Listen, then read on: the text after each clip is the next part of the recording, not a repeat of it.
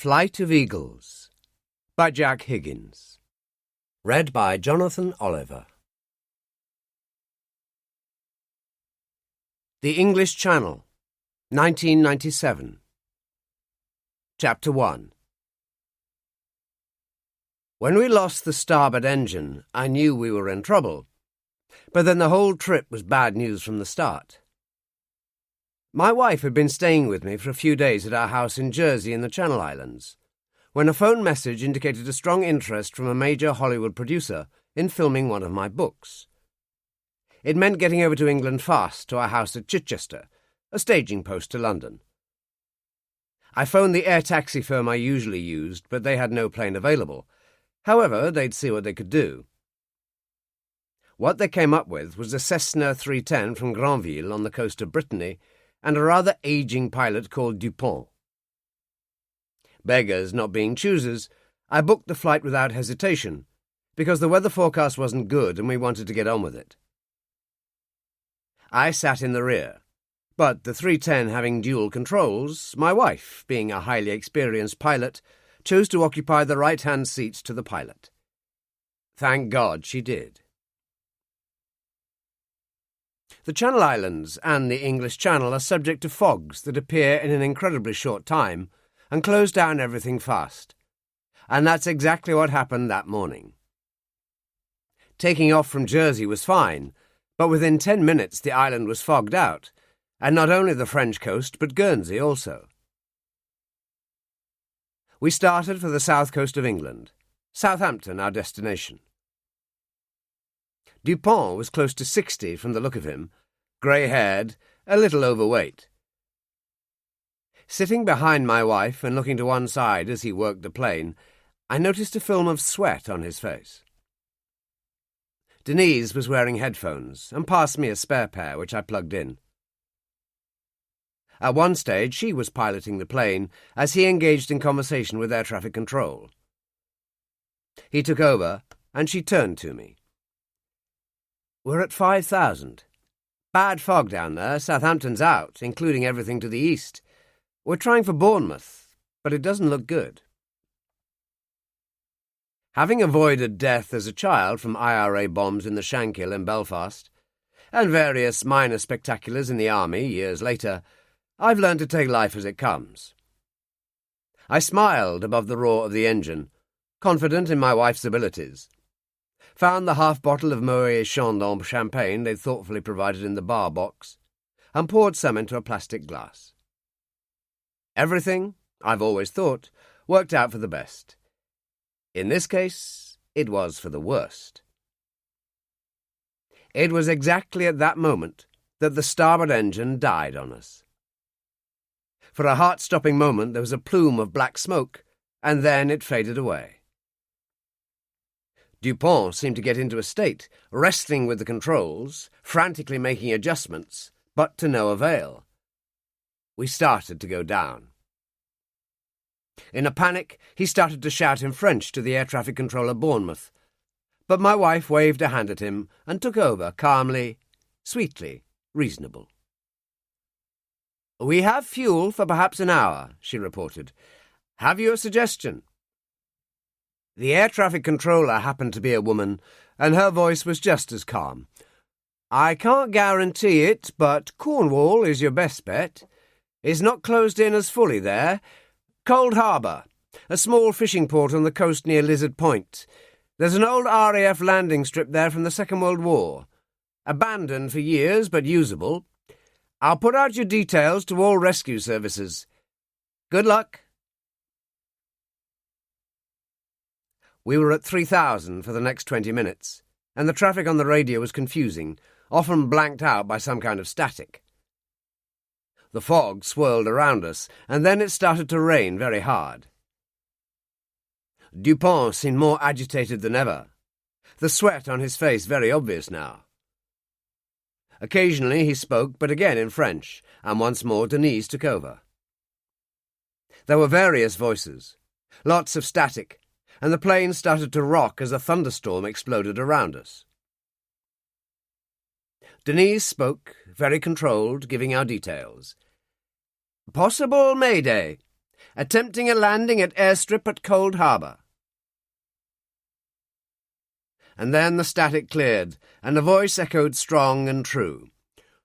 "This is Royal National Lifeboat Institution, Cold Harbour. Zach Ackland speaking. No way you gonna land here, girl. Can't see my hand in front of my face." For Dupont, this was the final straw. He gave a sudden moan, seemed to convulse, and his head lolled to one side. The plane lurched down, but Denise took control and gradually levelled it out. I leaned over and felt for a pulse in his neck. "It's there, but it's weak. Looks like a heart attack." I pushed him away from her. She said calmly, "Take the life jacket from under his seat and put it on him. Then do the same for yourself." She put the 310 on automatic and pulled on her own life jacket. I took care of Dupont and struggled into mine. "Are we going into the drink?" "I don't think we've got much choice." She took manual control again. I tried to be flippant, a personal weakness. "But it's March. Far too cold in the water." "Just shut up. This is business," she said, and spoke again as we went down. "RNLI, Cold Harbour. I'll have to ditch. Pilot seems to have had a heart attack." That strong voice sounded again. "Do you know what you're doing, girl?" "Oh, yes. One other passenger." "I've already notified Royal Navy Air Sea Rescue, but not much they can do in this pea souper. The Cold Harbour lifeboat's already at sea and I'm on board. Give me a position as accurately as you can." Fortunately, the plane was fitted with a global positional system, satellite-linked, and she read it off. "I'll go straight down," she said. "By God, you got guts, girl. We'll be there, never fear." My wife often discusses her flying with me, so I was aware of the problems in landing a fixed-wing light twin aircraft in the sea. You had to approach with landing gear retracted and full flaps and reasonable power, a problem with one engine dead. Light winds and small waves. Land into the wind. Heavy wind and big waves. Land parallel to the crests. But we didn't know what waited down there. We couldn't see. Denise throttled back, and we descended, and I watched the altimeter. 1,000, then 500. Nothing. Not a damn thing. And then, at a couple of 100 feet, broken fog. The sea below, small waves, and she dropped us into the wind. For those few moments, I think she became a truly great pilot. We bounced, skidded along the waves, and came to a halt. The shock was considerable, but she had the cabin door open in an instant. "Bring him with you," she called, and went out fast onto the wing. I leaned over, unfastened Dupont's seatbelt, then shoved him head-first through the door. She reached for him, slid off the wing into the water, and pulled him after her. I went then and slipped off the wing. I remembered some statistics she'd shown me on landings at sea. 90 seconds seemed to be about par for the course before the plane sank. Denise was hanging on to Dupont as they floated away in their yellow life jackets. As I followed, the plane sinking, she shouted, "Oh, God! Tarquin's in there!" This requires a word of explanation. Tarquin was a bear, but a unique bear. When we found him sitting on a shelf in a Brighton antique shop, he was wearing the leather flying helmet, flying boots and blue flying overalls of the Second World War's Royal Air Force. He also wore Royal Flying Corps wings from the First World War. He had had an enigmatic look on his face, which was not surprising, the dealer informed us, because he had flown repeatedly in the Battle of Britain with his former owner, a fighter pilot. It was a romantic story, but I tended to believe it, and I know my wife did. because he had the appearance of a bear who'd done things and been places. In any case, he'd become her mascot and flew with her frequently. There was no question of leaving him behind. We'd placed him in the rear of the cabin in a supermarket shopping bag, and I didn't hesitate. I turned, reached for the handle of the rear cabin door, got it open, and dragged out Tarquin in his bag. "Come on, old lad. We're going for a swim," I said. God, but it was cold. Like acid eating into the bones, and that, I knew, was the killer. You didn't have long in the English Channel, as many RAF and Luftwaffe pilots had found to their cost. I held on to Dupont and Tarquin, and she held on to me. "Great landing," I said. "Very impressive." "Are we going to die?" she demanded, in between gagging on seawater. "I don't think so," I told her. "Not if you look over your shoulder." Which she did, and found an RNLI Tyne-class lifeboat emerging from the fog like some strange ghost. The crew were at the rail in yellow oilskins and orange life jackets.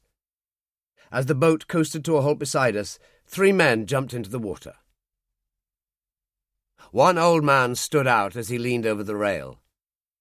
He was in his 80s, obviously, white-haired and bearded, and when he spoke it was that same strong voice that we'd heard on the radio. Zek Ackland. "By God, you brought it off, girl." "So it would appear," Denise called. They hauled us into the boat, and then the strangest thing happened. Ackland looked at the soaked bear in my arms, a look of bewilderment on his face.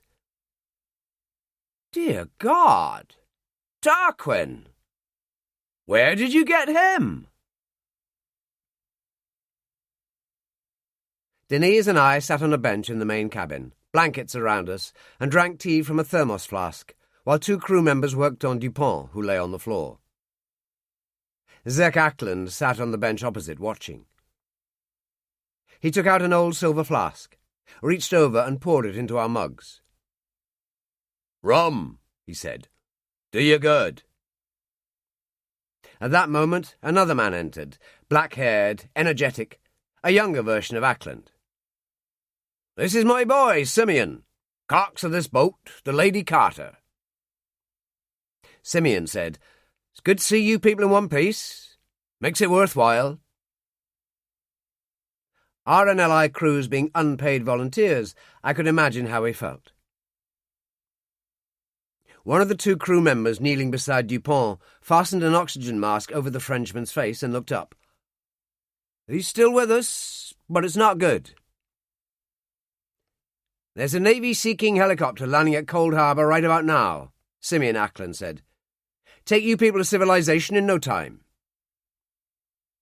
I glanced at Denise, who made a face, so I said, "Frankly, it's been one hell of a day. Our friend Dupont needs a hospital, that's obvious.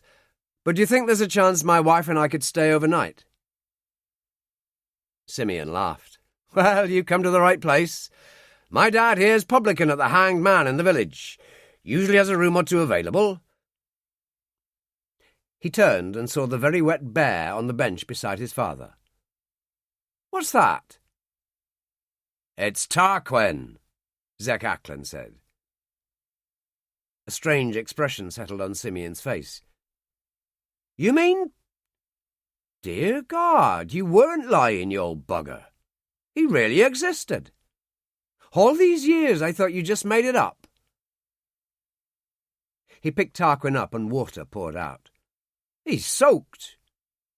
"Not to worry," Zek Ackland said. "He'll dry out. He's been wet before." It was all very intriguing, and I was just about to take it further when my wife had a severe bout of seasickness due to swallowing so much water.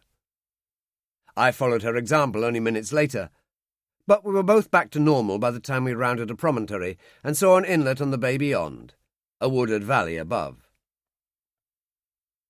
There was a grey stone manor house in the trees, no more than 2 or 3 dozen cottages, a quay, a few fishing boats moored.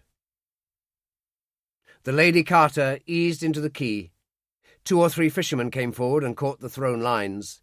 The engine stopped, and then there was only the quiet, the fog and pouring rain.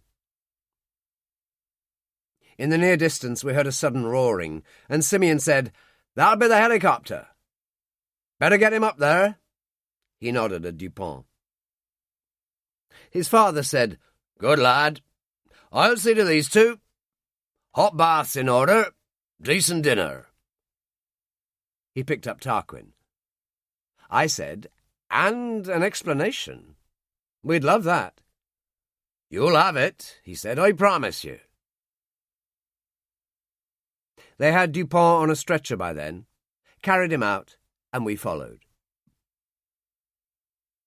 The whole place had been put together in the mid-18th century by a Sir William Cheveley, we were told later.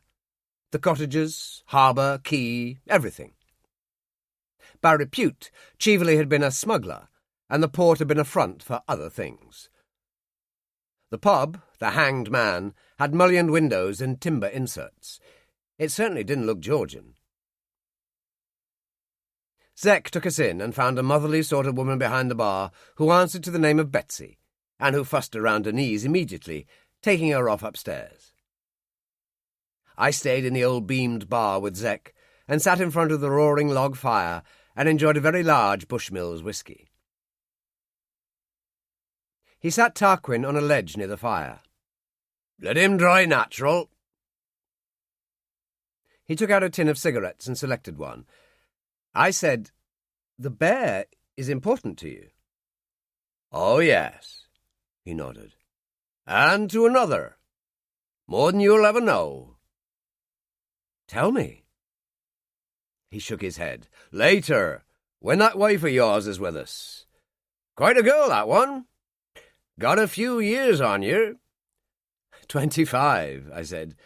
"But after 15 years together, we must have got something right." "Take it day by day," he said. "I learned that in the war. Lot of dying in those days." "Were you in the Navy?" "Only for the first year. Then they pulled me back to be coxswain of the lifeboat. It's like a full-time occupation in those days, ships torpedoed, pilots down in the Channel. No, I missed out on the real naval war."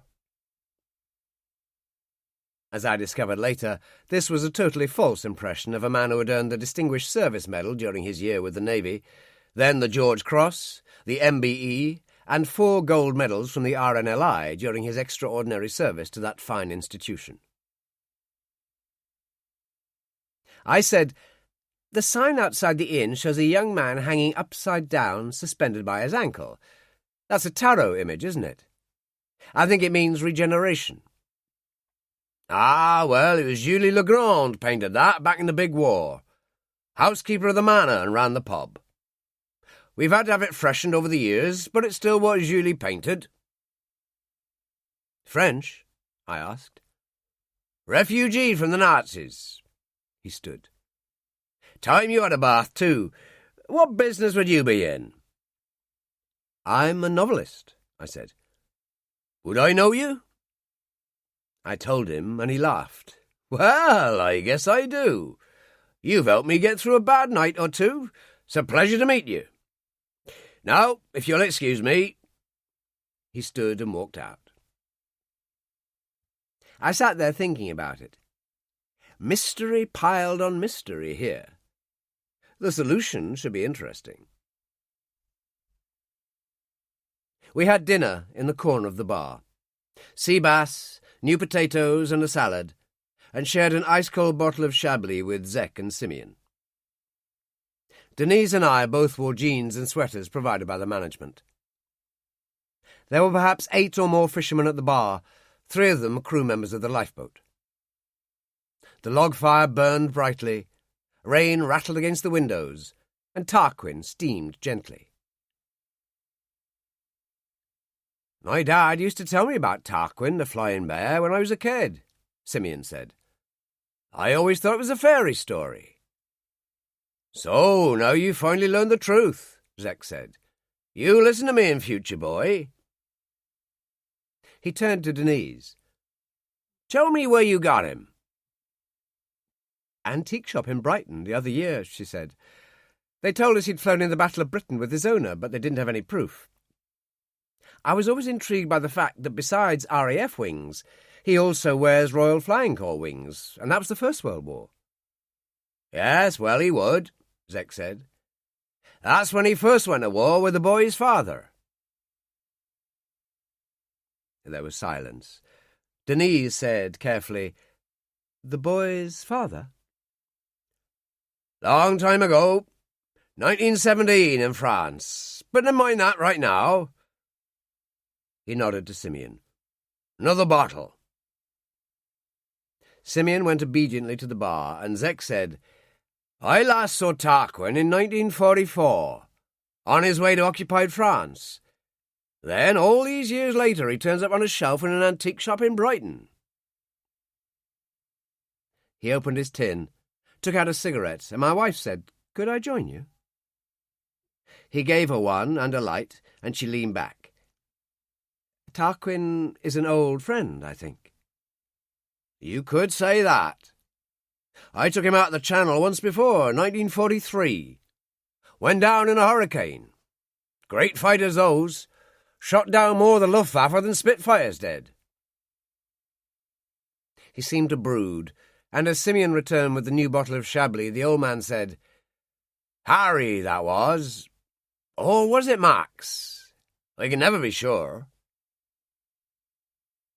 Simeon put the tray down. "You all right, Dad?"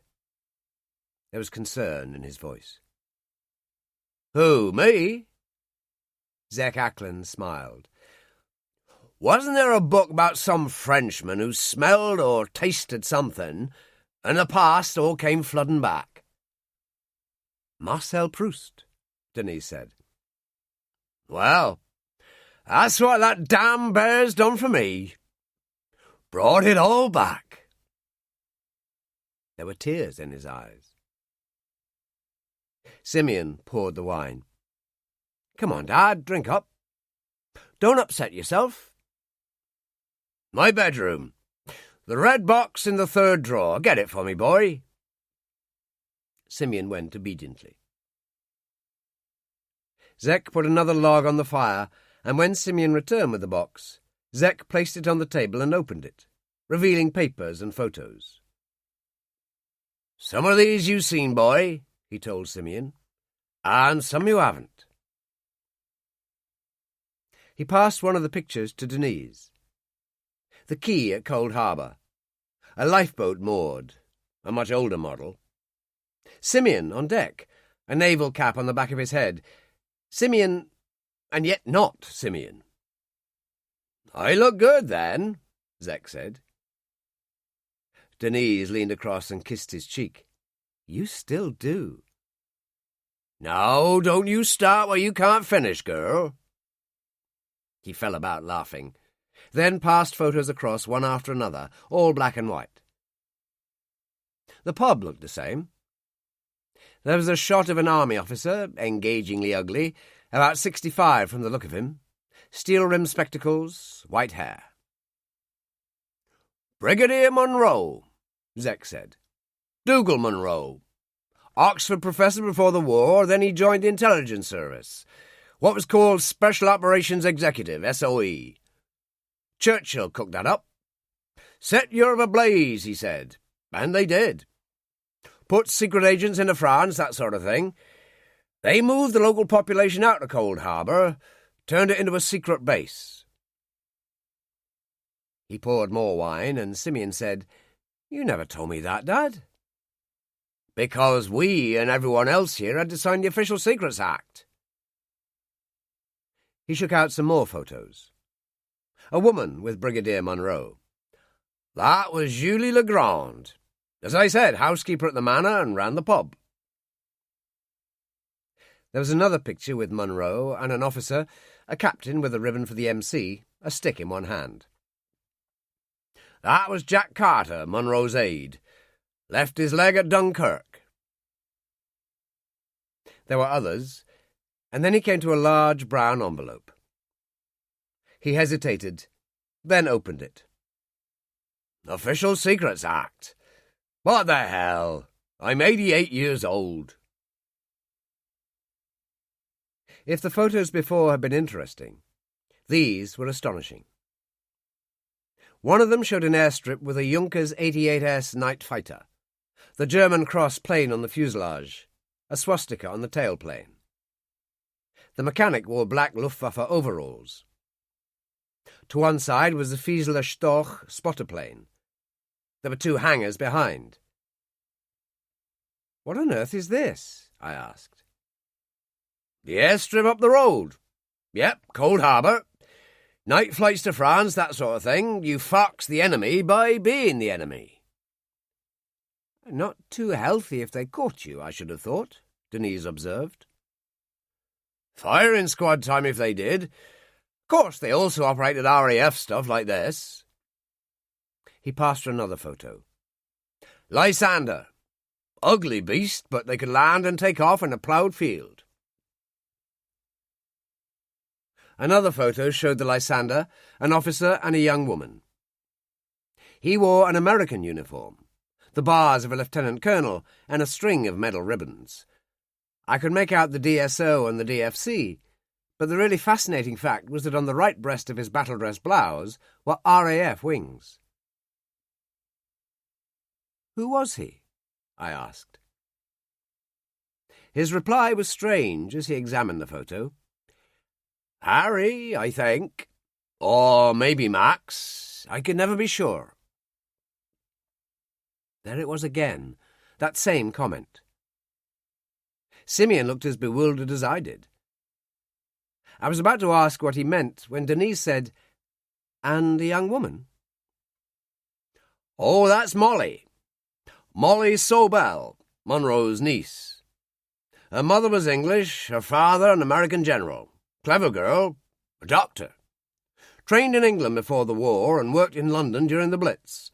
Used to fly down from London with Monroe when a doctor was needed. It was all secret, you see." He seemed to have gone away to some private place of his own. We said nothing. The fire crackled. Rain battered the window. The men at the bar talked in a low murmur. Simeon said, "You all right, Dad?" "Never better. But better I'll be with a large rum in me. I'm cutting loose a burden tonight, a secret nurtured over the years." He shook a fist at Tarquin. "All your fault, you damn bear." Simeon got up and went to the bar. Tarquin, still slightly steaming, sat there, enigmatic to the end. Simeon, obviously concerned, said, "Look, Dad, I don't know what this is about, but maybe it's a bit much for you." Again it was Denise who cut in, leaning forward and putting her hand on Zek's. "No, leave him, Simeon. He needs to talk, I think." He clasped her hand strongly and smiled. "By God, I said you were a woman of parts." He seemed to straighten. "Right," she said. "The pilot. The American. Harry or Max, you said." "That's right." "Which doesn't make sense." "Dear God, girl, all the sense in the world." He leaned back, laughing, then opened another envelope from the box. "Special, these. Very, very special." They were large prints, and once again in black and white. The first was of an RAF flight lieutenant standing against a Hurricane fighter. It was the same man we'd seen earlier in American uniform. "Yank in the RAF," Zek said. "There were a few hundred before America joined the war at the end of 41, after Pearl Harbor." "He looks tired," Denise said, and handed the photo back. "Well, he would. That was taken in September 1940 during the Battle of Britain, just after he got his second DFC. He flew for the Finns in their war with the Russians, got some fancy medal from them, and when that caved in, he got to England and joined the RAF. They were funny about Yanks at that time, America being neutral, but some clerk put Harry down as a Finn, so they took him." "Harry?" Denise said gently. Harry Kelso. He was from Boston.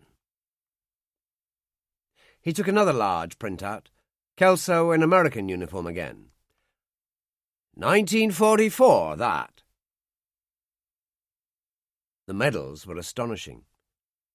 A DSO and bar, a DFC and 2 bars, the French Croix de Guerre, the Legion of Honor, the Finnish Gold Cross of Valor. I said, "This is incredible. I mean, I've a special interest in the Second World War, and I've never even heard of him." "Oh, you wouldn't. Thanks to that clerk, he was in the records as a Finn for quite some time, and as I said, there were reasons. The Official Secrets Act." "But why?" Denise demanded. Zek Ackland took another photo from the envelope and put it on the table. The showstopper of all time. "Because of this," he said. The photo was in colour and showed Kelso once again in uniform, only this time that of the Luftwaffe. He wore flying boots and baggy, comfortable trousers in blue-grey with large map pockets. The short flying blouse with yellow collar patches gave him a dashing look. He wore his silver pilot's badge on the left side, an iron cross first class above it, a knight's cross with oak leaves at his throat. "But I don't understand," Denise said. "It's quite simple," Zek Ackland told her. "Monroe gave me that. The other photos, the Yank in the RAF, that was Harry. This is the Yank in the Luftwaffe, his twin brother, Max. American father and German mother, a baroness. So Max, being the eldest by 10 minutes, was Baron Max von Halder. The Black Baron, the Luftwaffe called him." He put the photos away. "I'll tell you what I can, if you like." He smiled. "Make a good story for you." He smiled again. "Not that anyone would believe it."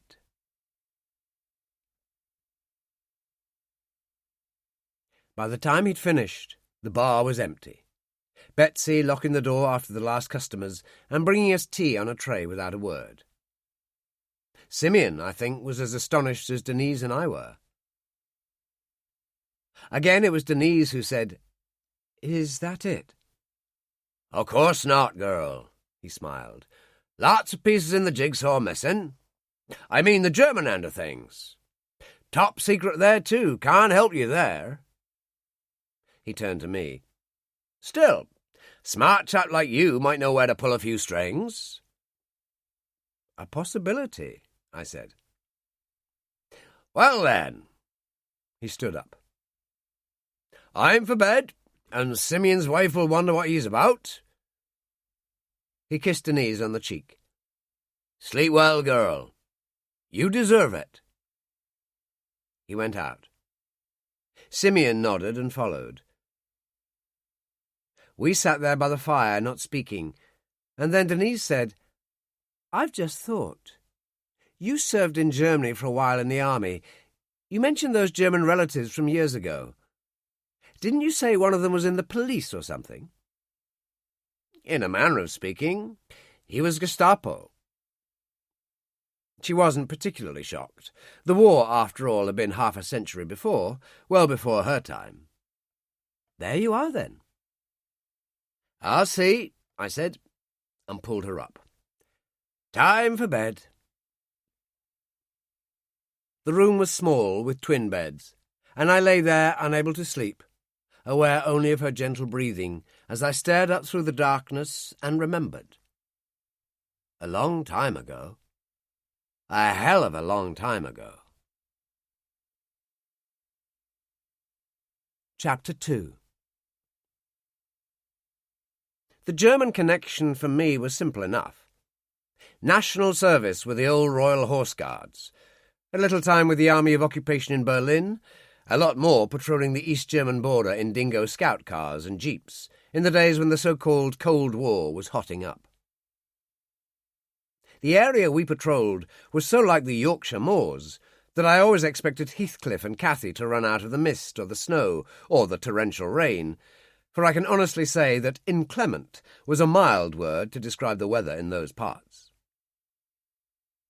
The border at that time was completely open, and as a kind of police action, we were supposed to stem the tide of refugees trying to flee to the west, as well as the gangs of black marketeers, usually ex-SS, who operated out of East Germany, using it as a refuge.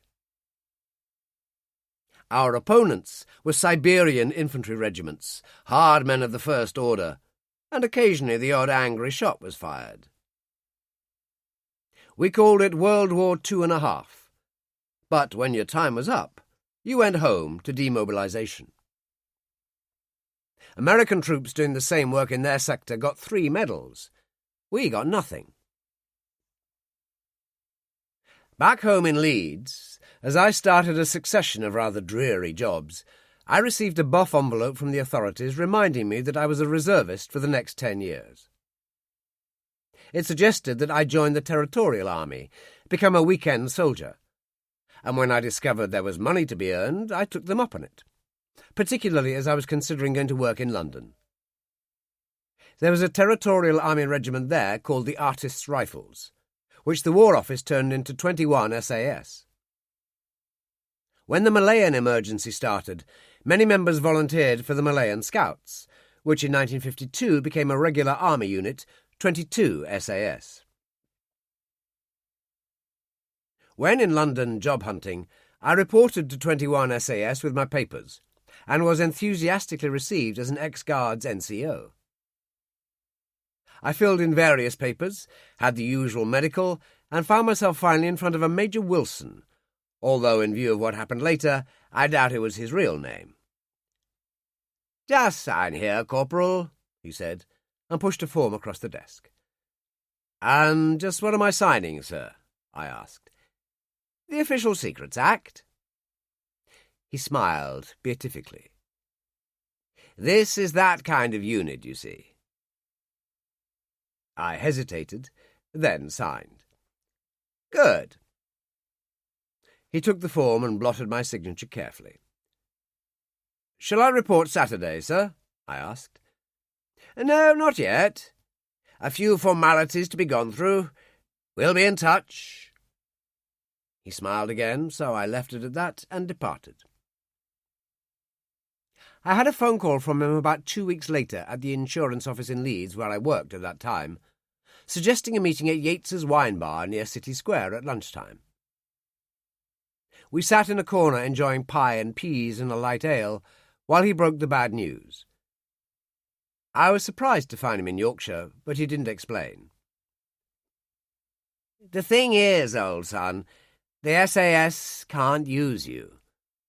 The medical shows a rather indifferent left eye, although you don't advertise the fact.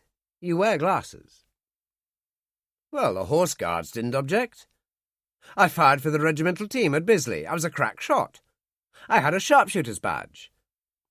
"Yes, we know about that. At least 2 Russians on the East German side of the border could confirm your skill, or their corpses could. On the other hand, you only got in the Guards because some stupid clerk forgot to fill in the I section on your records, and of course the Guards never admit mistakes." "So that's it?" "Afraid so. Pity, really. Such an interesting background. That uncle of yours. Staff Sergeant at Hamburg headquarters. Remarkable record. Captured before Dunkirk, escaped from prison camp 4 times, sent to Auschwitz to the enclave for Allied prisoners considered bad boys. 2/3 of them died." "Yes, I know." "Of course they've kept him at HQ Hamburg because of his excellent German. He married a German war widow, I see." "Well, love knows no frontiers," I told him. "I suppose so. Interesting family, though, just like you. Born in England, Irish Scot, raised in the Shankill in Belfast, what they call an orange prod." "So?" "But also raised by your mother's Catholic cousin in Crossmaglen. Very Republican down there, those people. You must have fascinating contacts." "Look, sir," I said carefully, "is there anything you don't know about me?" "No." He smiled that beatific smile. "We're very thorough." He stood up. "Must go. Sorry it turned out this way." He picked up his raincoat. "Just one thing. Do remember you signed the Official Secrets Act? Prison term for forgetting that." I was genuinely bewildered. "But what does it matter now? I mean, your regiment doesn't need me." He started away, then turned again. "And don't forget you're a serving member of the Army Reserve. You could be recalled at any time." What was interesting was a German connection he hadn't mentioned, but then I didn't know about it myself until 1952. My uncle's wife had a nephew named Konrad Strasser, or at least that was one of several names he used over the years. I was introduced to him in Hamburg at a party in St. Pauli for my uncle's German relatives. Konrad was small and dark and full of energy, always smiling. He was 32, a chief inspector in the Hamburg Criminal Investigation Department. We stood in the corner in the midst of a noisy throng. "Was it fun on the border?" he asked. "Not when it snowed." "Russia was worse." "You were in the army there?" "No, the Gestapo. Only briefly, thank God, hunting down some crooks stealing army supplies." To say I was shaken is to put it mildly. "Gestapo?" He grinned. "Let me complete your education. The Gestapo needed skilled and experienced detectives, so they descended on police forces all over Germany and commandeered what they wanted. That's why more than 50% of Gestapo operatives weren't even members of the Nazi Party, and that included me. I was about 20 in 1940 when they hijacked me. I didn't have a choice." I believed him instantly, and later things that happened in my life proved that he was telling the truth. In any case, I liked him. It was 1954 when Wilson re-entered my life.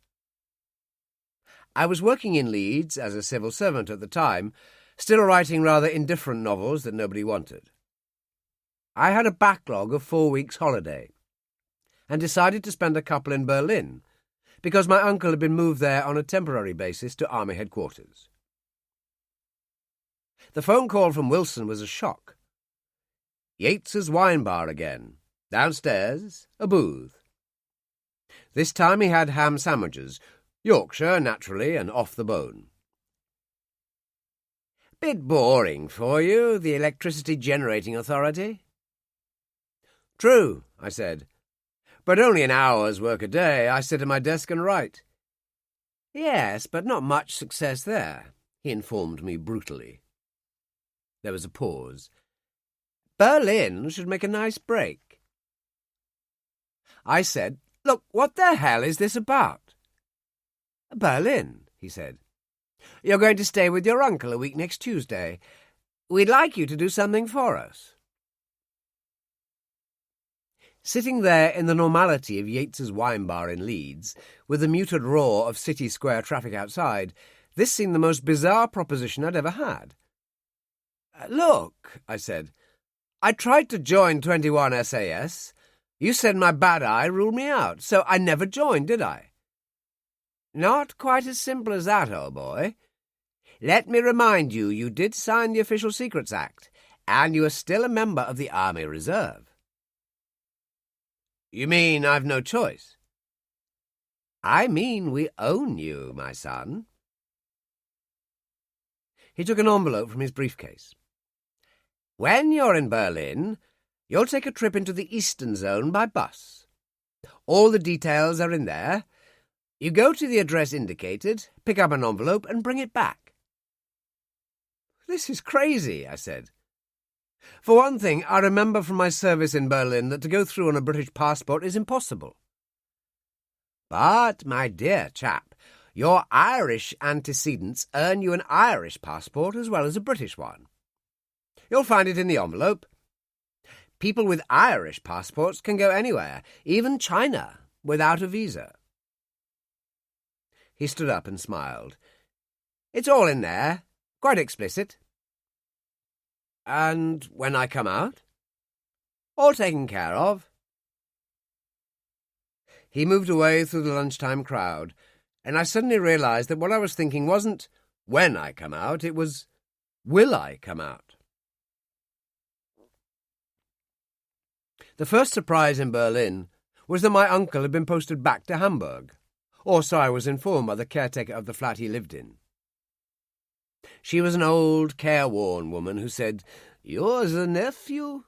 He told me to let you in," which she did. It was a neutral, grey sort of place.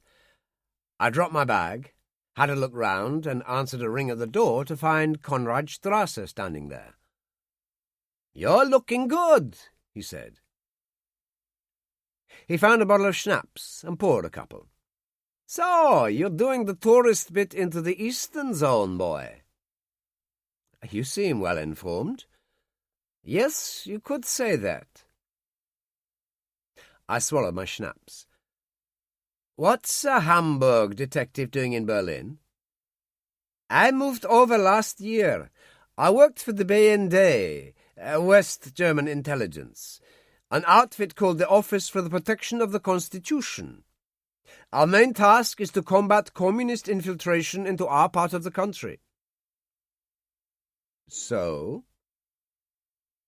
He poured himself another schnapps. "You're going over this afternoon with Germanic tours in the bus. Leave your Brit passport here, only take the Irish." "Look, what is this?" I demanded. "And how are you involved?" "That doesn't matter. What does is that you're a bagman for 21 SAS. "For God's sake, they turned me down." "Well, not really. It's more complicated than that. Have you ever heard the old IRA saying, 'Once in, never out'?" I was stunned, but managed to say, "What have you got to do with all this?" He took a piece of paper from his wallet and passed it over. "There's a crude map for you and a bar called Heine's. If things go wrong, go there and tell the barman that your accommodation is unsatisfactory and you must move at once. Use English." "And what's that supposed to mean?" "That someone will come for you. Of course, if everything works, you come back on the tour bus, but that would imply a perfect world." I said, "You're part of this. Me, Wilson. My uncle's not here, yet you are. What the hell goes on?" I suddenly thought of my desk at the office in Leeds. The Astoria ballroom on a Friday night, girls in cotton frocks. What was I doing here? "You're a fly in the web, just like me in the Gestapo. You got pulled in, all so casual, but no way back." He finished his schnapps and moved to the door. "I'm on your side, boy. Remember that." He closed the door and was gone. The tour bus took us through Checkpoint Charlie, everything nice and easy. There were tourists from all over the world on board. On the other side, the border police inspected us. In my case, my tourist visas and Irish passport. No problems at all. Later, at lunch at a very old-fashioned hotel, the guide stressed that if anyone got lost on any of the tours, they should make for the hotel where the coach would leave at 5. In my case, the instructions in the brown envelope told me to be at my destination at 4. I hung in there for 2 boring hours and dropped out at 3:30, catching a taxi at just the right moment. The East Germans had a funny rule at the time. The Christian church was allowed, but you couldn't be a member of the Communist Party and go to church. It would obviously damage your job prospects. The result was that the congregations were rather small. The Church of the Holy Name had obviously seen better days. It was cold, it was damp, it was shabby. There was even a shortage of candles. There were 3 old women sitting waiting at the confessional box, a man in a brown raincoat praying in a pew close by. I obeyed my instructions and waited. Finally, my turn came, and I entered the confessional box. There was a movement on the other side of the grill. I said, "Forgive me, Father, for I have sinned." And I said it in English. "In what way, my son?" I replied as the instructions in the envelope had told me. "I am here only as God's messenger." "Then do God's work." An envelope was pushed under the grill. There was silence. The light switched off on the other side. I picked up the envelope and left. I don't know how long it took me to realize that the man in the brown raincoat was following me. The afternoon was darkening fast, rain starting to fall, and I looked desperately for a taxi with no success. I started to walk fast, moving from street to street, aiming for the river Spree, trying to remember the city from the old days, but at every corner, looking back, there he was. Turning into one unexpected alley, I ran like hell and suddenly saw the river. I turned along past a line of decaying warehouses and ducked into an entrance. He ran past a few moments later. I waited. Silence. Only the heavy rain. Then stepped out, moving to the edge of the wharf. "Halt! Stay exactly where you are!"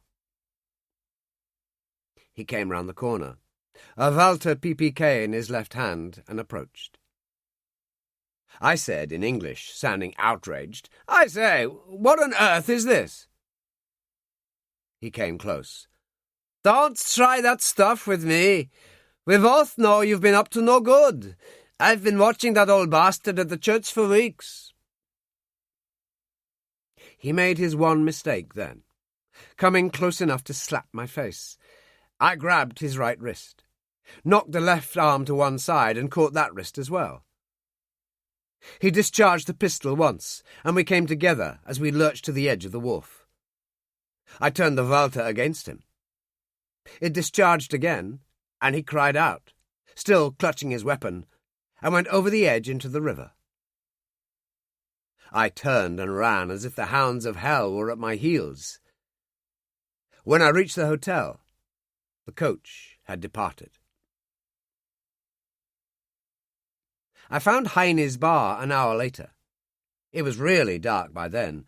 The bar, as was to be expected so early in the evening, was empty. The barman was old and villainous, with iron-grey hair and a scar bisecting his left cheek up to an empty eye socket.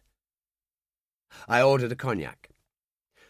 "Look," I said in English, "my accommodation is unsatisfactory, and I must move at once." It seemed wildly crazy, but to my surprise he nodded and replied in English, "Okay, sit by the window. We've got a lamb stew tonight, I'll bring you some. When it's time to go, I'll let you know." I had the stew, a couple more drinks. Then he suddenly appeared to take the plates. There were half a dozen other customers by then. "Cross the street to the wharf where the cranes are beside the river. Black Volkswagen limousine. No charge. Just go." I did as I was told, crossed the road through the rain and found the Volkswagen. In a strange way, it was no surprise to find Konrad Strasse at the wheel. "Let's go," he said. I climbed in. "What's this? Special treatment." "Decided to come myself." "What was your score on the border? 2 Russians? Well, now you're an ace. A Stasi agent went into the Spree tonight." Stasis were members of the East German State Security Police. I said he didn't give me a choice. "I don't imagine he would." We drove through a maze of streets. I said, Coming yourself, was that in the plan? Not really. Risky, I'd have thought. Yes, well, you are family in a way. Look, the whole thing's been family. You, the border, your uncle, me, the old Gestapo hand. Sometimes we still have choices. I did tonight and came for you. Anyway, we're returning through a back street border post. I know the sergeant. Just lie back and go to sleep. He passed me a half bottle. Cognac. Pour it over yourself. The rain was torrential as, minutes later, we drove through an area where every house had been demolished, creating a no-man's land protected from the west by barbed wire fences. Of course, the Berlin Wall had not been built in those days. There was a red and white barricade, 2 Vopos in old Wehrmacht raincoats, rifles slung. I lay back in the seat and closed my eyes. Conrad braked to a halt, and one of the men, a sergeant, came forward. "In and out, Conrad," he said. "Who's your friend?" "My cousin from Ireland." Conrad offered my Irish passport. Pissed out of his mind. The aroma of good cognac proved it. "I've got those American cigarettes you wanted, Marlboros. I could only manage 1,000, I'm afraid." The sergeant said, "My God!" thrust my passport back and took the 5 cartons Conrad offered. "Come again." The bar lifted, and we drove forward into the bright lights of West Berlin. In my uncle's flat, Conrad helped himself to whiskey and held out a hand. "Give me the envelope." I did as I was told. "What is it?" "You don't need to know." I started to get indignant, but then decided he was right. "Look," I said, "I've been meaning to ask. You told me I was a bagman for the SAS. I was given the job by a Major Wilson, but by a strange coincidence, you're involved. Why is that?" "It's no coincidence. Grow up. Everything fits like a jigsaw. Let me fill you in on the facts of life. 21 SAS is comprised of weekend soldiers. Everything from lawyers to cab drivers and most things in between. A hell of a range of languages. 22 Regiment, the regulars, spends its time shooting Chinese in Malaya and Arabs in the Oman and things like that. People in 21 are odd-job men like you. You were coming to Berlin, it was noted. You are useful. And expendable. Exactly. And the coincidence that I was lurking in the family background. You probably saved my life. Oh, you managed. He laughed. You'll be back at that favourite ballroom of yours in a few days, picking up girls, and none of them will know what a desperate fellow you are. So that's it, I said. I just go back. That's about the size of it. Wilson will be quite pleased. He finished his scotch. But do me a favour. Don't come back to Berlin. They'll be waiting for you next time. He moved to the door and opened it. I said, Will there be a next time? As I said, 21 uses people for special situations where they fit in. Who knows? For a moment he looked serious. They turned you down, but that was from the flashy bit. The uniform, the beret, the badge that says who dares wins. But they won't let me go.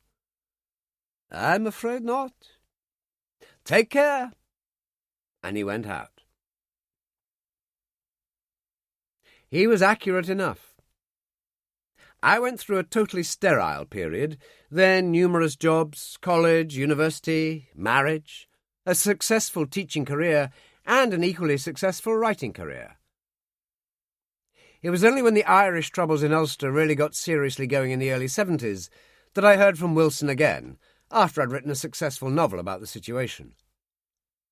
He was by then a full colonel, ostensibly in the Royal Engineers when I met him in uniform, although I doubted it. We sat in the bar of an exclusive hotel outside Leeds, and he toasted my success in champagne. "You've done very well, old chap. Great book, and so authentic." "I'm glad you liked it." "Not like these things written by television reporters and the like. Very superficial, whereas you... Well, you really understand the Irish. But then you would, an orange prod, but with Catholic connections. Very useful, that." I was aware of a sense of déjà vu. Berlin all over again. I said carefully, "What do you want?" "Nothing too much. You're doing an appearance in Dublin next week. Book signings, television." "So?" "It would be very useful if you would meet one or two people for us." I said, "Nearly 20 years ago I met someone for you in Berlin and nearly got my head blown off." "Another side to that. As I recall, it was the other chap who took the flak." He smiled. "Interesting, that. It never gave you a problem, just like the Russians." "They'd have done worse to me," I said. "They shouldn't have joined." I took out a cigarette and lit it. "What am I supposed to do? Repeat the performance, only in the Liffey this time instead of the Spray?" "Not at all. No rough stuff. Intermediary, that's you, old chap. Just speak to a few people, that's all." I thought about it, aware of a certain sense of excitement. "You've forgotten that I did my 10 years in the Army Reserve, and that ended some time ago." "Of course it did. But you did sign the Official Secrets Act when you joined 21. "Which threw me out." "Yes, well, as I said to you a long time ago, it's more complicated than that." "You mean once in, never out?" I stubbed out my cigarette. "Conrad said that to me in Berlin. How is he, by the way? I haven't seen him for some time." "Fine," he said. "Very active. So, I can take it you'll cooperate?" "I don't seem to have much choice, do I?" He emptied his champagne glass. "No need to worry. Easy one, this." No rough stuff.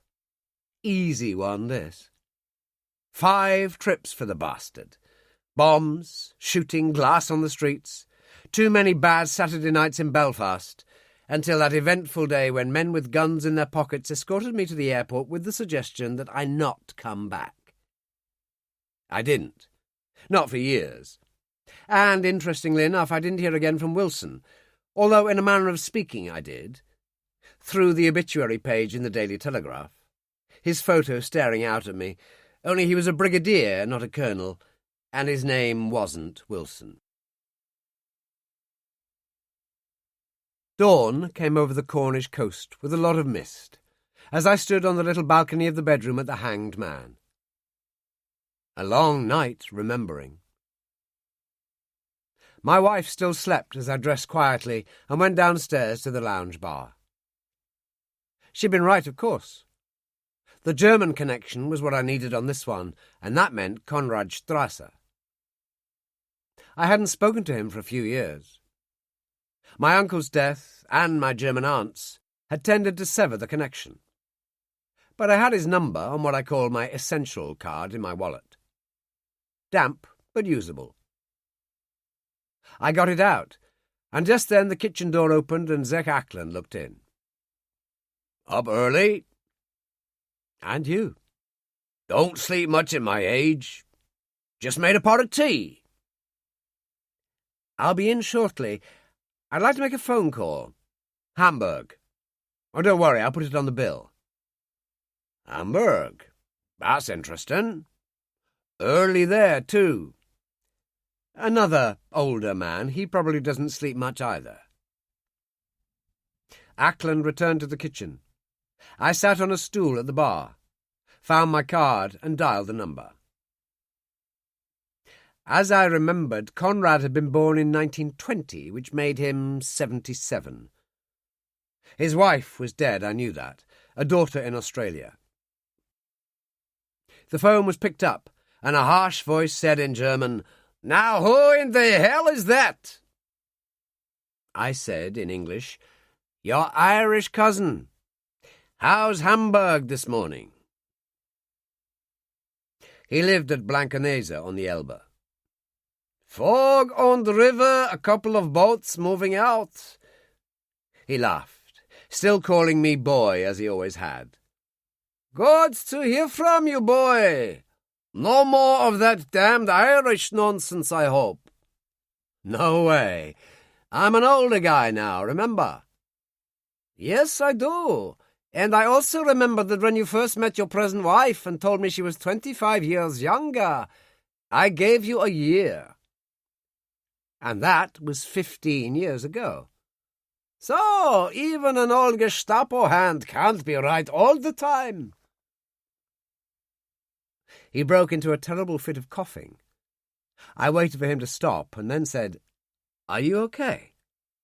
"Of course. Blood and iron, that's us Germans. Is your wife still Wonder Woman? Formula One, diving, flying planes?" "She was Wonder Woman yesterday," I said. "Saved our lives." "Tell me." Which I did. When I was finished, he said, "My God, what a woman!" An understatement. She can be infuriating, mind you. "And the rest of the time?" Absolutely marvellous. He was coughing again, and finally said, "So, what's it all about? A phone call out of the blue at the crack of dawn." "I need your expertise. A rather astonishing story has come my way. I've got brothers, twins, born 1918, named Harry and Max Kelso. Father, American, mother, Baroness Elsa von Halder." He grunted. "Top Prussian aristocrats, the von Halders." The twins were split.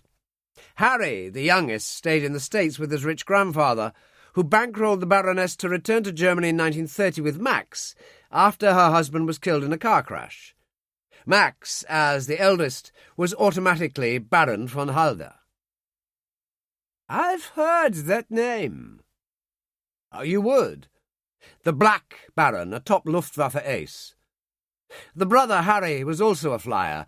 He flew for the Finns against Russia, then was a Yank in the RAF. Battle of Britain, the lot. More medals than you could shake a stick at." There was a silence. Then, "What a story.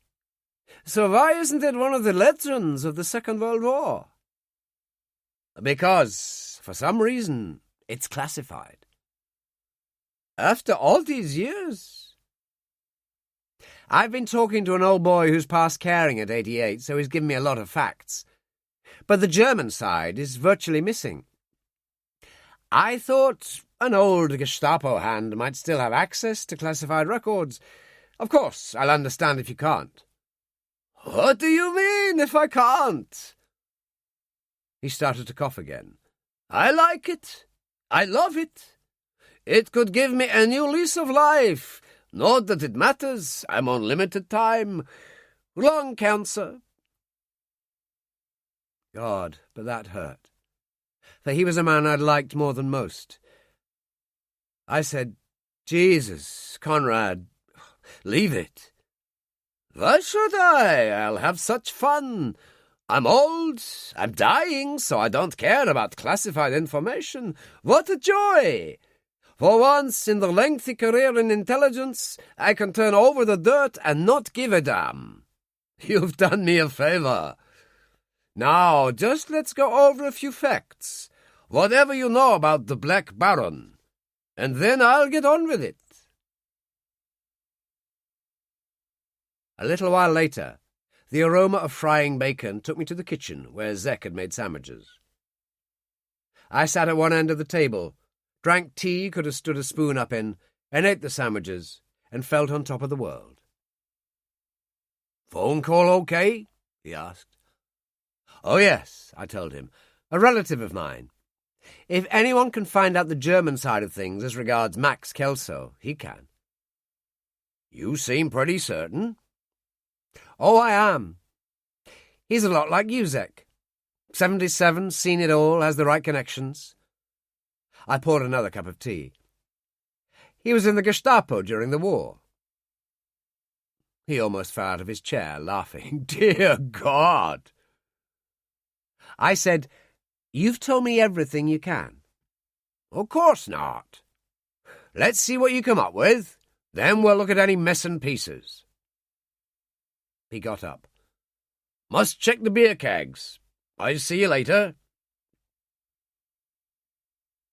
After breakfast I went to the end of the jetty, lit a cigarette and stared out into the fog, thinking about it all. Denise turned up about 10 minutes later, in a huge sweater and jeans obviously intended for a man. She was holding 2 mugs of tea. "I thought you might like a wet. I've been on to Goodwood Aero Club. Bernie Smith's flying down to pick us up." "That's good." I drank a little and put an arm about her waist. "Thanks." "Bad night?" "The German connection. Things you never knew about. The border, a long, long time ago. Ireland, the Troubles. It all went round and round." I hesitated. "You mentioned that cousin of mine in Hamburg, the one who's been in the Gestapo." "So?" "I phoned him earlier. He's still in Hamburg. He has the kind of past that gives him access to things." "Was he willing to help?" I gave a deep sigh. "Absolutely delighted. Turns out he's got lung cancer. He said the problem would give him a new lease on life, but not for long, I should imagine." She held me tight. "How rotten for you." "How rotten for me?" I said, "Let's go back to the pub. You could do with some breakfast. Conrad will come up with something. Hot stuff, the Gestapo." He did, of course. Performed magnificently, and also died 6 months later. Pieced together from what he uncovered, and from what Zek told me, and from some researches of my own, this is what we found out: the true and remarkable story of the brothers Kelso. The beginning. 1917. Chapter 3. August 1917. At 10,000 feet over the lines in France, Jack Kelso was as happy as any human being could be. 22 years of age and the scion of one of Boston's finest and richest families, he could have been doing his final year at Harvard, but instead he was working through his second year with the British Royal Flying Corps. The aircraft he was flying was a Bristol fighter, one of the great combat aircraft of the war, a 2-seater with an observer gunner in the rear. Kelso's sergeant, who had taken shrapnel the day before in a dogfight, had been hospitalized, and Kelso, a hotshot pilot with a military cross and 15 German planes to his credit, had illegally taken off on his own. Well, not quite on his own, for sitting in the bottom of his cockpit was a bear called Tarquin, in leather helmet and flying jacket. Kelso tapped him on the head. "Good boy," he said. "Don't let me down." At that period, the British War Office still banned parachutes on the argument that their use made cowards out of pilots. Jack Kelso, a realist and a rich young man, sat on the very latest model, his private possession. He was a realist about other things as well. Always watch for attacks out of the sun. Never cross the line under 10,000 feet on your own. The great von Richthofen once shot down 4 Bristols in one day, and there were reasons. The pilot had a fixed machine gun up front, a Vickers. The observer carried 2 free-mounting Lewis guns in the rear, which meant the man in the back did all the shooting. After a series of disasters, it had been pilots like Kelso who discovered that the plane was so manoeuvrable that she could be handled like a single-seater. The weather was bad that morning. Wind and rain, thick storm clouds, and in the noise and confusion, Kelso wasn't even aware what kind of plane it was that made his luck run out. There was a roaring, a shadow to port, machine gun fire ripping the Bristol apart, a bullet tearing into his left leg, and then he descended into the safety of heavy cloud. He turned back towards the British lines, to 7,000, then 5,000, and was aware of a burning smell. He made 3,000, flames flickering around his engine. There was the briefest glimpse of the trenches below, the battlefields of Flanders. Time to go. He unbuckled his seatbelt, picked up Tarquin and stuffed him inside his heavy leather coat, then turned the Bristol over and dropped out. He fell for 1,000 feet, pulled his ripcord, and floated down. He landed in a shell hole half filled with water, unsure of whether he was on the British or German side of the trenches. But his luck was good. A khaki-clad patrol, half plastered in mud, reached him in a matter of minutes, clutching rifles. "Don't shoot! I'm flying corps!" Kelso shouted. There was a burst of machine gun fire in the vicinity.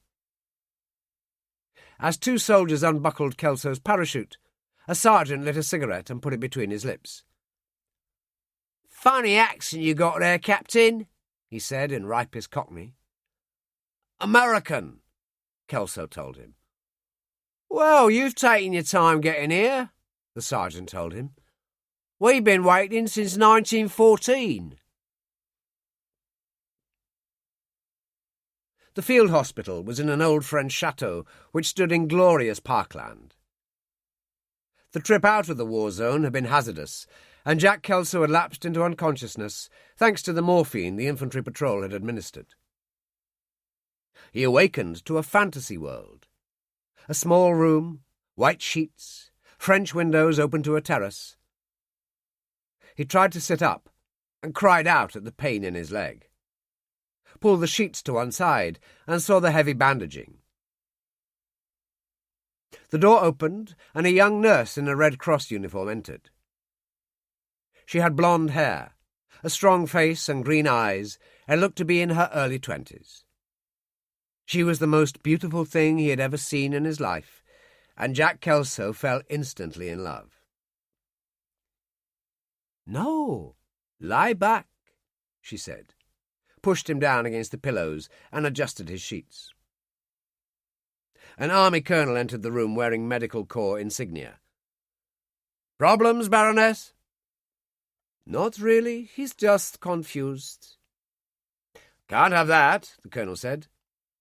"Taken a rather large bullet out of that leg, old son, so you must behave. A little more morphine, I think." He went out, and she charged a hypodermic and reached for Kelso's right arm. "Your accent," he said. "You're German, and he called you Baroness." "So useful when I deal with Luftwaffe pilots." She started to go, and he reached for her hand. "I don't care what you are, as long as you promise to marry only me, Baroness," he said drowsily. "Where's Tarquin?" "Would that be the bear?" she asked. "No ordinary bear. I've shot down 15 planes and Tarquin was always there. He's my good luck." "Well, there he is, on the dressing table." And so he was. Jack Kelso got one clear look. "Hi there, old buddy," he called, then drifted into sleep. Baroness Elsa von Halder had been trapped in Paris with her mother when the war began. At 22, Her father, an infantry general killed on the Somme. She was from fine old Prussian stock with a decaying mansion and estate, and absolutely no money at all. As the days passed, Kelso filled her with tales of his privileged life back in the States, and they found they had something in common. Both had lost their mothers in 1916, in each case to cancer.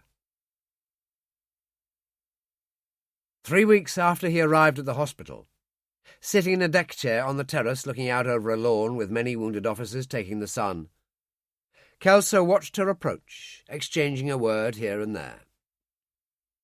She carried a package, which she held out to him. "Field post."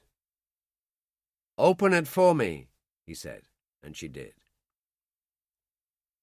There was a leather box and a letter. "Why, Jack, it's from headquarters. You've been awarded the Distinguished Service Order." She took it out and held it up. "Aren't you pleased?" "Sure, but I already have a medal," he said. "What I don't have is you." He took her hand. "Marry me, Elsa. You know I'll keep asking until you give in." She did, and this time she heard herself asking, "What about your father? Shouldn't you speak to him first?" "Oh, it'll take too long to get a letter to the States and back. Besides, amongst his many other qualities, my father is a snob.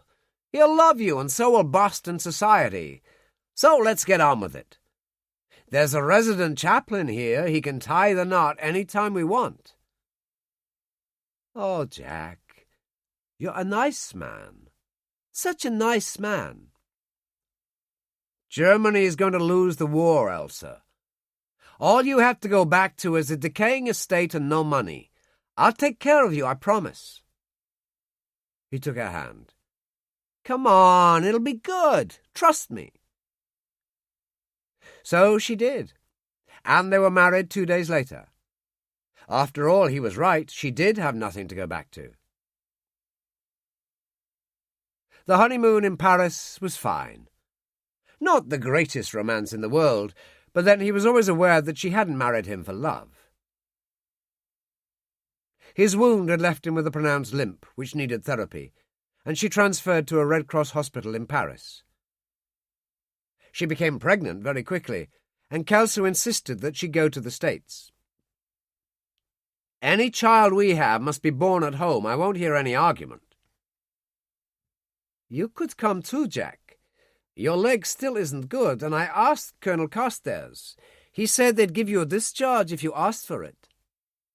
"You did what?" "Elsa, you must never do anything like that ever again." For a moment he looked a different man, the warrior who'd shot down 15 German fighters. And then he smiled and was dashing Jack Kelso again. "There's still a war to win, my love, and now that America's joined in, it won't take long. You'll be fine, and my old man will be ecstatic." So she did as she was told and sailed for America, where Abe Kelso did indeed receive her with considerable enthusiasm. She was a big success on the social scene, and nothing was too good for her, especially when she went into labour and produced twin boys. The eldest she named Max, after her father, the other Harry, after Abe's. On the Western Front, Jack Kelso received the news by telegraph. Still in the Royal Flying Corps, where he had decided to stay instead of joining the Americans, he was by now a lieutenant colonel, one of the few old hands still around, for losses on both sides had been appalling in what proved to be the last year of the war. And then, suddenly, it was all over. Gaunt, careworn, old before his time, Jack Kelso, still in his uniform, stood in the boys' bedroom shortly after his arrival in Boston and looked at them sleeping. Elsa stood at the door, a little afraid, gazing at a stranger. "Fine," he said. "They look fine. Let's go down." Abe Kelso stood by the fire in the magnificent drawing-room. He was taller than Jack, with darker hair, but had the same features. "By God, Jack!" He picked up 2 glasses of champagne and handed one to each of them. "I've never seen so many medals." "Loads of tin." His son drank the champagne down in a single swallow. "It was bad this past year?" Abe inquired as he gave him a refill. "Bad enough, though I never managed to get killed. Everyone but me." Jack Kelso smiled terribly. "That's an awful thing to say," his wife told him. "True, though." He lit a cigarette. "I see the boys have fair hair, almost white." He blew out smoke. "They are half German." "Not their fault," he said. "By the way, my personal score there at the end, it was 48.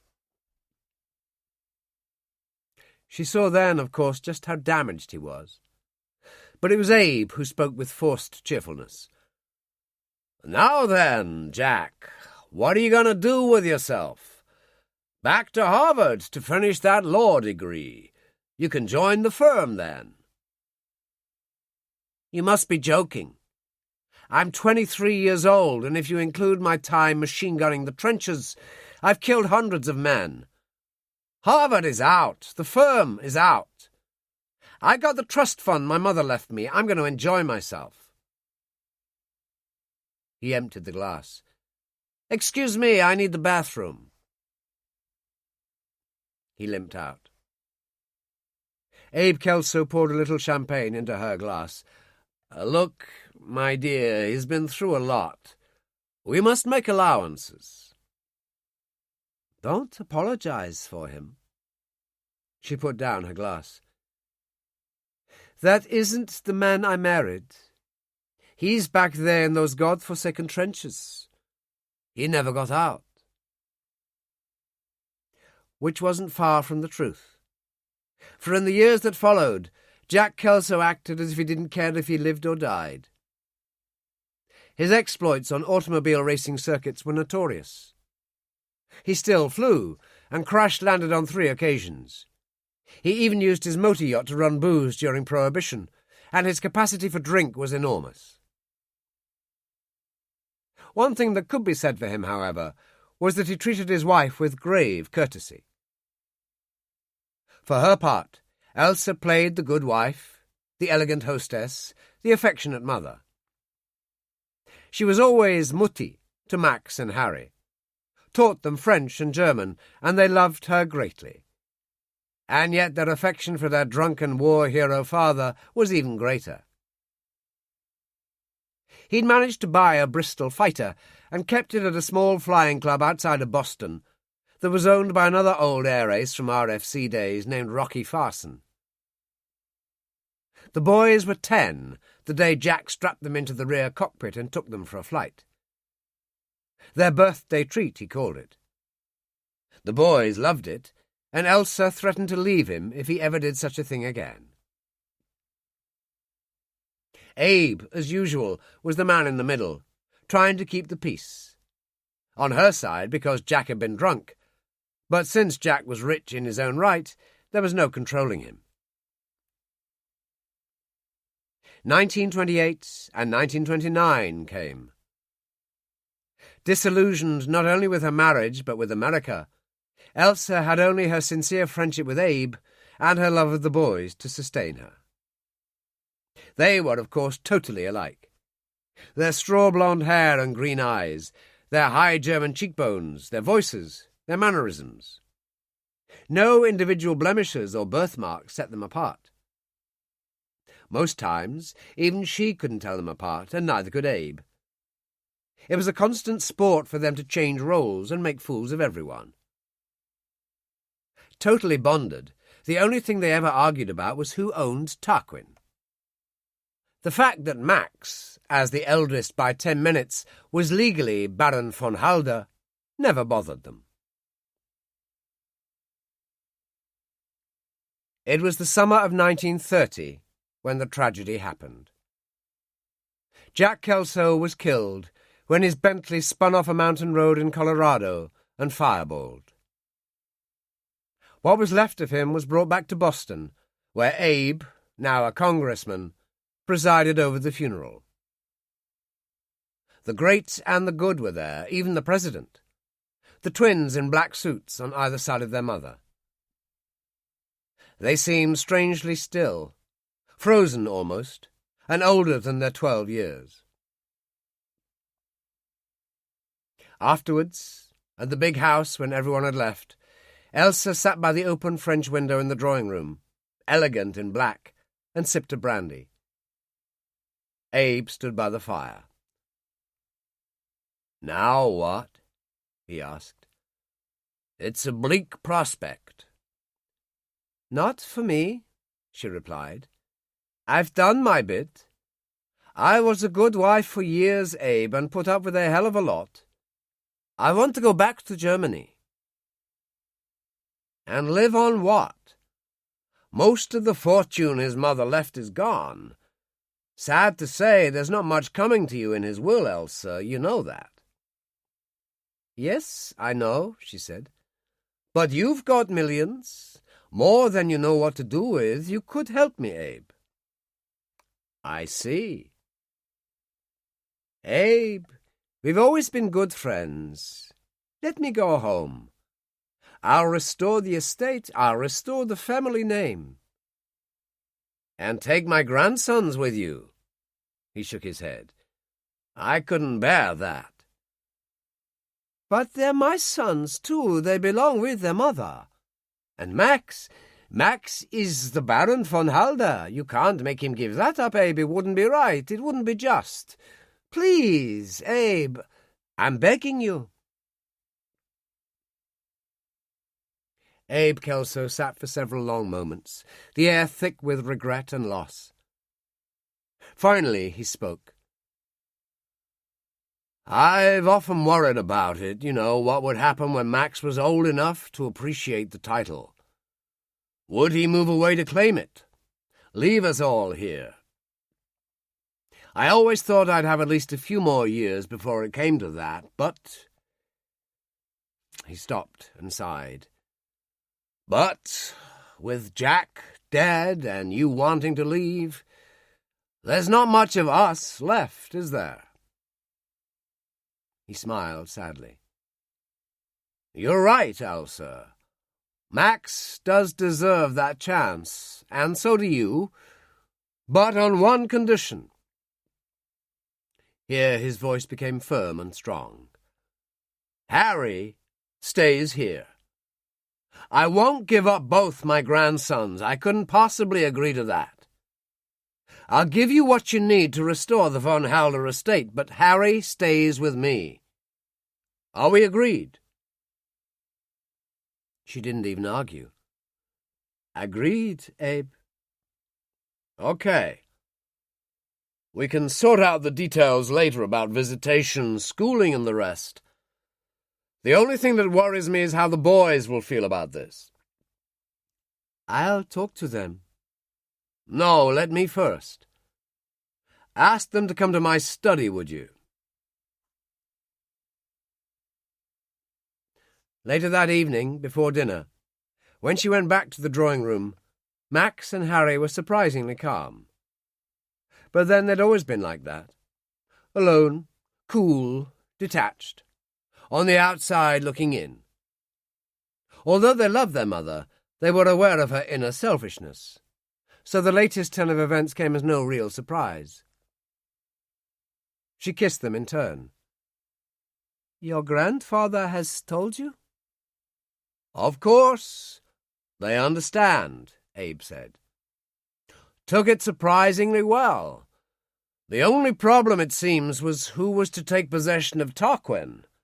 But he stays here. That bear sat in the bottom of the cockpit on every flight Jack made." For a moment he seemed lost in thought. Then he straightened up. "Champagne," he said. "Half a glass each. You're old enough. Let's drink to each other. We'll always be together one way or another." The boys said nothing, simply drank their champagne, old beyond their years as usual, as enigmatic as Tarquin the bear. The Germany to which Elsa von Halder returned was very different from what she remembered.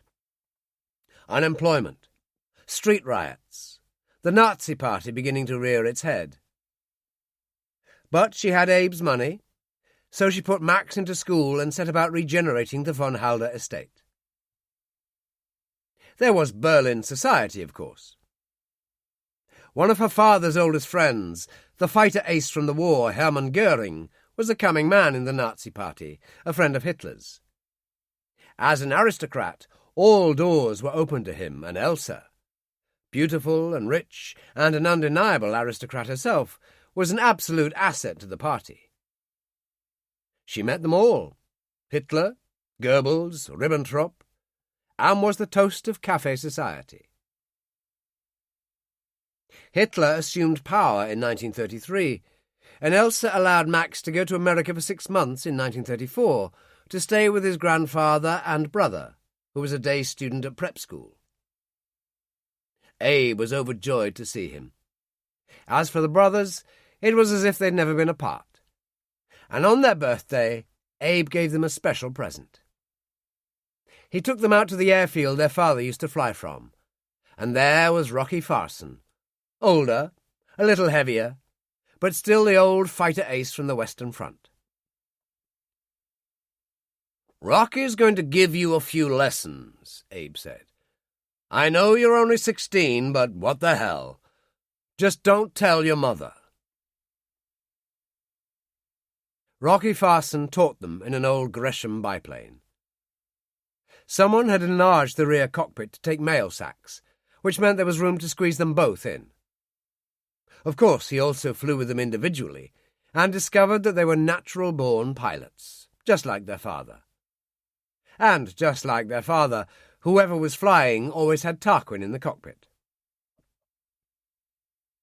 Rocky took them way beyond normal private pilot skills. He gave them classroom lessons on dogfighting. "Always look for the Hun and the sun" was a favourite. "Never fly below 10,000 feet on your own. Never fly straight and level for more than 30 seconds. Abe, watching one day, said to Rocky after they'd landed, "Hell, Rocky, it's as if you're preparing them for war." "Who knows, Senator?" Rocky said. For indeed that was what Abe Kelso was now. Who knows?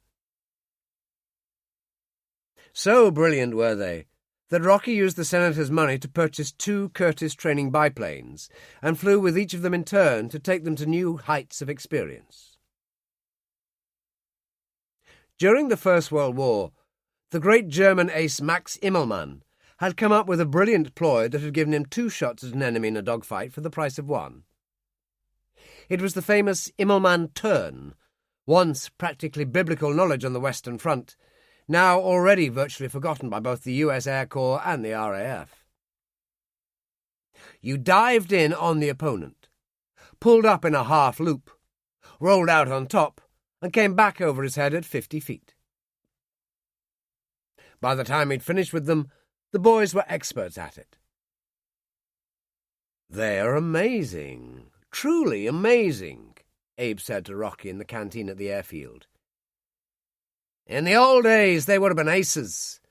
A young man's game, Senator. I knew guys in the flying corps who'd been decorated 4 times and were majors at 21. It's like being a great sportsman. You either have it or you don't, that touch of genius. And the twins have it, believe me." The boys stood at the bar talking quietly, drinking orange juice. Abe, watching them, said, "I think you're right, but to what purpose? I know there are rumbles, but there won't be another war. We'll see to that." "I hope so, Senator," Rocky said. But in the end, it wasn't a matter to him. He had the old Bristol refurbished, took it up for a proving flight one day, and lost the engine at 500 feet. At the funeral, Abe, standing to one side, looked at the boys and was reminded with a chill that they looked as they had at their father's funeral. Enigmatic, remote, their thoughts tightly contained. It filled him with a strange foreboding. But there was nothing to be done about it, and the following week he and Harry took Max down to New York and saw him off on the Queen Mary, bound for Southampton in England, the first stage of his return to the Third Reich. Europe, 1934 to 1941. Chapter 4. Max sat on the terrace of their country house with his mother and told her all about it. The flying, everything. And produced photos of himself and Harry in flying clothes, the aircraft standing behind. "I'm going to fly, Mutti. It's what I do well." Looking into his face, she saw her husband, yet, sick at heart, did the only thing she could. 16, Max. That's young. I could join the Berlin Aero Club. You know Goering. He could swing it. Which was true. Max appeared by appointment with Goering and the Baroness in attendance, and in spite of the Commandant's doubts, a Heinkel biplane was provided. A 23-year-old Luftwaffe lieutenant who would one day become a Luftwaffe general was there, named Adolf Galland. "Can you handle this, boy?" he asked. "Well, my father knocked down at least 48 of ours with the Flying Corps. I think I can manage." Galland laughed out loud and stuck a small cigar between his teeth. "I'll follow you up. Let's see." The display that followed had even Goering breathless. Galland could not shake Max for a moment, and it was the Immelmann turn which finished him off. He turned into land, and Max followed. Standing beside the Mercedes, Goering nodded to a valet who provided caviar and champagne. "Took me back to my youth, Baroness. The boy is a genius." This wasn't false modesty, for Goering was a great pilot in his own right, and had no need to make excuses to anybody. Gallant and Max approached. Gallant, obviously tremendously excited. "Fantastic! Where did you learn all that, boy?" Max told him, and Gallant could only shake his head. That night he joined Goering, von Ribbentrop, Elsa and Max at dinner at the Adlon Hotel. The champagne flowed. Goering said to Gallant, "So, what do we do with this one?" "He isn't 17 until next year," Gallant said. "May I make a suggestion?" "Of course." "Put him in an infantry cadet school here in Berlin just to make it official. Arrange for him to fly at the Aero Club. Next year, at 17, grant him a lieutenant's commission in the Luftwaffe." "I like that." Goering nodded and turned to Max. "And to you, Baron?" "My pleasure," Max Kelso said in English, his American half rising to the surface easily. "There is no problem with the fact that my son had an American father?" Elsa asked. "None at all. Haven't you seen the Führer's new ruling?" Goering said. "The Baron can't be anything else but a citizen of the Third Reich." "There's only one problem," Gallant put in. "And what's that?" Goering asked. "I insist that he be kind enough to teach me a few tricks, especially that Immelmann turn." "Well, I could teach you that," Goering told him, "but I'm sure the Baron wouldn't mind." He turned. "Max?" addressing him that way for the first time. Max Kelso said, "A pity my twin brother Harry isn't here, Lieutenant Gallant. We'd give you hell." No, Gallen said. Information is experience. You are special, Baron, believe me. And please call me Dolfo. It was to be the beginning of a unique friendship. In America, Harry went to Groton for a while and had problems with the discipline, for flying was his obsession, and he refused to sacrifice his weekends in the air. Abe Kelso's influence helped, of course, so Harry survived school and went to Harvard at the same time his brother was commissioned as a lieutenant in the Luftwaffe. The Third Reich continued its remorseless rise, and the entire balance of power in Europe changed.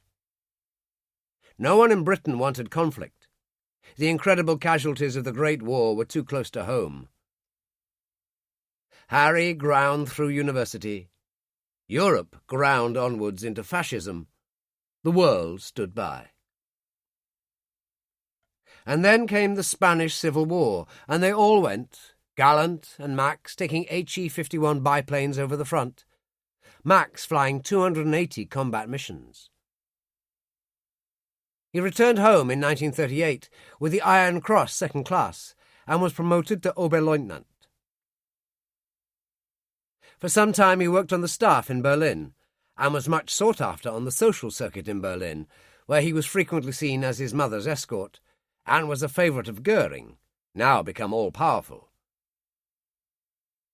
And then came Poland. During the 27-day blitzkrieg that destroyed that country, Max Kelso consolidated his legend, shot down 20 planes, received the Iron Cross First Class, and was promoted to captain. During the phony war with Britain and France that followed, he found himself once again on the staff in Berlin. In those euphoric days, with Europe in its grasp, everything seemed possible to Germany. Max's mother was at the very peak of society, and Max had his own image. No white dress jackets, nothing fancy.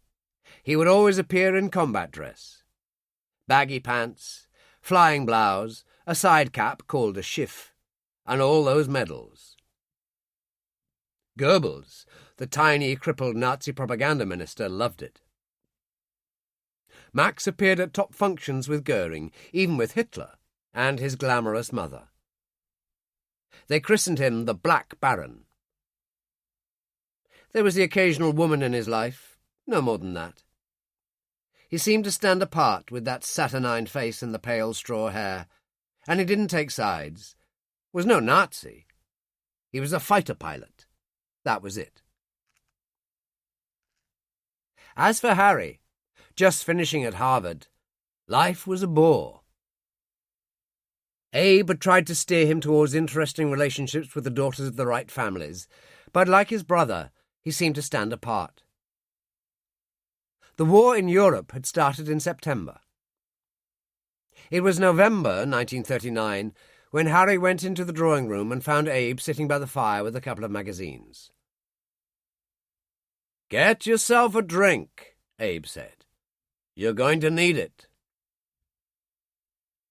Harry, at that time 21, poured a scotch and water and joined his grandfather. "What's the fuss?" Abe passed him the first magazine, a close-up of a dark, taciturn face under a Luftwaffe Schiff. Then the other, a copy of Signal, the German forces magazine. "The Black Baron," Abe said. Max stood beside an Me-109 in flying gear, a cigarette in one hand, talking to a Luftwaffe mechanic in black overalls. "Medals already," Harry said. "Isn't that great? Just like Dad." "That's Spain and Poland," Abe said. "Jesus, Harry, thank God they call him Baron von Halder instead of Max Kelso. Can you imagine how this would look on the front page of Life magazine? My grandson the Nazi." "He's no Nazi," Harry said. "He's a pilot. He's there and we're here." He put the magazine down. Abe wondered what he was thinking, but as usual Harry kept his thoughts to himself. Though there was something going on behind those eyes, Abe could tell that. "We haven't heard from Mutty lately," Harry said. "And we won't. I speak to people in the State Department all the time. The Third Reich is closed up tight." "I expect it would be. You want another drink?" "Sure, why not?" Abe reached for a cigar. "What a goddamn mess, Harry. They'll run all over France and Britain. What's the solution?" "Oh, there always is one," Harry Kelso said, and poured the whiskey.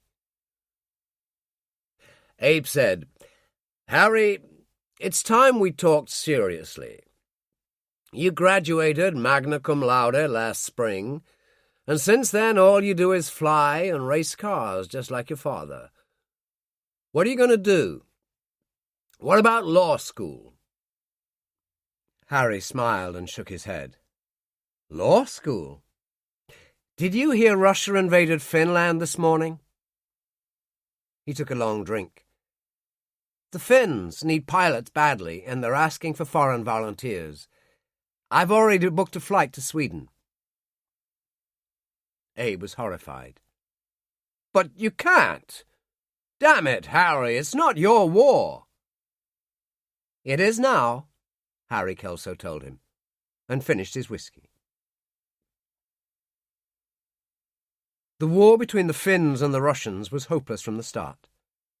The weather was atrocious, and the entire country snowbound. The army, particularly the ski troops, fought valiantly against overwhelming enemy forces, but were pushed back relentlessly. On both sides, the fighters were outdated. The most modern planes the Russians could come up with were a few FW-190s Hitler had presented to Stalin as a gesture of friendship between Germany and Russia.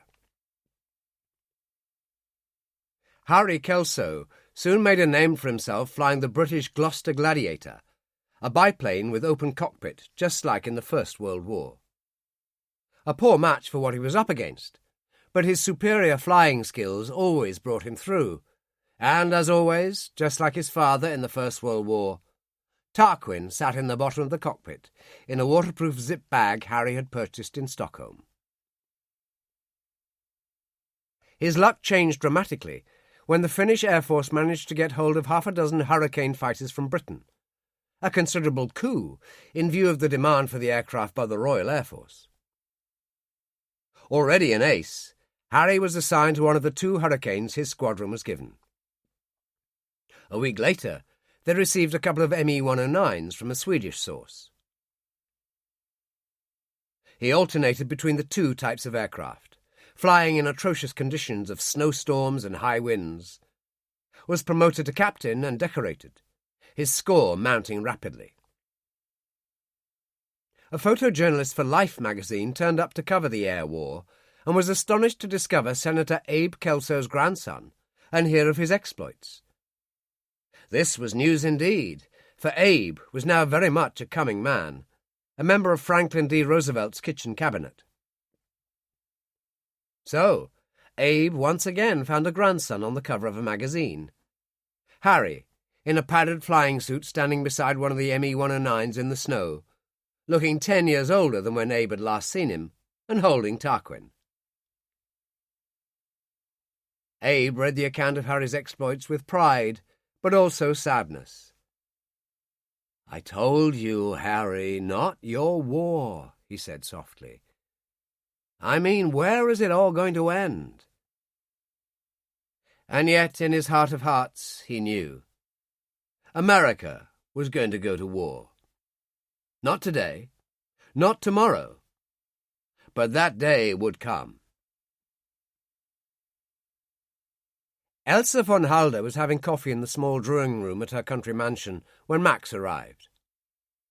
He strode in, wearing his flying uniform as usual, in one hand a hold-all, which he dropped on the floor. "Mutti, you look wonderful." She stood up and embraced him. "What a lovely surprise. How long?" 3 days. And then? We'll see. She went to a drinks table and poured dry sherry. Do you think the British and French will really fight if we invade? You mean when we invade? He toasted her. Of course. I have infinite faith in the inspired leadership of our glorious Führer. Oh, for God's sake, Max, watch your tongue. It could be the death of you. You aren't even a member of the Nazi Party. Why, Mutti, I always thought you were a true believer. Of course I'm not. They're all bastards. The Führer, that horrible little creep Himmler. Oh, Goering's all right, and most of the generals, but... Anyway, what about you? Politics bore me, Mutti. I'm a fighter pilot, just like this fellow. He unzipped his hold-all, produced a copy of Life magazine, and passed it to her. I saw Goering in Berlin yesterday. He gave that to me. Elsa sat down and examined the cover. He looks old. What have they done to him? Read the article, Mutti. It was a hell of a war, however short, a miracle he came through. Mind you, Tarquin looks good on it. Goering heard from our intelligence people that Harry got out to Sweden in the hurricane. The word is he turned up in London and joined the RAF. She looked up from the article, her words unconsciously echoing Abe Kelso's. How will it all end? Badly, I expect. If you'll excuse me, I'll have a bath before dinner. He picked up his bag and went to the door and turned. 28 Ruskies he shot down over Finland, Mutti. The dog. I only got 20 in Poland. Can't have that, can we?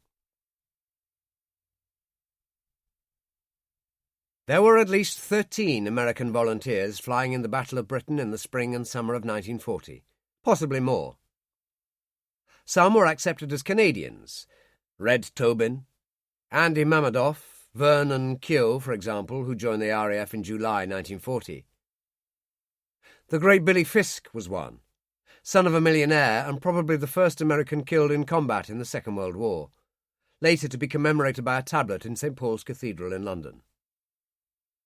And others bound for glory like Pete Peterson, a DSO and DFC with the RAF, and a lieutenant colonel at 22 when he transferred to his own people. Finland surrendered on the 12th of March 1940. Harry flew out illegally in a hurricane, as Max had told his mother, landed at an aero club outside Stockholm, went into the city, and was in possession of a ticket on a plane to England before the authorities knew he was there. When he reported to the Air Ministry in London, an aging squadron leader examined his credentials. Very impressive, old boy. There's just one problem. You are an American, and that means you'll have to go to Canada and join the RCAF. I shot down 28 Russians, 12 of them while flying a hurricane. I know my stuff. You need people like me. A hurricane? The squadron leader examined Harry's credentials again. I see they gave you the Finnish Gold Cross of Valor. Harry took a small leather box from his pocket and opened it. The squadron leader, who had a military cross from the First War, said, Nice piece of tin. Aren't they all? Harry told him. The other man pushed a form across. All right. Fill this in. Country of origin, America. I suppose you must have returned to Finland to defend your ancestral home against the Russians. Exactly. Ah, well, that makes you a Finn. And that's what we'll put on your records. The squadron leader smiled. Damn, Clarks. Always making mistakes. Operational Training Unit was a damp and miserable place on the edge of an Essex marsh. The CO was a wing commander called West, with a wooden leg from 1918. He examined Pilot Officer Kelso's documents and looked up, noticing the medal ribbon under the wings. "And what would that be?" Harry told him. "How many did you get over there?" 28. "It says here you've had considerable experience with hurricanes." "Yes, the Finns got hold of a few during the last couple of months of the war." "All right. Let's see what you can do." West pressed a bell and the station warrant officer entered. "I'm going for a spin with this pilot officer, Mr. Quigley. Set up my plane and one of the other hurricanes. 20 minutes. The warrant officer, without a flicker of emotion, said, "Right away, sir." West got up and reached for his walking stick. "Don't let my leg put you out. I know a man called Douglas Bader who lost both in a crash and still flies." He paused, opening the door. "I got 22 myself in the old flying corps before the final crash, so don't mess about. Let's see if you can take me." Those in the curious crowd which assembled to stare up through the rain were never to forget it. At 5,000 feet, West chased Harry Kelso. They climbed, banked, so close that some in the crowd gasped in horror, but Harry evaded West, looped, and settled on his tail. "Very nice," West called over the radio, then banked to port and rolled, and Harry, overshooting and finding him once again on his tail, dropped his flaps and slowed with shuddering force. "Christ almighty!" West cried. Heaved back on the control column and narrowly missed him. Harry, on his tail again, called, "Bang, you're dead." Then, as West tried to get away, Harry pulled up in a half-loop, rolled out on top of the Immelmull turn, and roared back over West's head at 50 feet. "And bang, you're dead again, sir." The ground crews actually applauded as the two of them walked back. Quigley took West's parachute and gave him his walking stick, then gestured towards Kelso. "Who in the hell is he, sir?" "Oh, a lot of men I knew in the flying corps, all rolled into one," West said. In his office, West sat down, reached for a form and quickly filled it in. "I'm posting you immediately to 607 Squadron in France. They've been converted from gladiators to hurricanes. They should be able to use you." "I flew gladiators in Finland, sir. Damn cold, those open cockpits in the snow." West took a bottle of brandy from a drawer and 2 glasses. As he poured, he said, "Kelso, an unusual name, and you're no Finn. I knew a Yank in the flying corps called Kelso." "My father, sir." "Good God! How is he?" "Dead. Killed in a motor accident years ago." "That fits. Didn't he used to fly with a bear?" "That's right, sir, Tarquin." Harry picked up the bag that he'd carried out to his plane and back, took Tarquin out and sat him on the desk. West's face softened. "Well, hello, old lad. Nice to see you again." He raised his glass. "To your father and you, and brave pilots everywhere." "And my twin brother, sir." West frowned. "He's a pilot?" "Oberleutnant in the Luftwaffe, sir." "Is he now? Then all I can say is that you're in for a very interesting war, pilot officer." And West drank his brandy. 607 Squadron was only halfway through its conversion program when the Blitzkrieg broke on the Western Front on the 10th of May.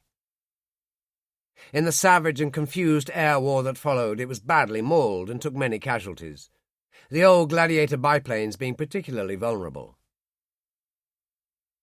Harry, flying a Hurricane, put down 2 Me-109s above Abbeville at 15,000 feet, and although neither of them was aware of it, his brother shot down a Hurricane and a Spitfire on the same day. The squadron was pulled back, what was left of it, to England, and Dunkirk followed. Harry, awarded a DFC and promoted to flying officer, was posted to a special pursuit squadron codenamed Hawk, near Chichester in West Sussex. Only there was nothing to pursue. The sun shone, the sky was incredibly blue, and everyone was bored to death. On the other side of the English Channel, Max and his comrades sat in similar airfields on the same deck chairs, and were just as bored. And then, starting in July, came attacks on British convoys in the Channel. Dive bombing by Stukas, heavier stuff from the Dorniers and Junkers, protected by the finest fighter planes the Luftwaffe could supply. The object of the exercise was to close down the English Channel, and the RAF went up to meet it. So Harry Kelso and his brother, the Black Baron, went to war. The air battles over the Channel lasted through July, and then came the true Battle of Britain, starting on Eagle Day, the 12th of August. Hawk Squadron was based at a pre-war flying club called Farley Field in West Sussex. Grass runways, Nissen huts, only 4 hangars. And it was hot, very hot, as Harry and the other pilots lounged in deck chairs, smoking, chatting, or reading books and magazines. 2 weeks of boredom, no action, had introduced a certain apathy, and even the ground crews working on the dispersed Hurricanes seemed jaded. The squadron leader, a man called Hornby, dropped down beside Harry. "Personally, I think the buggers aren't coming." "They'll come," Harry said, and offered him a cigarette. Some of the pilots wore flying overalls, others ordinary uniform. It was too hot for anything else. On his right shoulder, Harry wore an embroidered insignia that said Finland. Beneath it was the shoulder flash of an American eagle, with British and American flags clutched in its claws. "Very pretty," Hornby said. "Got a tailor in Savile Row to run them up for me." "What it is to be rich, my Yankee friend." Hornby tapped the jump bag at Harry's feet. "Tarquin in good fettle?" "Always. He's seen it all," Harry told him. "Wish you'd lend him to me," Hornby said, just as they heard a loud roaring noise nearby.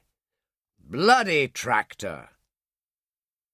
"That's no tractor!" Harry Kelso was on his feet, bag in hand, and running for his plane as the Stukas, high in the sky above, banked and dived. His flight sergeant tossed in his parachute.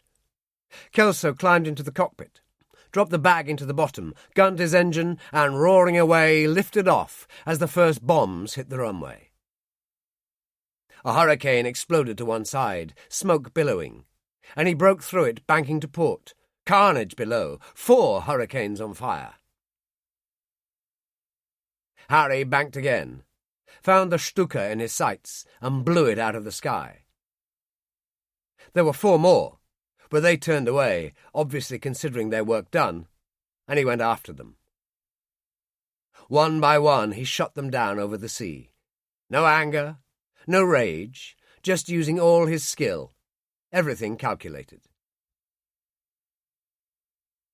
He returned to Farley Field, a scene of devastation, and managed to land on the one intact runway.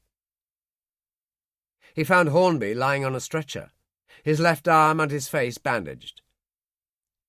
"Did you get anything?" Harry gave him a cigarette as an ambulance drew up. 5. 5? Hornby was astonished. "Stukas," Harry shrugged. "Slow and cumbersome, like shooting fish in a barrel. They won't last long over here. It's Me-109s we need to watch for." There were several bodies on stretchers covered with blankets. Hornby said, "6 pilots dead. Didn't get off the ground. You were the only one who did. Was it this bad in Finland?" "Just the same, only in Finland it snowed." The stretcher-bearers picked Hornby up. "I'll notify Group and suggest they promote you to flight lieutenant. They'll get replacements down here fast. Let's have a look at Tarquin." Harry opened the bag and took Tarquin out. Hornby managed to undo a small gilt badge from his bloody shirt and handed it over. 19 Squadron. That's where I started. Let Tarquin wear it." "I sure will." Hornby smiled weakly. "Those Stukas, were they over land or the Channel?" "One over land." "What a pity. The bastards will never credit you." "Who cares? It's going to be a long war," Harry Kelso told him, and closed the ambulance doors. On the same day, Max and his squadron, flying ME-109s, provided cover for Stukas attacking radar stations near Bognor Regis. Attacked by Spitfires, he found himself in an impressive dogfight, during which he downed one and damaged another. But nearly all the Stukas were shot down, and 3 109s. It was hurried work, with no drop tanks, so that their time over the English mainland was limited, and they had to scramble to get back across the Channel before running out of fuel. He made it in one piece, and was back over Kent again an hour and a half later, part of the sustained attacks on RAF airfields in the coastal areas. That was the pattern. Day after day, a war of attrition. The Luftwaffe strategy to destroy the RAF by making its airfields unusable. Max and his comrades flew in, providing cover to Dornier bombers, and Harry and his friends rising to meet them. On both sides, young men died, but there was one problem. The Luftwaffe had more pilots. As Air Chief Marshal Sir Hugh Dowding, Commander-in-Chief of Fighter Command, once observed, it would be necessary for the RAF's young men to shoot the Luftwaffe's young men at the ratio of 4-to-1 to keep any kind of balance. And that wasn't likely. So it ground on until the 30th of August, when Biggin Hill, the pride of Fighter Command, was attacked by a large force of Dorniers with great success, and Max was one of the escorts.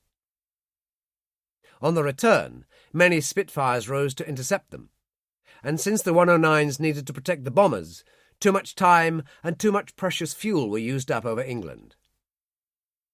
By the time Max finally turned out to the Channel, his low-fuel warning light was already on. At that same moment over the sea near Folkestone, Harry Kelso shot down 2 Dornier bombers, but a lucky burst from one of the rear gunners hit him in the engine. He sent out a mayday and dropped his flaps, aware of a burning smell, and calmly wrestled with the canopy. He'd lost an engine over the Isle of Wight the previous week and parachuted in from 2,000 feet, landing in the garden of a vicarage, where he'd been regaled with tea and biscuits and dry sherry by the vicar's 2 sisters. This was different. That was the Channel down there, already the grave of hundreds of airmen, the English coast 10 miles away. He reached for Tarquin in the jump bag. He'd arranged a strap with a special clip that snapped onto his belt against just such an eventuality, stood up, and went out head first. He fell to 1,000 feet before opening his chute. Then, the sea reasonably calm, he went under, inflated his Mae West, and got rid of his parachute. Tarquin floated by him in his waterproof bag. Harry looked up into a cloudless sky. There was no dinghy to inflate, that had gone down with the hurricane. He wasn't even sure if his mayday had got through. He floated there, thinking about it, remembering comrades who'd gone missing in the past week alone. Is this it? He thought calmly. And then a klaxon sounded, and he turned to see an RAF crash boat coming up fast. The crew were dressed like sailors, in heavy sweaters, denims and boots. They slowed and dropped a ladder. The warrant officer in charge looked down. "Flight Lieutenant Kelso, is it, sir?" "That's me." "Your luck is good, sir. We're only a mile away when we got your message." 2 crew members reached down and hauled him up. Harry crouched, oozing seawater. "I never thought a deck could feel so good." "You American, sir?" the warrant officer asked. "I surely am." "Well, that's bloody marvellous. Our first Yank." "No, 2, actually." "2, sir?" The warrant officer was puzzled. Harry indicated his bag. "Take me below, find me a drink, and I'll show you." Max, down to 500 feet, raced towards the French coast. On his left knee was a linen bag containing a dye. If you went into the sea, it spread in a huge yellow patch. He'd seen several such patches on his way across, and then he saw the coast east of Boulogne. No need to do a crash landing. The tide was out. A huge expanse of sand spread before him. As his engine died, he turned into the wind and dropped down. He called in his position on the radio with a brief explanation, pulled back the canopy and got out, lit a cigarette, and started to walk towards the sand dunes. When he got there, he sat down, looked out to sea and lit another cigarette. An hour later, a Luftwaffe recovery crew arrived in 2 trucks, followed by a yellow Peugeot sports car driven by Adolphe Galland. He got out and hurried forward. "I thought we'd lost you." "No such luck." Galland slapped him on the shoulder, and Max added, "The plane looks fine, only needs fuel." "Good. I brought a sergeant pilot. He can fly her back. You and I will drive. Stop off for dinner." "Sounds good to me." Gallant called to the burly Feldwebel in charge. "Get on with it. You know what to do." Later, driving towards Le Touquet, he said, "Biggin Hill worked out fine. We really plastered them." Max said, "Oh, sure, but how many fighters did we lose, Dolfo? Not bombers, fighters." "All right, it isn't good, but what's your point?" "Too many mistakes. First, the Stukas, useless against Spitfires and Hurricanes. Second, the bombing policy. Fine, so we destroy their airfields if possible. But fighters are meant to fight, Dolfo, not to spend the whole time protecting the Dorniers. That's like having a racehorse pulling a milk cart. The strategy is flawed." "Then God help you when we turn against London." "London?" Max was aghast. "All right, I know we've raided Liverpool and other places, but London? Dolfo, we must destroy the RAF on the south coast, fighter to fighter. That's where we win or lose." He shrugged. "Unless Goering and the Fuhrer have a death wish." "Saying that to me is one thing, Max, but never to anyone else, do you understand?" "That we're all going down the same road to hell," Max nodded. "I understand that all right." And he leaned back and lit another cigarette. Harry was delivered back to Farley Field by a naval staff driver from Folkestone. Several pilots and a number of ground crew crowded round. "Heard you're in the drink, sir. Good to see you back," a pilot officer called Hartley said. "There's a group captain waiting to see you." Harry opened the door to his small office and found West of the False Leg sitting behind his desk. "What a surprise, sir. Congratulations on your promotion." "You've done well, Kelso. Anxious couple of hours when we heard where you were, but all's well that ends well. Congratulations to you too. Your promotion to flight lieutenant has been confirmed. Also another DFC. Harry went to the cupboard, found whisky and 2 glasses. Shall we toast each other, sir? Excellent idea. Harry poured. Are we winning? Not at the moment. West swallowed his drink. We will in the end. America will have to come in, but we must hang on. I need you for a day or so. I see you've only got 5 Hurricanes operational. Flying Officer Kenny can hold the fort. You'll be back tomorrow night. May I ask what this is about, sir? I remembered from your records that you flew an ME-109 in Finland. Well, we've got one at Downfield, north of London. Pilot had a bad oil leak and decided to land instead of jump. Tried to set fire to the thing, but a Home Guard unit was close by. That's quite a catch, sir. Yes. Well, be a good chap, have a quick shower and change, and we'll be on our way. Downfield was another installation that had been a flying club before the war. There was only one landing strip, a control tower, 2 hangars. The place was surrounded by barbed wire, RAF guards on the gate. The 109 was on the apron outside one of the hangars. 2 staff cars were parked nearby, and 3 RAF and 2 Army officers were examining the plane.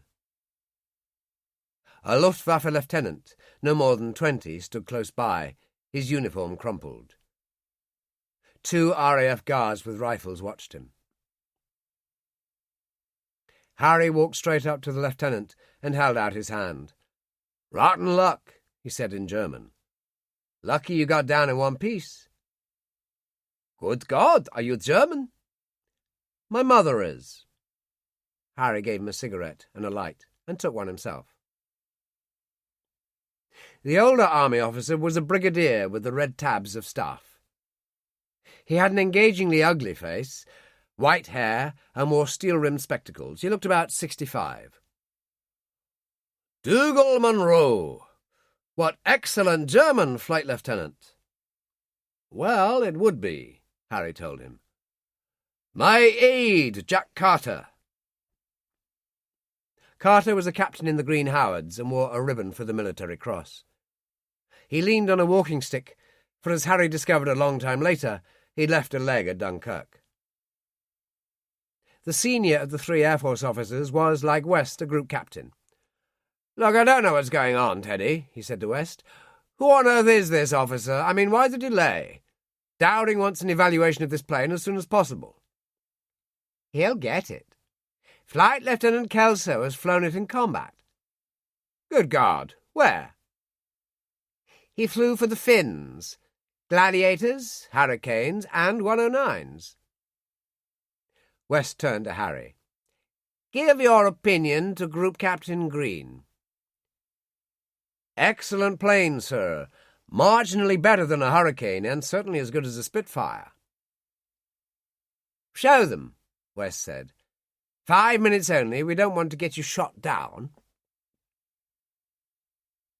Kelso went up to 3,000 feet, banked, looped, beat up the airfield at 300 feet, turned into the wind, and landed. He taxied towards them and got out. "As I said, sir," he told Green, "excellent plane. Mind you, the Hurricane is the best gun platform in the business, and at the end of the day it usually comes down to the pilot." Green turned and said lamely to West, "Very interesting, Teddy. I think I'd like a written evaluation from this officer." "Consider it done." Green and his 2 officers went to their staff car and drove away. Munro held out his hand. "You're a very interesting young man." He nodded to West. "Many thanks, Group Captain." He went to his car, Carter limping after him. As they settled in the back, he said, "Everything you can find out about him. Everything, Jack." "Leave it to me, sir." Harry gave the German pilot a packet of cigarettes. "Good luck." The guards took the boy away, and West said, "I know a country pub near here where we can get a great black market meal, and you can write that report for me." "Sounds good to me." They got in the car, and as the driver drove away, Harry lit a cigarette from his spare pack. "I asked you were we winning, and you said not at the moment. What do we need?" "A miracle?" "They're a bit hard to find these days." But then it happened. London was accidentally bombed by a single Dornier. The RAF retaliated against Berlin, and from the 7th of September, Hitler ordered the Luftwaffe to turn on London. It was the beginning of the Blitz, and gave the RAF time to repair its damaged fighter bases in the south of England. In a café in Le Touquet, Dolfo Galland was playing jazz on the piano and smoking a cigar when Max came in and sat at the end of the bar. "That's it, Dolfo, the rest is just a matter of time. We had the Tommies beaten, and our glorious Führer has just thrown it all away. So what happens now?" "We get drunk," Dolfo Galland told him. "And then we go back to work. Play the game to the end." Chapter 5. The Blitz on London, the carnage it caused, was so terrible that the red glow in the sky at night could be seen by Luftwaffe planes taking off in France. And by day the sky seemed full of bombers, the contrails criss-crossing the horizon of hundreds of RAF and Luftwaffe planes fighting it out. The Knight's Cross was awarded to those who shot down more than 20 planes. Galland already had it, plus the oak leaves for a second award. Max got the cross on the 10th of September, although by then he'd taken care of at least 30 planes. Harry and Hawk Squadron engaged in all the battles, 6 or 7 sorties a day, flying to the point of exhaustion and taking heavy losses. It finally reached a point where he was the only surviving member of the original squadron. And then came the final huge battles of the 15th of September. 400 Luftwaffe fighters over the south of England and London, against 300 Spitfires and Hurricanes. In a strange way, nobody won. The Channel was still disputed territory, and the Blitz on London and other cities continued, although mainly by night. Hitler's grandiose scheme for the invasion of England, Operation Sea Lion, had to be scrapped. But Britain was still left standing alone, and the Führer could now turn his attention to Russia. In Berlin in early November, it was raining hard as Heinrich Himmler got out of his car and entered Gestapo headquarters in Prinz Albrechtstrasse. A flurry of movement from guards and office staff followed him as he passed through to his office, dressed in his black Reichsführer SS dress uniform. He wore his usual silver pince-nez, and his face was as enigmatic as ever, as he went up the marble stairs to his suite of officers, where his secretary, a middle-aged woman in the uniform of an SS auxiliary, stood up. "Good morning, Reichsführer." "Find Sturmbannführer Hartmann for me." "Certainly, Reichsführer."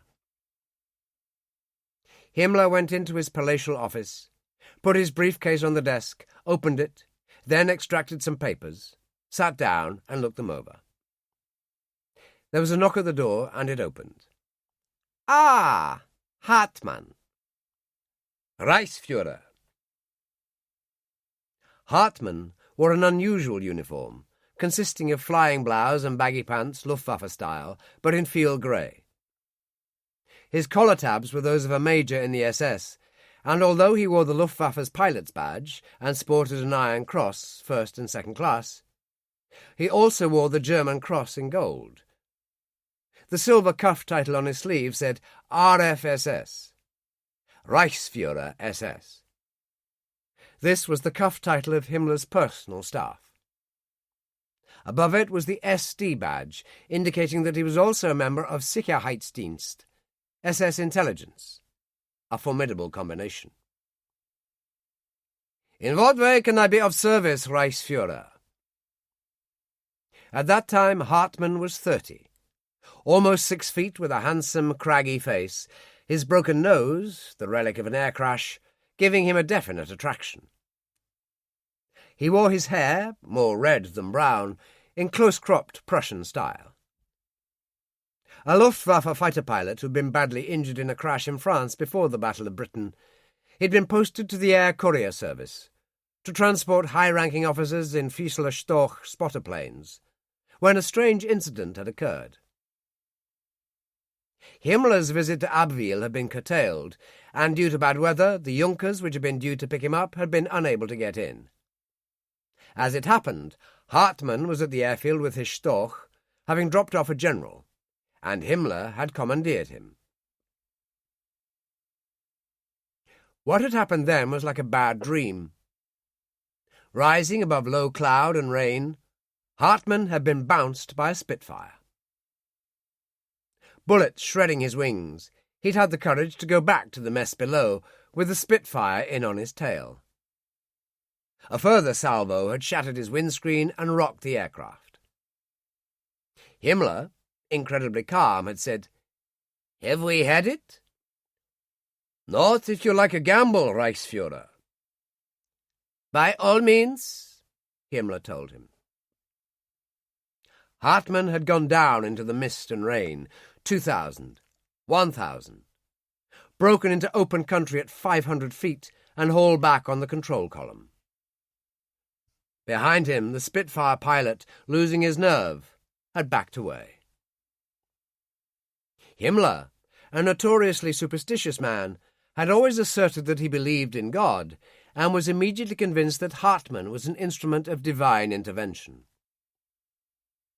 Having him thoroughly investigated, he was enchanted to discover that the young man had a doctorate in law from the University of Vienna, and the upshot was that Hartmann was transferred to the SS on Himmler's personal staff, to be his pilot and good luck charm. But in view of his legal background, he was also to serve with SS intelligence as the Reichsführer's personal aide. Himmler said, "The blitz on London continues. I've been with the Führer. We will overcome in the end, of course. Panzers will yet roll up to Buckingham Palace." With personal reservations, Hartmann said, "Undeniably, Reichsführer." "Yes, well, we let the English stew for the time being and turn to Russia. The Führer has an almost divine inspiration here. At most, 6 weeks should see the Red Menace overcome once and for all." Hartmann, in spite of serious doubts, agreed. "Of course." "However," Himmler said, "I've spoken to Admiral Canaris about the intelligence situation in England, and frankly, it's not good." Canaris headed the Abwehr, German military intelligence. "As far as I can judge, all our Abwehr agents in Britain have been taken." "So it would appear." "And we can do nothing." Himmler was angry. "It's disgraceful." "Not quite, Reichsführer," Hartmann said. "As you know, I've taken over Department 13 after Major Klein died of cancer last year, and I've discovered that he recruited a few deep-cover agents before the war." "Really? Who would these people be?" "Irish, mostly, disaffected with the British establishment. Even the Abwehr has had dealings with the Irish Republican Army." "Ach, those people are totally unreliable," Himmler told him. "With respect, not all, Reichsführer. And Klein also recruited to his payrolls various neutrals, some Spanish and Portuguese diplomats." Himmler got up and went to the window. He stood, hands behind his back, then turned. "You are telling me we have in the files deep cover agents the Abwehr doesn't know about?" "Exactly." Himmler nodded. Yes, this is good. I want you to pursue this matter, Hartman, in addition to your usual duties, of course. Make sure they are still in place and ready when needed. Do you understand me?" "At your command, Reichsfuhrer." "You may go." Hartman returned to his own office, where his secretary, Trudy Brown, 40 and already a war widow, looked out from her desk. She was devoted to Hartman. Such a hero, and a tragic figure besides, his wife killed in the first RAF raid on Berlin. She was unaware that Hartman had almost heaved a sigh of relief when it happened. His wife had chased everything in trousers from the start of their marriage. "Trouble, Major?" she asked. "You could say that, Trudy. Come in and bring coffee." He sat behind his desk and lit a cigarette, and she joined him 2 minutes later, a cup for her and a cup for him. She sat in the spare chair. "So?" Hartman took a bottle of brandy from a drawer and poured some in his coffee, mainly because his left leg hurt, another legacy of that plane crash. "Trudy, I know our esteemed Reichsfuhrer believes God is on our side, but he now also believes Operation Sea Lion will still take place." "Really, sir?" Trudy had no opinion on such matters. "So, that list of clients you told me about. You worked for him. Give me a full rundown on it, particularly the Spanish or Portuguese that were on his payroll." "They still are, Major." "Well, now, it's pay-up time. Come on, Trudy." She said, "Well, one of the contacts, a Portuguese man in London named Fernando Rodrigues, has actually passed on low-grade information from time to time. He works at their London embassy." "Really?" Hartman said. "And who else?" "Some woman called Dixon, Sarah Dixon. She's a clerk at the War Office in London." Hartman sat up straight. "Are you serious? We have a clerk in the War Office, and she's still in place?" "Well, she was never up there. You see, if I may talk about how things were before your arrival, Major, only the Abwehr was supposed to run agents abroad. Major Klein's operation for ST was really illegal. So when the Brits penetrated the Abwehr and lifted all their agents in England, ours were left intact. They were never compromised." "I see." Hartman was excited. "Get me the files." Fernando Rodrigues was a commercial attaché at the Portuguese London embassy, and his brother, Joel, was a commercial attaché at the Berlin embassy. Very convenient. Hartman read the files and recognized the two of them for what they were, greedy men with their hands out. So be it. At least you knew where you were with people like that, and you could always cut the hand off. Sarah Dixon was different. She was 45, the widow of George Dixon, a bank clerk who died of war wounds from 1917. Originally Sarah Brown, she'd been born in London of an English father and Irish mother. Her grandfather, an IRA activist in the Easter Rising in Dublin against the British, had been shot. She lived alone in Bayswater in London, had worked as a clerk at the War Office since 1938. She had originally been recruited as an IRA sympathiser by an IRA activist named Patrick Murphy in 1938 during the bombing campaign in London and Birmingham, and Murphy had worked for Klein and the SD. She had agreed to cooperate, and then Murphy had been shot dead in a gunfight with Special Branch policemen. Hartmann looked up. So, she's still waiting. So it would appear, Major. Good. Get this Joel Rodriguez at the Portuguese embassy here. You handle it. Tell him to contact his brother in London by diplomatic pouch. He's to link up with this Mrs. Dixon. Make sure she's still available if we need her. Any trouble with these Rodriguez brothers, let me know, and we'll put the fear of God in them. Very well, Major. Trudy went out, and Hartmann lit another cigarette.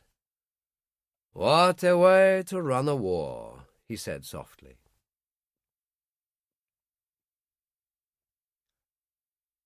So you see, Trudy Brown said to Joel Rodriguez as he sat across the desk from her, it's quite simple. Your brother contacts this woman and cultivates her. Her work at the War Office in London should be worth something, plenty of juicy information to be obtained there. Nothing too heavy, mind you, he can keep it low-key. We don't want her compromised. There may come a time when she's going to be really useful. Rodriguez was upset, and it showed. I don't know, Frau Brown.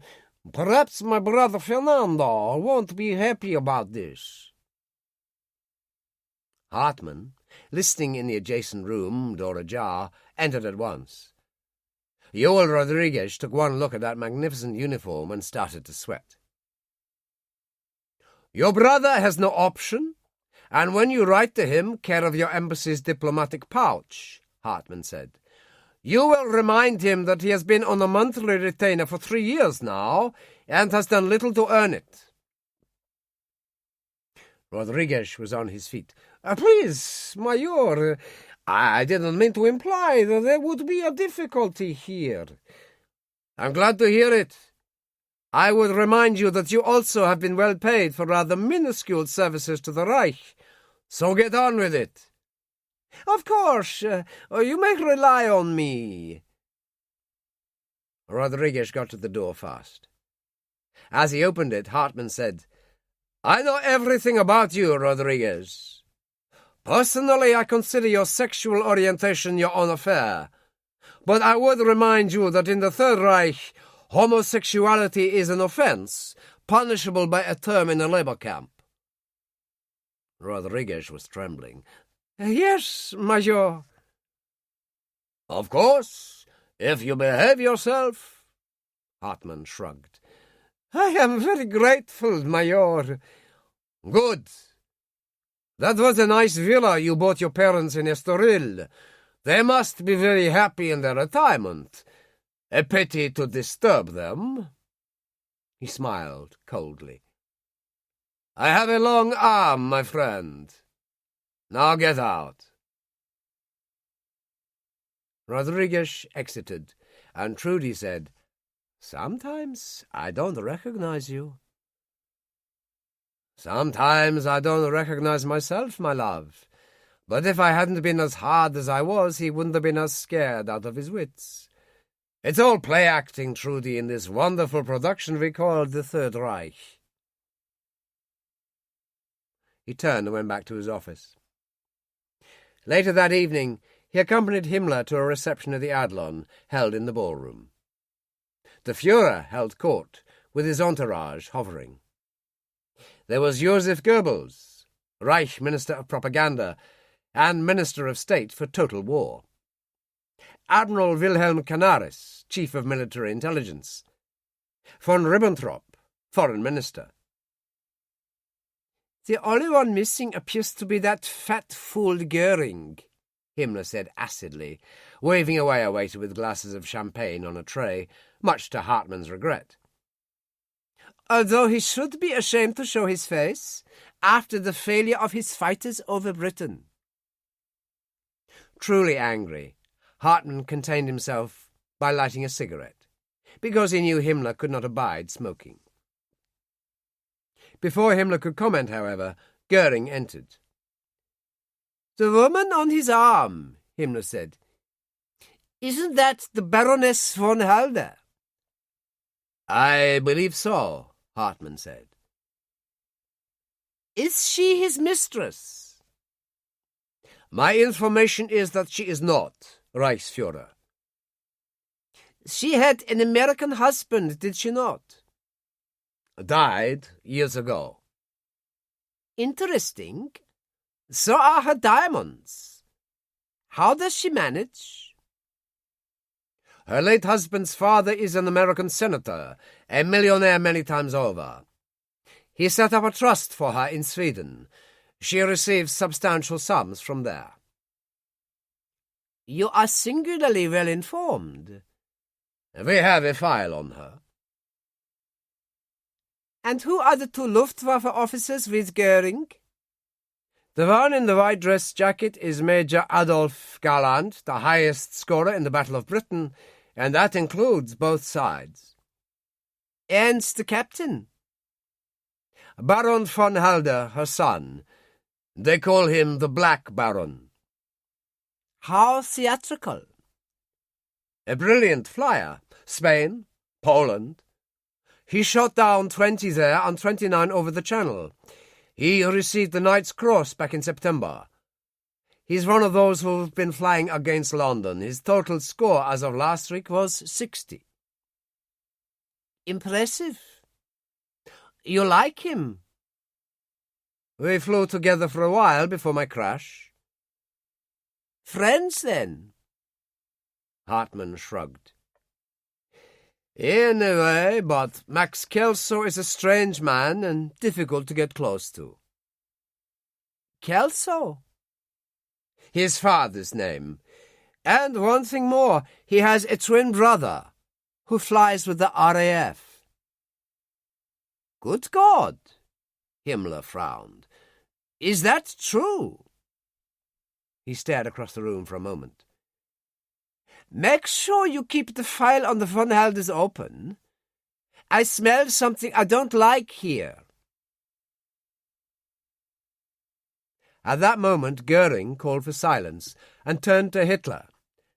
My Führer, you have decorated Major Gallant twice, and you know Baroness von Halder well.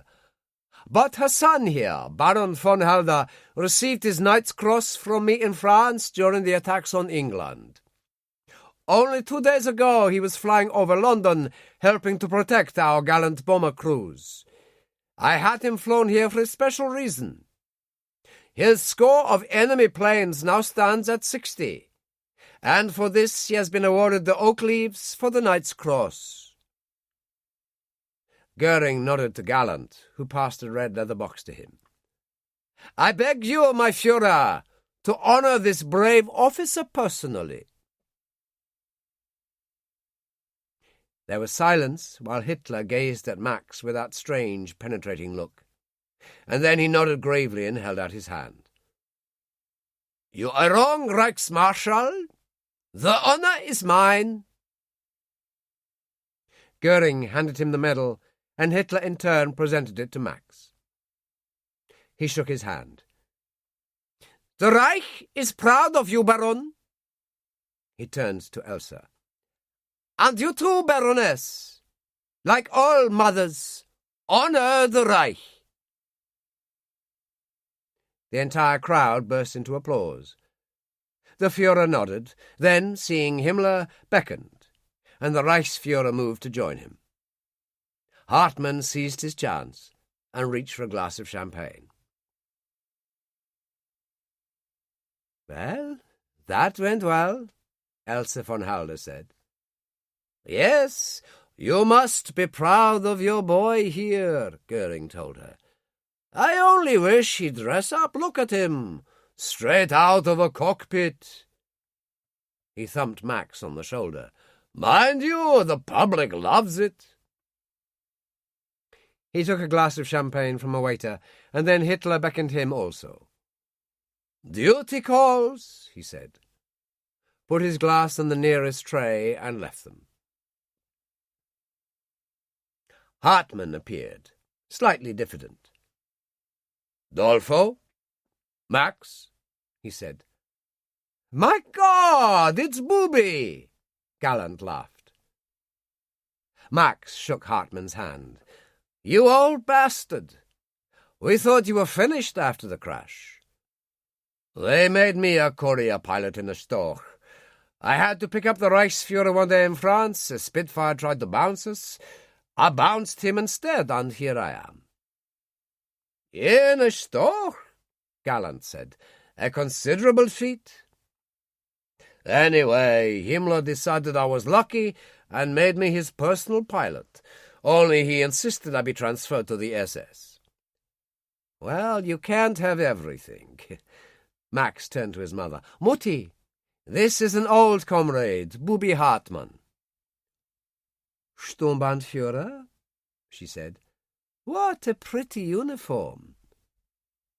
I am, alas, Baroness, but a poor player. He kissed her hand. May I add to your pride in your son here? I am told that your other boy was awarded his second Distinguished Flying Cross last week. My God, she said. Are you sure about this? Gallant demanded. Oh, yes. The Reichsfuhrer makes me spend my spare time helping out in the SD. Our intelligence sources are very good. He turned to Max. The Biggin Hill attack, 30th of August. He had to bail out over the channel off Folkestone. Max turned to Gallant. The day I made my beach landing. He was picked up by an RAF crash boat. The week before, he bailed out over the Isle of Wight. He was awarded his first DFC flying over France before the battle. And the second? As I said last week, it was in the London Gazette. We get it regularly, courtesy of the Portuguese embassy. Sustained and gallant action, and shooting down an Mi-109 and 4 Dorniers on the same day, all confirmed kills. Elsa turned to Max. He's as bad as you, as bad as your father. You all have the same death wish. Never mind, Mutti. Max waved to a waiter. Champagne for all of us, and let's drink to Harry. And gallant pilots everywhere, Adolf Gallant said. Whoever they are. On the following day, Harry Kelso had an appointment in London. It was raining, St. James's Park shrouded in mist, as his taxi drove up Pall Mall to Buckingham Palace. Harry smoked a cigarette, his cheeks hollow, his face pale. Here, Gov, you up for a medal or something? The cabby demanded. I mean, that's the DFC got there already, isn't it? Yeah, well, they're giving them away at the moment, Harry said. It's that sort of day. Christ, you're a Yank, Governor. What are you doing in the RAF? Oh, there are a few of us around, Harry told him. A policeman waved them through the gates into the courtyard of the palace. Harry got out his wallet, and the cabby waved it away. You must be bleeding mad, Governor. You don't even have to be here. Oh, yes, I do, Harry Kelso said.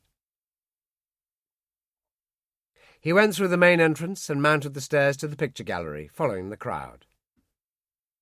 Court officials seated people. A military band played light music. After a while they struck up God Save the King, and King George and Queen Elizabeth came in and sat in chairs up on the dais. Awards were called in ascending order. There hadn't been time in the midst of the Battle of Britain for Kelso to go through this for the first award. He was not nervous, but tense, and then his name was called. Flight Lieutenant Harry Kelso, Finland. Somehow he was there, the king in front of him. He pinned on the DFC. For Finland, by way of Boston, I believe, Flight Lieutenant, we are very grateful. My privilege, Your Majesty. Later he walked rather aimlessly through the crowd, strangely lonely. He had no one because there was no one. He turned out of the gate and was immediately hailed. "Harry! Over here!" And there was an RAF staff car, West leaning out of it. "Air Commodore now, I see," Harry said. "Fast promotion, Harry. It's a fast war. I knew you were up for your gong today. Thought I'd take you to my old club, the Garrick. They still do a decent lunch, basic but sustaining." "Sounds good to me. Off we go then." At the Garrick they sat in the corner of the bar and enjoyed a whisky and soda. And Dougal Munro and Jack Carter came in, wearing uniform. "Dougal," West called, "join us." They came over, and he added, "You remember Brigadier Munro and Captain Carter, Harry? They were at Downfield when you tested the 109 for us." He smiled. "Harry's just been to the Palace for a bar to his DFC." "Splendid," Munro said. "Let's split a bottle of champagne on it." He called to the barman. "Veuve Clicquot 31, and don't say no, I know you've got some." He offered Harry a cigarette. "Actually, you could do me a favour, old boy." "And what would that be, sir?" "Oh, don't call me sir. I was a professor of archaeology before the war. They made me a brigadier so that I can, what I believe you Americans describe as, kick ass." Harry laughed. "Pretty succinct, Brigadier. What can I do for you?" "The same as last time, only this time a Fieseler Storch spotter plane. Are you familiar with it?" "Certainly, we use them in Finland. How did you get it?" "The compass malfunctioned. Flying by night from Holland, the pilot landed in Kent and thought he was in France. Would tomorrow morning suit you? Downfield again." "My pleasure." "Good. I've got a treat for you. My niece is joining us, Molly Sobel. American, actually. Her father's a colonel of the War Department. The parents parted, so she came here in 1935 when she was 17 to live with her mother and go to medical school." "Did she qualify?" "Oh, yes, in 1939. Brilliant girl, a surgeon at the Cromwell Hospital at the moment. Sad, though. Her mother was killed in the bombing 2 months ago." "I'm sorry," Harry Kelso told him. "Aren't we all?" Dougal Munro said. And then Molly Sobel entered the bar, hesitantly, for by tradition it was men only. Munro ignored that and got up. "Molly, my love, let's go to the dining room." She was, at that time, 23, 3 months older than Harry. She was a small girl, around 5'4" or 5", with fair hair, blue eyes, and a determined and rather stubborn face. Introductions were made, and they all had shepherd's pie with a bottle of hock. "A German wine. That's ironic," she commented. "Nothing wrong with a good German wine," Harry said.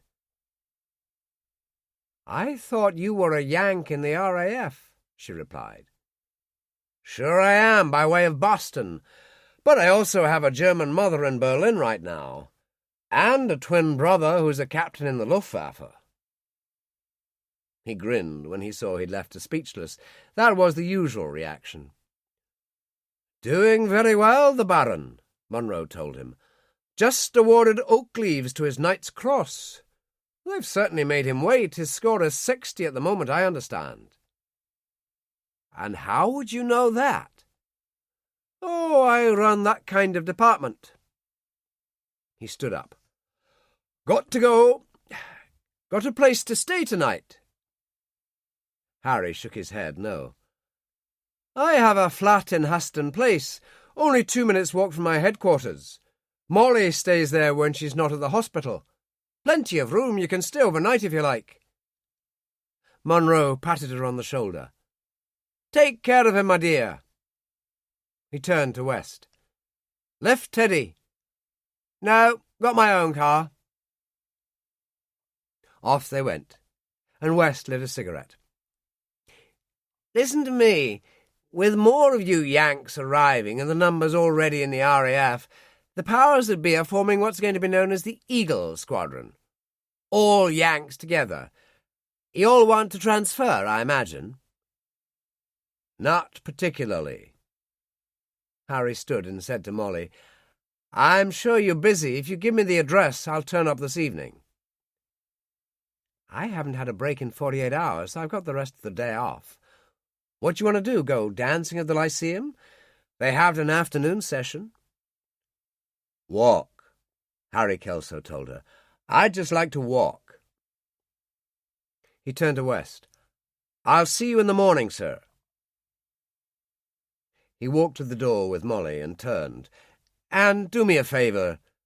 Keep me out of this Eagle Squadron thing. I started RAF and I'll finish RAF. Actually, Harry, you started. Finish. Same difference, Kelso told him, and went out with Molly. They walked through the city, smoke hanging in the air from the bombing. After a while it started to rain, and she put up the umbrella she was carrying. It must have been rough for you all this, he said. Thousands killed, death, destruction. Your hospital must be overflowing. Most nights are pretty rough, but we get by. People are wonderful. London pride, Noel Coward called it in that song of his. Your father. Munro told me he was the colonel of the War Department. That's right, a flyer like you. Bombers. And your mother was killed in the Blitz 2 months ago. That was rough. I didn't have time to mourn. Too busy in the casualty department. They reached the embankment and looked out at the river, the boats passing up and down. Then the rain got heavier, and they made for a small shelter. He took out his cigarettes. Do you use these? The only thing that gets me by. She took one. He lit it for her, and they sat on a bench. What's all this about your brother in the Luftwaffe? My brother Max. Our father was American, died years ago, but then, Munro being what he is, I'm sure he's given you all the gory details about my mother, the Baroness. And your brother, the Baron. The Black Baron. A real ace, Max. But so are you. Doesn't it bother you? Max over there and me over here? Same difference. If I'd been born 10 minutes earlier, I'd have been over there and he'd have been over here. Well, no, it's not the same. Your brother was in Germany. He didn't have a chance, but you did. You're an American, but you chose to be here. There's a difference. Don't imply noble motives. I fly. That's what I do. I flew for the Finns. Now I fly for the Brits. Look, most of those Luftwaffe pilots are just like the young guys back in my squadron at Farley Field. Flyers are flyers. He stood up. Anyway, let's go. I like walking in the rain. She took his arm. You look tired. Tired? He laughed. I'm exhausted. We all are. Those left, anyway. What's your casualty rate, then? Fighter command as a whole, 50%. My squadron, I'm the only one left from what we started with at the beginning of the battle. You're walking with a ghost, Doctor. Look, there's a pub across the road. I hear they varied the opening hours because of the Blitz. Let's grab a drink. You'll find Scotch in short supply. Well, anything for our gallant heroes. He smiled, took her arm, and they ran across the road. Later in the afternoon they walked up and had a look at the bomb damage in the West End, and generally wandered around. It was early evening when they reached Haston Place. It was a pleasant old square with a central garden. Nice, Harry said. Munro told me it's only a 10-minute walk from his headquarters. That's right. SOE in Baker Street. And who might they be? Oh, some sort of intelligence unit. The house was Georgian, the flat spacious and pleasant. A fire burned in the grate in the sitting room, and there were a great many antiques on display, most of them Egyptian. Your uncle was an archaeologist. Egyptologist, to be exact. Let me get you a drink. She poured whiskey from a decanter into 2 glasses. A small one for me. I'm supposed to have a break, but I'm on call if things get rough tonight. She toasted him. I'd like to say one thing. You told me your brother was an ace. Well, so are you. And one half Yank to another half Yank. I'm damn proud of you. She swallowed her whiskey, tears in her eyes, and Harry put down his glass and put his hands on her shoulders. Molly, my love, don't let that shell crack that's kept you whole. Death, night after night, then your dear mother, you've been to hell and back. Still there? Not you, a soldier's daughter and a real trooper. You'll survive. Only don't waste good living time on me. I shouldn't be here. That's a terrible thing to say. But true. Could I see my room?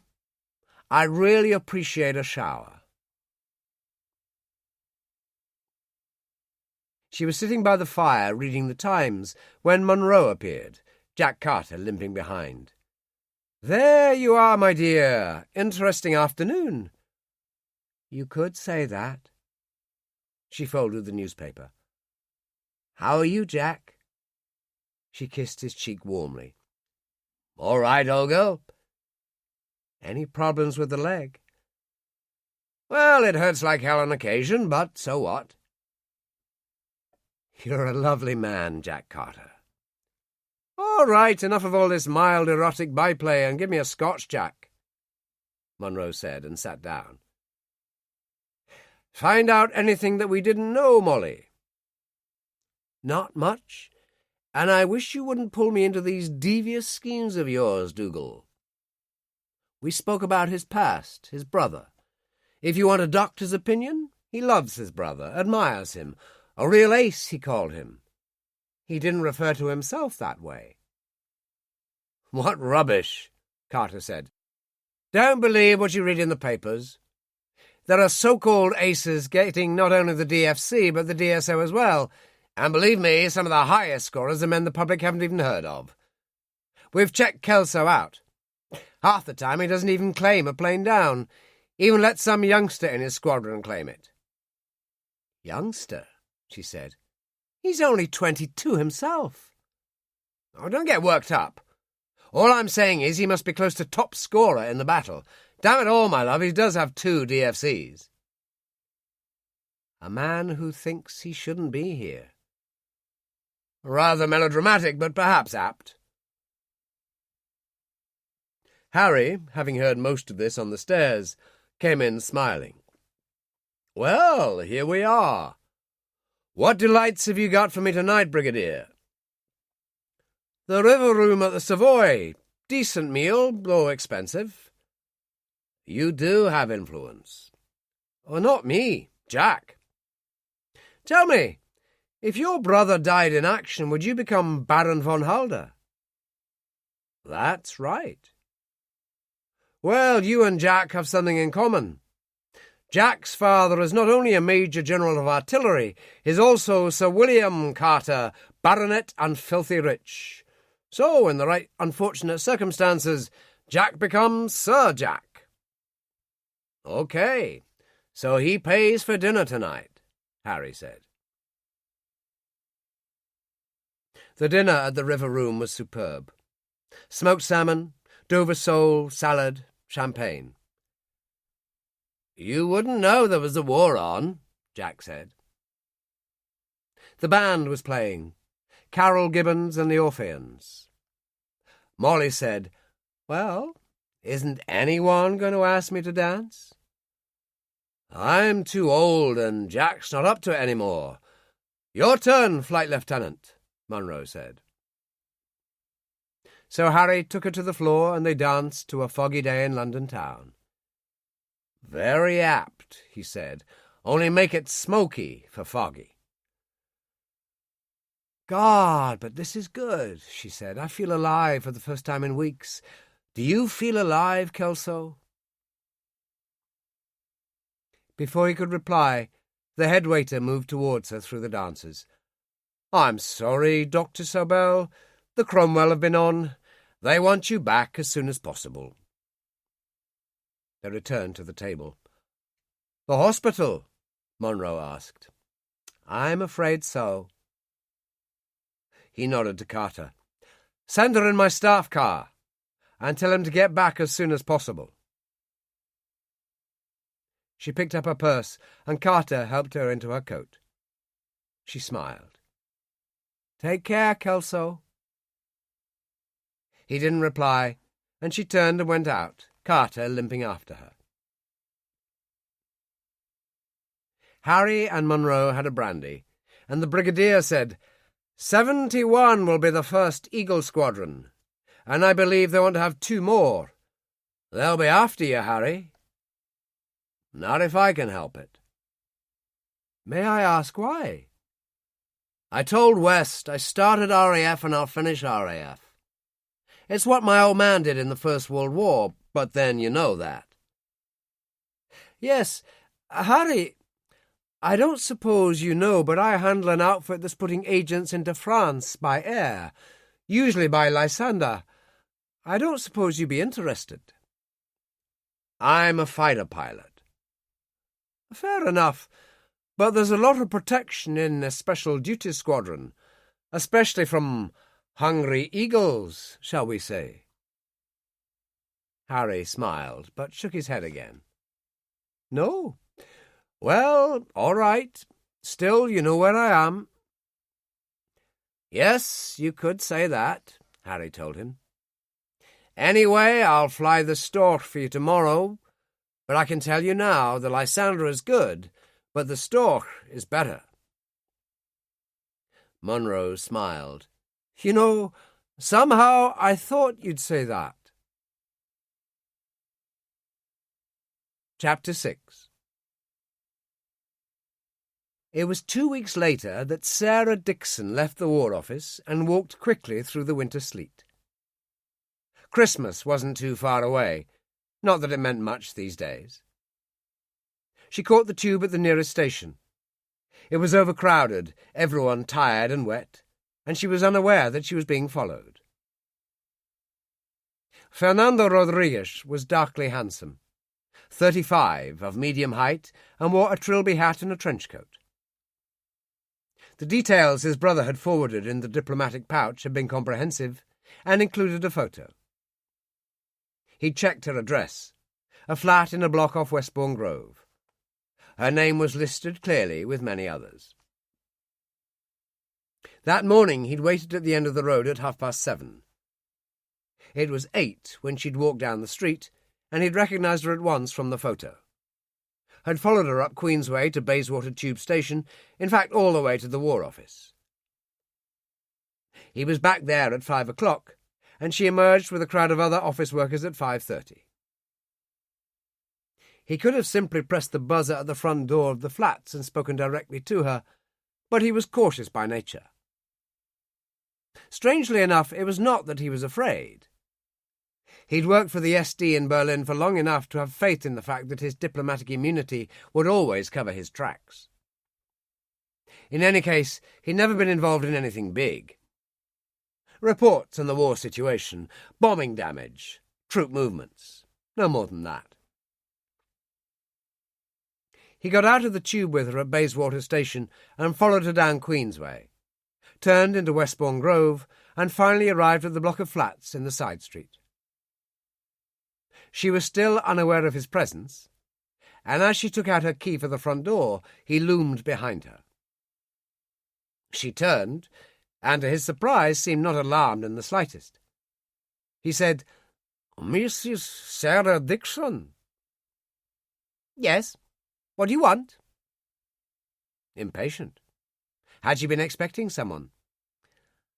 I have a message for you. The day of reckoning is here. It was the code the Irishman, Patrick Murphy, had given her in 1938, and her response was astonishing. Good Lord, you had been a long time. You better come in. The flat was very small, just a bathroom, kitchen, sitting room, and bedroom. She took off her coat. Sit down. I'll make some tea. Who are you? She went into the kitchen, and he followed her to the door. Before I answer, tell me one thing. When Patrick Murphy recruited you in 38, he said you were very anti-British. Are you still of that mind? Of course. But your father was English.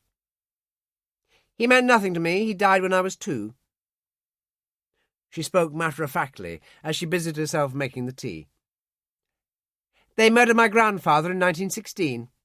Shot him like a dog. I'll have my revenge for that. Let's sit down. Rodriguez was astonished at her control, and also strangely excited. So middle-class, so neat and orderly in her tweed skirt and twin set, a single row of pearls at her throat. Her hair was fair rather than blonde, and well kept, her face plain and yet not plain. It was very confusing. So, what is this about? When Murphy recruited you, it was not for the Abwehr.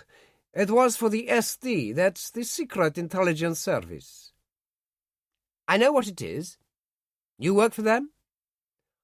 Only in a manner of speaking. Look, there must be some small restaurants near here. Let me give you a meal. What an excellent idea. You might even get around to telling me your name. Fernando Rodriguez, he said as he helped her into her coat. Portuguese. Now that is interesting. They found a small Italian family sort of place on Westbourne Grove, deserted so early in the evening. In spite of the war, there were candles on the tables.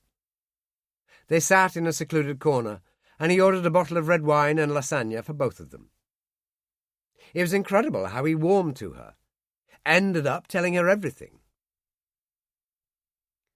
Most Abwehr agents in Britain have been lifted. British intelligence claims all of them have. I'm a very unimportant cog in the War Office machine, but I know that, she said. That may be true, but the SD connection has never been broken. It was set up by a genius called Klein, now dead. His successor is a Major Hartmann, who works directly for Himmler. Exalted company. Where do you fit in?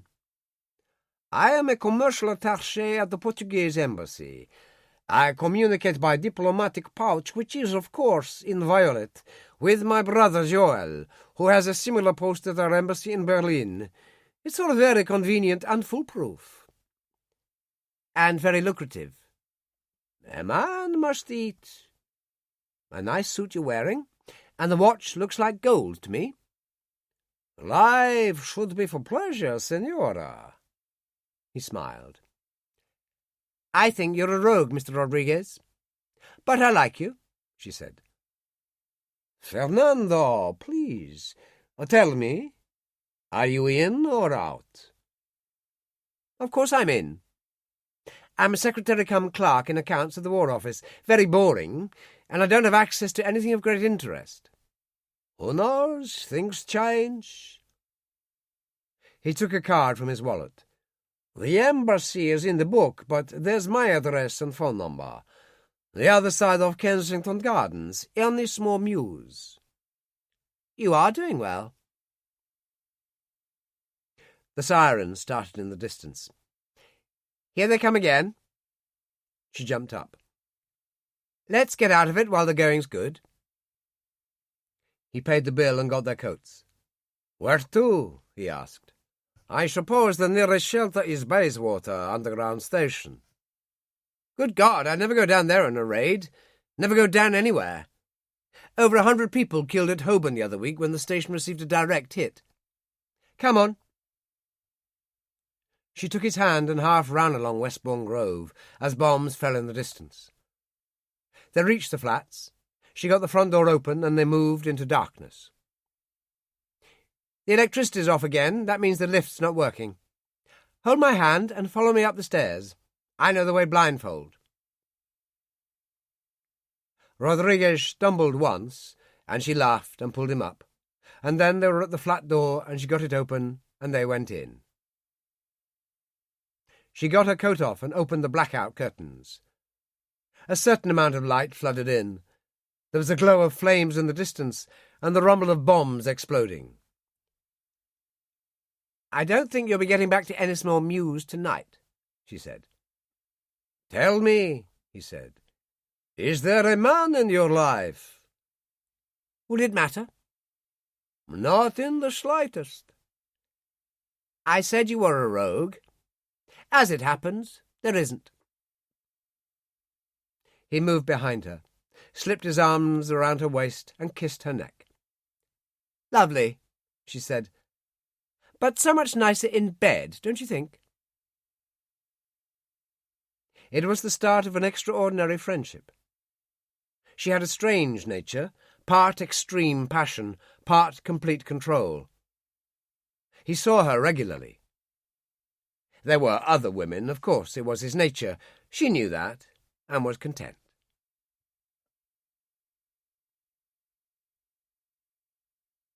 In Sussex, it snowed in January, reminding Harry of Finland as he took off on routine patrols. It snowed in France also, where Gallant and Max and the Luftwaffe in general kept up the relentless pressure of the night raids on London. It was in one of those raids at the end of January, the tube closed because of damage, that Sarah Dixon walked home from the War Office in the early evening with many others. It was already dark, a light powdering of snow over everything. She moved with care along streets littered with rubble, and then the siren sounded.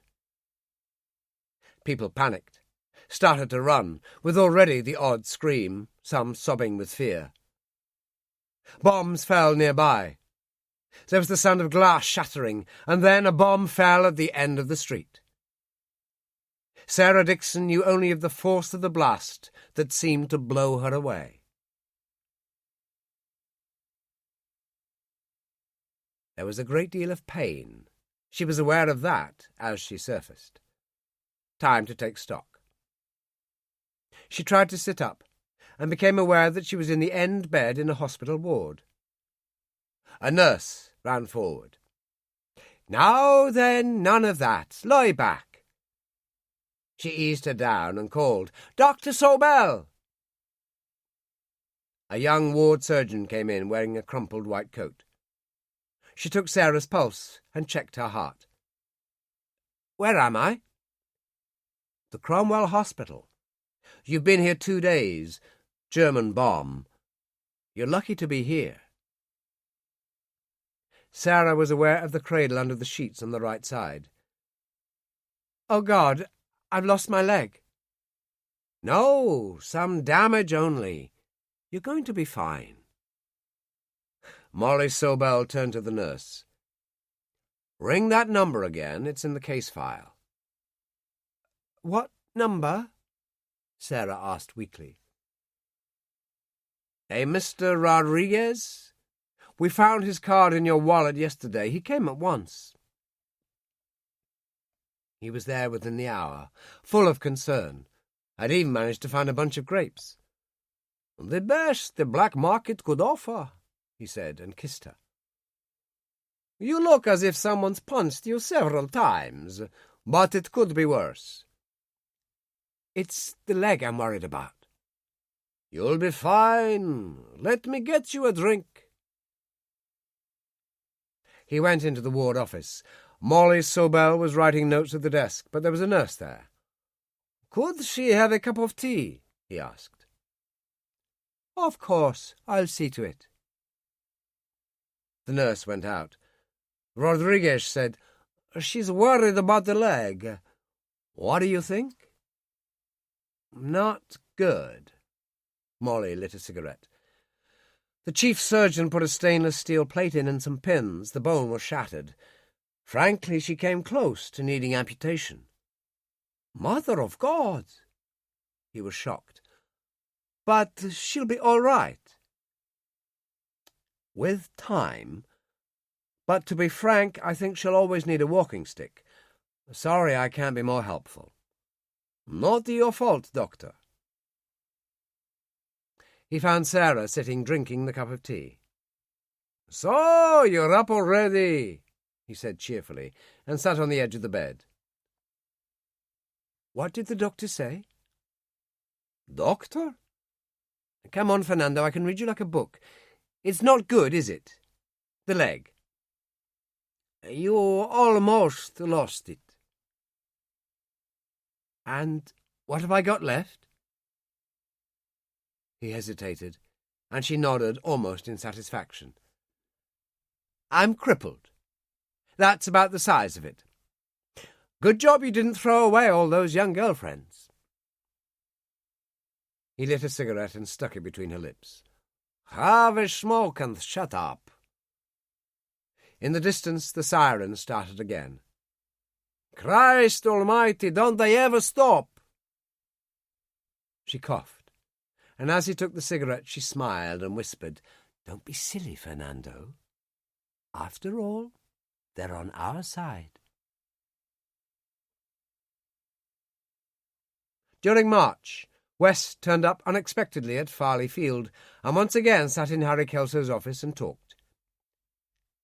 You look tired, Harry. You've done too much. I could rotate you as an instructor. No, thanks. Certain way to get killed.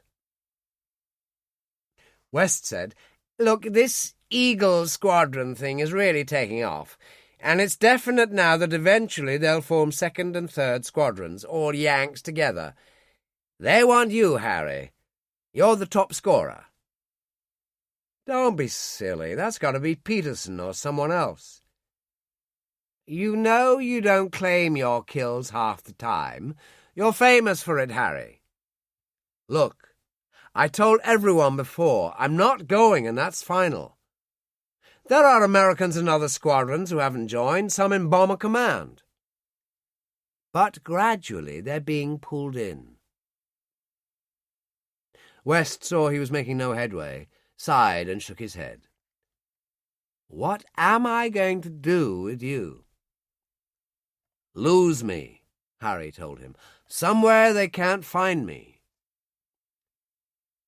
All right, West said. The Italians have made a mess of their attack in Egypt from Libya. Hitler has sent a General Rommel to take over an outfit they've called the Africa Corps.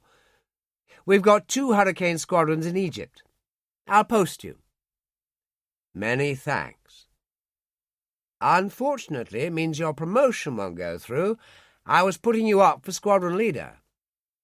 Stuff the promotion, Harry Kelso said. In Adolf Gallant's office, Mac sat on the windowsill and smoked. Libya? What in the hell for? The Italians have cocked up this campaign against Egypt. The British gave them a bloody nose, a very bloody nose. The Führer's created an Africa Corps under Rommel. Rommel's a coming man. Yes, well, if you stay with me, there's a slight chance you might make major. If you go to Libya, you stay a captain for the time being. The choice is yours. What choice, Dolfo? It's snowing out there. How can I turn down all that sun and sand? Silly bastard, Gallant said. Still, so be it. Bobby Hartmann was going over some papers at his office in Prince Albrechtstrasse when Trudy looked in. He's here. Show him in. Joel Rodriguez brushed snow from his hat. Herr Major? He laid an envelope on Hartmann's desk. My brother's latest report. Tell me. The woman is back at work at the War Office. Her leg isn't good. She works with a stick. Anything else? Some details of troop movements to Egypt, also RAF squadrons. Good. Every little bit helps. Off you go. Rodriguez left, and Trudy said, "Shall I transcribe the report?" "Yes, do that." "Copy for the Reichsfuhrer?" "Low-grade stuff, Trudy, too low for the Reichsfuhrer." He turned and smiled. "Don't worry, our day will come." Interim, 1941 to 1943. Chapter 7. Harry now found a different kind of war. Desert, baking heat, sandstorms, and an Afrika Korps under Rommel that took everything before it. Rommel's charisma was so powerful that when a prominent English newspaper held a poll of its readers to choose the most outstanding general, it was Rommel they picked. The War Office didn't care for that, and sent General Montgomery to take command of desert forces that included not only British, but French, Australian, and South African troops. Montgomery not only turned things around, but soon was as famous as Rommel. The battles in North Africa waged back and forth. Harry, flying Hurricanes as usual, took out another 16 German and Italian planes, and in September 1942 was awarded his third DFC and the French Croix de Guerre for air support at the Free French outpost Bir Hakeim. El Alamein followed only days later, the turning point of the war in North Africa. Max, flying 109s, fought much the same battles. His score rose another dozen.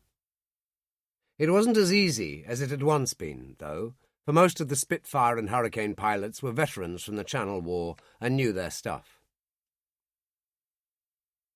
In June 1941, the German army invaded Russia in Operation Barbarossa, and the Luftwaffe destroyed half of the Russian Air Force on the ground on the first day. Anything seemed possible now, Africa a sideshow, and Max and his comrades chafed at the bit, feeling that they were missing out on more important things. The feeling only grew stronger after the Japanese attack at Pearl Harbor brought America into the conflict. The Desert War dragged on, and then in September 1942, a week before El Alamein, Max had his closest call so far.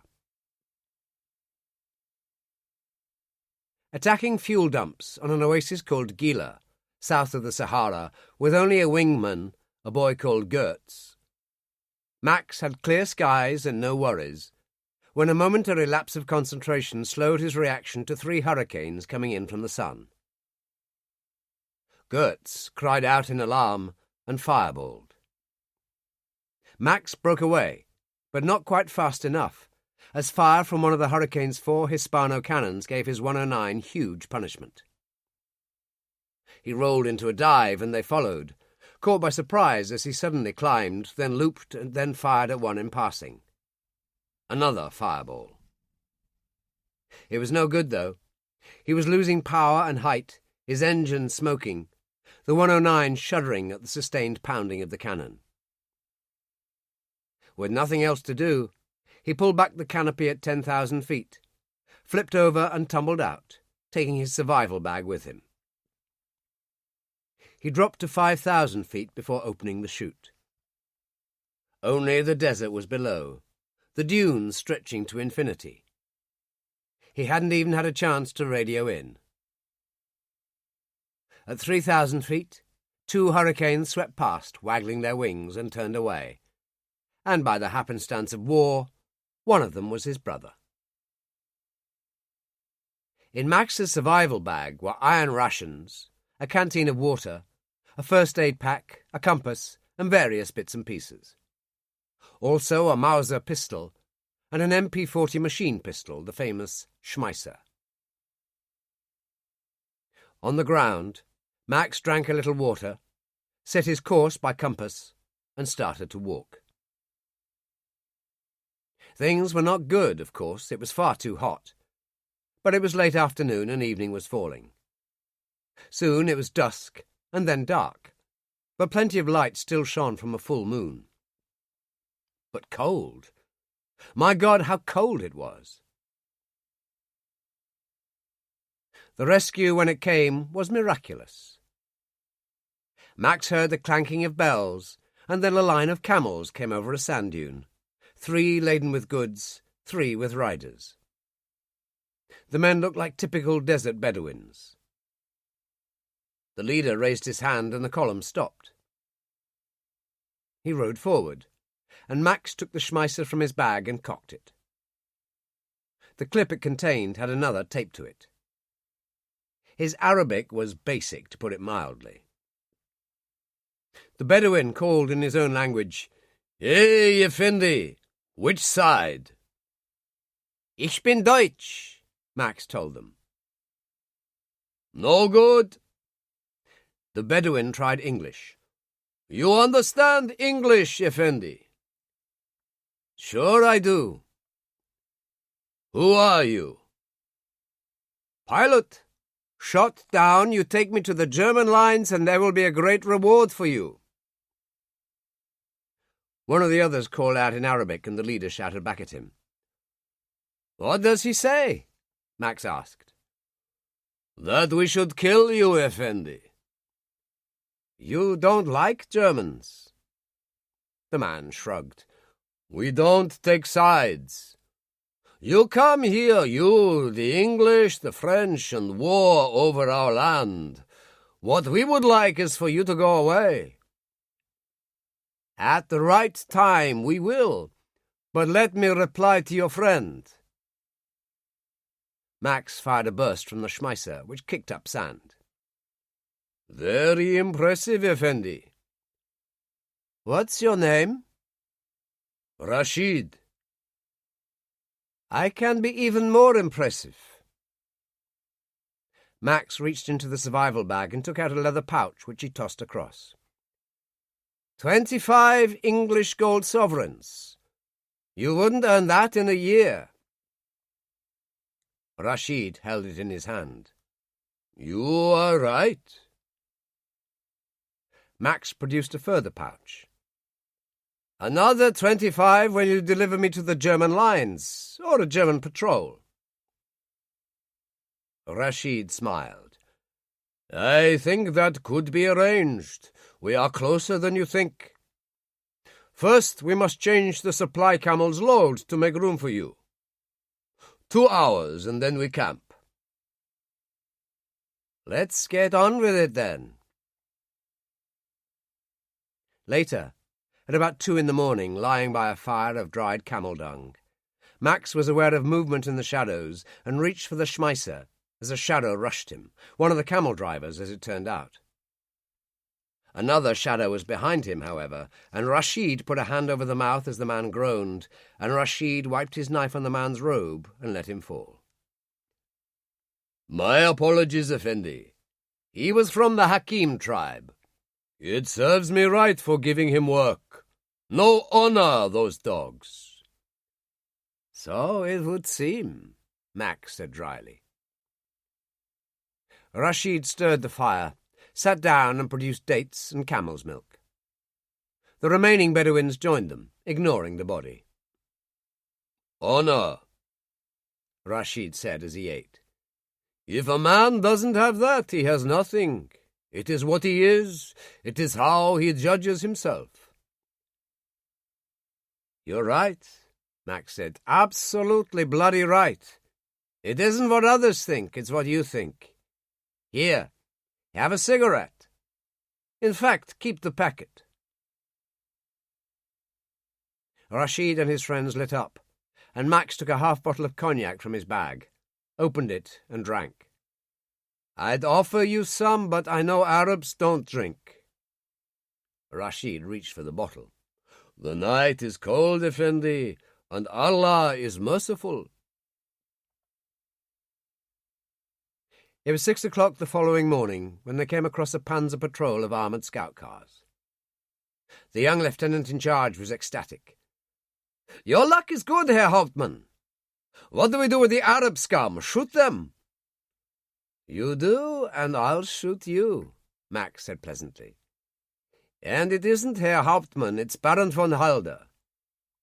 "The Black Baron, my God!" The lieutenant was aghast. Max took the second pouch of sovereigns from his bag and the Schmeisser plus the spare magazine. "My gift to you," he said to Rashid. "May you have a dozen sons, Effendi." "Not likely. I shouldn't be here now. My time is long gone." "Then go to a good death, my friend." Rashid mounted his camel, nodded to the other Bedouins, and they moved away, bells clanking. At Galela Base Hospital, Max was in the colonel's office having a personal check-up when the door opened and Erwin Rommel strode in. "You must excuse me, Hart," he said to the surgeon colonel. "I paused for lunch on the way through and was told of Baron von Halder's amazing escape." He held out his hands to Max. "We have never met, but your mother is a dear friend of mine. I have already authorized the priority message to Berlin confirming your survival." Max was standing now. "Field Marshal, an honor." "No, it is you who honor us," Rommel smiled. "So, I must leave you. The final battle. El Alamein and then Cairo. Gentlemen." He saluted and went out. "What a man," Colonel Hart said. "How can we lose?" But the Battle of El Alamein destroyed the German panzers, driving them back relentlessly, and in November, British and American forces landed in Morocco and Algeria. Not that it bothered Max. Promoted to major, he'd already been sent to the Russian front. As for Harry, a serious shortage of pilots had seen him transferred to Halifax bombers, engaged on flights across the Mediterranean to Italy. In January 1943, he was supposed to have attacked installations at Taranto, but extremely bad weather had dispersed the squadron. Going down hard through mist, he'd come across the Italian cruiser Orsini, had changed plans on his own initiative and attacked from 1,000 feet, scoring 2 direct hits that caused the cruiser to break up and sink. Badly damaged, with 1 engine out and 2 of his crew dead, he'd managed to nurse the Halifax back to a base on the Egyptian coast, where he'd had to crash land. He received an immediate award of the Distinguished Service Order and promotion to squadron leader. Afterwards, he had a rest, serving on staff in Cairo, finally returning to Hurricanes for the final retreat of the Africa Corps, culminating in the surrender of 150,000 Germans and Italians in May 1943 in Tunisia. Only Rommel and a small number escaped. In Russia, things were no better. At first, there were great victories. Then came the hell of war in the winter, and the defeats began. Though the German armies ground to a halt in the snow, on the whole the Russian pilots were no match for their adversaries of the Luftwaffe, men honed to a fine edge by experience in Spain, Poland, and the Battle of Britain. Max's score rose rapidly until he downed 60 on the Eastern Front and was awarded the Swords, particularly for his work out of the battered airfield at Stalingrad, which he finally left a week before von Paulus surrendered to the Russians. It was the greatest disaster in the history of the German army. 300,000 men down the drain. In the British and American systems, pilots flew a fixed number of operations and were then rested. The Luftwaffe had no such system. You just kept going. Fortunately for Max, Goering, back in Berlin, decided he'd done enough, particularly after the award of the Swords to his Knight's Cross, and pulled him out in May. In Berlin, his mother waited for him in a suite at the Adlon.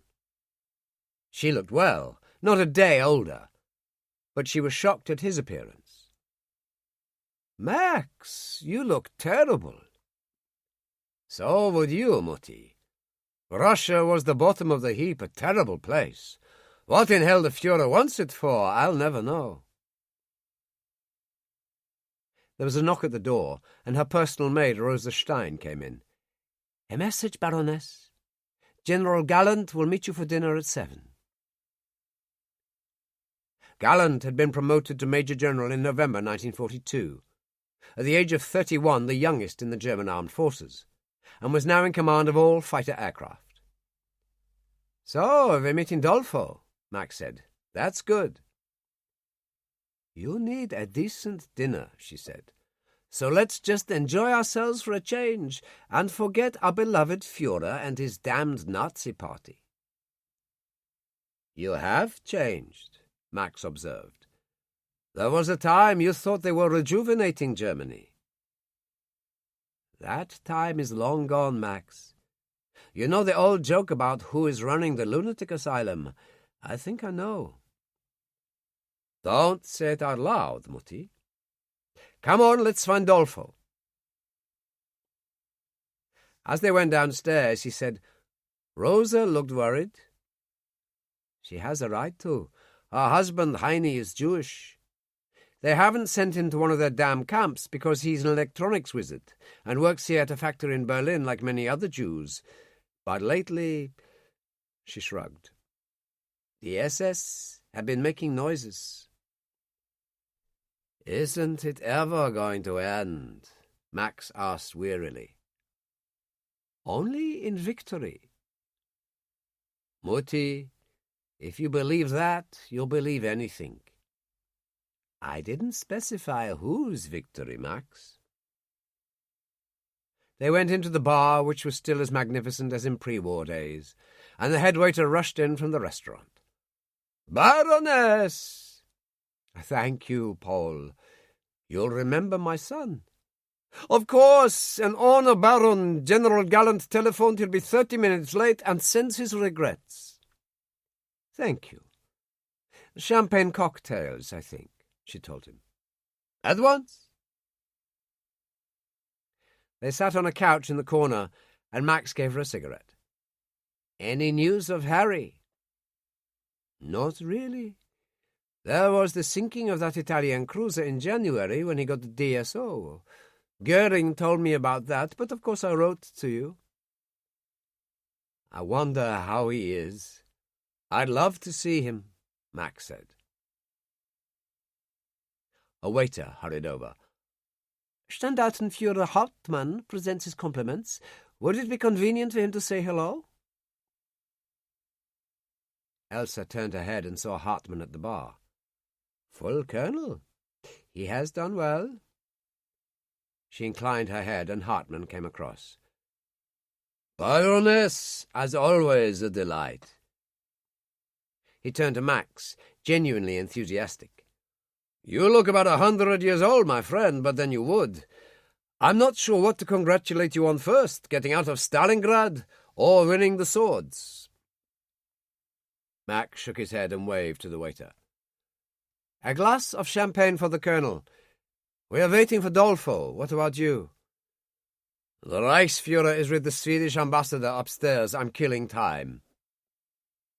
He lit a cigarette. "May I also congratulate you on your brother's magnificent feat in sinking the Orsini?" "Magnificent, but it hurt our side." "Of course, but an airman can admire another airman's ability, can't he?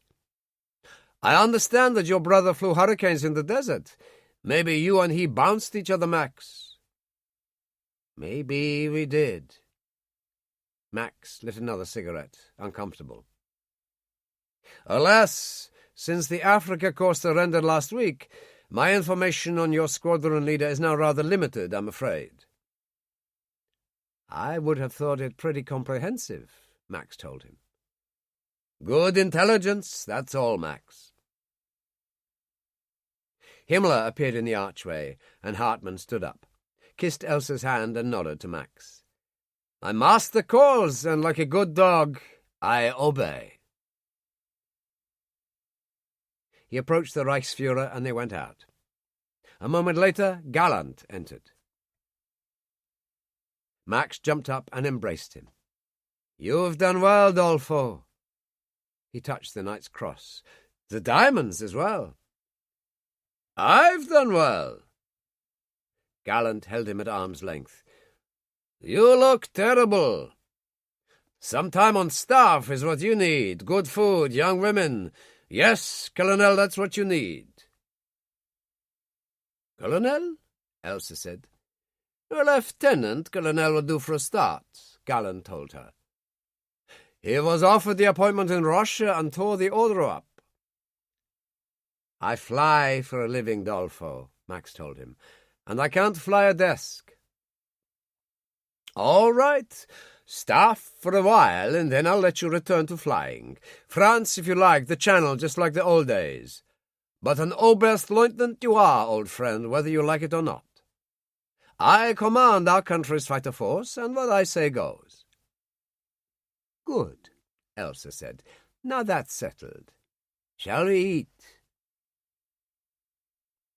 As they moved into the restaurant, Max said, "But what about Harry?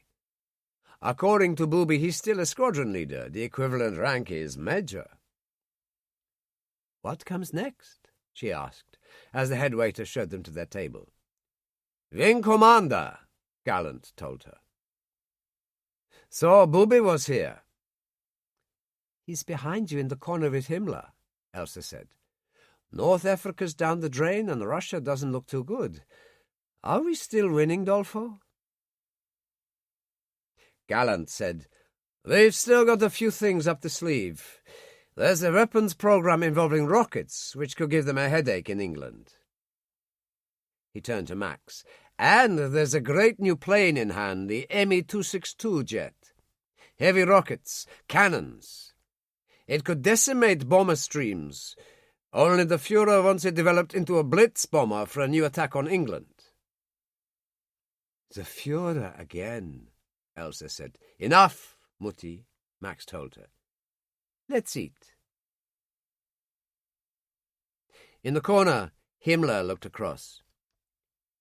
"What an arrogant young man Gallant is. They should never have promoted him." "A fine pilot," Booby said.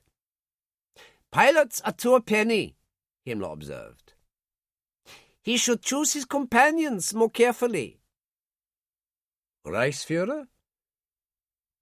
"The Baroness, my dear Colonel. She cultivates entirely the wrong people, those who are not friends of the Nazi Party.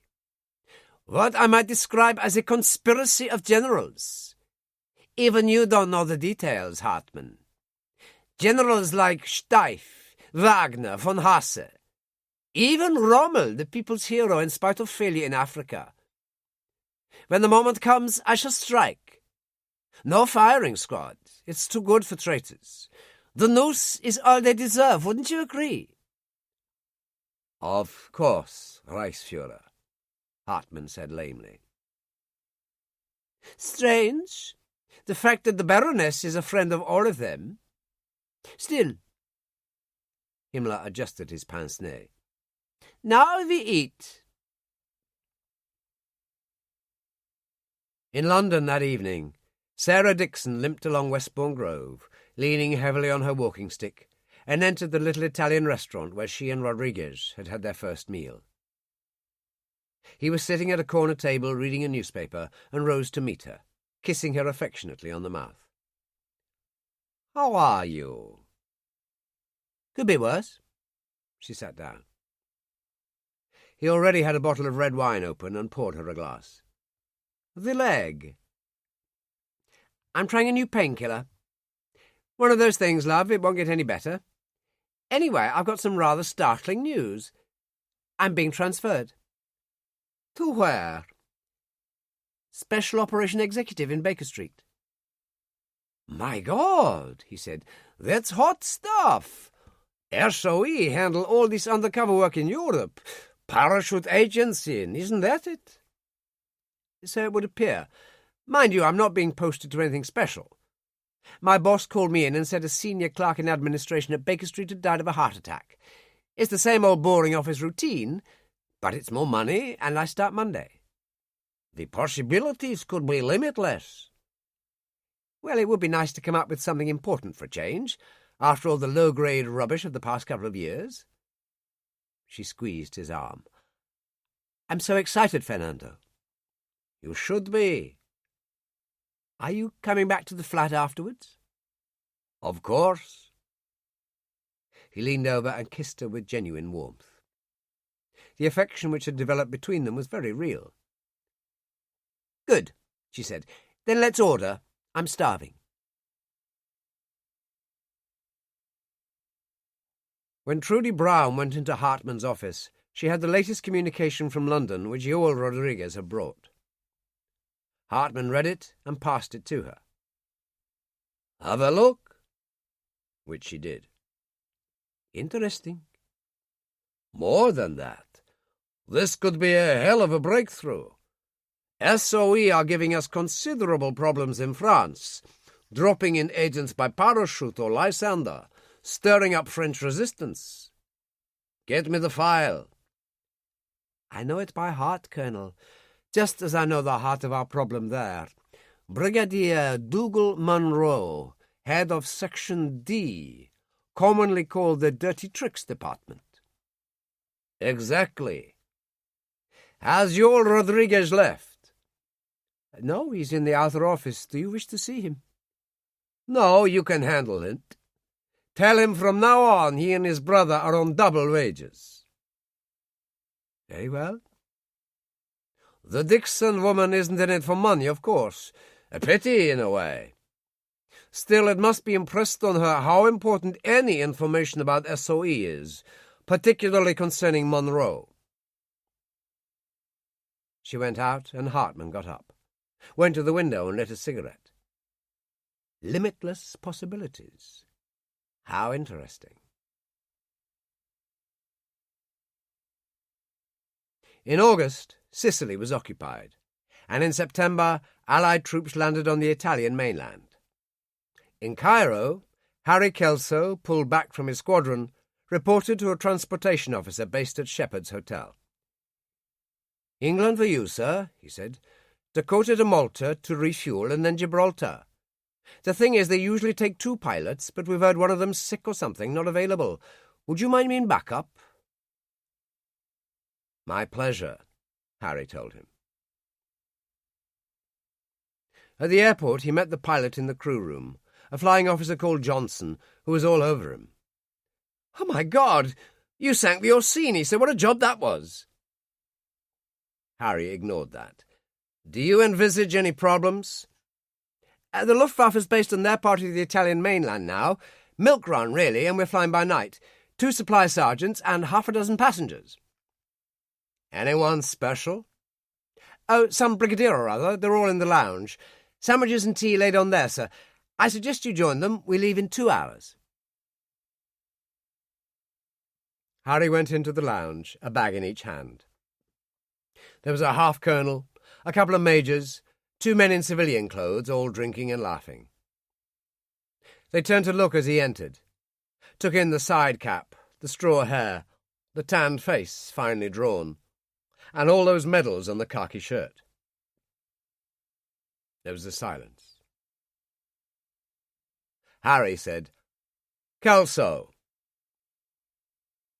The colonel said, Good Lord, my dear chap, you sank the Orsini. He stood up to shake hands, so that Harry had to place 1 bag on the floor. A voice said, So there you are. Would that be the famous Tarquin in the jump bag? Harry turned and found Dougal Munro standing there. They sat in the corner and drank whisky and soda. Would there be anything devious behind this meeting, Brigadier? Now, do I look like that sort of chap? Munro asked. Actually, you do. Well, you're wrong. You've been covering yourself with glory since we last met, as has that brother of yours. Max? What about him? Got out of Stalingrad by the skin of his teeth. Shot down God knows how many Russian planes. Let's see, Knight's Cross, oak leaves and swords. Goering's pulled him out and he's on staff in Berlin. Moved up one. Lieutenant Colonel. Good for Max. What are they going to do with you back in England? No idea. Did you know Teddy West is now Air Vice Marshal? I didn't. Harry was genuinely pleased. He's a great man. He deserves it. How's your Jack Carter? Holding the fort in London. And your niece, the good doctor? Molly, worked off her feet. She's developed into a fine surgeon, though. She liked you, Harry. I'm no good for her, Brigadier. I'm no good for anybody. It's a miracle I'm here at all, and that can't last forever. He stood up. I'm going to go and catch a quick shower before we leave. There was a full moon when Johnson took off, Harry in the right-hand seat. They rose to 10,000 and levelled out. Would you like to take over, sir? Johnson asked. Not necessary, Harry said. I'll be in the cabin if you need me. He joined Munro at the rear. The two supply sergeants were supplying drinks and sandwiches. Harry asked for tea and a Scotch whisky. Not coffee, Munro commented. No, it's been a long war, Brigadier, so I'm a tea man now. In any case, you Brits make the worst coffee in the world. Filthy stuff, Munro said cheerfully, and accepted a whisky himself from one of the sergeants. All right, Harry, you remember I told you not to call me sir? Yes, Harry hesitated. Sir? Never mind. I've just been with Eisenhower. Your name came up.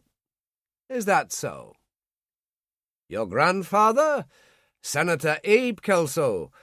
President Roosevelt has made him a sort of roving ambassador. Good for Abe. Naturally, the president knows of your existence. Eisenhower was surprised you haven't switched to your own people. And who would my own people be? Let me explain in case you don't have the full facts. 3 Eagle squadrons in the RAF, American volunteers. In September 42, they were transferred and became squadrons of No. 4 Pursuit Group, 8th U.S. Air Force. I know about that. Well, there were many Yanks like you, even in Bomber Command, people who didn't join the Eagle Squadron. There was no pressure to transfer. It was taken for granted that they would. But men like you, who'd served at least 2 years in the RAF, preferred to hang on. Particularly as those who transferred were often rotated to America as instructors, Harry said. Who needs that? But understandable. The American Air Force is filled with greenhorns, Harry. They know nothing. You shot down 28 planes in Finland, at least 25 in the battle, God knows how many in North Africa, and you sank the Orsini. Stuff them, Harry said. Where were they when we were fighting the Battle of Britain? Roosevelt, the War Department, my grandfather, all playing games while Britain stood tall. Harry shook his head. No soft soap, Brigadier, the simple truth. All right. Munro waved to one of the sergeants. 2 more scotches. Listen to me, Harry. We all know about you and your famous habit of not claiming your kills, sometimes letting them go to others. You're probably the top scorer on the Allied side, although the general public don't know it. Thank God. They want you, Harry. Eisenhower was troubled that you haven't transferred, and he and Monty are returning to the UK soon to prepare for the invasion of Europe. They seem to think you're letting the side down. Well, tough, Harry said, just as the Dakota rocked violently under cannon fire. There were cries of alarm, and Harry felt the aircraft start to go down as he made it up the aisle into the cockpit. The windscreen was shattered, and Johnson had blood on his face, his mouth agape. He was slumped forward, and Harry scrambled into the right-hand seat and grabbed the control column. Munro appeared in the doorway behind him. "What is it?" A dark shadow banked away. Harry recognised it at once. It was a Junkers 88S twin-engine night fighter, festooned with strange aerials. An aircraft which had created havoc amongst Allied bombers in night raids. "Junkers," Harry said. "Good God, we've got nothing to fight him off with," Munro cried. Maybe not. Let's see." Harry took the Dakota down, aware of the Junkers turning, coming in fast, too fast, so that he had to pull up to avoid a collision, which was exactly what Harry was counting on. He took the Dakota all the way down to 600 feet. The Junkers came in again and fired his cannon. The Dakota seemed to shake itself in mid-air as the Junkers banked, and one of the supply sergeants appeared at Munro's shoulder. "4 dead back there, sir." Harry ignored him. "Right, you bastard, let's be having you." He kept his course straight and true at 500. The Junkers came in to finish him off. The Dakota shuddered under more cannon fire, and then Harry chose one of his favourite tricks, one of the first things Rocky had taught him and Max. He dropped flaps. The Dakota almost came to a stop. The Junkers banked steeply to port to avoid him and carried on down into the sea. Harry climbed to 3,000, levelled off and spoke to air traffic control at Malta. A moment later, Munro appeared at his shoulder again. "Bloodbath back there. 5 in all." Harry nodded to Johnson, slumped to one side in his seat. "He's gone too. That makes 6. "I wouldn't have believed it if I hadn't been here. You had no weaponry, and yet you took him out." "It's called knowing your business, Brigadier." "No," Munro said. "It's more than that. Must be." "Malta in 30 minutes, Harry Kelso said, and eased back the column. They flew in a Liberator to Gibraltar the following day, refuelled, and continued to England. Somewhere over Biscay, Munro said, "We must talk." "About what?" "The American Air Force business. As I said, there was no pressure to force Americans in the RAF to transfer, not at first. But when it became apparent that a number wouldn't, the War Department struck a deal with the RAF. By September last year, all Americans had to transfer. Equivalent rank, American uniforms. Oh, and one privilege, the right to wear their RAF wings on the right breast." "How thoughtful," Harry said. "There was one dispensation, although it was mainly intended for bomber pilots. Any pilot who had started a tour of 30 operations, let's say on a Lancaster bomber and with an RAF crew, would be allowed to finish that tour, but had to transfer, adopt equivalent rank, and wear American uniform." Harry considered it. "Are you telling me there aren't any guys out there evading this?" "Some, but the Americans are trawling all the time. So let them trawl." "You could make things awkward for them." "Flying Lysanders for you." "Flying many things for me, Harry. I rate as a special duty squadron. Remember, the rules are different. You don't do a 30-trip tour, it's 60. Under that ruling, they'd have to let you finish the tour. In American uniform. If they catch up with you. Well, let's see if they can, and let's see what Teddy West has to say." "Oh, I think you could be surprised," Munro told him, lay back and dozed. In England, Harry had 2 weeks' leave and went back to the small cottage he'd bought near Farley Field. He kept away from the squadron.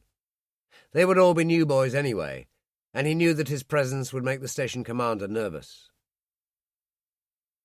He walked on the shingle beach, threw pebbles in the water, and remembered the air battles in the Channel, and his parachute drop into the sea off Folkestone.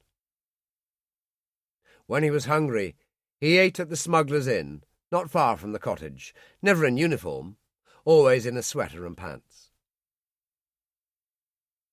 Sometimes pilots from Hawk Squadron came in, fresh-faced kids, their youth making them loud and arrogant. Jessie Arnold, the publican, was an old friend of Harry's from battle days. She'd gone through it, the constant dogfights high above, the deaths. One day Harry was sitting at the end of the bar eating a meat and potato pie when 6 young pilots came in. She gave them beer and returned to Harry. "Got something special for you, Harry. It's American. Bourbon whiskey," she whispered. "Dear God, I've forgotten how it tastes." She poured it, and a young pilot officer named Green said indignantly, "What have you got there, Jessie? Something special? Bit thick, wasting it on the civilians." She was angry and opened her mouth to reply, but Harry put a hand on her arm. "Let it go, Jess." He swallowed the bourbon and walked out. Green laughed. "Bloody man should be doing his bit like everyone else." "Mr. Green," Jessie said, "has anyone ever told you you're a prick? Because you are. You just made the biggest mistake of your life, and one day you'll know, but never mind that. If you ever do anything like that again, I'll bar you from this pub." Green gazed at her in astonishment, and she turned and went into the kitchen. On one cold day of rain in late September, Harry was throwing pebbles into the sea when he heard the noise of a vehicle drawing up above the beach. He turned and found an RAF staff car. A sergeant jumped out, put up an umbrella, and opened the rear door. Teddy West emerged, resplendent in Air Vice Marshal's uniform. "Harry!" he waved. "Good to see you." Harry hurried up the beach and shook hands. "Great to see you, sir." "Dougal Munro told me you looked a bit rough. You seem fine to me." "Sea air, pub grub, lots of sleep." "Good. Get in and let's go to this cottage of yours. Lots to discuss." "Work, sir?" Harry asked as he joined him in the rear seat. "Yes, I think you could call it that." The driver parked the staff car in the shed beside the MG two-seater sports car. West got a bag from the front seat and followed Harry into the cottage. Harry tossed some more logs on the fire. "Can I get you anything, sir?" "I thought we could eat at the local pub, but business first." "Yes, sir." "The Americans would still love to get their hands on you, Harry. I've tried to lose you in the files. You're still officially Finnish, of course, but it can't last forever. I do have a suggestion." "What would that be, sir?" "We have 138 Special Duties Squadron at Tempsford, better known as the Moon Squadron. They drop agents into France, pick people up, and so on." "You'd like me to join?" "Not exactly. There are many links to Tempsford in the special duties area of things. Tangmere, for example, which you remember from the battle." "And Munro has an interest." "Yes, a secret base at a place called Cold Harbour in Cornwall. He operates all sorts from there, not only Lysanders, but Fieseler Storks, even a Junkers 88S in Luftwaffe insignia. Let's wait until your compatriots run you to earth, and then we'll see." "So what would my duties be?" "A run to France by night, if I wanted. More test flying of captured enemy planes, plenty of odd jobs. Would that suit?" "Sounds interesting." "A sort of aid to me in a way, but that means appropriate rank for the times when you need a little muscle." He opened the bag he'd brought in and took out a brand-new uniform. "Forgive me, Harry. I went to that Savile Row tailor of yours. He's put it on your account. You notice that you are now a wing commander. That makes you equivalent to your brother, a lieutenant colonel, I hear. Good God, Harry Kelso said. The tailor's put all your medal ribbons on, and that interesting American eagle with the 2 flags on your shoulder. I don't know what to say. Just get dressed, there's a good chap, and we'll go to the pub and have lunch. It was early when they went into the pub. Jessie Arnold was putting logs on the fire in the bar, turned and gaped in astonishment. Oh, my word, Harry Kelso. Wing Commander now. She kissed his cheek impulsively. Air Vice Marshal West, Jessie. We've come for one of those pies of yours. No use asking for scotch in these hard times. Oh, yes, there is, Jessie smiled. For you 2 gentlemen, anyway. They sat at the end of the bar, and as she walked back with the bottle, Green and 3 other pilots burst in. Green saw the bottle and reached over the bar and tried to take it from her. Come on, Jessie. Saving it for the civilians again? West called, Young man, try to behave with some sort of manners. You are, after all, supposed to be an officer and a gentleman. Green turned, his anger replaced by total astonishment at the sight of such a senior officer, and West stood up. At that moment a flight lieutenant came in. Ah, if you're Hawk Squadron, you'll be Varley, West said. Varley managed to stammer, Yes, sir. Air Vice Marshal West. Wing Commander Kelso here commanded Hawk during the Battle of Britain. The sudden silence was breathtaking as they all turned to Harry. Good Lord, sir, Varley said. You're a legend in this squadron. A legend. Then let's all have a drink on it. Harry turned to Jessie.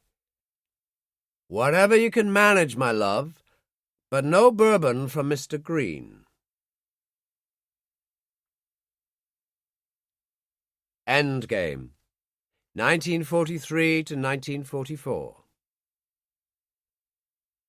Chapter 8. During October, Harry worked for West, visiting various squadrons throughout the country and assessing readiness for what everyone knew was bound to be ahead during 1944, the invasion of Europe. It was boring, but necessary work. Strangely enough, Max was doing similar things for Gallant, mainly in France, although he spent a great deal of time in Berlin. Like Harry, he chafed at the bit, but Gallant urged him to be patient. One person who wasn't patient was Elsa. Earlier in the year, there had been a Gestapo roundup of Jewish men with German wives, men employed in important war work. Not all of them had been taken, but at the end of October, SS soldiers and Gestapo agents marched into laboratories, offices and engineering plants and arrested Jews on the spot. Those involved in mixed marriages were held at the Jewish Community Administration Building in Rosenstrasse. What happened then was extraordinary.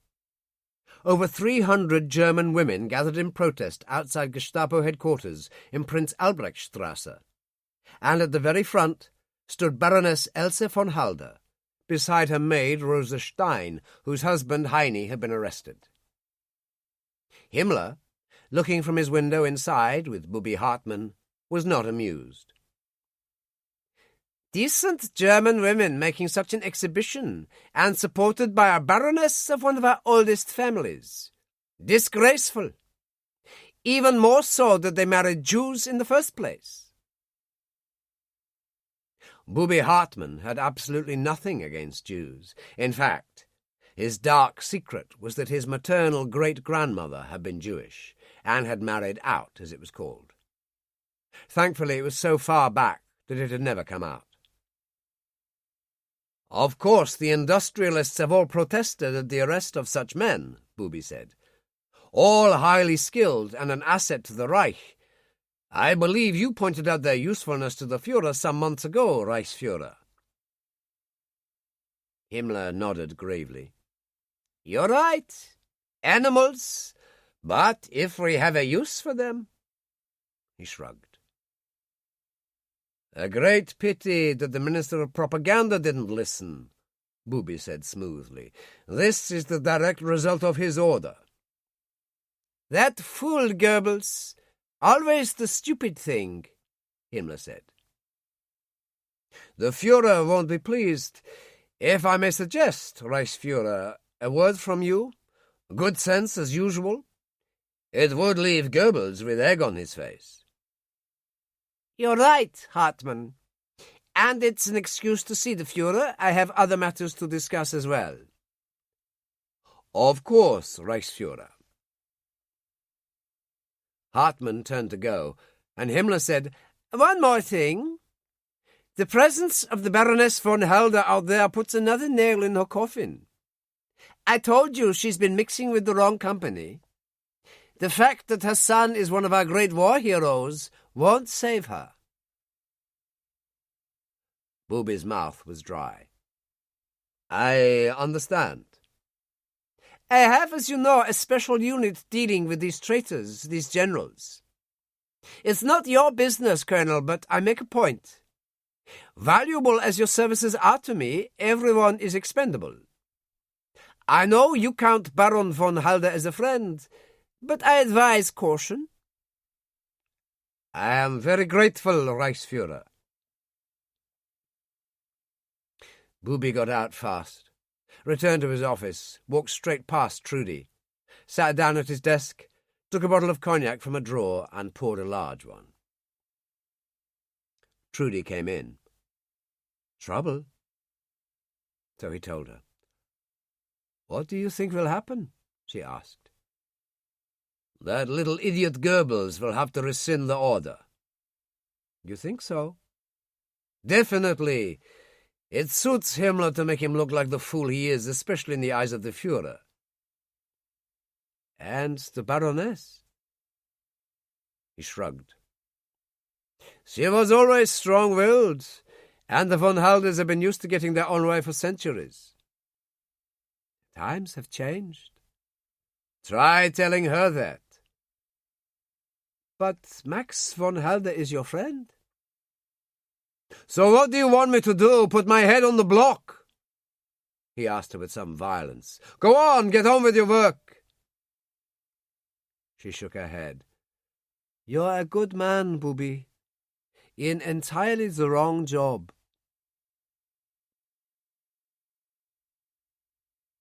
That same evening, at the White House in Washington, Abe Kelso's limousine delivered him to the west basement entrance. The Secret Service agents knew him, of course, but with respect for protocol he produced his pass. The President is expecting you, Senator, one of them told him. I'll show you up. The Oval Office was in half darkness, with only a table light on the desk, and there seemed to be papers everywhere.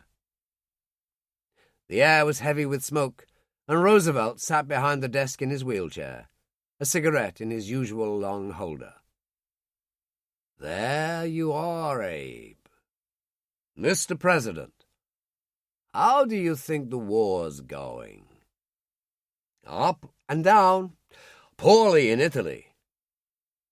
That was a slick one, the way that SS guy Skorzeny and those paratroopers grabbed Mussolini from the mountaintop where he was being held prisoner. Shows the world Hitler still has a long arm. Churchill told the House of Commons that it was the most outstanding commando raid of the war.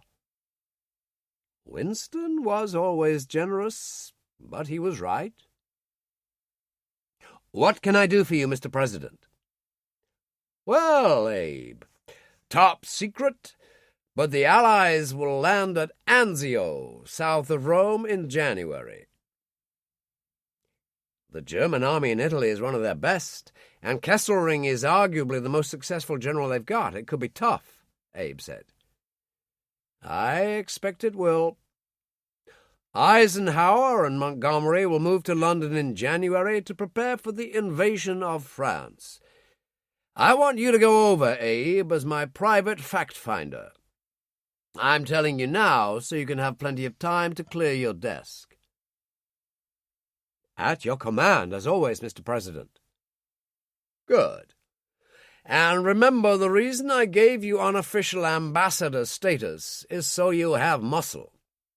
I know you don't have a specific function, but it makes you priority one at all times for travel or whatever. Roosevelt pushed an envelope across. You'll find a presidential warrant in there, signed by me. That should impress even Eisenhower. Abe put it in his pocket. Anything else, Mr. President? I don't think so. What about your grandsons? How are they? Well, the one we don't mention is now our half-colonel in the Luftwaffe, medals up to his eyes.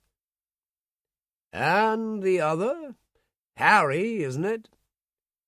A wing commander, also medals up to his eyes. Roosevelt frowned. You mean he's still in the RAF? Abe, we've been in the war quite some time. Don't you think he should be with the Air Force? Quite a number of people have suggested it, but he doesn't seem to see it that way. Then I think you should change his mind, Abe. Speak to him when you're over there. Tell him it's the presidential wish. As you command, Mr. President. Excellent. Now push me into the sitting room, and I'll mix you one of my celebrated martinis before you go.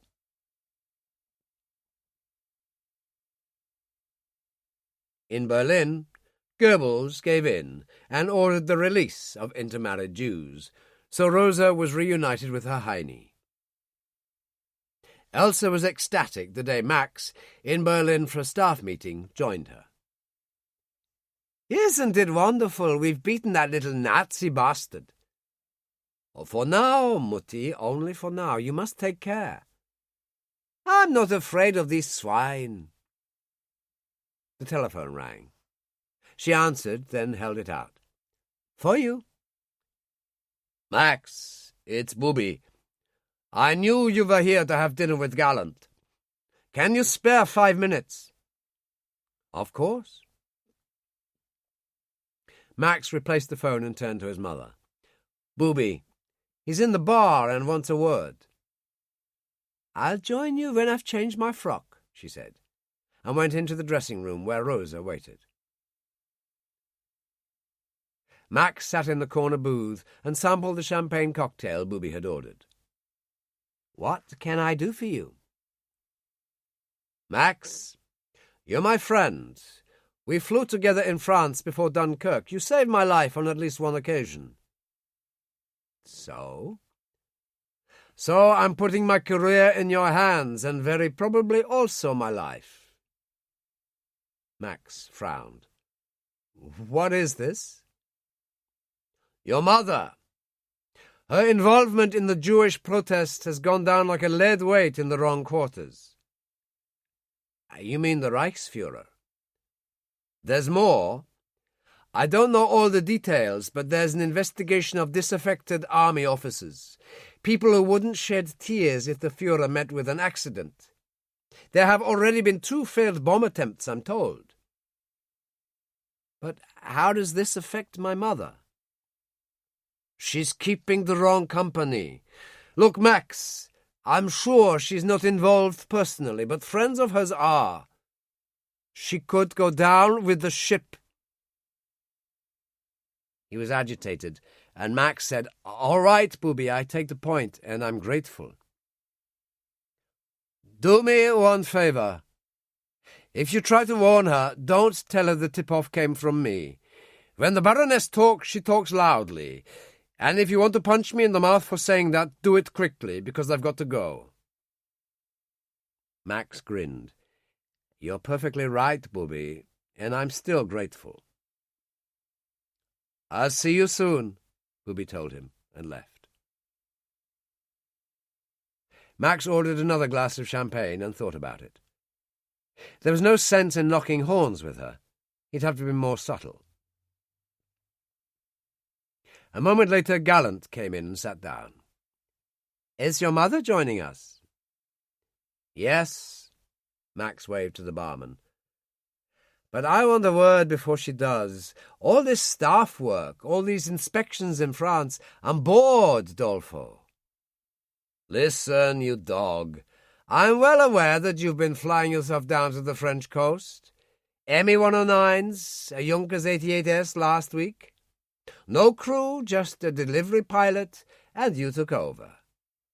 I have to keep my hand in. So do I. Gallant grinned. Be patient, Max. After Christmas. Let's say January, and I'll put you back on fighters. Night or day, your choice. Now you're talking. Max jumped to his feet as his mother entered the room. Later, on the balcony of her suite, the French windows open to the cold night air, he smoked a cigarette and looked out. No RAF tonight, Elsa said as she joined him. I saw the Met reports for England. The Lancasters wouldn't be able to land when they got back. Heavy fog. Thank God. It's good to have a night off. It's been bad lately. Are you going back to France soon? In the morning. He hesitated. Mutti, there's a lot of loose talk going around these days, suggestions of plots by staff officers against the Führer. How pleasant if one of them succeeded. Don't be silly, Mutti. Just be careful who your friends are. And please, no more performances like the Jewish protest. That's really asking for it. I am Else von Halder, and I do as I please. That's such arrogance, he said, angry now. Don't you realize what these bastards are like? They'd string you up without a thought. Don't be absurd, she said. Yet there was something new in her eyes. When they arrest one, they arrest all, Max said. That means the staff at the estate, good old Rosa, and the Black Baron, hero of the Luftwaffe. We all go down the same road to hell because of your stupidity. Max, you're exaggerating. He went and picked up his shift and pulled it on. I'll stay at the airbase tonight. I've got an early start. He walked to the door. Max, she called. He opened the door and went out. Sarah Dixon found life considerably more interesting at Baker Street with SOE than at the War Office. For one thing, and in spite of the fact that her duties were administrative, she did get to see who was who. Monroe, for example, Jack Carter and others. One day West came in with Harry Kelso. That wing commander, she said to a woman called Madge Smith in the canteen. I heard him speak and he sounded American, but the flash on his uniform says Finland. Oh, that's Kelso. Harry Kelso, real ace. He sank that Italian cruiser, the Orsini, and you're right, he is a Yank. Then why isn't he in the American Air Force? I don't really know. He's Air Vice Marshal West's aide, I know that, and he does courier work for Monroe. Courier work? Special duties flights out of Tangmere and Croydon or down to Cold Harbour. That's the base we have in Cornwall. How interesting, Sarah said. Even more interesting were the events of Tuesday afternoon. Madge Smith said, Beer, love. Take this file to Nellie in the copying room. 5 copies. It's on the chit. On her way through the downstairs corridor, Sarah had a quick look. There was a covering letter to some War Office department, a map of Cold Harbour, details of aircraft normally there, flights on 2 levels. Lysander drops to France, and flights by Lysander from London's Croydon base to Cold Harbour, with pilots listed. Harry Kelso was mentioned. She couldn't believe it. Went into the copying room and found Nellie, a middle-aged, grey-haired woman, stacking sheets. They want this fast, Nellie. 5 copies. God, what a morning I've had, run off my feet. I haven't even had a chance to go you know where. Well, go now. I'll start this lot for you. What a dear you are!" She rushed out, and Sarah ran the sheets through one after another, placed them together, folded them, and put them in the inside pocket of the jacket. Then she started on the 5 copies. Was almost done when Nellie appeared. "Just about through. Bless you, I had a smoke while I could." The final sheet went through, and she stapled the copies. "There you are, dear. Give Madge my love." It was 4 days later that Joel Rodriguez delivered the report to Trudy, who took it into Hartman at once. Booby read it with awe on his face and held it out to her. "We struck gold. Read that." She went through it quickly. Good heavens, what a coup! And did you know the name of one of those special duties pilots? Harry Kelso. Will you tell the Baron? Of course not. But Himmler, yes, if only to show what great work we do. Tell Rodriguez to send a signal back to his brother in London. Tell him to inform Mrs. Dixon. We must have all information possible.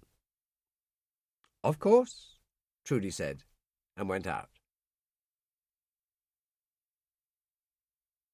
Max was flying a Junkers 88S from Berlin to a coastal base called Fernandville. The Junkers usually had a crew of 3, a pilot, navigator, and rear gunner. But on delivery jobs it was just the pilot. He shouldn't have been doing it, but, like Gallant, he couldn't resist the chance to fly. Near Le Touquet at 0200 hours, he crossed the coast in scattered cloud with a half moon. Visibility was fair as he called the night fighter base at Fernandville and gave his position. "How are you?" The ground controller's voice crackled in Max's headphones. "Colonel von Halder delivering a new Blackbird for you." "Have your crew?" "No." "What a pity, Baron, I have a target." "Give me the position and I'll take a look." "Steer north 67 degrees, target range 5 kilometers. The Junkers moved out of the cloud, and Max saw the prey up ahead. A Lancaster bomber, smoke feathering from one of the starboard engines. He called in, "I have visual sighting." Then he closed. It was very badly damaged, so badly that the rear gunner's turret had disappeared. He went down 500 or 600 feet into cloud and came up at the rear, but below the stricken bomber. As he closed, he moved underneath. The Ju-88S had a pair of 20mm cannon mounted to aim upwards at an angle. When fired, it would rip out the belly of the target. Max looked up, aware of the immense damage, and thought of the carnage he would cause in there. The cold wind whistling through the gaping holes in the fuselage, the dead and the dying. And for some reason, surprising even to himself, he thought, no, it was enough. He banked across, aware of the pilot over there, clear in the moonlight. He raised a hand in salute, then flew away. He landed at Fernandville, taxied to dispersal, and got out as the ground crew came forward. The intelligence officer, a major named Schultz, stood there smoking a cigarette. "What happened, Baron? What was it?" "A Lancaster and trailing smoke. I caught a glimpse, but then he was into heavy cloud, with no navigator and no one to operate the Liechtenstein set. There was no way I could follow him." "Better luck next time." Max walked towards the officer's mess, his boots drubbing the tarmac. Depressed, weary and disturbed. A sitting duck, and he'd let it go. Why? He'd never done such a thing before. Always gone for the kill. "What's happening to you, old boy?" he asked himself softly in English. The mess was empty, except for the group commander, a colonel named Haupt. They went back a long way. He was drinking coffee at the bar. "Here we are again, Max. What happened up there?" Max gave him the same explanation and ordered coffee and a schnapps. Haupt said, "Not much you could do with no navigator or rear gunner." "Yes, that Tommy's luck was good. I hope he makes it back." "From bombing the Reich?" "All right, I take your point." "Galland isn't going to be pleased when he hears you've made another flight like this." "You'll tell him, of course." "I have to." Max shrugged. "He's got broad shoulders. I saw him in Berlin. He's promised me fighters again in January." Haupt frowned. "Max, you've done enough, and more than enough. Damn it, man, it's a miracle." He hesitated, and Max smiled. "A miracle that I'm here at all, true enough. Not many left from the old days. Someone told me only 20% of those who flew in the Battle of Britain are still around." He smiled again at Haupt. "And you and I are 2 of them, and Dolfo makes 3. There's also my brother, of course, but we don't mention him." He ordered another schnapps, and Haupt said, "Why do you still want to carry on, Max? With your record, your title, you could have a permanent staff job." "It's what I do," Max said. "Flying is what I am. My father flew Bristols for the Royal Flying Corps. Back home in Boston after the war, he bought one and kept it at the local airfield. When Harry and I were 10, he strapped us into the rear cockpit and took us for a flight. Nothing was ever the same after that. When we were 16 and I went back to the States to spend time with my brother, we learned to fly with another old RFC pilot, and we were good, Colonel, damn good from the start." He shrugged. "Nothing else but flying was important to me after that." Haupt nodded. "I understand. But do you know what's really interesting about your story, Max? The fact that your father, an ace over the Western Front in 1917, was still flying the same fighter plane years after the war. Why was that?" "Come in, Dr. Freud." Max nodded. "I take your drift. The high spot in his life, and he couldn't let it go." "So it would seem.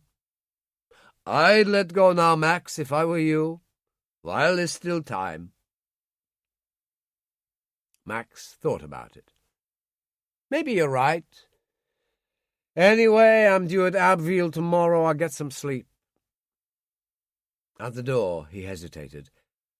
"Tell me, do you ever feel tired? I mean, really deep down tired, as if you were at the end of something?"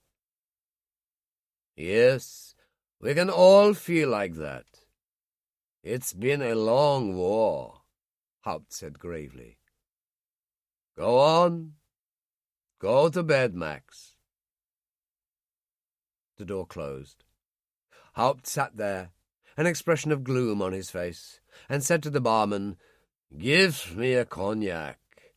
I could do with it." The first time Munro asked Harry to fly him and Carter down to Cold Harbour by Lysander, it was a bad flight. The new year was starting, and there was heavy cloud and slate-grey rain slicing across the Cornish landscape. They went in at 1,000 feet, and below was the Cornish coast, the inlet of Cold Harbour, the quay with the naval craft moored beside it. "Isn't that a Kriegsmarine E-boat?" Harry said as he circled. "That's right," Munro told him cheerfully. "Secret project and nothing to do with you. It's a mind-your-own-business sort of place, this, Harry, you'll see." "What about the villagers?" Harry asked as he started to go down. "I moved them all out, old boy," Carter told him. "Still use the pub, that's the Hanged Man, for base personnel. Lady called Julie Legrand runs it for us. She's also a housekeeper at the manor. Ah, you've got a good view. Grantchester Manor. Grey stone. A couple of towers, all very imposing, with a walled garden running down to the river. A lake. Nice. We keep the Joes there overnight. That's what we call the agents we deliver to France. Julie looks after them. She used to be in that line of work herself. Harry concentrated on landing, as he skimmed across the manor with its lake and dropped down onto a grass runway with a windsock at one end. There were 2 hangars and several huts. 2 aircraft were on the apron, one a Ju-88S and the other a Fieseler Storch, both with Luftwaffe insignia. The mechanics working on them wore Luftwaffe overalls. Harry switched off, opened the door, and he and Carter and Munro got out. It was raining slightly. Munro said, "Recognise the Storch. That's the one you checked out for us. To assuage your curiosity, dear boy, it's useful on occasion in our line of work to use enemy aircraft." "And the E-boat?" "Just the thing for jobs off the French coast, but not your business." A jeep appeared, driven by a woman in her early 30s. She wore a sheepskin coat, and her blonde hair was tied back. She had a calm and rather sweet face. "There you are, Brigadier," she smiled. "Jack, how are you?" "Julie Legrand, Harry Kelso, Air Vice Marshal West's aide, so show some respect. However, his rather special talents mean he can be useful to us on occasion." "Oh, the wing commander's reputation goes before him." "Enough of that. We'll take the jeep." He turned to Harry. "Straight back to Croydon for you. Just wanted you to see the place. Jack and I might be here for a couple of days. Get him a sandwich or something in the canteen, Julie, then see him off." The canteen was simple enough. A few tables and chairs, a bar counter, a kitchen. "Coffee?" she said. "No, tea." Just now the place was empty. He sat down and waited, and she appeared with a tray containing a pot of tea, crockery, and a plate of cheese sandwiches. As he ate, she lit a cigarette and watched. "The great Harry Kelso. That Italian cruiser was something." "Luck," he said. "One of the handful of times I was flying a bomber. I'm a fighter pilot." "What's that mean?" she said. "If someone claims to be an artist or an author or an actor." She frowned and scratched her head. "What do I mean? I'm suddenly at a loss." "I get your drift," Harry said. "You don't think flying fighter planes is an art form." "I accept that it can be done superbly well. You and your brother are prime examples." She nodded. "Yes, Munro told me about you both. In our line of work, he thinks I should be kept informed." "So it can be done superbly well. What's your point?" "What happens after?" "It's a temporary condition. Wars come and go, but they always end sometime. Isn't this true?" "French philosophy on a wet morning in Cornwall, I don't think I'm up to that." He finished the last sandwich and got up. "Time to go." "I'll see you off." As they walked to the Lysander, he said, "Munro's niece, Molly, do you know her? She's a doctor." "Yes, she comes down here from London in the Lysander if there is an emergency." "What kind of emergency?" "Oh, sometimes people arrive from the other side in a poor condition." "I see." He took her hand. "Nice to meet you." "And more often in the future," she said. He climbed into the Lysander, closed the door, switched on and taxied away. As he rose up through the heavy overcast, he was thinking about what she had said, and she was right. What was he going to do when it was all over? It suddenly came to him with a sense of shock that he'd never thought it would be over. Not in his heart.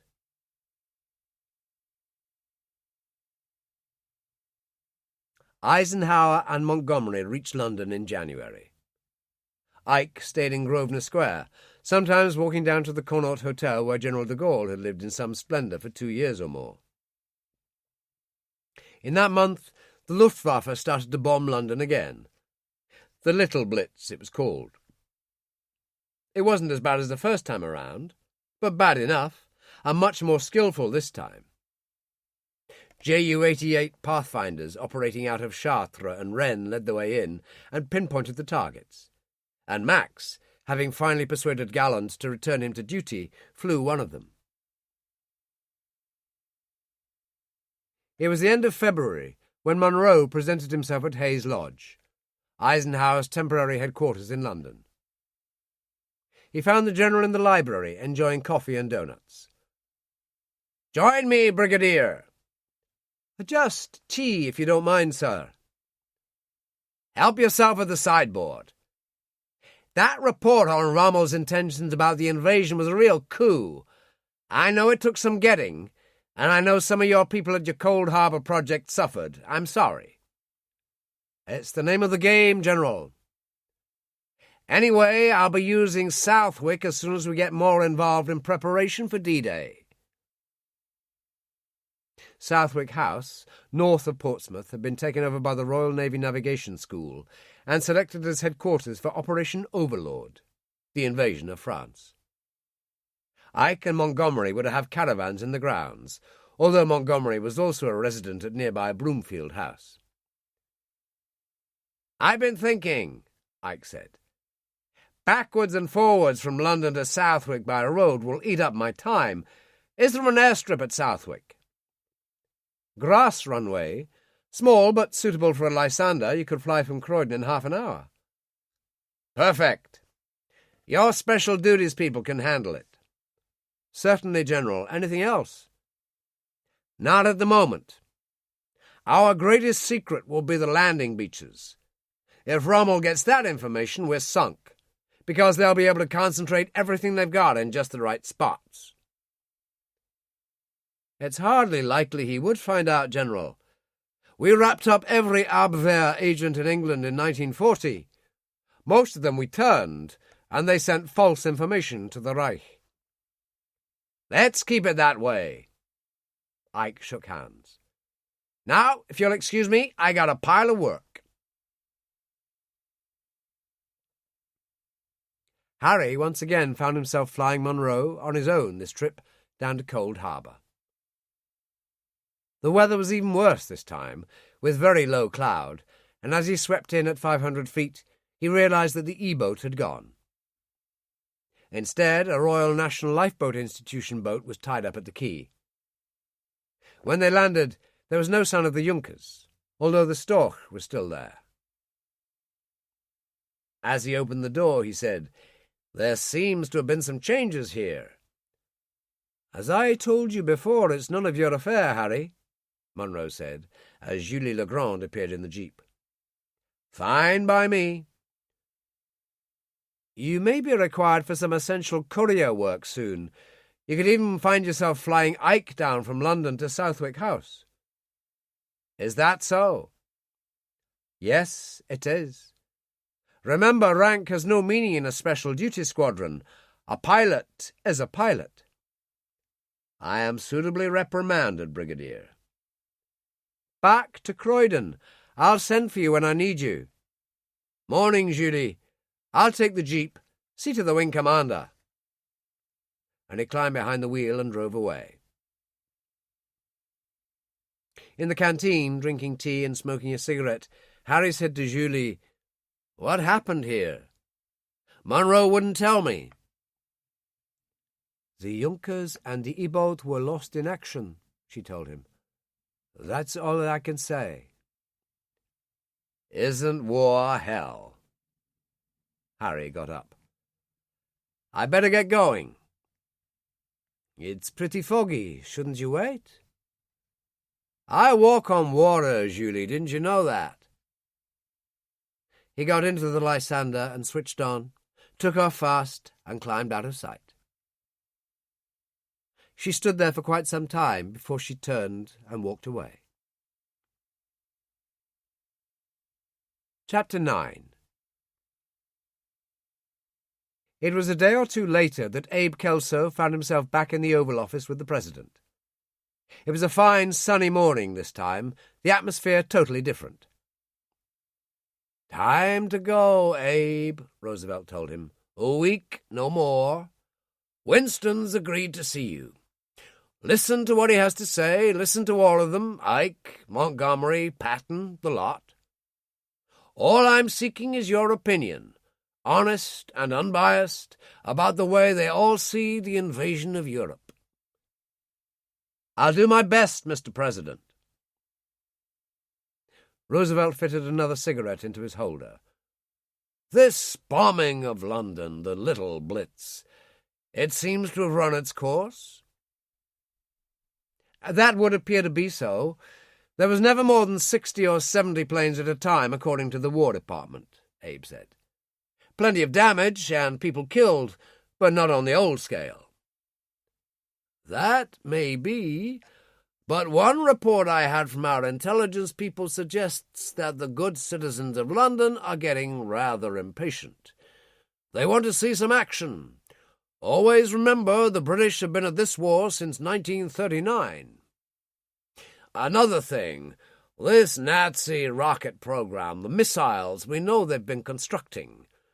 Get me a profile on that. I need to know what people are saying, but it's your opinion I need." Abe smiled. "In other words, what the politicians and top brass over there are really thinking." "Exactly." The President smiled.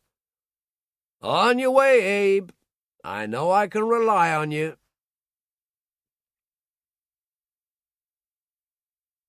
Crossing the coast of New England later that night in a flying fortress, on its way to join the 8th Air Force in England, Abe made himself comfortable with the army blankets and pillows the crew had given him, and accepted coffee from the young sergeant waist gunner. He went over again his conversation with Roosevelt. In fact, he went over it several times. He had to get it right. It was as simple as that. In any event, the prospect of meeting some of the most important people in the Allied war effort face to face filled him with joy, but also a kind of fear. After a couple of hours, one of the pilots, a young lieutenant named Miller, came back with a thermos of coffee and sat beside him. The lieutenant filled 2 cups and gave him one. "Sorry it's not comfortable, Senator. You won't be too familiar with military flying." Almost without thinking, Abe replied, "Maybe not me, but it's in the family. My son was a fighter pilot with the British in the First War." He hesitated, then left Max out of the equation. "And my grandson's a fighter pilot with the RAF now." "With the RAF? Shouldn't he be flying with us by now?" "Yes, he should, is the answer to that," Abe told him. "But he seems to be a fairly stubborn fellow." Miller laughed. "Fighter pilots are like that, a funny breed. Know what they call bomber pilots? Truck drivers." Actually, he flew bombers for a little while, too, in the Middle East. Sank an Italian cruiser. It didn't register with Miller, who simply nodded and got up. "Good for him. Well, I got work to do now, Senator. I'll see you later." Abe sat there thinking about it as the fortress droned on into the night, then hitched a blanket around his shoulders and went to sleep.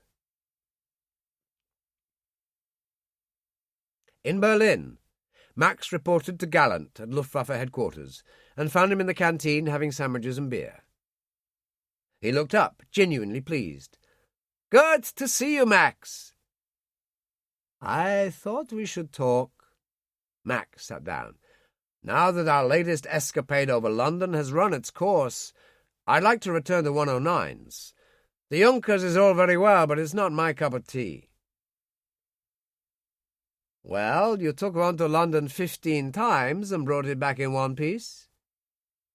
That's not the point. Come on, Dolfo. Gallant sat there looking at him, frowning slightly, and then nodded. I'll make you my personal aide in the general area of the French coast. You'll have your own ME-109. What you do with it when my back is turned is your business. Is that acceptable? Perfectly. Good. I must go. By the way, I heard the Gestapo lifted Generals Prien and Krebs the other day. Also Prien's aide, Colonel Lindemann, and some junior people. Why? The whisper is there was a failed bomb plot against the Führer. They were all members of that bridge club at the old Adler Hotel. So? Max said. Doesn't your mother play there? Max was thunderstruck. I'm not certain. I think she'd be advised to go to another club, Gallant said. These are troubled times. And he turned and went out. Max immediately tried Booby at his office, but he was out, Trudy Brown said.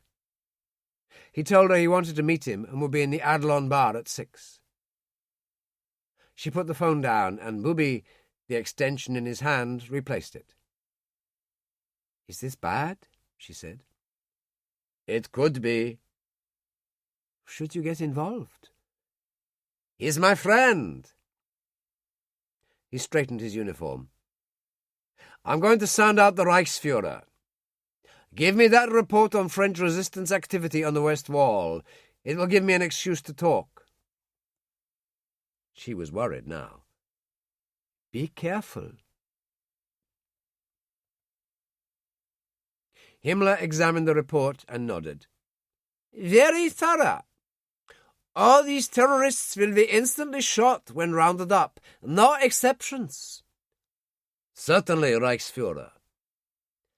And now I have to meet with the Führer in the bunker. I just got the call. Anything in particular? Booby Hartmann asked carefully. I'm not sure, although he's hardly pleased by that abortive attempt on his life the other day. Naturally, my special unit arrested all involved. A bridge club, would you credit such a thing? They were all executed at once, Prien, Krebs, Lindemann, and some junior officers, and a couple of women. Booby turned pale. A firing squad, the Reichsführer. Too honourable a way out for such scum. No, the Führer's orders were clear. Execution with piano wire, the whole process to be filmed. Such a record has its uses, Himmler added. And no, Colonel, your friend's mother, the good Baroness, was not among them. At the moment, there isn't enough proof. I see, Reichsführer. Booby made for the door, and Himmler called, I'd advise you to consider your friendship with the Baron, Hartmann. You are valuable to me, but no one is indispensable. In the bar at the Adlon, Max sat at his usual table, drinking cognac to steady his nerves. He was afraid, but not for himself, only his mother. How stupid she had been, how incredibly stupid. Hartmann came in and joined him, waving the waiter away. Thank God you came, Max said. The last time, Max. I can't take chances any more. This is a very bad scene. Tell me. Which Booby did in graphic detail. So now you know. God in heaven, that they can do such things. They can, believe me. So your mother must walk very carefully. He stood up. We won't meet like this again, Max. Himmler himself has warned me off. Elsa was in her suite, sitting on the couch by the fireplace enjoying a drink, when Rosa opened the door for Max. "My darling boy, how marvellous! Just in time for a cocktail." "Never mind that, I've news for you. Your friends, Generals Prien and Krebs, Colonel Lindemann, and the others, plus a couple of women, all members of your Adler Bridge Club. Does any of this mean anything to you?" She was almost petulant. "I heard a whisper that there had been some difficulty." "That's one way of putting it. The difficulty was an attempt to blow up the Führer, which of course failed. Your friends, the people I've mentioned, are all dead, Mutti, hung by the neck by piano wire, and their sorry end filmed for Himmler's files." She was visibly shaken.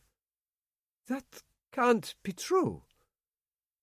"My good friend Bobby Hartmann has risked his own neck to warn me. The only reason Himmler hasn't had you arrested is that he lacks solid proof." "God damn him," Elsa said, and there were angry tears in her eyes. "They can't do this to me." The dressing-room door flew open and Rosa appeared. "Is everything all right, Baroness?" Rosa's eyes were swollen with weeping, and Max said, "What's wrong?" "They've arrested Heine again and sent him to Auschwitz," Elsa said. "Is that so? How could that be, Mutti? You just told me they can't do that to me. Wasn't that your phrase?" "Damn you, Max!" She hammered at his chest, and he took her wrists. "Stupid, arrogant, vain. You think being Baroness von Helder is important? Not in the Third Reich. You think Goering will help you when you're in a mess like this? Not in the Third Reich. You are always window-dressing, Mutti, just like me, the Black Baron in flying clothes with all the medals." "Max, please." "I've had it. You carry on down this road, as I've said before, and you'll take everyone with you." He turned to Rosa. "So they took your Heine. Never mind, the way my mother's behaving, they'll have you two before long.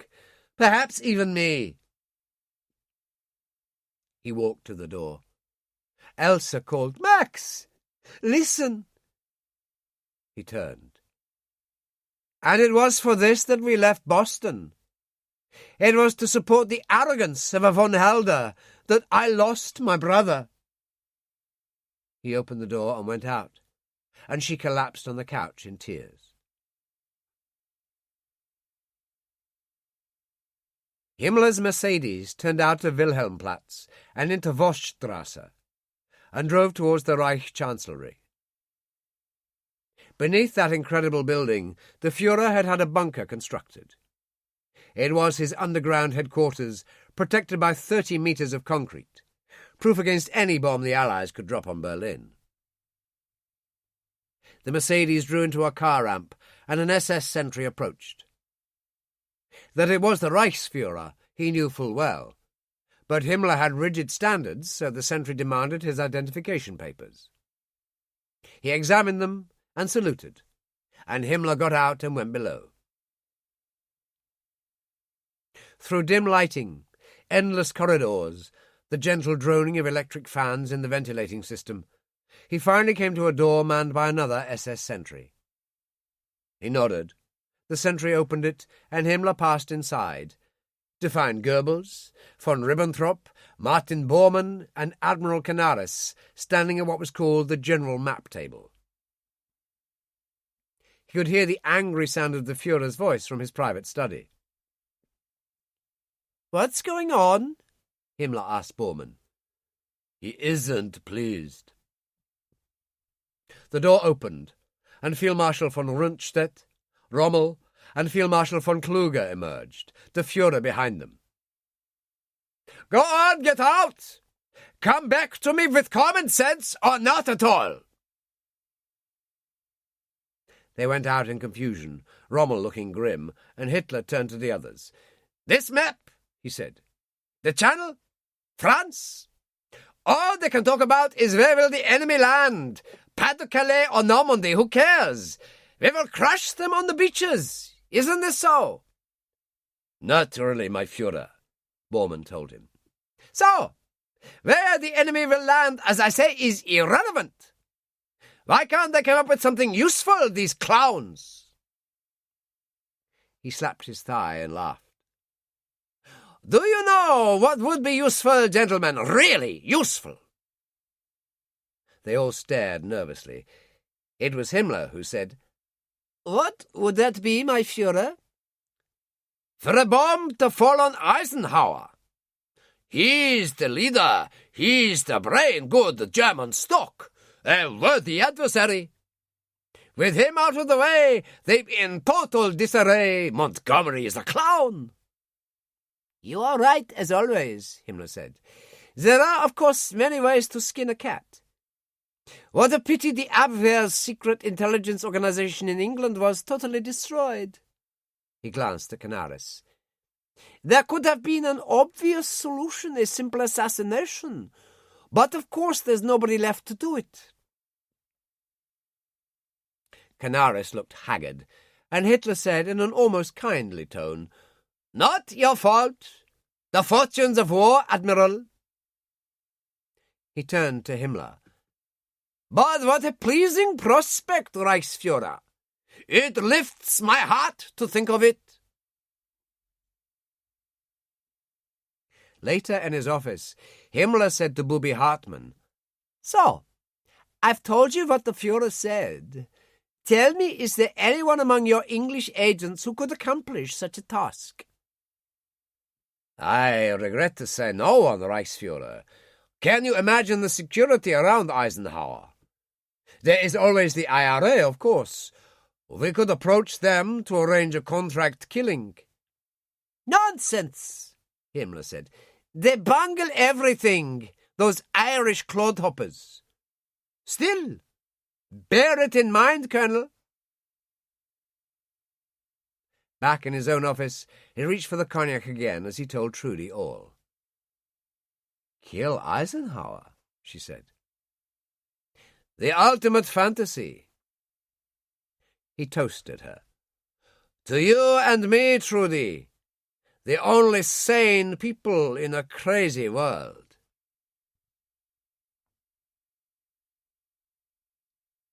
In London, Abe moved into a suit at the Savoy. One of the first things he did was to trace Harry, which led him to a phone conversation with West. I understand my grandson is your aide, Abe said.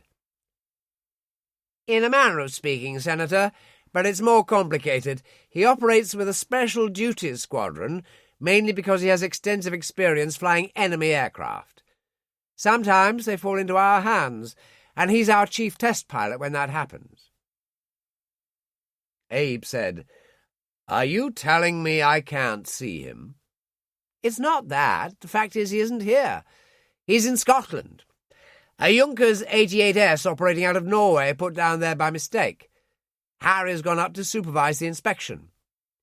He'll fly it down to what we call the enemy aircraft flight at a special base, but it could be several days. I wish we'd known you were coming. Top secret, I flew over in a fortress. Trouble is, I'm due back in 6 days. I've plenty to do. I'm seeing Winston and Ike and others, but Harry was a priority. I last saw him in November 1939 when he left for Finland. I know, and it's a damn shame. I'll speak to him and see if we can hurry things along. One more thing. He still hasn't transferred to the U.S. Air Force. He doesn't want to, Senator. Well, the President of the United States wants him to. There are those who take it as a slap in the face. West was angry and took a deep breath. That annoys me considerably, Senator. Your grandson is famous for not claiming all his kills. He is, in my opinion, the RAF's top scorer and the finest pilot I've ever known. You'll have to excuse my anger, but the pressure comes from people in your Air Force, usually at high rank, who've done damn all. Your grandson is what, 26 years of age? 5 years of combat flying. He shouldn't be here, but he is. Thank God for it, Abe told him, and get as angry as you like. I'll have to go. I've an immediate meeting with Ike at Hayes Lodge. I hope we get a chance to meet, West said. Oh, we will. You can count on it.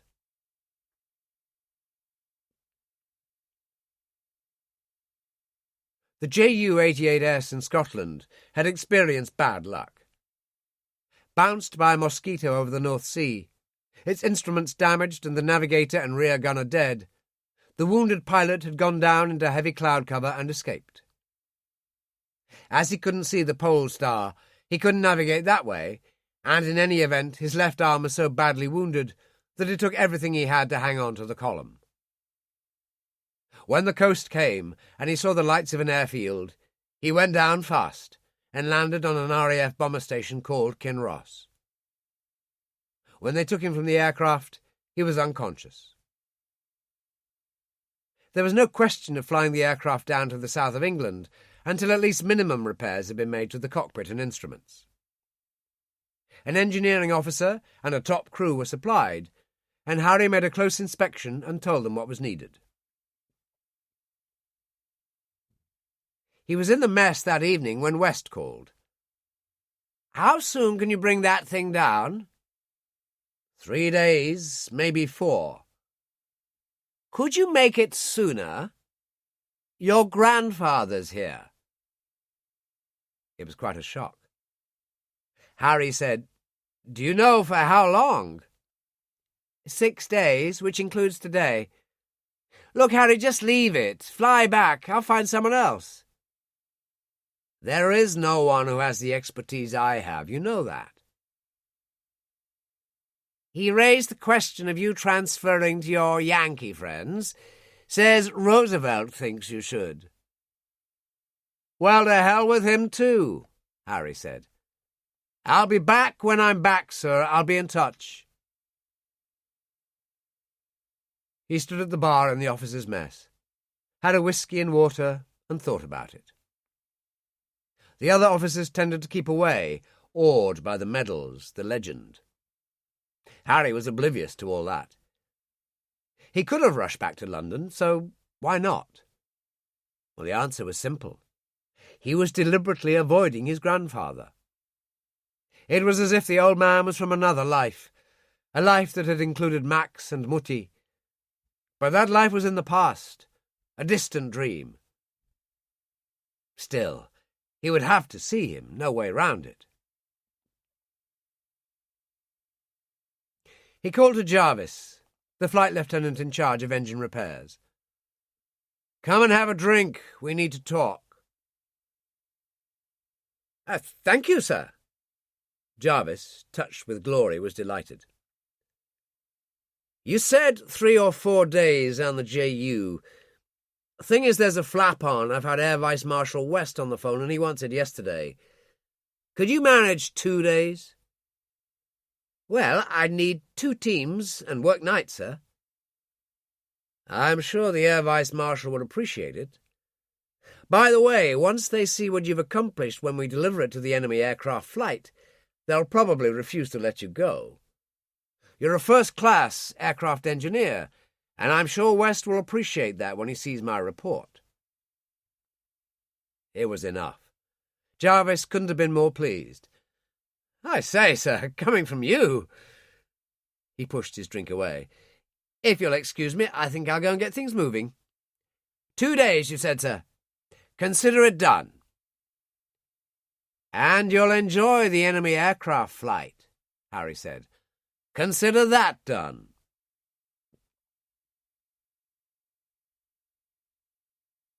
Abe worked his way through Churchill, Anthony Eden, Eisenhower, listening patiently. Even when generals like Patton and Omar Bradley were disagreeing, they were worth listening to as well. He had an uncomfortable lunch with Montgomery at Broomfield House, when the Field Marshal made no secret of his belief that he, and not Ike, should be in supreme command. He was even driven up to Norfolk to visit an American base from which B-17s were engaged in daylight raids on Germany. The carnage had been terrible already, almost non-sustainable. Abe witnessed for himself some planes returning in the middle of the afternoon, one of them so badly damaged it had to pancake, skidding to the end of the runway and then exploding into fire. It was one of the most shocking experiences of his life, and not improved by being told that 5 planes hadn't made it back. He had a drink in the officers' mess before leaving, and said to his host, a brigadier general named Reed, "So young, those boys. I'll tell the president what I've seen, you may be sure, but in a way I feel ashamed." A young major moved to the bar, his face strained and tired. On his left breast he had the usual wings and ribbons, but on his right he wore RAF wings. "This is Major Wood," Reed said. "He was on the raid." "RAF wings," Abe said. "Oh, sure. Woodsy flew Wellingtons and then Lancasters with RAF Bomber Command. Senator Abe Kelso, Major." Wood shook hands, then frowned. "Kelso? Would you by any chance know Harry Kelso?" "My grandson." The young man pumped his hand vigorously. "He's the best! Right through the Battle of Britain, then Africa, and sinking that Italian cruiser. He is still around, I hope." "A wing commander now, some sort of special duties." "That's wonderful. I mean, when a guy like that is still here, it gives us all hope." Wood smiled and moved away. Reed said, "I hadn't realized, Senator. I'm surprised he hasn't moved over." "A long story, General," Abe smiled. "And now I think I'd better get back to London."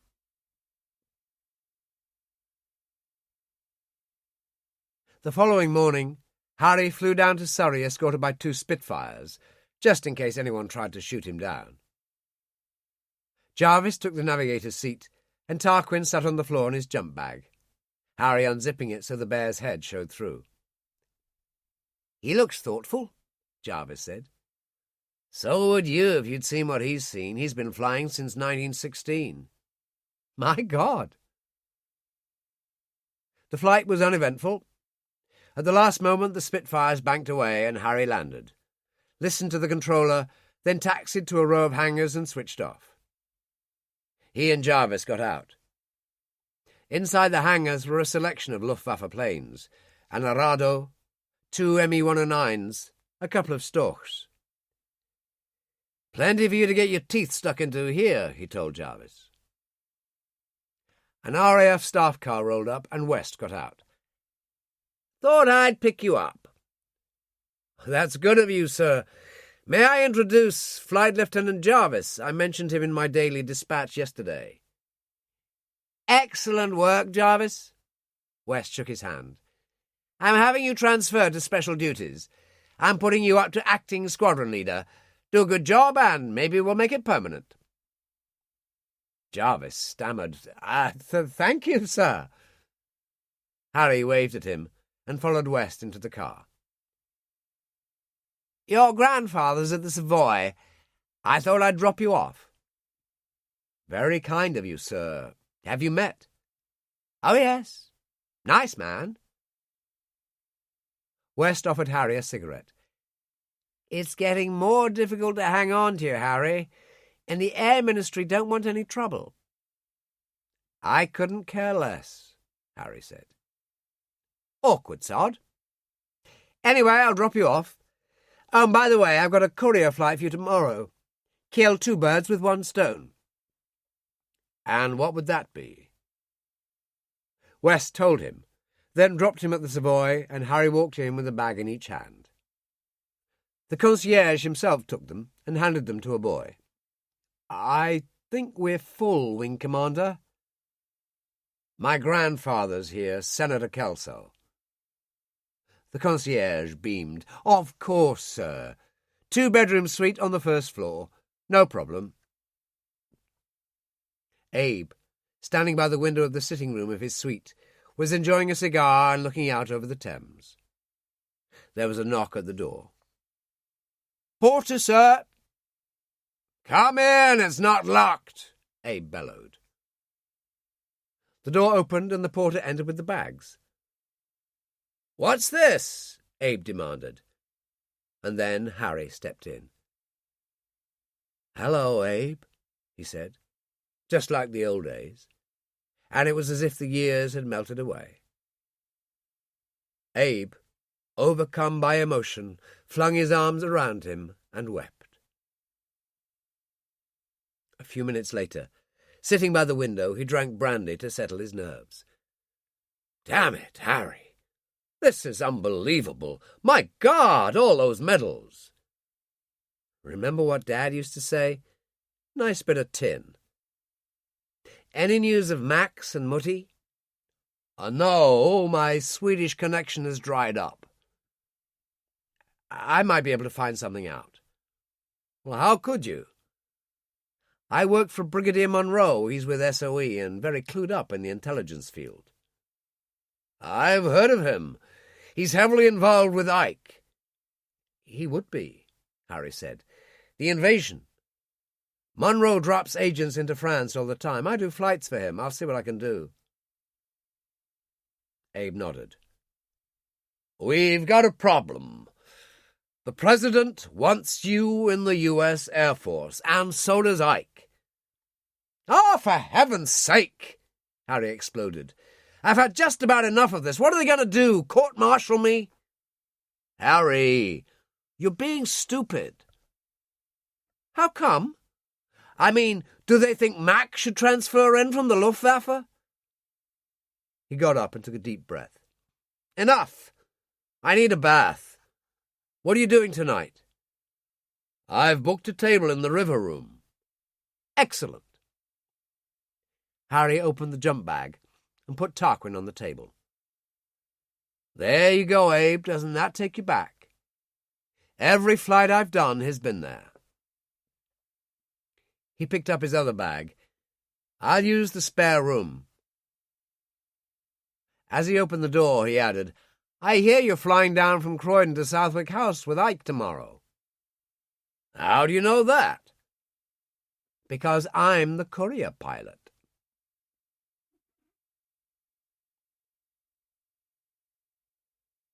The river room was busy early, but then everywhere in London was these days, and when Abe and Harry arrived, the head waiter came up at once.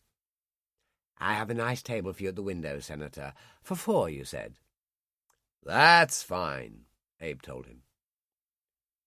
They were seated. He ordered champagne cocktails, and Harry said, "Who are the others?"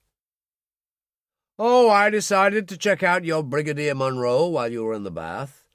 I told him you were dining with me and asked him to join us. He suggested bringing his niece, a Dr. Sobel. I understand you know her." "Yes, we've met, but it was some time ago. Her mother was Monroe's sister, English. The girl's father was an Air Force colonel, last I heard." "Not any more. He's a major general now, and he's been here for a month. He's around Ike quite a lot." "Well, good for him." Harry frowned. "I wonder what Monroe's up to." "Does he have to be up to something?" "Oh, yes. It's meat and drink to him." At that moment, Monroe arrived with Molly. He was in uniform. She wore an evening suit of a jacket and short skirt in some sort of brown crepe. She had little makeup, and her hair was tied back with a brown velvet bow. Harry and Abe stood up, and Monroe said, "My niece Molly, Senator." Abe looked at her with considerable approval. "I know your father, and you, I understand, know my grandson." She smiled at Harry and shook hands. "How are you?" "In my prime." "You always were." "Last time I saw you, you looked tired," he said. "And now?" "Good enough to He hesitated.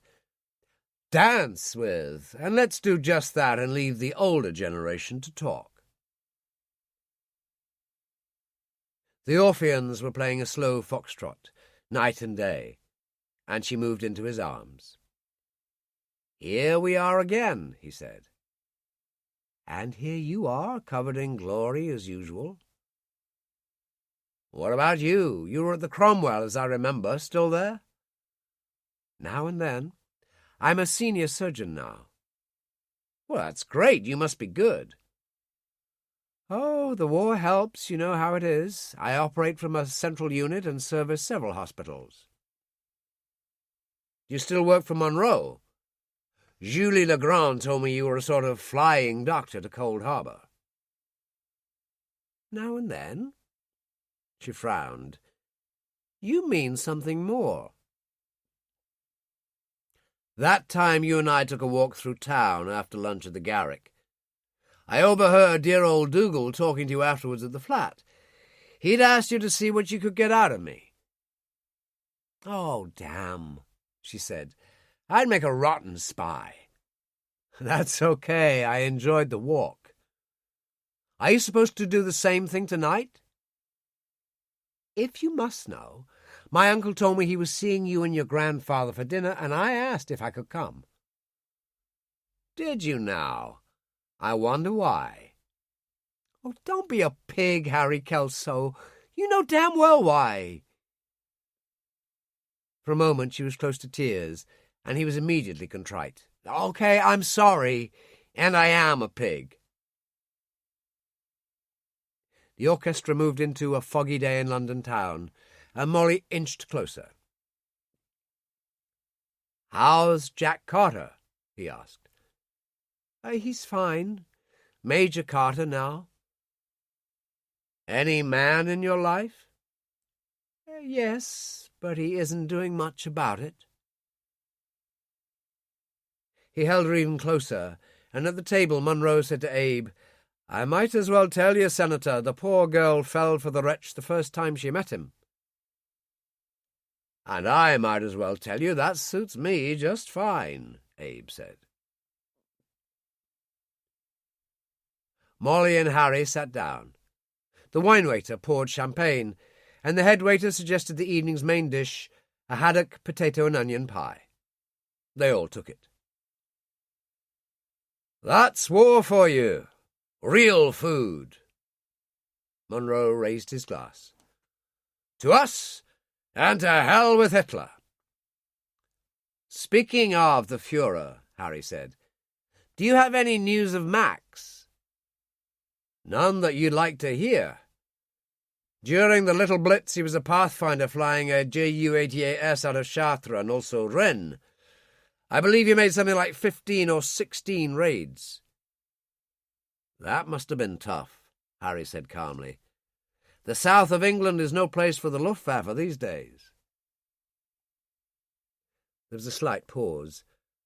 Molly said, "Tough? Harry, he was bombing London.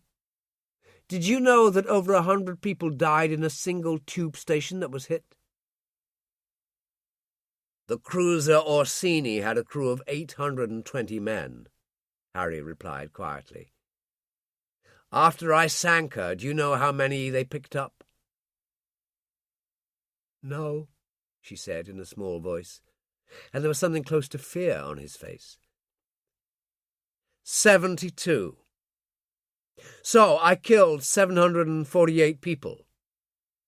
He shrugged. "Like they say, war is hell. A tube station, a cruiser. People die, Molly, we kill them. That's what we do." Silence reigned for a few uncomfortable moments before Monroe hastily changed the subject. "You're going down to Southwick tomorrow with Ike," he said to Abe.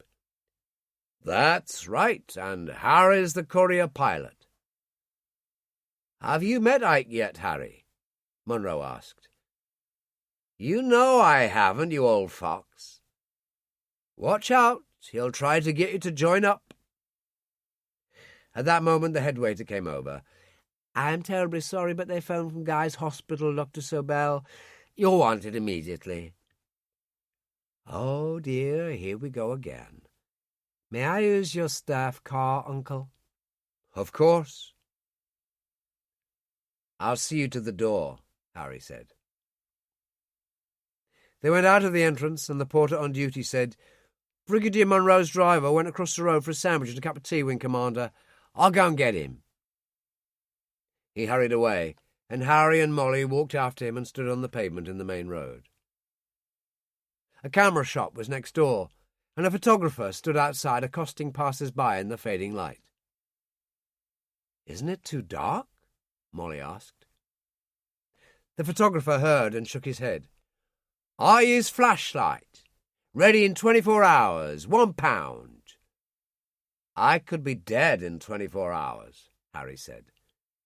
That's a terrible thing to say, Molly told him. Harry took a white £5 note from his wallet and unfolded it. 2 copies. One for the lady and one for me. Delivered at the reception desk of the Savoy within 2 hours. Name of Kelso. If you let me down, I'll get my brother to bomb your shop. You're a card, Gov, and no mistake. But you're on. They walked back to the Savoy and stood in the entrance, and he took the picture once and again for luck. I won't let you down, Gov. The staff car drew up, and Harry opened the door for her.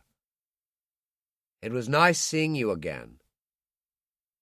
Oh, you fool. She reached up and kissed him on the mouth. I suppose you'll go to hell your own way. And she got into the staff car. Harry found Munro and Abe deep in conversation when he rejoined them. What are you two up to? He said as he sat down. Winning the war? No, the war is won, Harry, Abe told him. Just a matter of time. What about the Führer's secret weapons, the rockets and so on? We all hear the whispers. They've even got a great jet plane in development. Our estimate is that none of it will matter, Munro said. We will win, there's no doubt about that.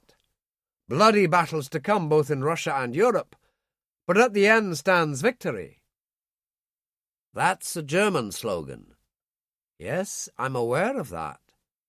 More champagne? Better not. I'm flying in the morning.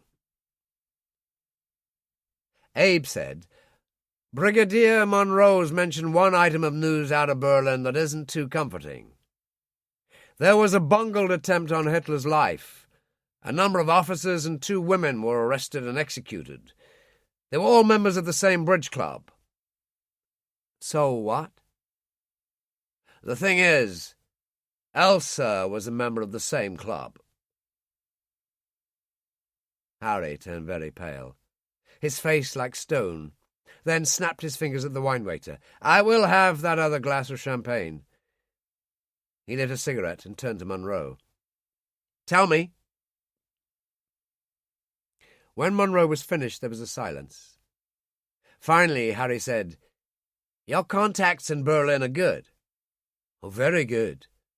We even have people within the armed services who do what they can. And you're sure my mother hasn't been arrested? Definitely, Harry. She has a very high profile socially. She's frequently in Goering's company. He shook his head. However, her association with the wrong people won't go down well at Gestapo headquarters. From what I'm told, she's no friend to the Nazis, but so far, her privileged position has protected her. But not forever. I'd say she needs to take care. Well, let's hope the shock of what's happened gives her pause for thought, Abe said. Yes, well, the only trouble with that is she never paused for a thought in her life. Harry was angry. Just like you, Munro observed. Harry laughed reluctantly. Okay, Brigadier, okay. Still, I hope she's learned a lesson. So do we all, Abe said. At that moment the head waiter appeared with a large envelope. "The photographer from the shop around the corner has delivered this, Wing Commander." "Thanks." Harry opened the envelope and took out 4 prints. "He's done me proud. I asked for 2. It was a nice shot, the 2 of them with the entrance of the Savoy behind. "Take 1 for Molly, another for yourself. You can have the spare, Abe." Harry took out his wallet, measured the photo, and called the head waiter again. "I'm sure you have some scissors. Cut that out for me so it fits in the wallet." "A pleasure, sir." Harry finished his champagne. "And so to bed. We've got to be up and ready for Croydon pretty early, Abe." "I'm with you." The head waiter returned with the wallet and photo. "Many thanks." Harry fitted the photo inside. "You can tell Molly I'm wearing her over my heart, Brigadier. See you soon." And he got up and walked out. In the little cafe in Westbourne Grove, Sarah and Fernando sat at the usual table. "Nothing much to report, really," she said. "I've got a duty roster here for special duties pilots flying Eisenhower from Croydon to Southwick House. He's using the landing strip there a lot these days, backwards and forwards from London." "These Wing Commander Kelso, who flies him tomorrow," Fernando said. "Berlin wanted any mention of him, am I right?" "That's so. You'll see he's permanently attached to the courier service, but there's more to him than that. Special duty stuff. As we mentioned before, it all ties in with Tempsford and Tangmere, and, of course, Cold Harbour." "Good." He folded the papers and put them in his pocket. "So, now we eat."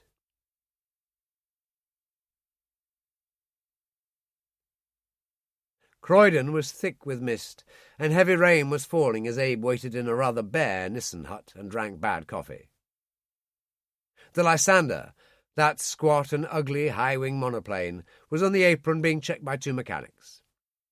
Harry, in raincoat and boots, rather incongruously held an umbrella over his head as he talked to them. He turned and came in as a staff car drew up. The driver got out and opened the door for Eisenhower, and a young major ran round from the other side. Harry went forward with the umbrella. "Well, thank you, son," Ike said, and they walked to the Nissen hut. "Morning, Abe," Ike said. "Is that coffee?" "The worst in the world, but it's hot." "That'll do me." He took the cup that a sergeant offered him. "One of my aides, Major Hill."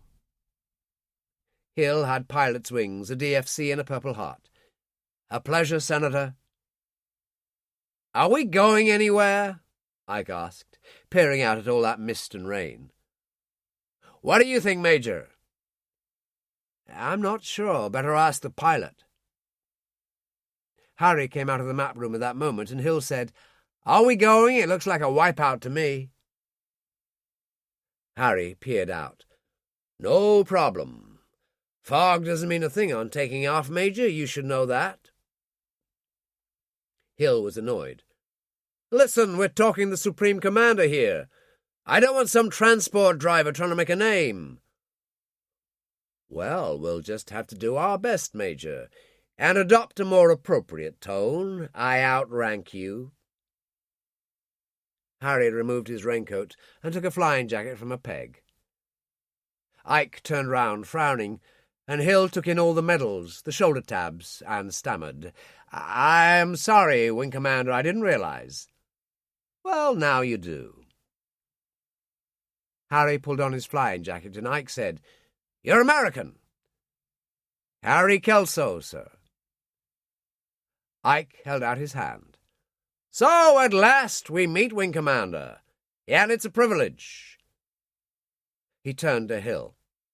"Senator Kelso's grandson." Again there was that look of awe on Hill's face that people in the same trade so often showed on meeting Kelso. "You were in the Battle of Britain. You sank the Orsini. All in the day's work, Major. Harry turned to Ike. Heavy rain, but otherwise clear in the Southwick House area. A little bumpy, but I'll have you there in 40 minutes. That's fine by me, General Eisenhower said. It wasn't a good trip. It was noisy, the heavy rain drumming against the canopy, and they dropped alarmingly in air pockets. But then there was Portsmouth over to the left, swallowed in rain, and Harry, as good as his word, landed at the airstrip right on time. A staff car was waiting. As they walked to it, Ike said to Harry, "Back at 4. That suit you, Wing Commander?" "Fine. They're already putting a crew on the engine and we'll refuel, though we don't need it. Comes of being important, General." "I'll be here." "No, you won't. Come up to the house with us." Ike got into the staff car.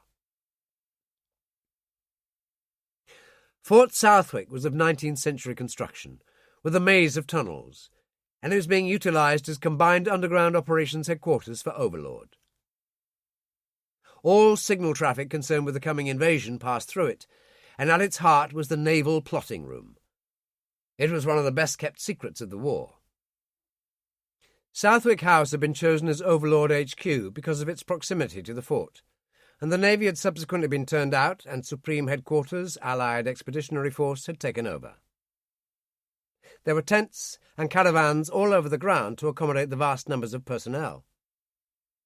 Montgomery had a caravan, although he wasn't there that day. Eisenhower had an enormous one alongside Pittymore Lane. It was incredibly spacious, complete with a communications room, sitting and bedrooms and bathroom facilities. He said to Abe, "We've got to talk," and turned to Hill. "Take the Wing Commander for a walk. Show him everything. We'll see if there's something to eat. Let's say 1 o'clock. Hill did show Harry everything. One place of particular interest being what Hill called the map room. 2 workmen were starting to put up in sections what was obviously going to be a vast wall map. "The French coast and general invasion area." Hill shook his head. "Poor devils." "Why do you say that?" "Those workmen don't know it, but when they finish, they won't be allowed to leave here until after the great day." Harry laughed out loud. "They'll be wondering which side they're on." Later in the canteen, they sat in the corner, had a cigarette, and Harry drank tea. "See what a Brit I've become? Can't stand coffee." "You've been at it a long time." "Finland, November 39. "Christ, 5 years." "What about you?" "B-17 pilot, 11 missions, then took cannon fire in the cockpit. My left arm is only half strength. I'll never fly again. I'm lucky this job came along." "What will you do when it's over?" "I was in publicity in Hollywood before it started. I'll go back and rejoin the work of fantasy. Maybe they'll do flying movies like they did after the First War. What about you?" "I never consider it. Long way to go yet." "I understand." A moment later, an orderly appeared and asked them to join General Eisenhower and Abe in the dining room. Over roast beef and Yorkshire pudding, Eisenhower said, "Wing Commander, I've got to be frank with you. The time has come for you to move to our Air Force, with the equivalent rank of Lieutenant Colonel, naturally." Harry suppressed his impatience. This was Eisenhower, after all. "I am very happy as I am, General. I'd like to finish what I started." "I believe your grandfather has told you it's the President's wish, and it is also mine as your Supreme Commander. Now, let's finish our meal in harmony. The beef is really excellent." Later that night, back at the Savoy, Munro phoned him. "How did it go with Ike?" "To use a grand old English phrase, he put the boot in. He's given me a week to decide to transfer of my own choice. After that, I don't have a choice. Do you know if Teddy West is around? I'll see, but I can offer you something to take your mind off it for the next 2 days. Anything. What is it? I've someone very important to be picked up in France by Lysander, operating from Cold Harbour. I don't need you to fly the Lysander, but I do need you to shadow the mission in a hurricane. The client is really very important. A big man in de Gaulle's organisation. Will you do it? Oh, my God, yes. If West approves, such a mission means you will be starting an official tour with my Special Duty Squadron, and I think you are aware that such tours extend to 60 operations. I know that. I may have just saved your bacon. Monroe rang off. Everything okay? Abe asked. I'm back on duty tomorrow, special job. Sorry, but that's the way it is. Will it be rough? I'll be flying over there, but what the hell, I've been doing that for years. You'll be going back the day after tomorrow anyway. True. Abe nodded. I can't tell you how much it's meant to me to see you. He was very emotional. I think I'll go to bed. Harry switched off the lamps, lit a cigarette, and looked out over the Thames in the half-light, then turned and saw Tarquin peering at him out of the gloom. Well, here we go again, old buddy, he said. Chapter 10. Harry reported to Croydon at 10 the following morning and found a hurricane waiting for him which had been delivered from Duxford by a Czech pilot named Hess, with heavily accented English. Wing Commander Kelso, it's a pleasure to meet you. He had some Czech decoration plus a DFC. I know you lot, Harry said. Are you sure you're not palming me off with second-hand goods? Hess grinned. How would we do that to you? I was in the battle too, you know. That's all right, then. I don't know what this is about, but good luck, my friend. I'll get off. A car's waiting to take me back to Duxford. He walked away through the rain, and the flight sergeant who was checking the hurricane with the crew turned to Harry. Looks good to me, Wing Commander. We'll refuel, do a final check, and then you can go whenever you're ready. Harry changed into flying jacket and boots, then drank tea and ate a bacon sandwich while looking out of the window at the Lysander parked on the other side of the hurricane. A pilot in flying dress was doing something inside. The sky was overcast, and it looked as if a front was coming in. He went into the ops room and checked conditions for Cornwall. Clear at the moment, but the news wasn't all that good. As he went back into the other room, he saw a staff car drive up outside. Monroe and Jack Carter emerged. The surprise was Molly Sobel. They came in, and the Lysander pilot got out and followed. Monroe said cheerfully, "Ah, there you are." Harry said to Molly, "Are you coming with us?" "So it would appear." "Just a precaution," Monroe told him. "A hazardous mission could lead to casualties. Better to have Molly on hand." Harry turned to Jack Carter. "Major now. Congratulations." "And you." They shook hands, and the Lysander pilot came in. "Flight Lieutenant Grant," Monroe said. "He flew in from Tangmere last night. He's done umpteen drops in France for me. Really knows his business." Grant was 22 or 3 and had a ginger moustache. "I say, this is a first meeting you, sir." He turned to Monroe. "I'll check the weather reports." "I already have," Harry told him. "We'll get there all right, but there's a front moving in. It's not good for tonight." Grant made a face and went off to the ops room. The orderly sergeant provided tea, and Harry unzipped his holdall and found a carton of cigarettes.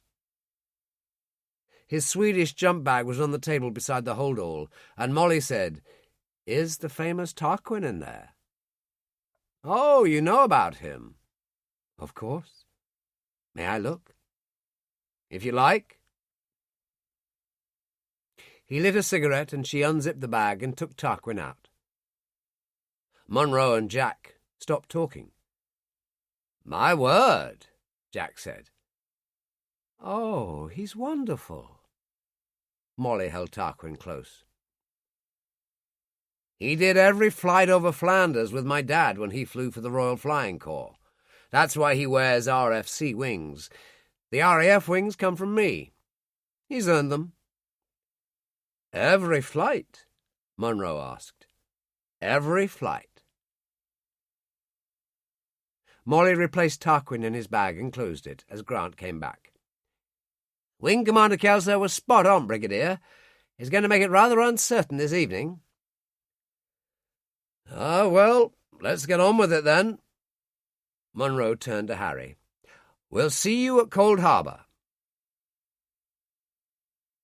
The flight was perfectly straightforward, but rain was already driving in from the sea as Harry took the Hurricane down for a perfect landing at Cold Harbour and taxied towards the hangars. A flight crew came out to meet him, still wearing Luftwaffe overalls, but this time with RAF sidecaps. He pushed back the canopy and tossed his bags to a corporal. As he got down, he noticed that the Fieseler Storch was still in one of the hangars. He stretched and lit a cigarette, and Julie Legrand drove up in the jeep. "Hello there. Jump in quickly," she said as the rain started. "It doesn't look good, does it, for the mission?" "Lousy Met report." "The forward forecast was good." "It might change later tonight. How are you, anyway?" "Fine. I hear the Yanks are after you." "So they tell me." He was totally indifferent. "You are stubborn, aren't you?"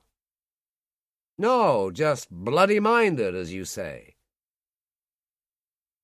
She turned into the top of the village high street, and Harry added, "Where are we going?" "You can settle in at the manor later. The Lysander won't be here for an hour. I just heard. I'm needed at the pub. Lunch for the lifeboat's crew, and I'm sure you could do with something to eat." "That suits me. How do you manage about the lifeboat crew? I thought all the villagers were turfed out of here." "They were, but things have changed. It's still top secret, but the crew live in the cottages and their families are dispersed locally. Farms, villages, that sort of thing. The men take turns seeing them at weekends." "Isn't that risky from a security point of view?" "You obviously don't know lifeboat men. They're probably the most disciplined men you could find anywhere. Usually they're unpaid volunteers. In this case they get paid, because they can't follow their usual occupation." She pulled up outside the Hanged Man, and Harry got out and looked up at the sign. "That's nice. A tarot symbol. Where'd you get that?" "I painted it myself." "Is tarot a hobby of yours?" "Tarot isn't a hobby, Wing Commander."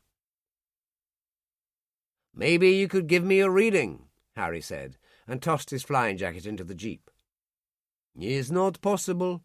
I know too much about you," she said, and she turned and led the way in. A log fire burned brightly in the open fireplace.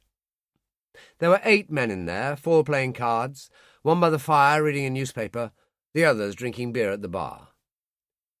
"Come on, Julie, we're starving," someone called. "Don't fuss, I was down earlier. The pies are in the oven, and the potatoes and cabbage. Satisfied?" The man reading the newspaper called, "You leave it be, or I'll belt you one." The rest of the crew laughed. Someone said, "You tell him, Zek, that's the way."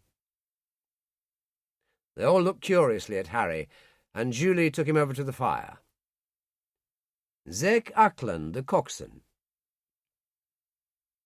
Ackland was 35, an intensely attractive human being, full of energy and with a tanned seaman's face. He looked what he was, a fisherman bred to the sea since childhood. "Wing Commander Harry Kelso," Julie said. "Ah, the hurricane pilot." Zek held out a hand as hard as granite. "By God, boy, is there any metal you're missing there?" "I bought them as a job lot in Camden Market in London," Harry told him. "Ah, well, you would, wouldn't you?" The rest of the crew laughed, and Harry put the jump bag carefully on the table and sat down. Zek was immediately curious. "Something special in there?"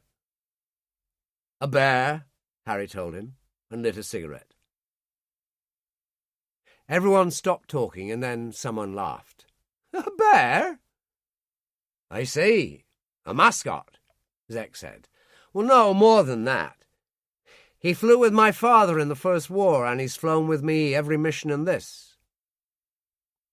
Again someone laughed, and Julie went behind the bar and pulled 2 pints. "I was a Navy man myself," Zek said. "No room for mascots on torpedo boats." Julie put the 2 pints on the table. "The wing commander sank the Orsini." The room went quiet, and it seemed as if everyone was looking at Harry. Zek said, "You did that?" "That's right. A lot of sailors went down in that one." 748. Harry tasted his pint. "That's good. Did I do something wrong?" "We're all sailors here, and most of us have done time in the Navy. Sailors are sailors, Wing Commander. Irrespective of their country, it's always that way. The sea has always been the common enemy." The war, the bloody war," Julie said. "That's about it. Not your doing, Wing Commander. The war's doing. Was the bear with you?" "Oh, yes." "Let's have a look, then." Harry took Tarquin out and got up and put him on the bar. No one laughed. There was silence, and then one of the sailors, built like a brick wall with tangled hair and beard, spoke for all of them. "Why, you marvellous old bugger. I declare I never seen the like." They crowded round, and Julie leaned across the bar. "What a darling. Can we leave him here for a while?" "Sure," Harry said, "as long as he's back in the bag for the flight tonight." "Know where you're going tonight, boy," Zek told him.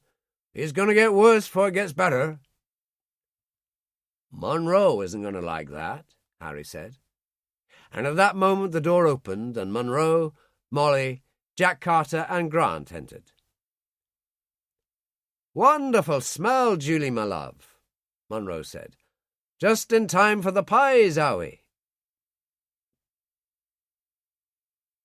Late that evening, with the rain drumming against the windows of the manor, they gathered round the map table in the library. There was a large chart before them of the Cornish coast, stretching across the Channel to France. Monroe said, "There's the target, 2 miles outside this village, Grouville. As you know, Grant, one pickup, a Colonel Joubert, immensely important to General de Gaulle. The Gestapo have dogged his heels for weeks. We must get him out." "Yes, but the original plan, as I understood it, envisaged bright moonlight, so that Wing Commander Kelso could shadow me with no trouble around midnight, and the Met forecast now shows no hope of any improvement." Zek Ackland turned from the fire, lighting a pipe. "Wrong, as usual. I'd say winds 4 to 5 and driving rain will kill the fog around 3:30 to 4 o'clock. 45 minutes flight for you over there, in and out. You'll have a clear moon fading into dawn. As long as your passenger can wait, you'll be able to get him." "The voice of experience," Monroe said. "We have radio contact. I can move the pickup time forward, no problem." He turned to Harry. "That suit you?" "Absolutely," Harry said. But I would point out that it will be dawn, which means we'll be highly visible. That's what you're there for, Munro told him. Now that's settled, let's have dinner. Zek was absolutely right, for there was rain with the wind and the fog cleared. Then the rain stopped, and a half-moon was plainly visible in a clear sky. At the airfield, Grant took off first, the Lysander lifting up into the sky and turning out to sea. Originally, these planes had housed two 20mm Hispano cannons on each side of the undercarriage, and the fairings on the wheels had housed a .303 Browning machine gun. But that had been in the days when it was a reconnaissance aircraft. Modified for special duties, it was now unarmed, and usually flew so low that it followed its course by landmarks on the ground, often flying below radar height. Harry gave Grant 15 minutes, then took off, levelled at 2,000 feet, and went after the Lysander at 300 miles an hour, closing upon it in no time at all. He found the Lysander way below, went down himself and swept by, rose again to 2,000, and then took up station. They passed the French coast, moved inland, and there was the target. Bicycle torches laid out in an L shape in the usual resistance manner. Harry circled, and Grant went down, the dawn already coming up. At the airfield at Fernandville, 20 miles away, Max and two others, duty pilots on the night shift, were playing cards when the alarm sounded. The controller said calmly, "We have traffic, 2 targets. Scramble at once and I'll give you the coordinates." Max and his friends, already dressed for flying, were out of the door and running across the apron to where their 3 ME-109s were waiting. Max took his parachute from the sergeant, pulled it on, and then his flying helmet. A moment later, as flight leader, he took off first, and the others followed fast. As the day dawned, grey clouds swept in, and rain hammered against the canopy. At 3,000 feet, Harry flew through broken clouds, turning in wide curves, aware of Grant far, far below. And then, a couple of miles away, an ME-109 emerged from low cloud and pounced on the Lysander. Harry went down. The Hurricane could do 400 miles an hour in a dive. He was aware of movement to starboard, knew that meant another 109, but couldn't afford to play games. The Lysander was of primary importance. He came up behind the first ME, his 4 Hispano cannons thundered, and he blew most of the tail off the other plane. At the same time, a second ME came in from starboard and fired cannons that raked the Hurricane from stem to stern. Part of the cockpit and the windscreen disintegrated, and a splinter ripped Harry's left cheek. He banked, rolled as the second ME flashed past, fired his cannon instinctively, and the Luftwaffe plane simply blew up. The Cornish coast was 15 miles away, the Lysander at 800 feet making for home. Grant, looking up, had seen it all. He also saw 2 other things. That the Hurricane was trailing smoke, and that the third ME had appeared from the clouds. "A miracle!" Colonel Joubert cried. "I've never seen such a thing." "He'll need more than a miracle now," Grant told him, and called Cold Harbour over the radio.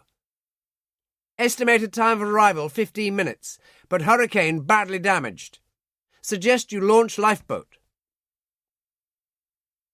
Max, on the outer edge of the sweep, had seen the action from afar and knew great flying when he saw it.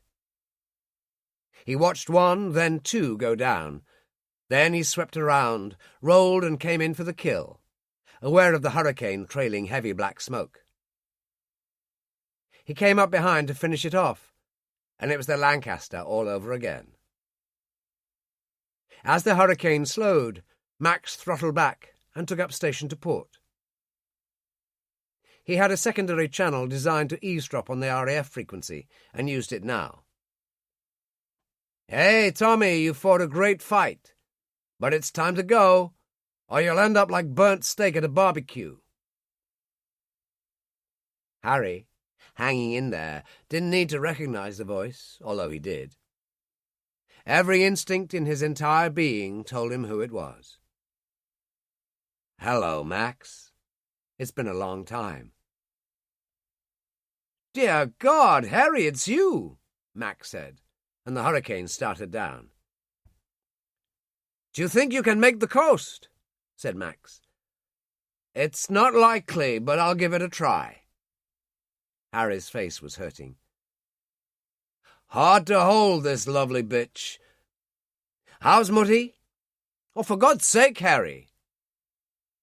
"Tell her to take care. The way I hear it, Himmler's just waiting for his chance." "Watch it, Harry, watch it. Pieces of your fuselage are breaking away."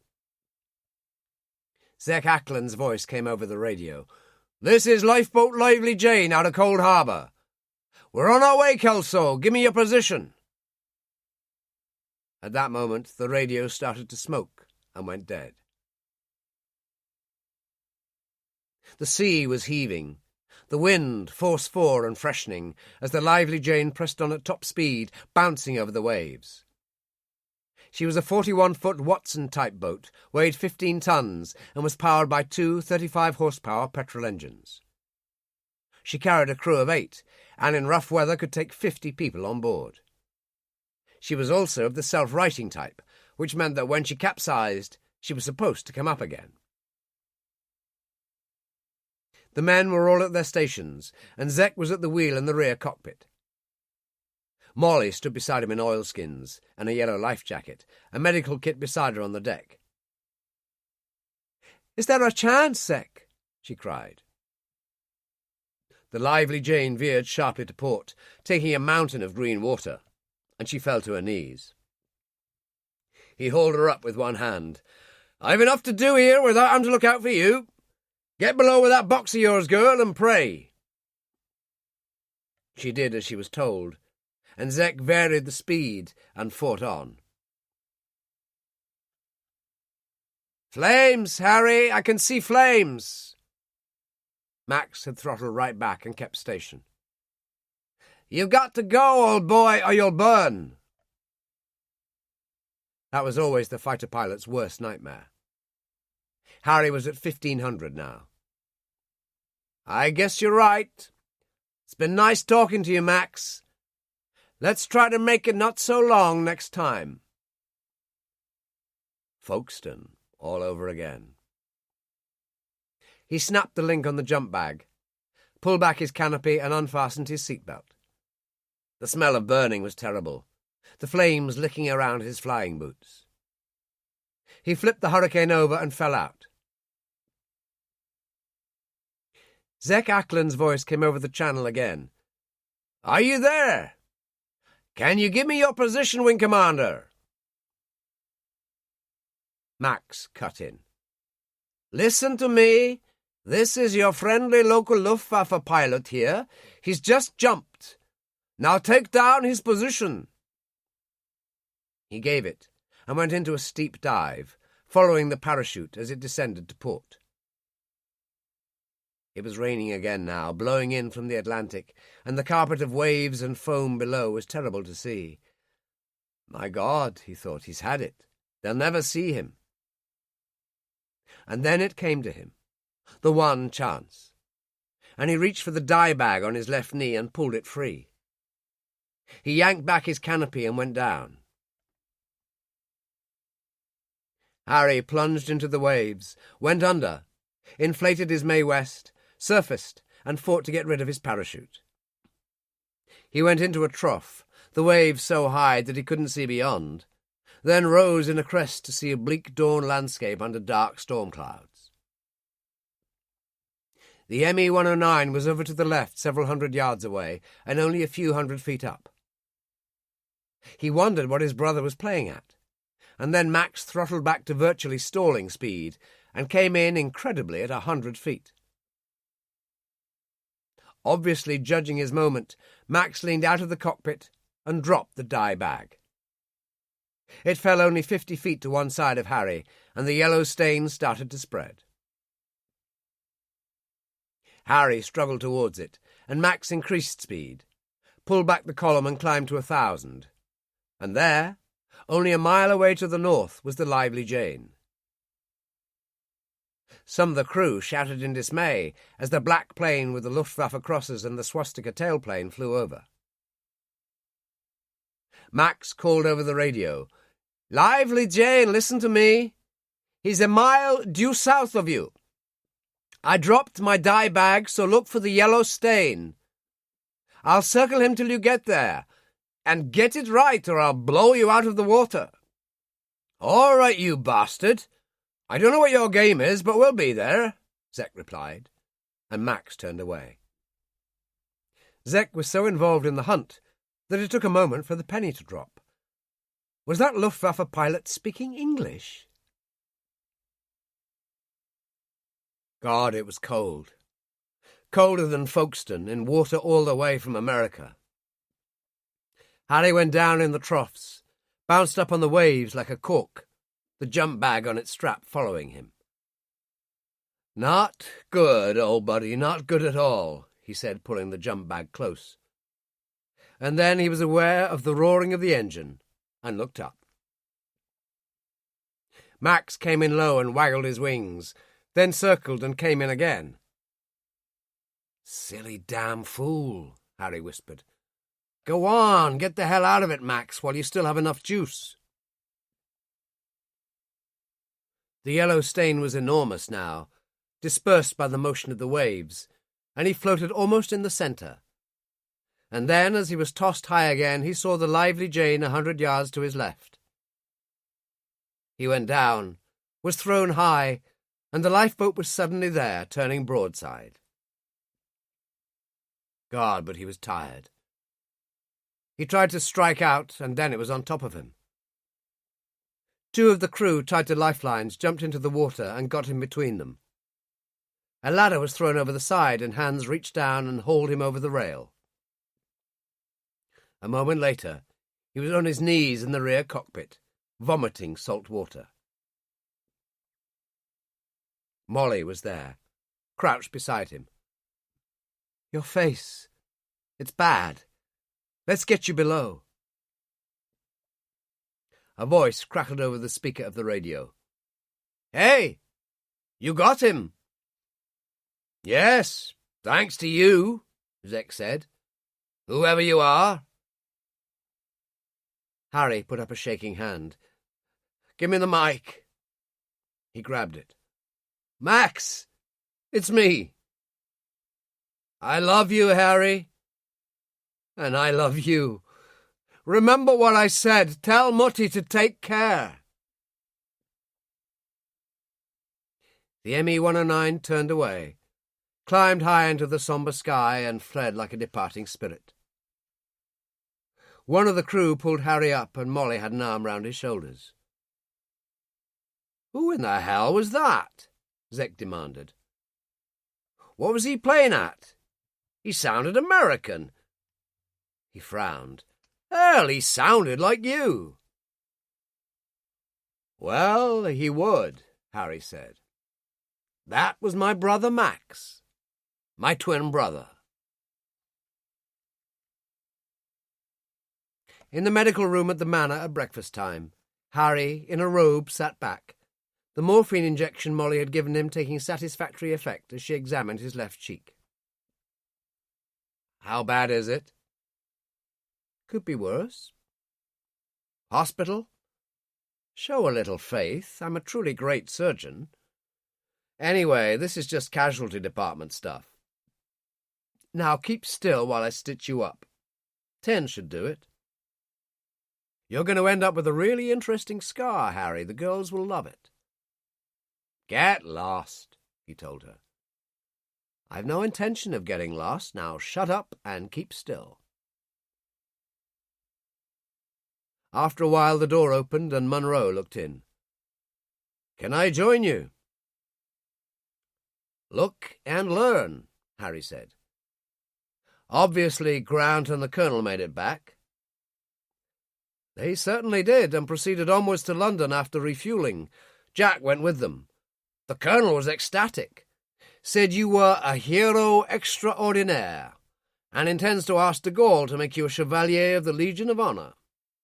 Oh, no, Harry groaned. Brace yourself. I've just spoken to Teddy West and gave him the full details of the entire operation.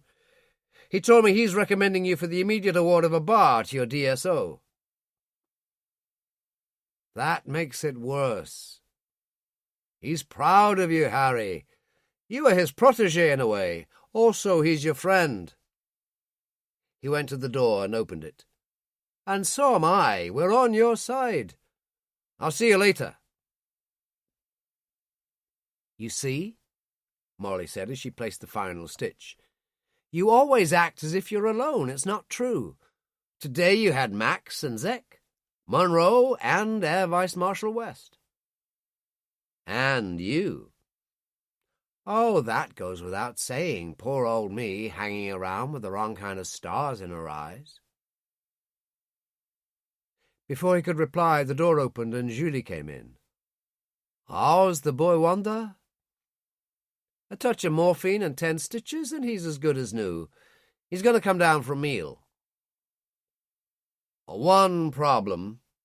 Harry stood up. I didn't bring a spare uniform. I imagine what I was wearing is ruined.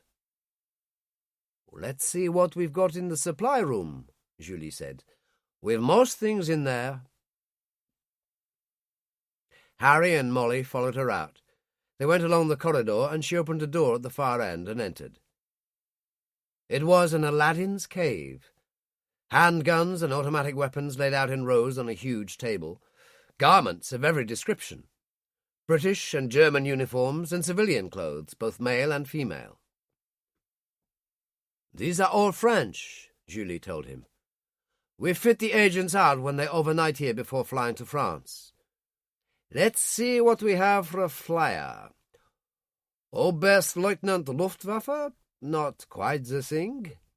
Here we are, RAF, and looks your size. A flight lieutenant, I'm afraid. Just give him a nice, comfortable sweater and some slacks, Molly said. A decent late breakfast and 2 glasses of red wine, then I'll tuck him up in bed. Julie shrugged. Help yourself, Harry. There's everything you could want here, underwear, shirts, shoes, and socks. I'll see you in the library. Molly followed the other woman out. They went down to the kitchen where Julie busied herself with the meal. Molly said, Can I help? Not really. Julie checked the chicken in the oven. He's not for you, Sherry, she said without turning. He's not for anyone, Molly said. Then why bother? He's always been on borrowed time. There's a war on, Julie. You take what you can. It's your choice, Sherry. Not really. I don't have a choice, you see.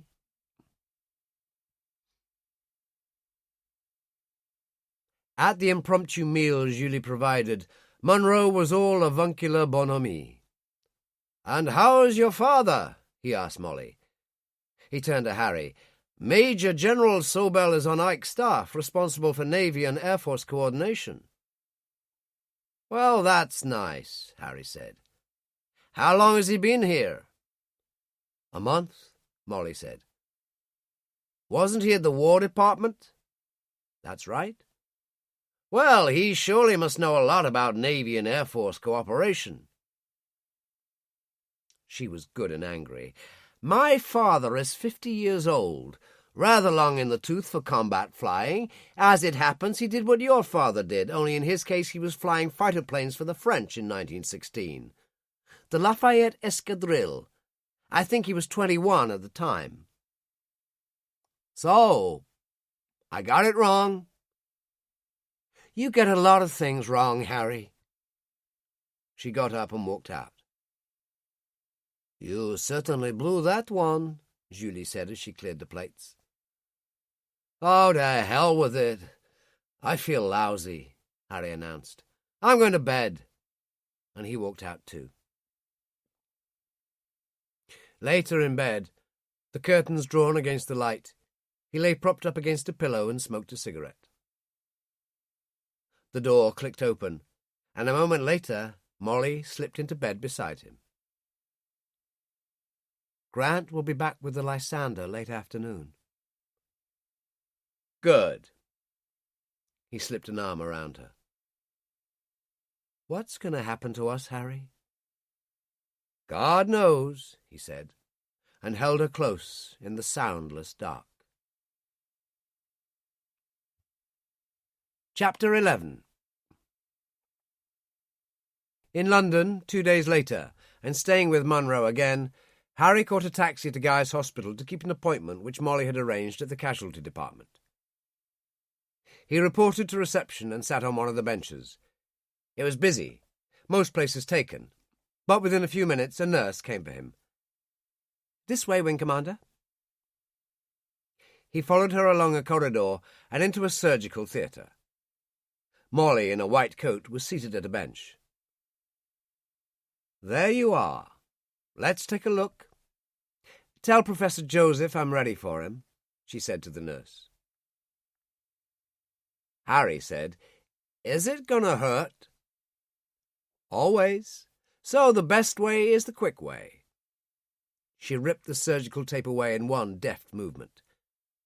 That wasn't so bad, was it? Like hell it wasn't. The door opened, and a grey-bearded and pleasant-looking man in a white surgical coat entered. Right, Molly, what have we here? Wing Commander Kelso got slightly damaged in aerial combat, she said. Came down in the sea, so the wound received a very satisfactory cleansing. Let's take a look. He examined Harry's face and nodded. Very nice, Molly. You should take up embroidery. You are, of course, going to have a rather permanent scar, Wing Commander. I can stand it if Molly can. Like that, is it? Excellent. Joseph put an arm around her shoulders. But don't take her away just yet, Wing Commander. There is a war on, remember. He went out, and Molly said, I'm not going to tape you up again, especially after all that salt water. It's healing already, so we'll leave it open to the air. She picked up a can. A little antiseptic spray, and you'll be fine.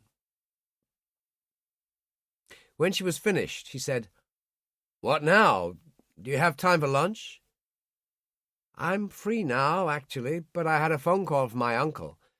He wants you back at Haston Place. Air Vice Marshal West wants words with you. Okay.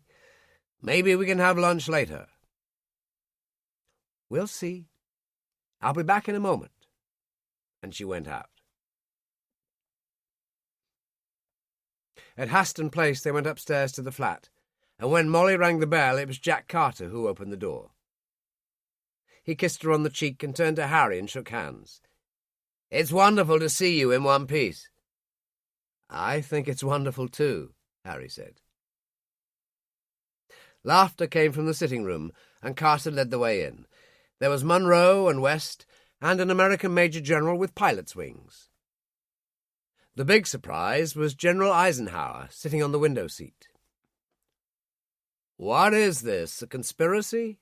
Harry asked Molly. Not at all, Munro said. Molly had no idea the Supreme Commander would be here. I'm sorry, Harry, she murmured, and moved to the Major General and kissed him. Hello, Dad. Eisenhower got up and held out his hand. Wing Commander, you're an extraordinary man. I don't think you've met Molly's father, Tom Sobel.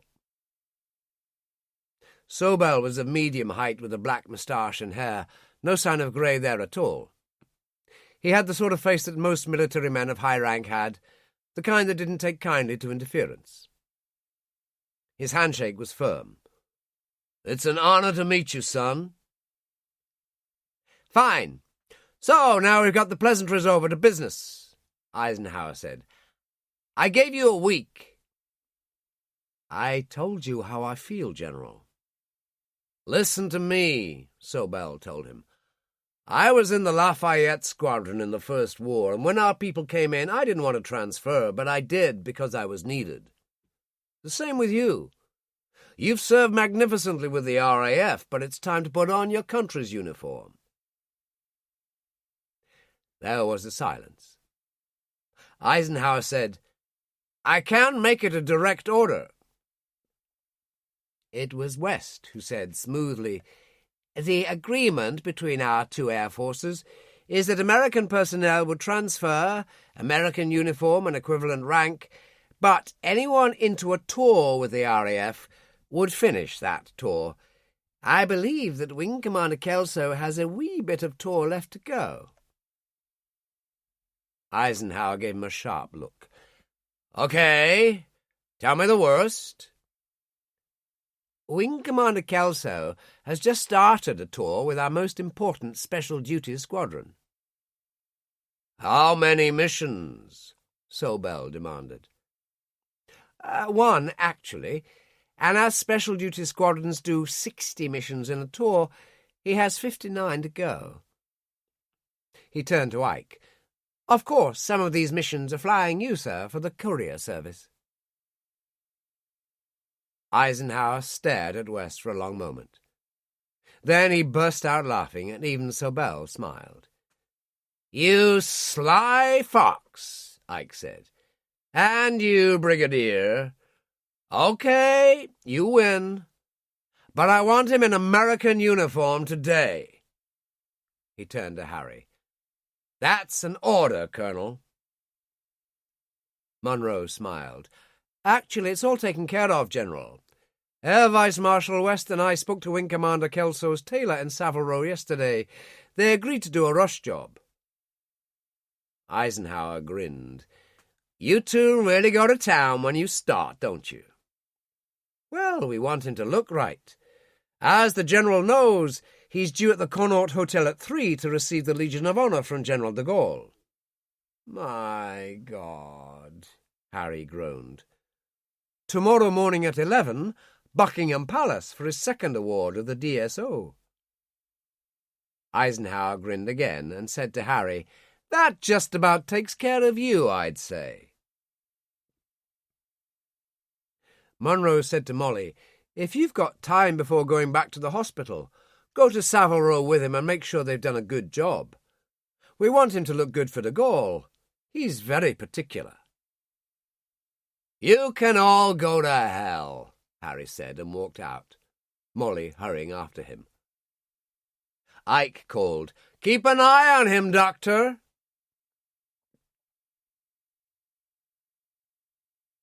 At the tailor's in Savile Row, old Crossley and his assistant George laid everything out.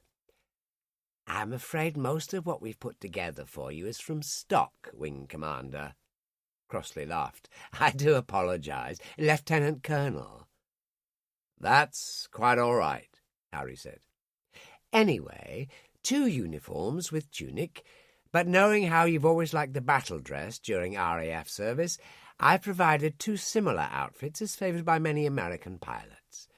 Oh, and we've had your medal ribbons made up for you, patch style, with simple safety pin fasteners. Harry took a look. You're a little premature. I see you've added the Legion of Honor and the bar to the DSO. Same difference, sir, and it saves time. Go on, Molly said. Let's see how you look. So he went off with George.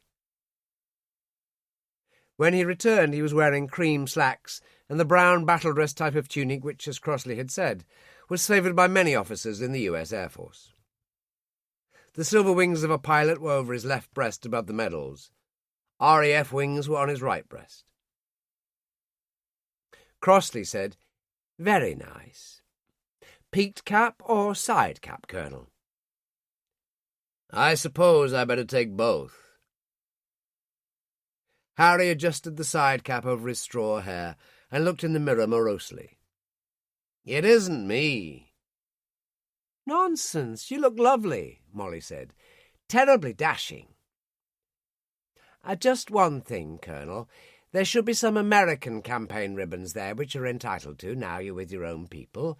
I'm checking on that. We'll sort it out. Molly glanced at her watch. We must get a move on. General de Gaulle awaits. Send everything to Haston Place, Mr. Crossley. I will, Doctor. George, the door. They walked out into pale sunlight, and she took his arm. As the English would say, you look absolutely smashing, so buck up. And she flagged down a taxi.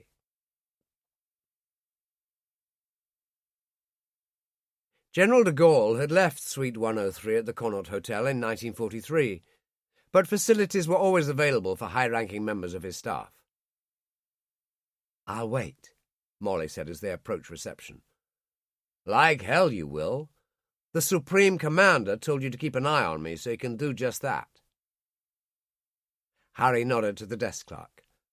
Colonel Kelso and Dr. Sobel for General de Gaulle were expected. Yes, I know, Colonel. The clerk picked up the phone. Harry and Molly waited. I love this place, she said. It used to be known as the Coburg. Something to do with Queen Victoria's Prince Albert. Then towards the end of the Great War, King George did away with all the royal family's German names, so the hotel changed Coburg to Connaught.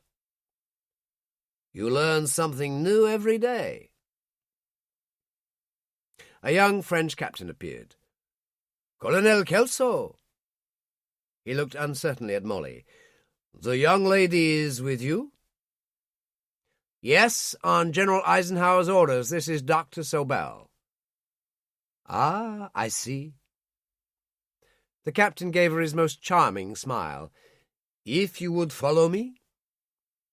As they went upstairs, he added, Colonel Joubert is waiting in the General's old suite. He wishes to thank you personally. They reached the door marked 103. He opened it and led the way in. General de Gaulle was seated next to a coffee table by the window, and there was a box in Moroccan leather on the table. Colonel Joubert, now in uniform, stood close by, and he rushed forward and embraced Harry. No longer wing commander, but lieutenant colonel, I see. You are a remarkable man. I will remember your heroism all my life, for it was my life you saved. May I introduce Dr. Sobel? She's here at the Supreme Commander's request. As the colonel was so recently wounded, we thought it prudent, Molly added. The doctor's father is Major General Sobel on Eisenhower's staff, Harry told Joubert. Excellent! The Frenchman turned to de Gaulle, who was lighting a cigarette and seemed indifferent to the whole business. With your permission, General. General de Gaulle nodded, and Joubert opened the box, took out the insignia of Chevalier of the Legion of Honor, and pinned it on Harry's tunic. He kissed both cheeks, stepped back, and saluted. General de Gaulle spoke for the first time. The Republic thanks you, Colonel, but now you will excuse us. There is much to do. Harry gave him a perfunctory salute, turned to Molly and nodded. The captain opened the door. They exited, made it to the top of the stairs, and collapsed into laughter. The Republic thanks you, she said in a deep voice. He doesn't like anybody, that man. He's not even grateful. He gives Winston and Eisenhower terrible problems. Harry was trying to unpin the medal. Damn thing's stuck. Here, let me. It's very nice. Give me the box. As they went downstairs, she replaced the medal, snapped the lid of the box shut, and offered it to him. No, you keep it, he said. Souvenir. Don't be silly. I insist. After all, I'm getting another. 11 o'clock at the palace in the morning. Will you come? Guests are allowed. Harry, I'd love to. She was obviously very moved, and took his arm as they stood on the pavement. But I'm going to have to leave you. A cab pulled up at that moment to drop somebody off, and she waved to the driver. "I'm due on the evening shift at Guy's, and it often drags on very late." "Don't worry, we've got the Palace. 11 o'clock, don't forget." "How could I?" She kissed his cheek, got in the cab, and was driven away. It was too much to expect, of course. She did 3 operations, worked until midnight, and fell into one of the beds kept for medical staff, utterly exhausted. At 8 she got up, showered, had breakfast in the canteen, was about to leave, when her name was called over the tannoy. "Dr. Sobel, emergency in casualty." A young soldier, knocked down by a bus when drunk, left lung punctured by a broken rib. "Theatre 3, get him ready and I'll be right along." The soldier was trundled away, and she grabbed the nearest phone and rang the flat. It was her uncle who answered. "Monroe?" "It's me, and I'm on the run. Emergencies all over the place. Tell Harry I'm sorry." "I will, don't worry." Harry came into the sitting room at that moment, perfectly dressed for the occasion. "My, you do look pretty," Monroe said. "But bad news from the medical front. She can't make it." "Really?" Harry shrugged. "Serves me right for falling for a doctor. I might as well get going. I feel like a walk anyway." He found the military Burberry trench coat Crossley had supplied with the uniforms, put it on, and went out. It wasn't raining, although the sky was the kind that seemed to threaten rain any moment. He smoked a cigarette and wandered about rather aimlessly, aware of being alone, and that made him think of Max and the dogfight over the sea off Cornwall. His voice. What was it Zek Ackland had said? "He sounded like you." But then he would. Max must have told his mother by now. He was certain to have done that, which made Harry think of Elsa. She'd have loved to turn up at the Palace this morning. Nothing was more certain. He flagged down a cab. "Buckingham Palace," he told the driver. He lit a cigarette, and the driver said, "Are you getting a medal or something, Gov?" "No, nothing like that." "Well, you wouldn't, would you? I mean, you been a Yank." "You're absolutely right," Harry told him, and sat back. It was raining hard when he came back out through the palace gates again. The policeman on duty saluted. Harry saluted back and hesitated at the people milling around, and then, just as before, the staff car drew up and Monroe leaned out of the window. "Come on, let's be having you." Harry scrambled in and closed the door. "Why do I have a feeling of déjà vu?" "I tried to get here earlier. I wanted to go in with you, but I got held up at the War House. Come on, let's see it." Harry took out the box and opened it. "Same as before." "It's never the same, Harry." "What did the king say?" "He said, 'This is getting to be a habit.' And then Queen Elizabeth said, 'I see you've changed sides.'" "Well, that was nice." Monroe tapped his sergeant driver on the shoulder. "Find a decent pub, Jack, and the wing commander, the colonel, and I will celebrate. Sorry you can't join us, but you're driving." Harry took a $5 out of his wallet, reached over and slipped it in the sergeant's breast pocket. "Make up for it tonight, Jack." "God help me, Colonel, with that I'll be drunk for a week." "Does Eisenhower know how Mac saved me? I mean, how many people know?" Harry demanded. "Only my people, dear boy. I prefer to keep it that way. It isn't even mentioned in my official report. You parachuted down and the lively Jane saved your bacon. End of story." Jack pulled up outside a pub called the Grenadier near St. James's Palace. It was pleasant enough and not very busy, just before lunch. Monroe, in uniform himself, went to the bar. The landlord, sleeves rolled up, exhibited many tattoos. "What can I get you, Brigadier?" Monroe, quite shameless, said, "The Colonel here, having just transferred to his own people from the RAF, has had his second DSO pinned on his manly chest by His Majesty only 40 minutes ago. We'd like to celebrate. I know champagne will be out of the question, but... Oh, not for you, it isn't. I happen to have one in my fridge right now, promised to a Major of the Grenadiers at Kensington Palace. He'll have to wait. Navy man myself, sir. Chief Petty Officer Gunner in the first lot. You gentlemen sit down, then." They took a booth near the window, and Monroe offered Harry a cigarette. "Well, here we are. You finally ended up in that Yankee uniform after all." "So it would appear." The landlord arrived with the bucket of ice, the bottle and 2 glasses. "My way, gentlemen, I hope it will do." "No, it won't," Harry said. "Not unless you get a 3rd glass and join us." "Oh, I don't know about that, Colonel." "We'd appreciate it if you would," Monroe told him. "So be a good chap and let me do the uncorking while you find that glass." He thumbed off the cork expertly and had started pouring when the landlord returned. Monroe charged his glass and raised his own. "To Colonel Harry Kelso.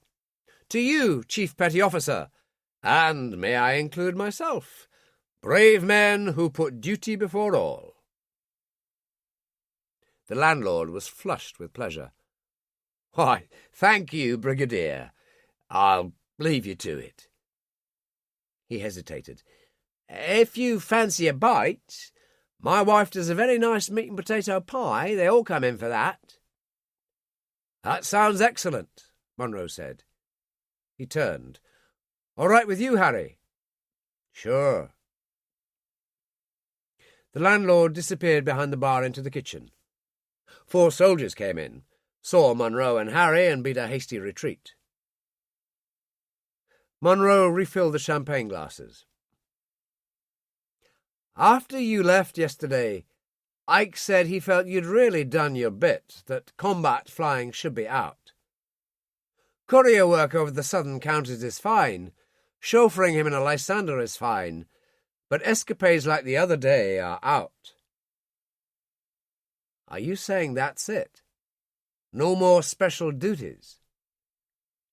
"Let's keep him happy. Good God, man, don't you ever sit still. Take it easy for a while." The landlord came in with the pies and cutlery on a tray. "There you are, gentlemen." Monroe cut into the crust and tried a mouthful. "Ecstasy! Takes me back to Eton as a boy." Harry followed suit and nodded. "You know, in the 4.5 years I've been here, some of my best meals have been pub grub. So I'm stuck on the courier run." "I didn't say that, Harry. You're very, very good. You can fly anything, even most Luftwaffe hardware. You're very special." "So you wouldn't rule me out?" Monroe refilled their glasses, emptying the bottle. "My dear boy, there's a war on."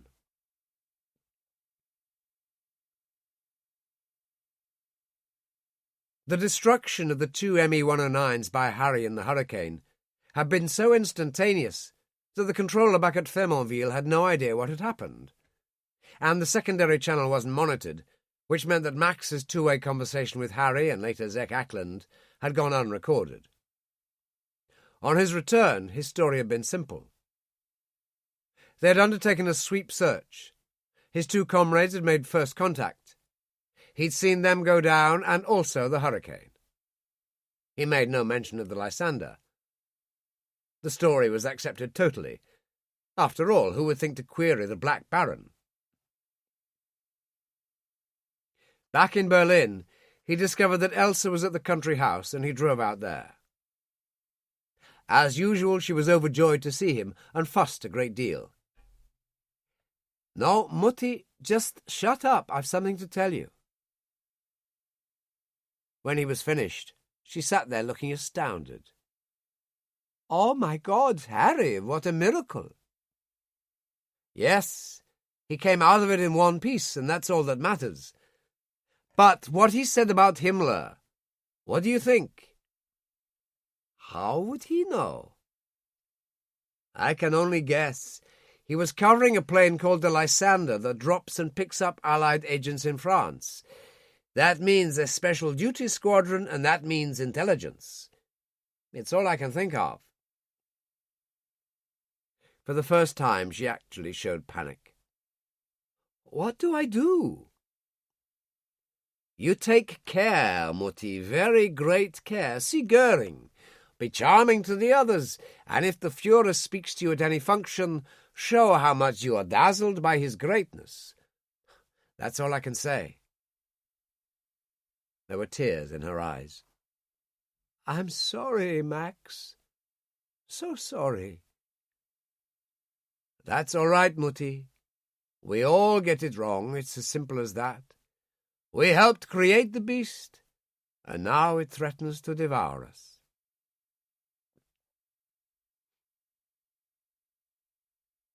It was dark 3 days later, when Bobby Hartmann flew down to Wewelsburg in a Storch, piloting himself.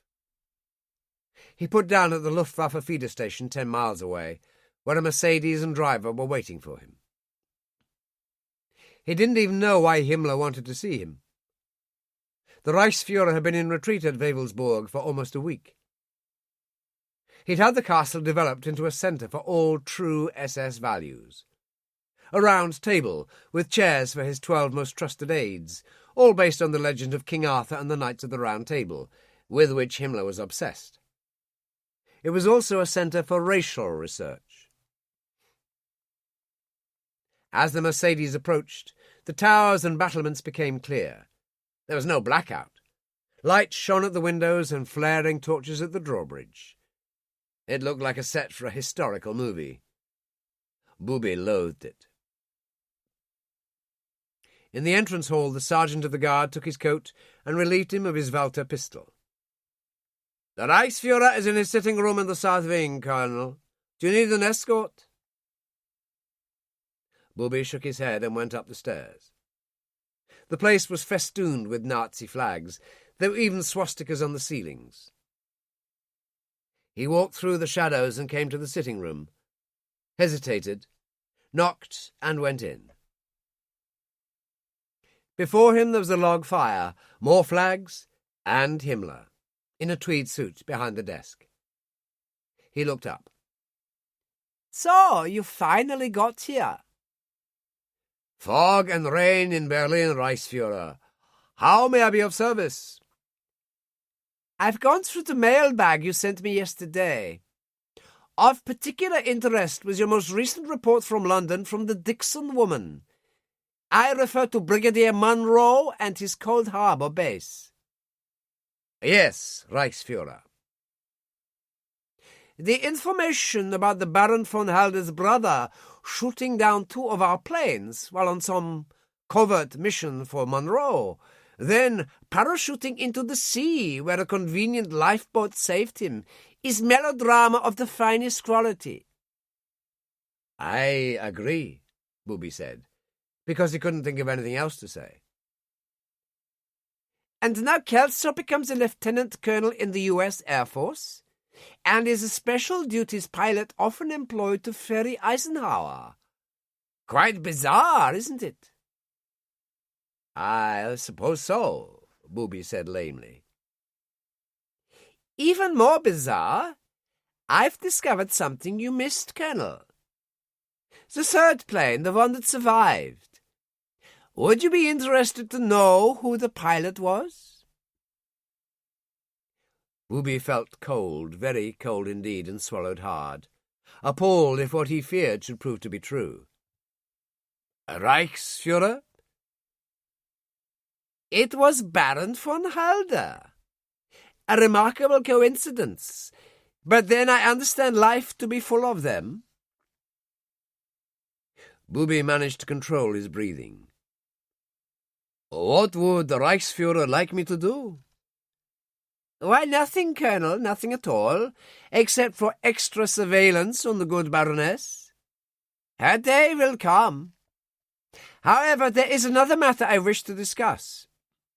You'll recall the Fuhrer raised the question of a possible assassination of Eisenhower. I asked you if you had anyone in England capable of such work.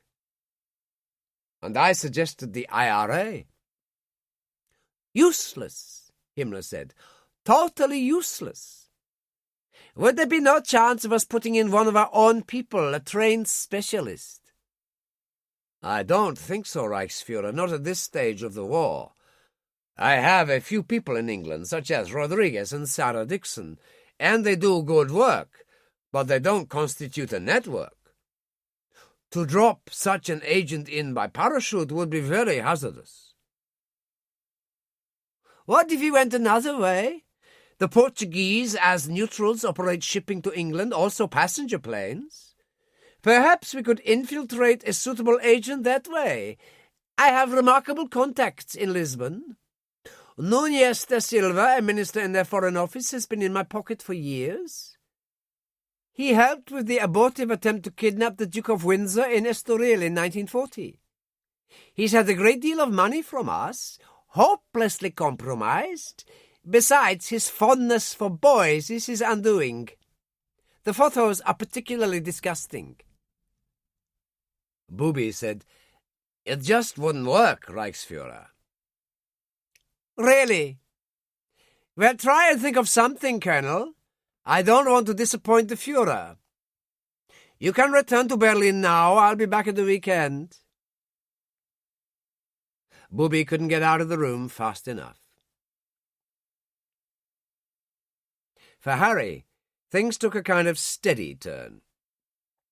He did general courier work and frequently flew Eisenhower on the Croydon to Southwick run. Just as frequently, he flew to Cold Harbour with Munro and Jack, and Molly sometimes came. Things were hotting up as everything converged towards D-Day in Europe. Munro putting in more and more agents, and sometimes OSS and SAS operatives. The weather was good, and when Molly was at Cold Harbour, she and Harry would walk on the beach, eat at the Hanged Man, and fool with Zek Ackland and the crew of the lifeboat. "It's as if the war has ceased to exist," Molly said to Harry, as they sat on the rocks by the beach one day. "Oh, it's still there," Harry said. "Don't kid yourself." He gazed out to sea, and thunder rumbled on the horizon. "There you are, guns!" "You devil," she said, pushed him off his rock and ran away. Harry picked himself up and went after her. It couldn't last, of course, and landing at Croydon after bringing a couple of returning agents back to London, he found a message asking him to report to SOE headquarters in Baker Street, and a staff car waiting to transport him and the two agents. When they got there, a young captain appeared, who spirited the agents away, and Harry went upstairs and found Jack Carter coming to meet him. "He's in the map room, Harry." "A big flap on or something?" "Or something. I'll let him tell you." Munro had on the table a large-scale map of the Channel from Cornwall across to the French coast. He was making rough measurements with a ruler. "What's it all about?" Harry asked. "Morlaix, 20 miles in from the French coast on a direct line from Cold Harbour. Grant plotted a course. He said 45 minutes in the Lysander, maybe an hour. Would you agree?" Harry had a quick look. "Depending on weather, I wouldn't argue with that." "I've a major agent to drop in over there at midnight. An in-and-out job, no one to bring back. It's vitally important. It's a Frenchman named Jacot, the leader of the resistance in that whole area. There's a lot happening, and he must be there." "So, what's the problem?" "Grant was doing the flight. Grant put it all together. Now the silly sod's fallen off his motorcycle and broken his left arm." "And you'd like me to do it?" "Harry, at such short notice it needs somebody of your calibre." "No need for soft soap. When do I leave?" Let's say 2 hours. Jack and I'll come with you, Jacques as well. Gives me time to go to the flat, get a shower, and change my clothes. I'll have a staff car take you. See you later, then, Harry said, and went out. He showered, found clean underwear and a shirt, and had just finished dressing and was going downstairs when Molly came in. Wonderful, you're back. And on my way out again. Did you know Grant broke his arm? No.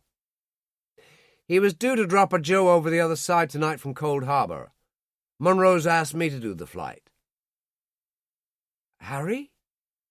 She was alarmed and grabbed his arm. In and out, drop off, no pickup. I'll be back before you know it. Hey, trust me. He kissed her lightly on the mouth. Gotta go.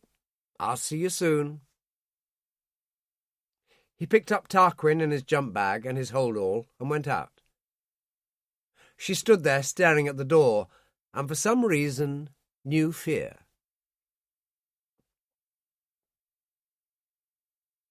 In his office, Booby Hartman sat at his desk drinking brandy, and Trudy leaned against the wall. Crazy, Trudy. Absolute madness.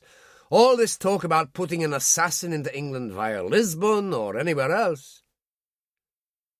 Well, don't even hint at your true feelings, Trudy said. Look as if you agree. Tell him how we're exploring every avenue. Just string it out until he moves on to something else. All right, I'll be a good boy. He poured another brandy. But really, an assassin into England. What do they expect of me? Don't worry.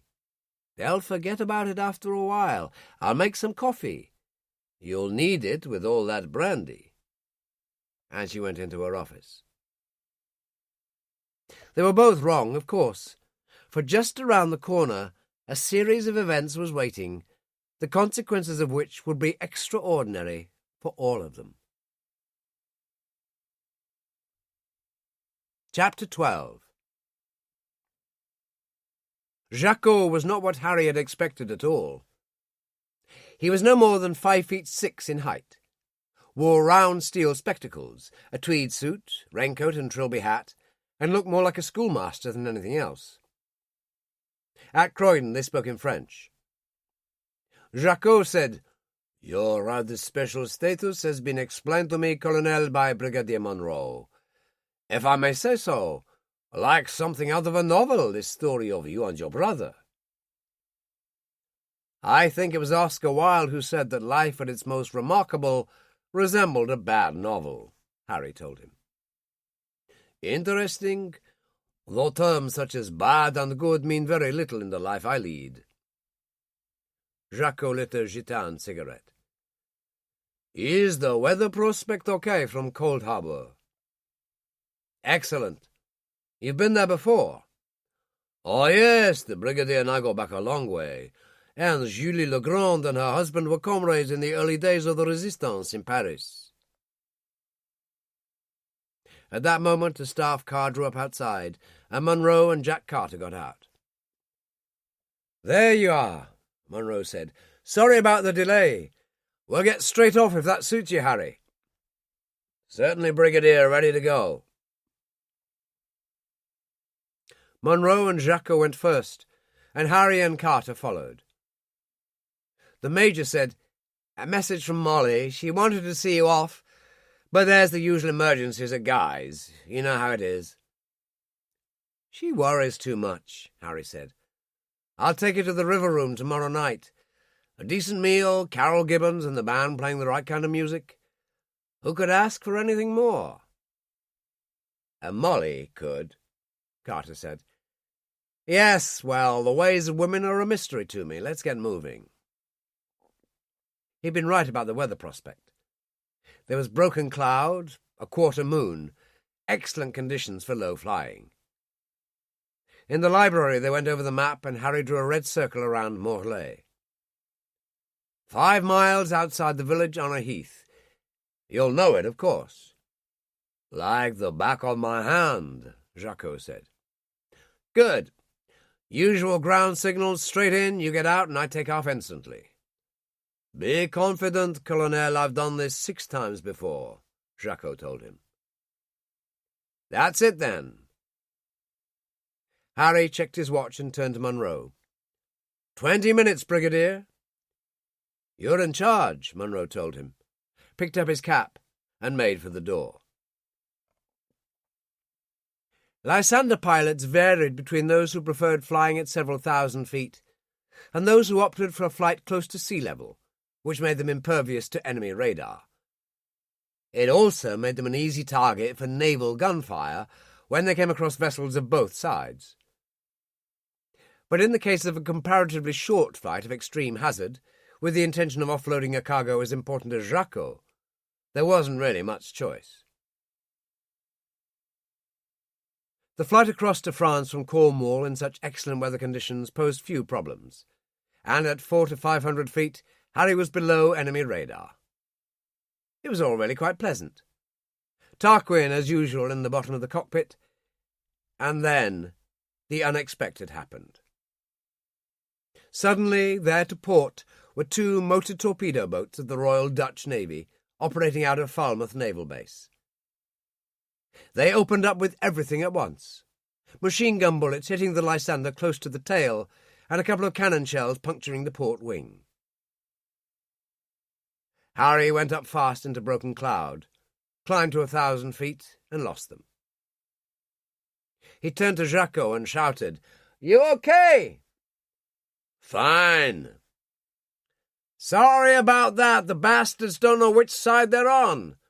We've taken a few hits, but no problem. ETA in 15 minutes.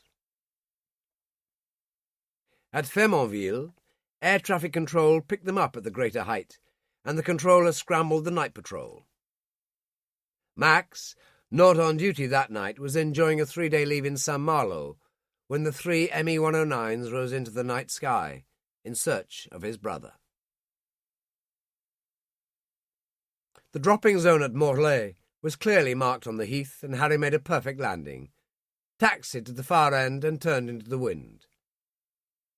Jacques patted him on the shoulder, scrambled out to meet the people running towards him, and slammed the door behind him. Harry gunned the engine, roared down the heath, and started to rise. And at 800 feet, disaster struck. 2 MEs, one after the other, came in low and shot up the heath where the landing lights were still visible, the sound of it filling the night. And as Harry lifted, a 3rd ME chased him, cannon fire tearing his wings apart. His nose dipped, and he went down. At the far end of the heath were trees, and he pulled back on the column in an effort to rise, but his wheels clipped the top branches, and he disappeared on the other side.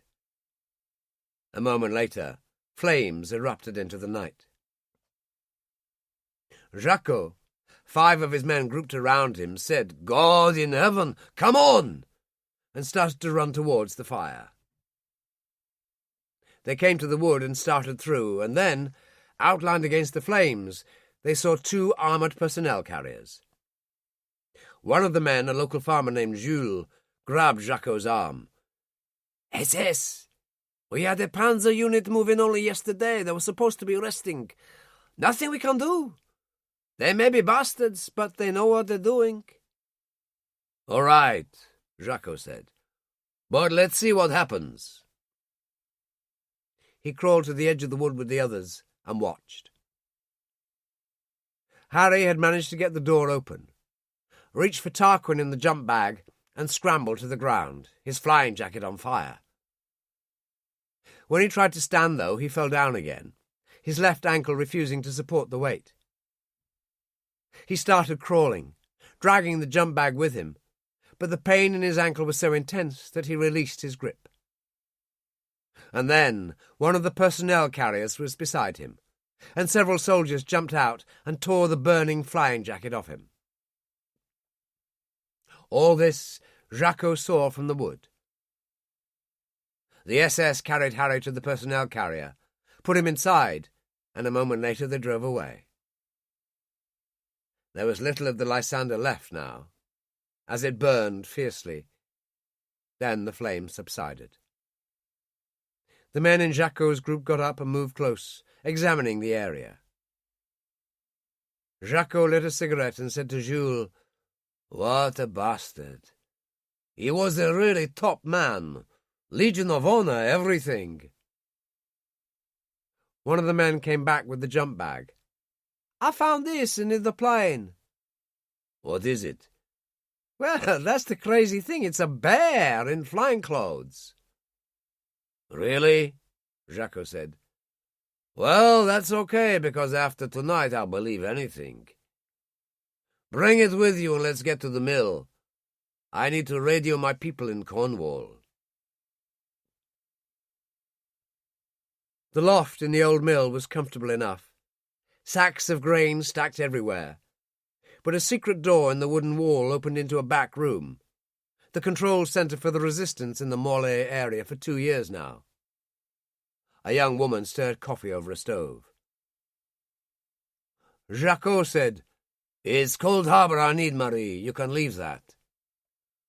"I can't contact them for another 30 minutes, she said. "We're on a fixed time schedule. In the meantime, coffee and maybe a cognac will do you good." "Right, as usual." He took the mug she handed him. "Where would they take Colonel Kelso?" "Chateau Morlaix, just outside the village. The Count and his family fled to Britain and left a caretaker in charge. The SS have appropriated it as their headquarters." "No way of getting to him?" "Only if you're intent on committing suicide." He nodded, sat back, and Jules came in, put the jump bag on the table, opened it, and sat Tarquin on the table. "There's a label inside. It says Tarquin's bag." Jacquot said, "It must have been some kind of mascot." "Daft, I call it," Jules said. "A bear with wings." "Oh, no." Marie picked Tarquin up. "He's special, you can tell." She turned to Jacquot. "Can I have him? My 5-year-old daughter would fall instantly in love." "Why not?" Jacquot looked at his watch. "But get me Cold Harbor now." Monroe left the radio room, went downstairs, got into a jeep, and drove himself down to the Hanged Man. When he went in, all the lifeboat crew were there, Jack having a beer with Zek Ackland by the fire, Julie behind the bar. Monroe stood just inside the bar, his face saying it all. As people glanced at him, they stopped talking one by one. It was Julie who said, "What is it, Brigadier?" Later, sitting by the fire with Jack and Zek, he said, "At least Jacquot made it safely. Yes, I know that sounds callous, but it's the name of the game. Jacquot is of primary importance. You agree, Jack?" "I suppose so, Brigadier, but to be frank, what seems of primary importance to me is who's going to break this to Molly." Monroe took a deep breath. "Well, Jack, you are very close to her." "And you, Brigadier, are her uncle." "All right, point taken. Leave it with me." And Monroe got up, went out, and left them. In the doctor's restroom at Guy's Hospital, Molly was snatching a coffee and sandwich. A young surgeon captain named Holly, who worked with army patients, sat in the corner reading a newspaper. There was a knock at the door. He got up and opened it to find Major General Tom Sobel standing there. "Would my daughter be here?" Holly, who had met him once before, was suddenly all military. "Yes, here she is, General." Molly turned, smiling. "Why, Dad, what brings you here?" And then her smile disappeared totally. "I wonder if you'd give us a few minutes, Captain." "Of course, sir." Holly went out. As the door closed, Molly said, Just tell me the worst. Don't dress it up. Sitting there minutes later, smoking a cigarette, her face haggard, she said, "So he could still be alive." "From what this resistance leader Jacot says, yes. His flying jacket was on fire when the SS got to him. Then they bundled him into a personnel carrier and took him away. But, from all accounts, it was a very bad crash." "But he survived." She nodded and stubbed out her cigarette. "Molly, he must have sustained heavy injuries at least." "Perhaps. But he's alive." "How on earth can you be certain?" "Because I'd know, Dad."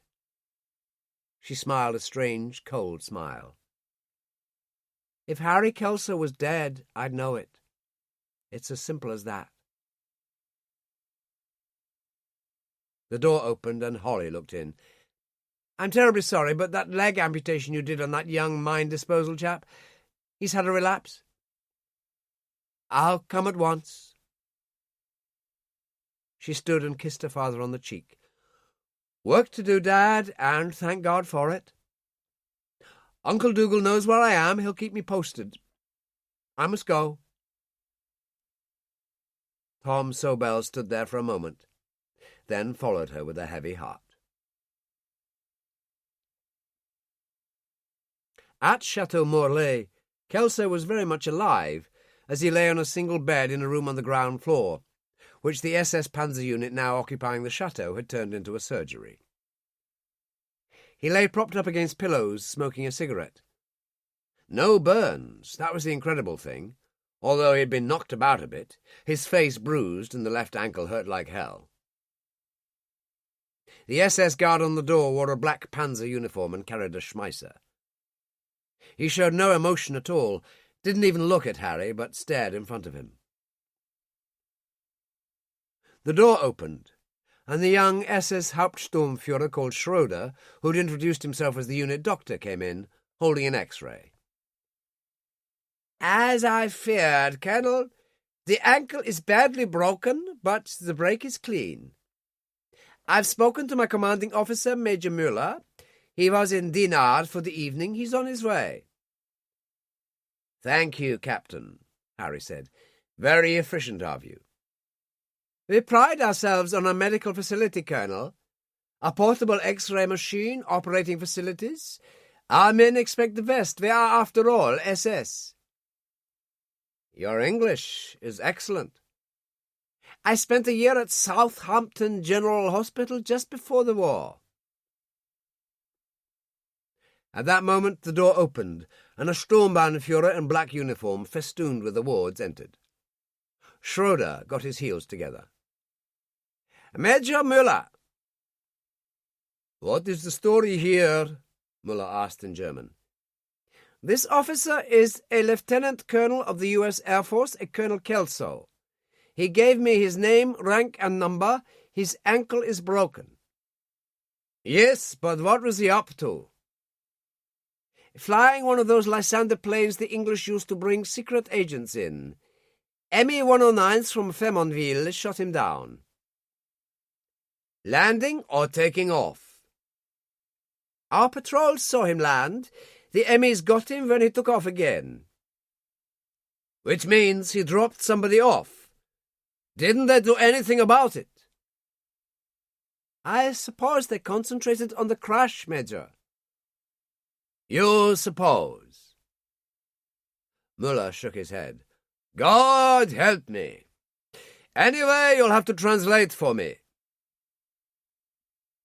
It might have been the clever thing to stay quiet, but Harry's ankle was hurting like hell now, so he said in German, "That's not necessary, Major. But what is necessary is that I get a shot of morphine right now and something done about this ankle." Both of the SS officers were astonished. Müller said, "I congratulate you on the excellence of your grasp of our language, Colonel." Thank you, but what about the ankle? I've complied with the Geneva Convention, name, rank, and serial number." Müller frowned, then walked across the room to where Harry's tunic had been hung on a chair. He noted the medals, the RAF wings. "Good God, Colonel, you have had an interesting war."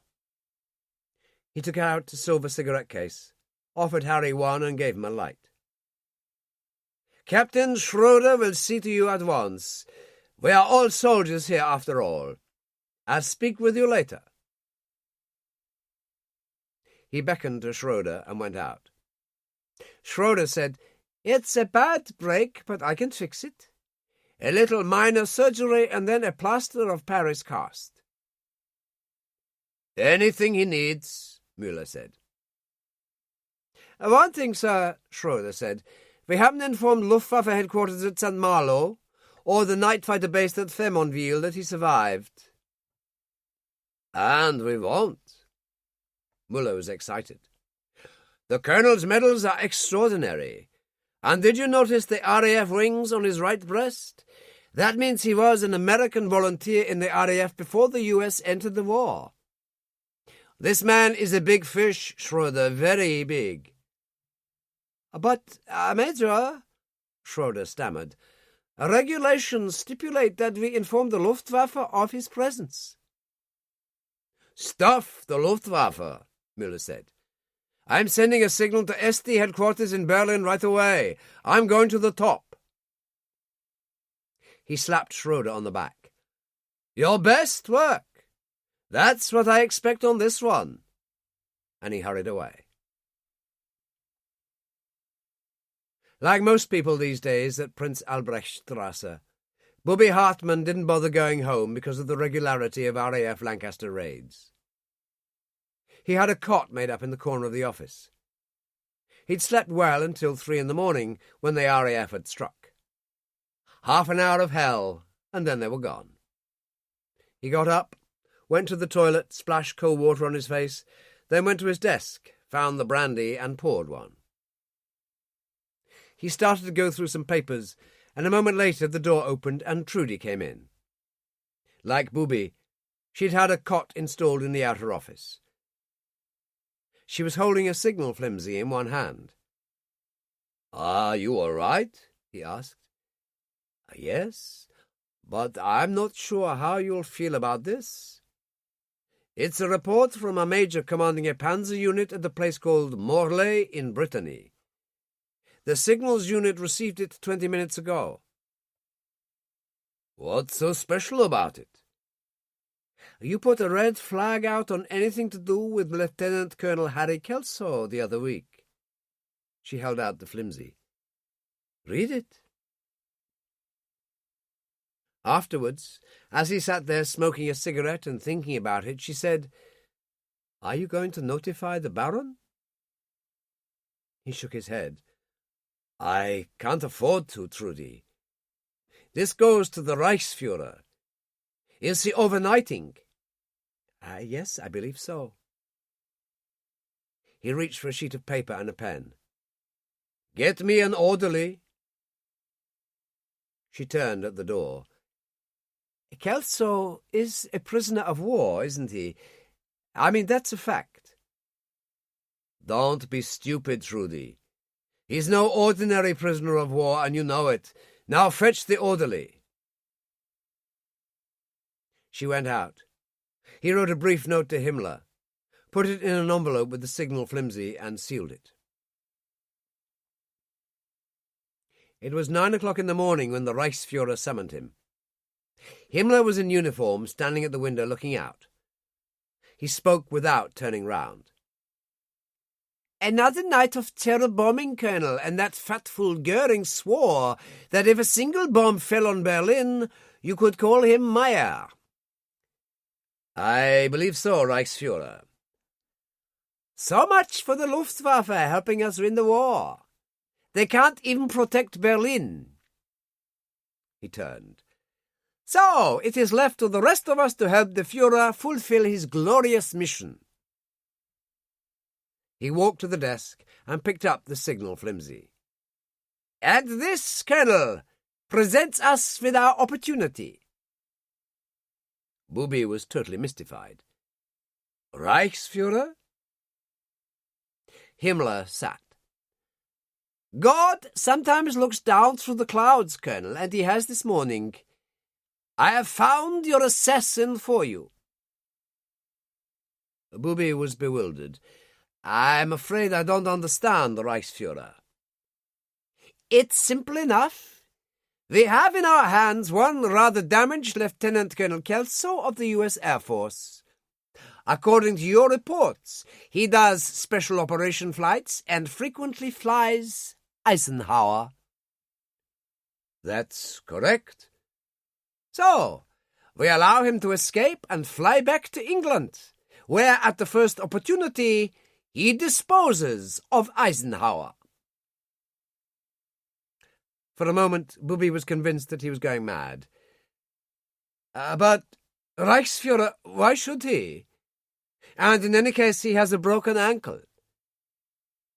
But his brother doesn't. Himmler smiled at Booby's astonished expression. They can't be told apart, or so I'm informed. A simple change of uniform is all that's needed. We arrange for him to conveniently escape from Chateau Morlaix, then steal a Storch or some such plane from the feeder station outside the town. There is one, I've checked. Anyway, he flies back to Cold Harbor and Brigadier Monroe.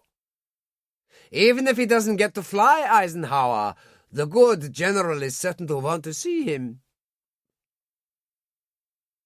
Booby Hartmann struggled to come to terms with all this.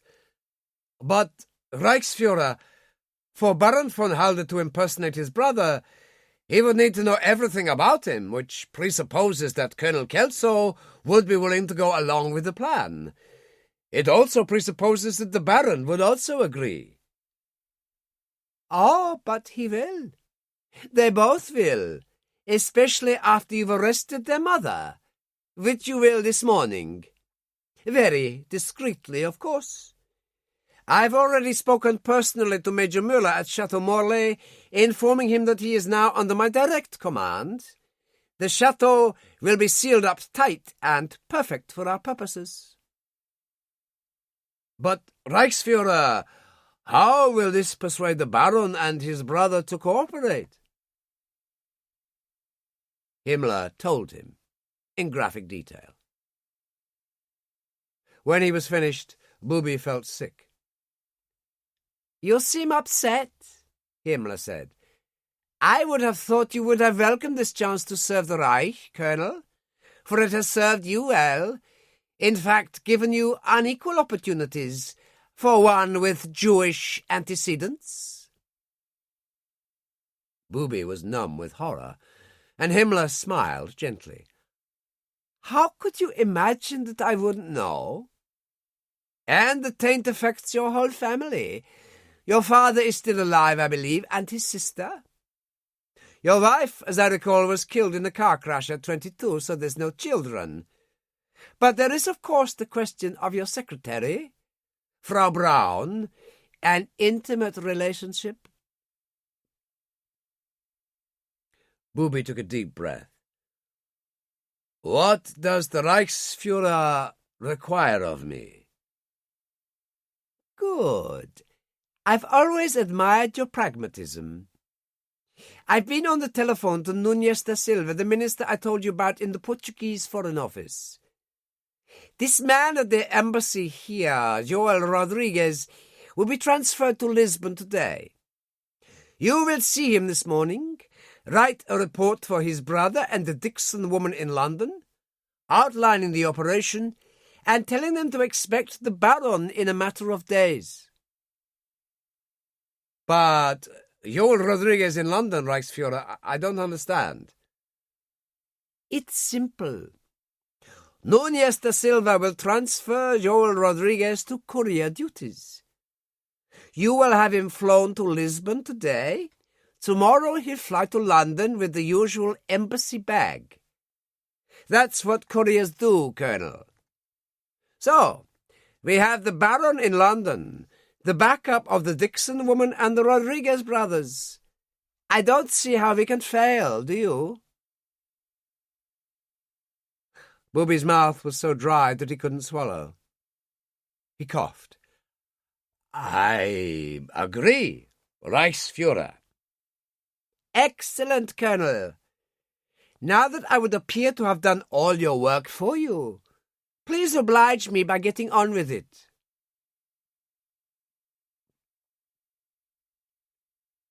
The first thing Hartmann did was to tell Trudy to get hold of Joel Rodriguez and order him to report at once. Then he told her to come with her shorthand book. He poured brandy again. "Should you be doing that?" she asked. "It's all that's holding me together. You'll understand when I finish dictating." What he gave her was a letter of instruction for Fernando Rodriguez and Sarah Dixon. The project in complete detail, as Himmler had outlined it. When he finished, Trudy said, "He's crazy. He must be. Why would Kelso and the Baron agree to this thing?"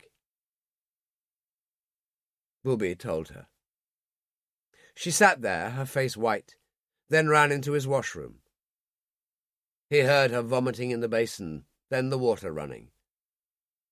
After a while she returned, her face still pale. "What a swine. And you'll go through with it?" "I have no choice. There's Jewish blood in my family, Trudy. I didn't think anyone knew, but he did. My father's under threat, my old aunt, even you as my secretary." "Oh, my God. So I don't have much choice, do I?" She sat there staring at him, and the bell rang in the outer office. She got up without a word, went out, and returned with Joel Rodriguez. "Type up the letter," he said, "and as quickly as possible." She went out. Joel wore a raincoat and fingered his hat anxiously. "I have rather startling news, Colonel." "I know," Booby said. "You've been summoned to Lisbon at once, and I've been asked to facilitate your transport by air to that fair city as soon as possible. You are probably informed of the move by Núñez da Silva of your Foreign Office." "How did you know that, Colonel?" "I know everything." "Did he tell you what he wants you for?" No." "Well, I will. You're joining the courier service, carrying diplomatic bags by air to London. You won't be in Lisbon more than a few hours." Joel looked immediately alarmed. "But, Colonel, this wasn't in our agreement." "It is now. Of course, you could discuss it with the Reichsführer or da Silva when you get to Lisbon, but I wouldn't advise it. You're a small man, Rodriguez, caught up in big things. Come to think of it, so am I. We don't have choices, they're made for us." Trudy came in with the letter of instruction.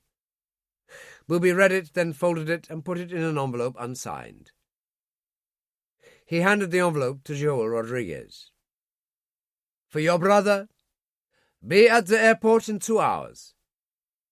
"Yes, Colonel." Joel went out and Booby lit a cigarette. "Find out where Max is, then order a plane for me to leave in, say, 3 hours. A Storch will do. I'll fly myself." "Any passengers?" "Why, the Baroness, of course." He stood up, and as she reached the door, said, "And Trudy?" She turned. "Yes?" "Any chance you get to do a disappearing act, take advantage of it. Just in case things go wrong, you understand." "Perfectly. But I'd rather wait and see." She was strangely calm as she went out. Handling Elsa von Halder was extraordinarily easy. He stuck as far as possible with the truth. It was as simple as that. When he knocked on the door of the suite at the Adlon, he was admitted by Rosa Stein. Elsa was seated by the fire reading a magazine, which she put down. She held out her hand, and Booby kissed it. "What a surprise, Colonel." "I bring you rather momentous news, Baroness. I might as well get it over with.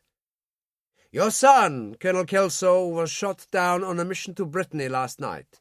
He is now in our hands." She said calmly, "Is he well?" "A broken ankle. He's at a place called Chateau Morlaix. I'm under orders to fly down there to interrogate him." "Does Max know of this?" "No, but he'll be informed. I'm acting on behalf of the SD, which means the Reichsfuhrer. But he has given me permission to take you with me if you should desire." "May I bring my maid?" "Naturally." She stood up. "Then how long have I got, Colonel?" "I'll have a car pick you up in an hour." He put on his cap and saluted. "Please excuse me, I have things to do." As Rosa hurriedly packed, Elsa told her of her conversation with Booby Hartmann.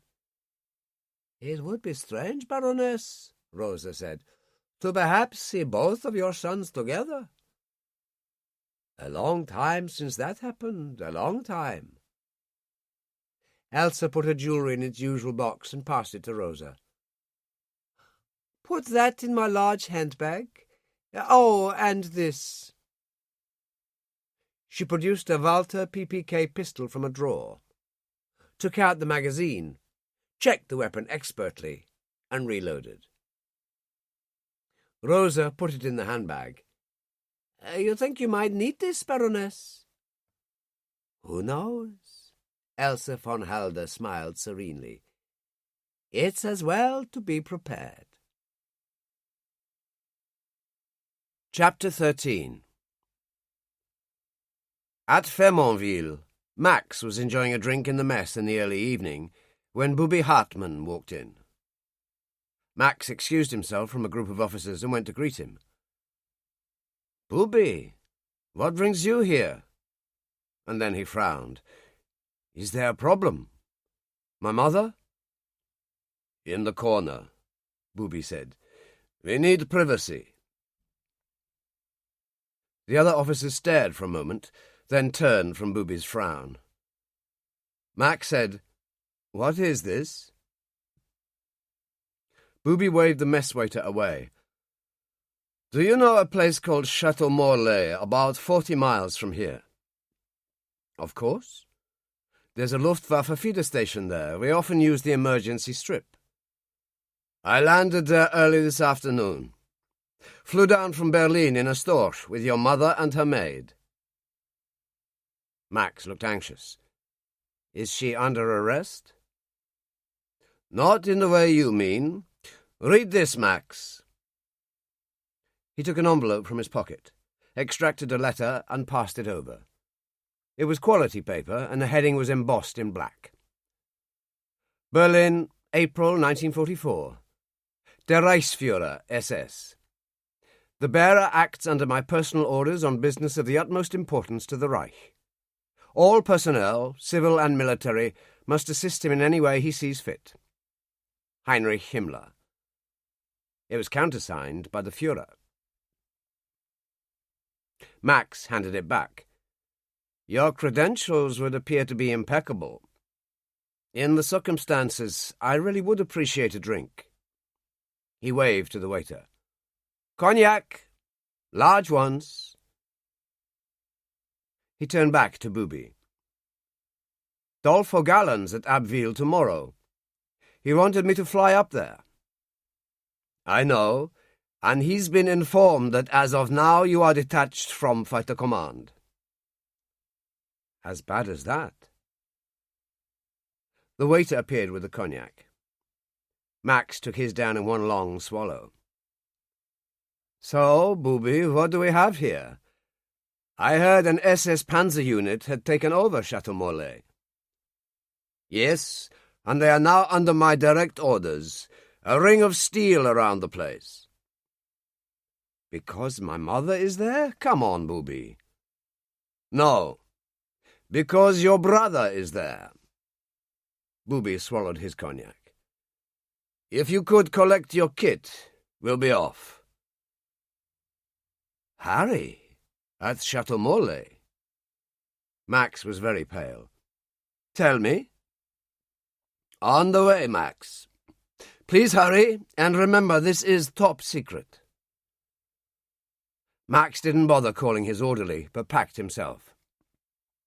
As he was finishing, the door opened and Major Berger, the station adjutant, came in. Hartmann flourished an order from Himmler himself that chilled my bones. You've been posted to the SS command at Morlaix. So it would appear. But what goes on there? I've been ordered to detach an ME-109 to the Morlaix feeder station. Again, it will be under Hartmann's command. Max zipped up a bag. Who are you sending? I sought young Freiburg. Not a bad choice. He's got potential. Max picked up a bag in each hand. I must get off. Max, Berger said. We've been friends for a long time. Are you in trouble? No more than we've all been since the Führer took over in 1933. Max smiled. Watch your back. And he went out. The car was a Citroën, long and black, and Booby drove it himself. Max sat beside him, smoking a cigarette. So what happened to Harry? He asked. He was dropping an agent off in a Lysander from Cold Harbour in Cornwall. I expect you recall the name. Why should I? Max, your brother was shot down in a hurricane some weeks ago, while covering a Lysander on his way back to Cold Harbour with a very important French officer. He took out 2 ME-109s and went into the drink. It was Himmler who pointed out to me that the pilot of the 3rd ME on the scene was you. What happened, Max? All right, Booby. Max laughed. I'll tell you, then you tell me. Agreed. When Max was finished, Booby said, Remarkable. And I'm not condemning you. I hope I'd have done the same. So, what about Harry? It would seem he was dropping one of those resistance leaders off an in-and-out job, bicycle lamps on the heath. He went too high into the radar level after being fired at by Allied naval forces. Can you believe that? Oh, I can believe anything. Anyway, boys from your base strafed the landing area and brought him down. He got out as the Lysander fireballed. Strangely enough, he was saved by a Panzer patrol which just happened to be in the area. They got his burning flying jacket off him before it did more than singe him, but his left ankle was badly broken. But otherwise he's all right? Yes. Does he know I'm coming? Does my mother know? Not at the moment. I understand you've asked for an ME-109. They've allocated young Freiburg. Why? A precaution only in case we get unauthorized aircraft in the area, and that's common enough these days. Max lit 2 cigarettes and passed one to Booby. Look, what is this? The Reichsführer isn't into happy families. What does he want? Later, Max, later. That's all I can say for now. And Booby concentrated on the driving. At Morlaix, Elsa and Rosa had been installed in an apartment suite, Major Müller all courtesy.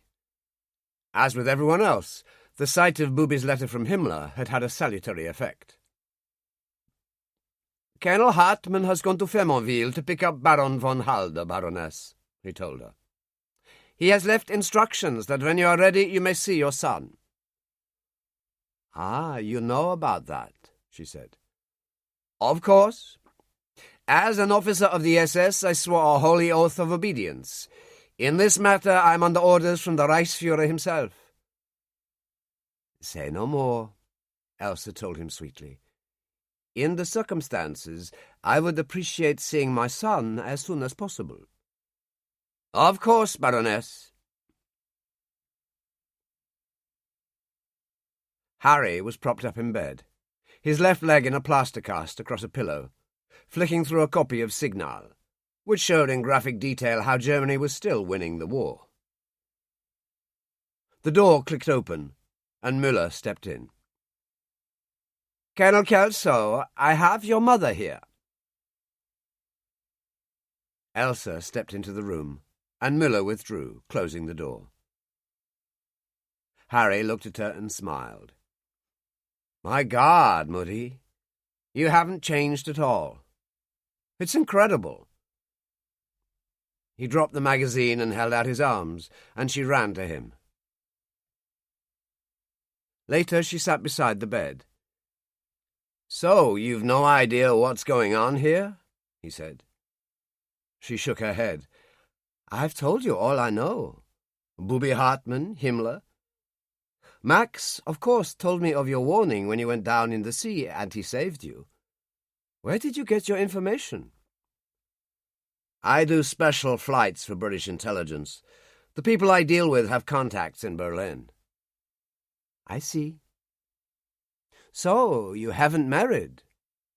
"Mutti, I'm still only 26 years old." "Your father was 22 when he married me." "Well, I have been rather busy." She lit a cigarette. "So, I don't know what's going on here, and neither do you." "So it would appear." She nodded. "Is there a girl in your life, a proper girl?" "Perhaps. Her mother was English, killed in the Blitz. Her father's an American general." "She sounds promising." "She's a few months older than me and a brilliant surgeon." "Couldn't be better. I'm impressed." "Don't be, Mutti. She deserves better." Before she could reply, the door opened and Booby appeared. "Another guest for you, Colonel." He stepped back, and Max moved into the room. Dinner was served in the chateau's magnificent dining room. Harry was carried down in a chair by 2 SS orderlies. Müller, Schroeder, and 2 young lieutenants joined the party. The food was excellent.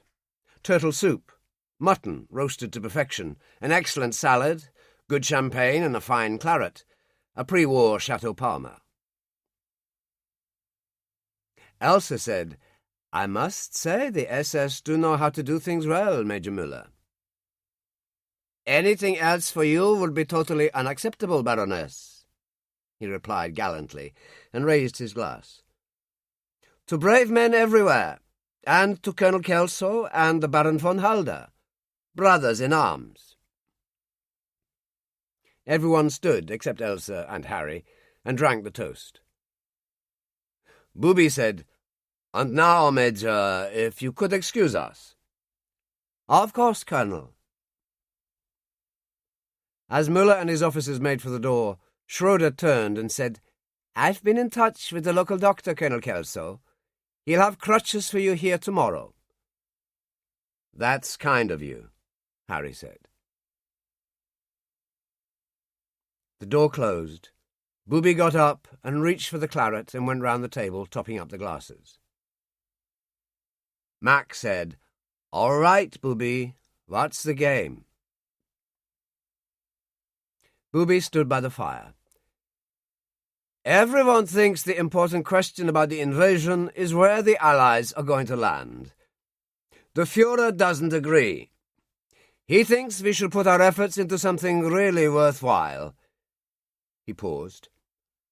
"Such as assassinating General Eisenhower." There was total astonishment on every face. "But that's crazy," Max said. "It is, but unfortunately Himmler agrees with him. I have agents in London, separate from the Abwehr and still at large. Through them, Colonel Kelso, I know all about Brigadier Dougal Munro, Major Carter, Cold Harbor, and SOE in Baker Street. I know you have a lady friend, a Dr. Sobel, whose father is a general on Eisenhower's staff. I know you often fly him as a courier pilot. I told the Reichsführer that we couldn't oblige the Führer, that I had no one in London capable of such a task, and that at this stage in the war I didn't think one of our own people, however capable, would ever get near Eisenhower, even if we managed to get someone into England. So? Kelso asked. Things have changed, however, with you falling into our hands, and this has led to the Reichsführer coming up with, in his opinion, a brilliant solution to our dilemma, and in mine, a bizarre one. He paused, and Max said, Go on, booby. It goes something like this. Colonel Kelso escapes, steals the Storch on the landing strip and flies back to Cold Harbor to a hero's welcome. Eisenhower will wish to see him. If not, he is certain to fly the general on some occasion, as he has before. At a suitable moment, he assassinates him. There was a profound silence. Then Harry laughed out loud. And how do I accomplish all this? I'm not getting crutches until the morning. You don't understand, Booby told him. It wouldn't be you.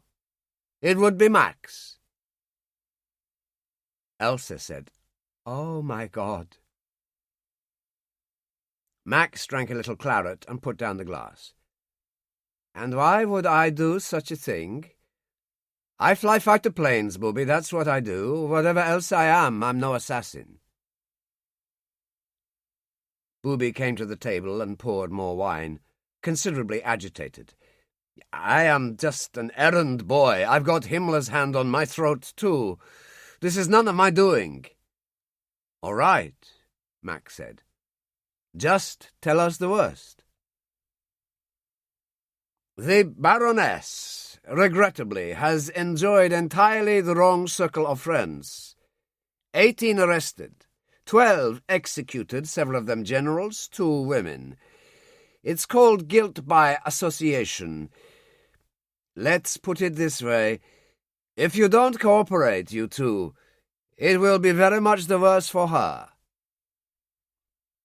Elsa tossed wine into his face. You bastard! Max jumped up and caught her arms. Don't be stupid. He's got just as much choice in this as we have. Oh, to hell with that kind of talk, Harry said. If you did this, you'd need my cooperation, Max, my life in detail, my girl, Molly, Monroe, my friends at Cold Harbor, Eisenhower, Southwick House. He shook his head. I won't do it. Booby wiped his face, and Max turned to him.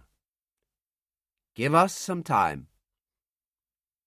Tomorrow morning, Booby said. That's the best I can do. Sleep on it. And he turned and went out. Back in his room, he telephoned Himmler at Prince Albrechtstrasse and found him still in his office. I thought I should bring you up to date, Reichsführer. When he was finished, he said, What shall I do? I've told you what to do, Colonel. Let them think it over. Not much sleep there, I think. Breakfast, everything nice and orderly. Then add, let's say, 10 o'clock. Let the axe fall. I doubt if you'll have any further trouble. Very well, Reichsführer. I must go, Colonel. I'm needed in Paris. I intend a night flight. If you need me, I'll be at Gestapo headquarters there. As you say, Reichsführer. Booby replaced the phone, imagining Himmler's personal Ju-52 lifting into the night. If only an RAF Mosquito could appear on schedule and blow him out of the sky. But that, of course, would be expecting too much. Elsa had retired, and the SS orderlies carried Harry back to his room and helped him onto the bed. After a while, the door opened and Max came in. "Not one, but 2 sentries on the door. They are taking good care of you." He spoke in English. "I like the uniform," Harry told him. "Very handsome." Max crossed to the chair where Harry's tunic hung. He examined the medal ribbons. "You're not doing too bad yourself." He pulled a chair forward and took out his cigarette case. "So, here we are, brother, together again." He gave Harry a cigarette and a light. "The only thing missing is Tarquin. How is the old boy?"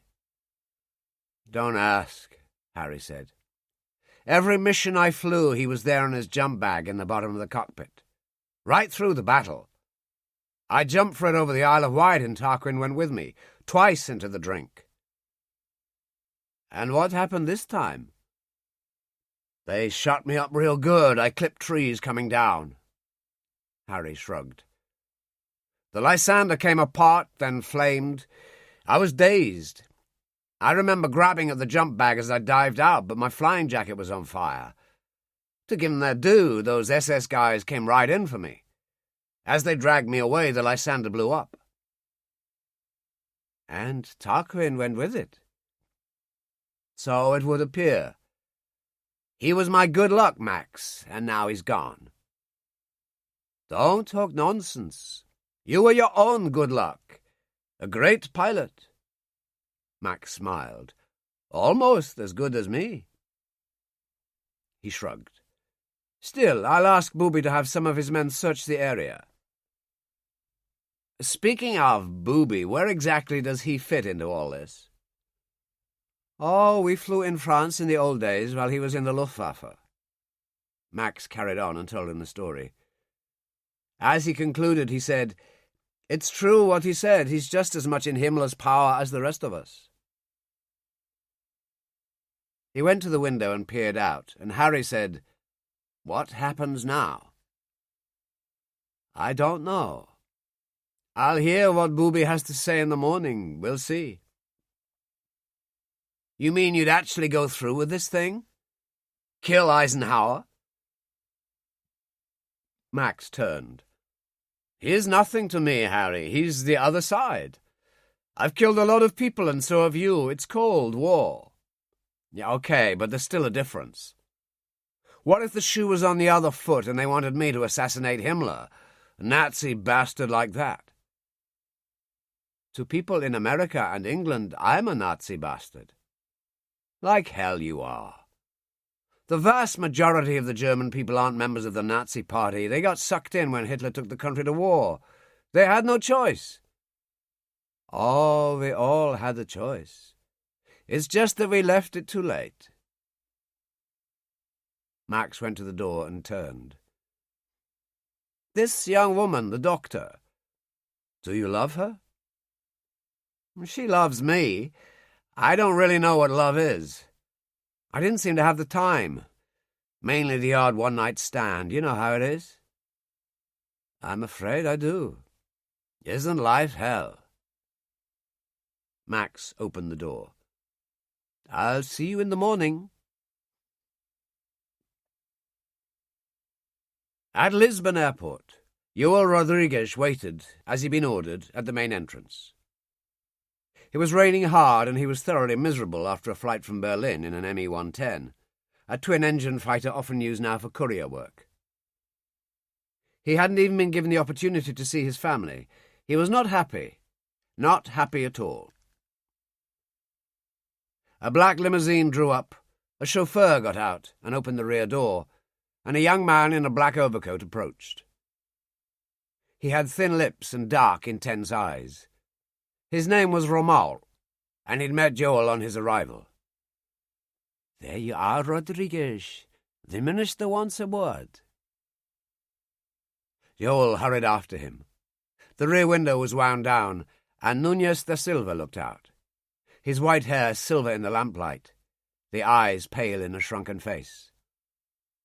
"So, you are Rodriguez?" "Yes, Minister." "You know what you have to do." Yes, Minister. I know nothing of Reichsfuhrer Himmler's instructions to you, and I do not wish to.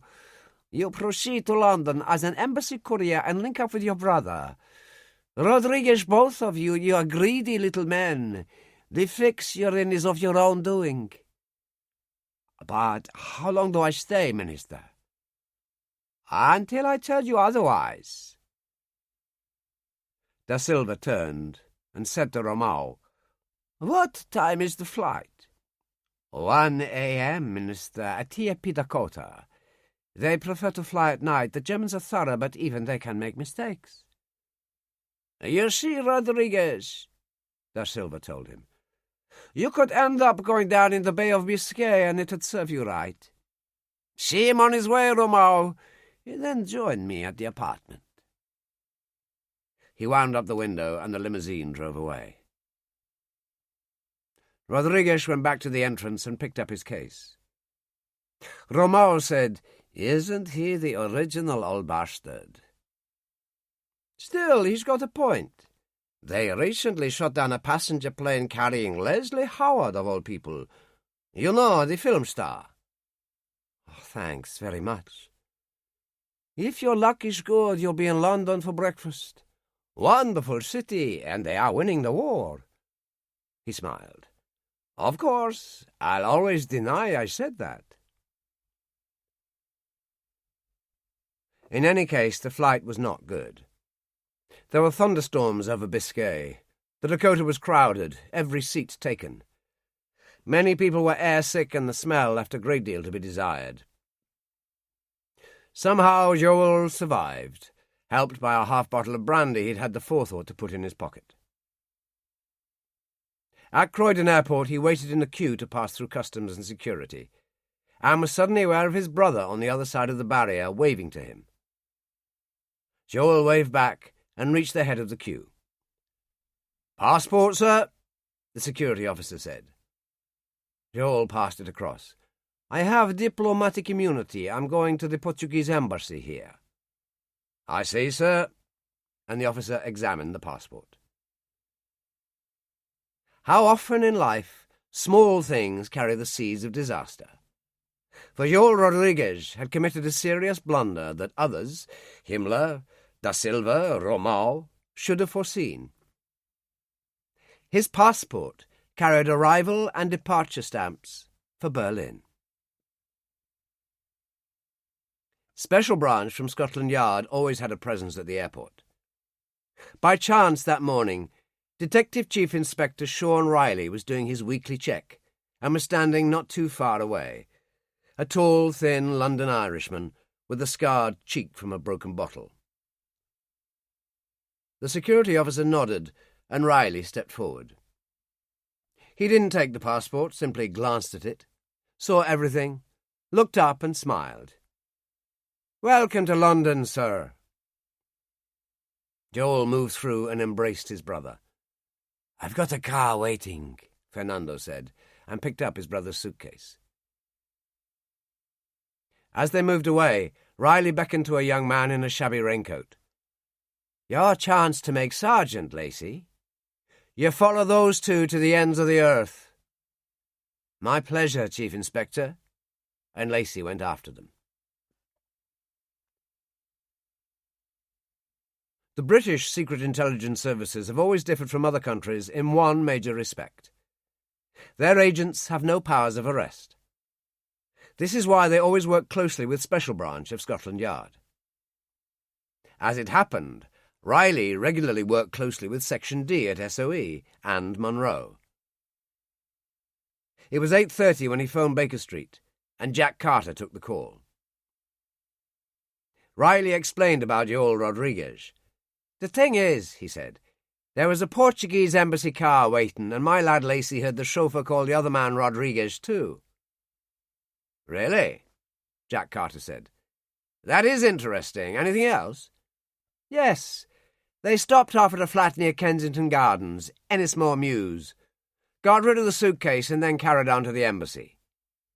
Lacey drove back and checked out the flat. It's in the name of a Fernando Rodriguez. I've already looked him up. He's senior commercial attaché." Jack groaned. "They always are, Sean. But I think this is a good one. Let me check with the Brigadier, and I'll get back to you." Munro was in his office going through some files and signal flimsies. He looked up. "There you are. We had another message from Jacot. He can't help much. This SS outfit has Chateau Morlaix and the general area wrapped up tight. They did see a Storch land at the airstrip yesterday afternoon, but that's about it." "So he could still be there, sir?" "He could still be anything, Jack. Alive, dead, wounded, who the hell knows? Anyway, what have you got?" Carter explained about the Rodriguez brothers. Munro listened and nodded. "Riley's a good copper, and he was right. The Berlin stamp's in the passport, that's the thing." "So what do we do, sir?" "Tell Riley full surveillance. I want details of who they meet, photos, the whole business." "I'll get right onto it, Brigadier." Breakfast at Morlaix was a private affair. Harry had managed to make it down the stairs, assisted by Schroeder's crutches, and sat at one end of the table. Elsa was on his left, Max on the right. Booby sat at one end. They ate in silence, served by an SS orderly in a white jacket. Scrambled eggs and bacon, toast, excellent coffee. "You do well, you gentlemen of the SS," Elsa said. "We aim to please." His humour was forced. They heard the sound of a plane overhead, and he got up and went to the window. "Ah, the MA-109 from Fernandville." "Freiburg," Max said. Booby turned and looked at his watch. 9:30. "I'll be back at 10. I'll expect your answer then." And he went out. "He can go to hell," Elsa said, and nodded to the orderly, who poured more coffee. Max said, "It isn't that simple." They spoke in English. "Remember who you are, Max. Baron von Halder, the Black Baron, possibly Germany's greatest ace. What can they do to you?" He shook his head. "You still don't see it, Mutti, do you? In the hands of people like Himmler, we are nothing." He turned to his brother. "Tell her, Harry." Harry said, "He's right. We're in one hell of a fix here." "You mean you'd go along with this ridiculous notion?" "He certainly couldn't carry it off without my cooperation." "I despair of both of you." She stood up. Max said, "Mutti, we have to think of you." She drew herself up. "I am Else von Halder. Reichsmarschall Goering is my friend. They wouldn't touch me." She went out of the dining room like a ship under sail, and the door banged behind her. In the south sitting room, Booby supervised the setting up of a 16mm projection camera. He'd chosen the room because the end wall was plain white. He dismissed the orderly who'd helped him, took a reel of film from a tin can, and carefully threaded it through the projector. Behind him the door opened, and Müller came in. "Anything I can do?" "Yes, bring them here now, then wait outside. I'll send for you when I need you." Müller shrugged and went out. "All right, Booby, what is this?" Max demanded a few minutes later. He was standing by the window, and Elsa and Harry occupied the couch. "Early in the day for a film show, I'd have thought," Elsa told him. Booby said, "Before we start, let me say again that I'm only obeying orders. I have no choice in this matter." "Oh, get on with it," Harry said. "Let's hear the worst." At that moment a plane roared overhead, obviously descending. Max looked out of the window. JU-52. Now what in the hell is it doing here? It couldn't be possible. And yet in his heart, Booby knew it was. "Wait here," he said, and went out. Müller was walking along the corridor to the room he was using as an office. Booby said, "What do you think?" "I'll phone through to the airstrip now. We'll soon know." They stood in the office smoking cigarettes and waited impatiently for the sergeant on the phone to come up with an answer. Finally, he said, "I understand," replaced the phone and turned, awe on his face. "Reichsfuhrer Himmler has just landed in the JU-52. He's on his way." It took all the strength that Booby had to help him stay in control. Then he said to Müller, "Form an honor guard, of course. Then bring him to the south sitting room. I think you'll find that's why he's here." "At your orders, Colonel." And Müller hurried away, his eyes shining with excitement. Booby said to the sergeant, "Would there be a little cognac available?" The sergeant smiled. "Not exactly the best, Colonel." He opened a drawer and produced a half bottle. Booby drank deeply from the bottle itself. "I see what you mean." He handed the bottle back to the sergeant. "It does hit the right spot, though," he said, and he turned and went out. They were still waiting when he returned. Elsa said, "Are we to sit here all morning?" "I'm sorry. Things have taken a rather dramatic turn. Reichsfuhrer Himmler will be here in a few moments. That was his plane." It was perhaps at that moment that the gravity of the situation really struck home to Elsa. She put her hand to her mouth, and it was Max who said, "That bad, Booby?" "I'm afraid so."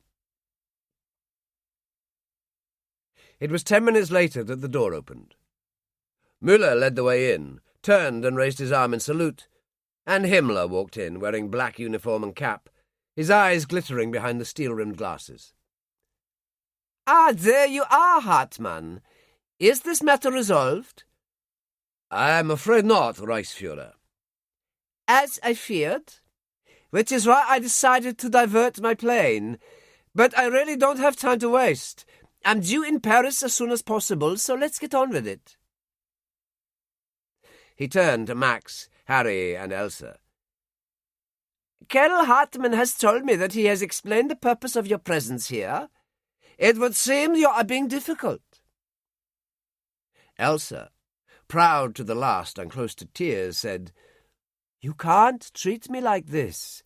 I am Baroness von Helder, and—" "You are a traitor to the Reich," Himmler said tranquilly. "Many of your wretched associates have already paid the price for their treachery. If I'd had my way, you would have gone down the same road. However, you do serve a purpose." Max was on his feet. "Damn you!" Himmler said to Müller, "Colonel, you will relieve this officer of his pistol." Müller drew his own weapon, went forward, and complied. It was Harry who said, "Look, let's get on with this farce. What is it you want?" "Conspiracy against the Führer carries only a summary sentence. Death by hanging with piano wire, the execution to be filmed as a record to, shall we say, encourage the others." He nodded to Müller. "The curtain." Müller did as he was told, and Booby started the projector. The film was absolutely horrific. One wretched victim after another brought in by SS guards, all rank insignia removed from their uniforms. With piano wire nooses around their necks, they were lifted up to be suspended from meat hooks. Some defecated in death, and the final convulsions were appalling to see. Particularly harrowing were the executions of 2 women, one who appeared to be at least 70. When the film ended, there was a stunned silence. Suddenly, Elsa gagged, got to her feet and lurched to the fireplace, and was sick. Müller went and pulled the curtains. It was Himmler who spoke first. I deplore violence of any sort, but when confronted with treachery, the Third Reich must protect itself. Men and women, all traitors must accept the same punishment. He turned to Max and Harry. In your case, you have the chance to perform a great service. In return, your mother's life will be spared. If you persist in being difficult, he shrugged, you've seen what happens. There is only one penalty. The Führer's express order. Elsa lurched back to the couch, a handkerchief to her face, and Himmler turned to Max. You intend to be sensible, Baron, I trust. Yes, damn you, Max told him. Himmler turned to Harry. And you, Colonel? Harry remained silent, his face white. Himmler leaned in and spoke quietly. I need hardly point out that if your mother has to pay the ultimate penalty, then so shall Baron von Halder. Are you ready to sacrifice them both, Colonel? You lousy little bastard, Harry said. But Himmler saw that he had won. Excellent. Himmler turned to Booby. I'll be on my way again. I leave this matter in your capable hands, Colonel, and envy you your inevitable success. He nodded to Müller, who followed him out. Elsa sobbed quietly, while Max lit a cigarette and Harry stared at the wall. "Do you really think I can carry this off, Booby?" Max asked. "With your brother's assistance. You've got 24 hours to go over it together, then you go." "You swine," Elsa said. "How can you be a party to this?" "I told you Himmler had me by the throat," Booby said. "I'm part Jewish. I didn't think he knew, but that devil knows everything. It taints my family. My wife's dead, but there's my old father and his sister, and that's just the beginning." Max said with genuine compassion, "I am truly sorry." "So am I. However, we're stuck now." He took a deep breath. "All right, first things first. Now that we've established that you're going, we must do something about your face." "My face?" "Yes. Your brother has a prominent scar on his left cheek. We'll have to take care of that." Max and Harry exchanged questioning looks. "But how?" "Schroeder's come up with an idea. I'll let him tell you." "Let's get on with it, then," Max said, and let Booby lead the way. When the others had gone ahead, he put his hand on Harry's arm. "We'll figure something out, brother." Harry nodded grimly and left the room. Chapter 14. At noon, Booby led the way along a corridor to the room Schroeder had set up as a surgery. Harry followed on his crutches, Max at his side. Schroeder wore a white coat over his uniform. There was an assortment of medical equipment, and an orderly, also in a white coat. Schroeder said, "It's not exactly what I'm used to, but we manage." He nodded to Harry. "If you would sit here?" Harry lowered himself down, and Schroeder turned to Max. "I've given you the easy chair, Colonel. It's the best I can do, but first, please put on this white robe." The orderly helped him into it, and Max sat on the large leather club chair. "What happens now?" Schroeder was charging a hypodermic. "This is a local anesthetic. It will freeze your face for a couple of hours. It works almost instantly." Max winced as the needle entered his cheek. After a moment or two he grunted. "Now what?" Schroeder was examining Harry's left cheek. Good work, and comparatively recent, am I right? Yes. Schroeder turned to Max. Let's say you banged your face in the crash, leading to external bruising on the left side. As your brother's scar is only recent, it would be reasonable to assume that it would burst. If you say so. Suddenly, Max couldn't feel his face. It would therefore be necessary to stitch it up again. Schroeder nodded. Which is what I shall do. But he doesn't have a scar, Harry pointed out. True, but he soon will have. Schroeder nodded to the orderly. Hold his head, and you, Colonel, grip the arms of the chair. Max did as he was told. Schroeder moved to the table containing his surgical instruments, picked up a flat steel bar, turned, and without warning struck Max across the left cheek. Max's head turned at the force of it, in spite of the orderly's hold, but he felt nothing. Schroeder hit him twice more, with much less force, then dropped the bar into a bucket. Good. That should bruise nicely. He turned to Harry and took a small tape measure from his pocket. With your permission, Colonel. He measured the scar carefully, then turned and held the tape against Max's cheek. Good. He nodded to the orderly. Get ready. The man got out an enamel dish and cotton wool pads and stood waiting. Schroeder took a scalpel from the table and turned. You won't feel a thing, Colonel, trust me. Just get on with it, Max told him. Very carefully, Schroeder drew the scalpel down Max's left cheek. Blood oozed, and the orderly immediately sponged it with the pads. Schroeder dropped the scalpel into the bucket, reached onto the table and picked up a metal canister. He sprayed the wound twice. A new invention. It coagulates the blood instantly. Now comes the artwork. You're good. I'll say that for you, Max said. Harry, totally horrified, managed to get a cigarette out and lit it with hands that shook a little. For Christ's sake, he said. Schroeder stitched the wound carefully and rapidly, and when he was finished, he covered it with the surgical plaster, swabbed the face, and stood back. An interesting experience. I'm rather pleased with myself. Oh, you know your business. I'll say that for you, Max gasped.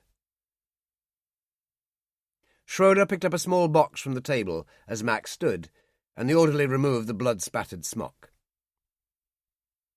You'll be in pain soon when the effect of the local wears off. These are morphine ampoules, a battle pack. Break the end off with your fingernails. A quick jab is all that's necessary. You're too kind. Max put the box in the map pocket of his baggy Luftwaffe pants. And now what? Well, if you're up to it, lunch in the dining room. A soft food for you, Colonel. Afterwards, I believe Colonel Hartman has plans for you. Harry pushed himself up on his crutches and said, I need a drink after that. You need a drink. Max laughed lopsidedly and put an arm around him. You always were a selfish bastard. They had the dining room to themselves.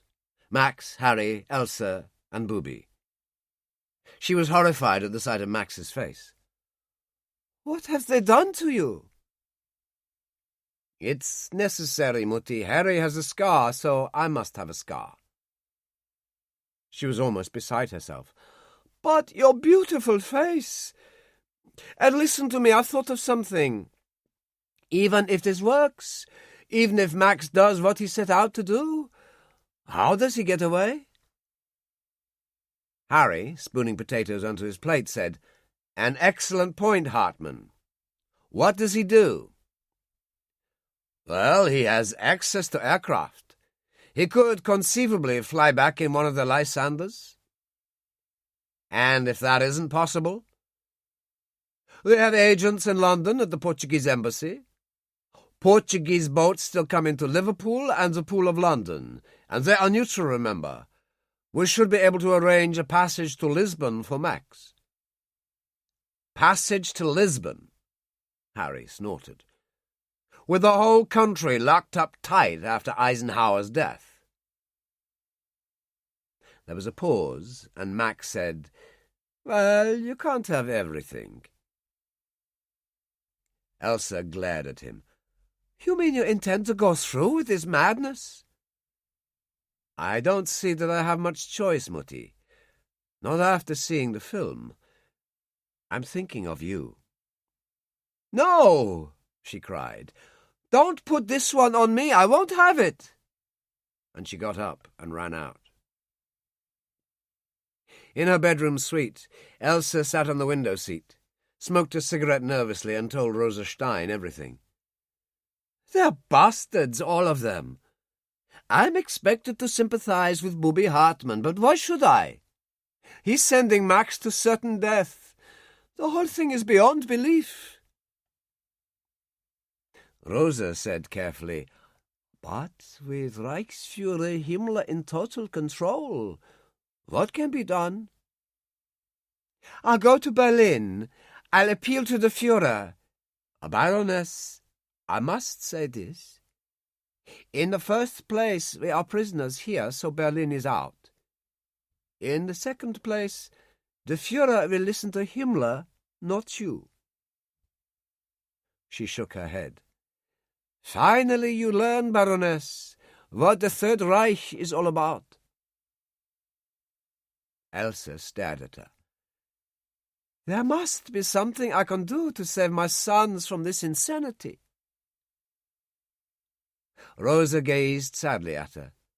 This woman she had served and loved for years, in spite of her arrogance, petulance, selfishness, and self-regard. "No, Baroness, there is nothing to be done." A knock came at the door. She opened it, and Booby and Major Müller entered.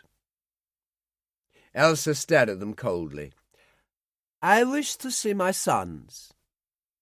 "That's not possible right now, Baroness," Booby told her. "This operation has in effect begun, and they have much to do. No interference can be tolerated."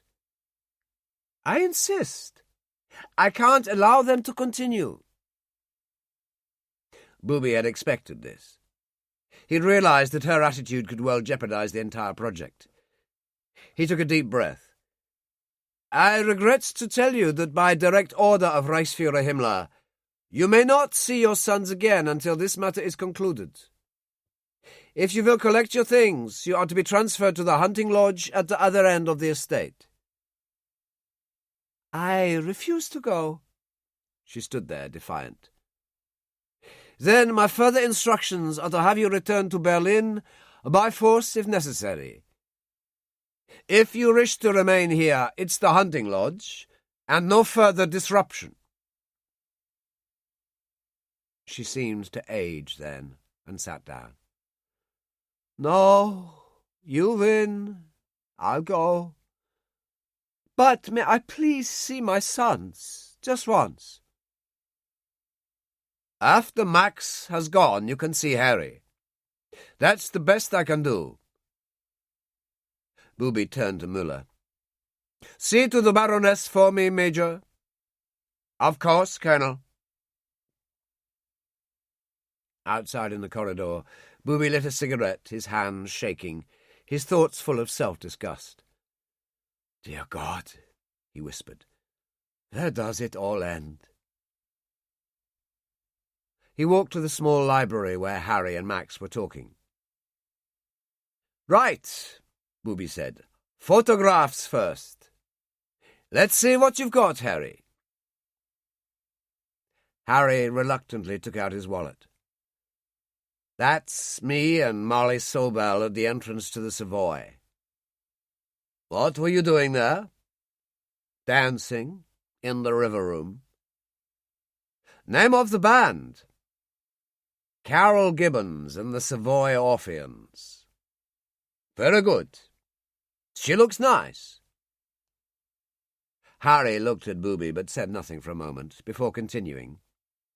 "This is Molly and me at Cold Harbour. Cold Harbour again, Zek Ackland, the lifeboat cox you spoke to, Max. Julie Legrand, the housekeeper, Brigadier Munro, and Major Jack Carter, his aide." Booby was making notes. He said, "I've got a file from Berlin, photos of Munro and information on his organization. Let's see what we need. Details of the relationship with Dr. Sobel, Cold Harbour, Eisenhower, his headquarters at Southwick House, how the courier service works." He sighed. "We've got a long day ahead of us, gentlemen. We'd better get started." Grimly, the brothers set to work. The hunting lodge was comfortable enough. There was a log fire and beamed ceilings in the sitting room, and the main bedroom had old-fashioned oak furniture, another log fire, and an excellent bathroom. Rosa unpacked the suitcases, and Elsa prowled from room to room, unable to be easy. There was a drinks cabinet in the sitting room. She had a large brandy, but instead of calming her, it seemed to make her worse. She poured another and sat down. At last it was beginning to sink in. All her life she'd had position, power, and, thanks to Abe Kelso, money. She went upstairs to the bedroom.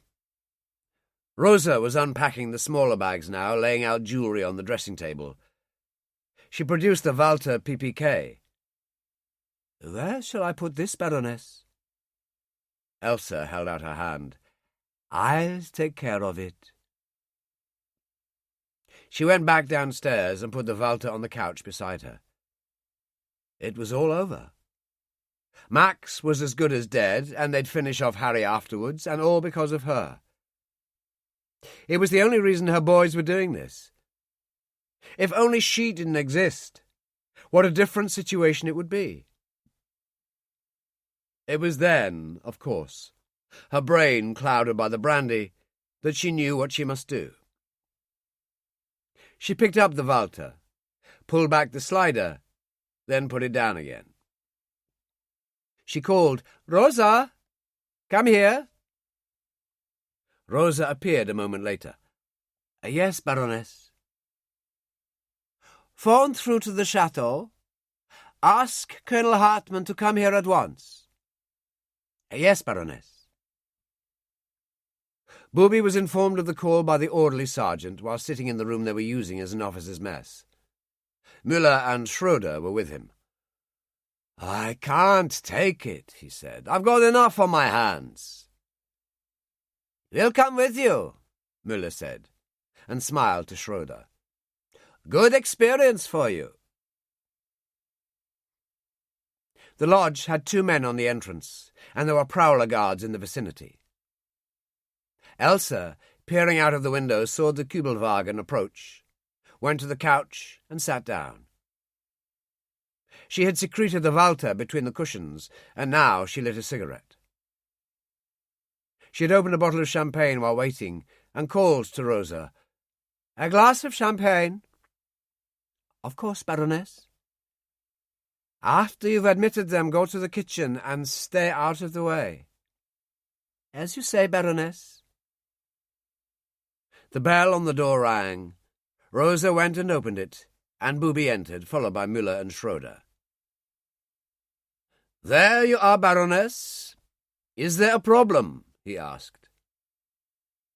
"Only the existence of you Nazi bastards," she said, "and the problem of my own existence. After all, without me, you've got no hold on my sons." Her hand came up clutching the Walter, and Booby, seeing it all and realizing what she intended, cried, "No!"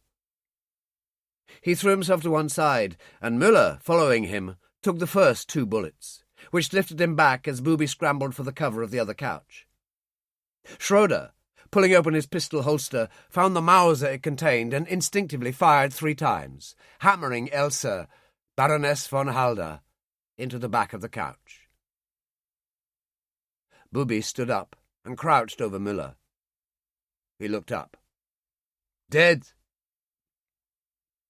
Schroeder, leaning over Elsa, said, "So is she." He looked at the Mauser. "I never killed anyone before." He seemed dazed. "It's not your fault. She wanted to die." There was hammering on the door, and he opened it, admitting a sergeant and 2 men. They stood there aghast. "Colonel Müller and the Baroness are dead," Booby said, and turned to Schroeder. "I'm putting you in charge of this. Keep it all under wraps. Neither the Baron nor Colonel Kelso must know." Schroeder was baffled. "But why not, Colonel?" "The task the Baron is to perform. He accepted with reluctance, and only to save his mother from the ultimate penalty for offences against the Reich. How would he react if he knew she was dead?" "Ah, I see now," Schroeder nodded. "I'll get on with it." He turned to the telephone and paused. "What about the maid, Colonel?" Booby swore and went to the stairs on the run, but of Rosa Stein there was no sign. He came down and went into the kitchen. He was out in the instant and spoke to the sergeant. "There was another woman here, the maid. Tell the Prowler Guards to look for her." "At once, Colonel." The sergeant nodded to his men and ran out. Booby took a deep breath, thinking of the Reichsfuhrer in Paris, but that could wait. He lit a cigarette and drove back to the chateau in the Kübelwagen. In the kitchen, the door partially open, Rosa had witnessed the whole appalling scene, had heard everything.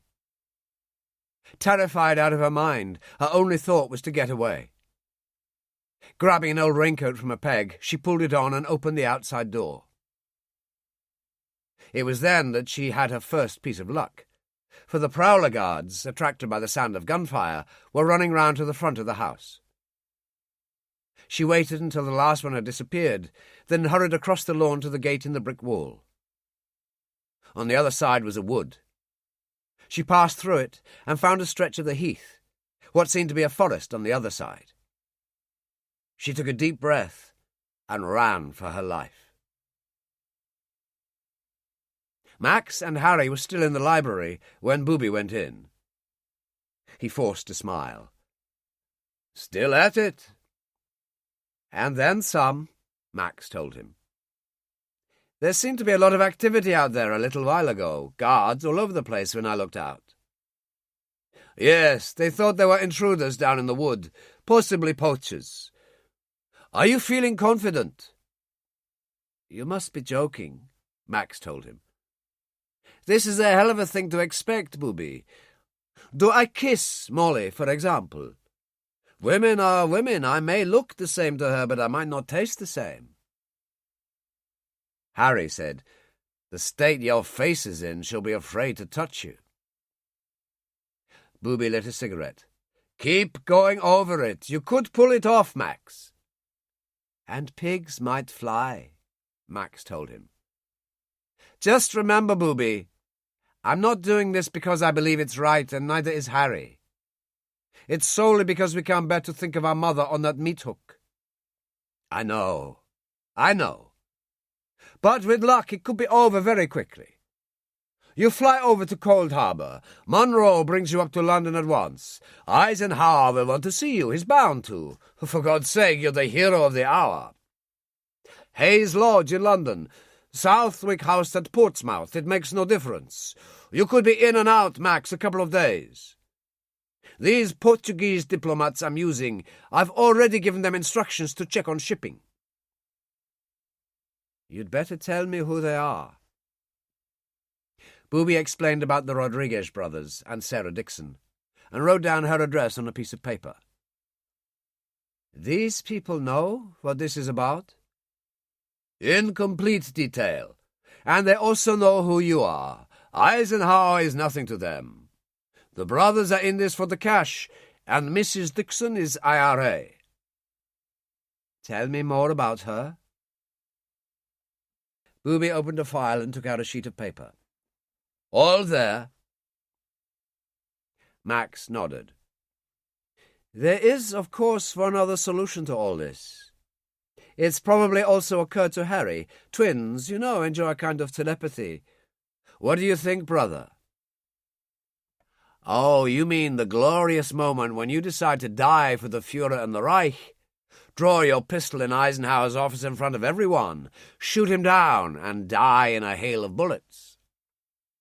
"Exactly." Max turned to Booby.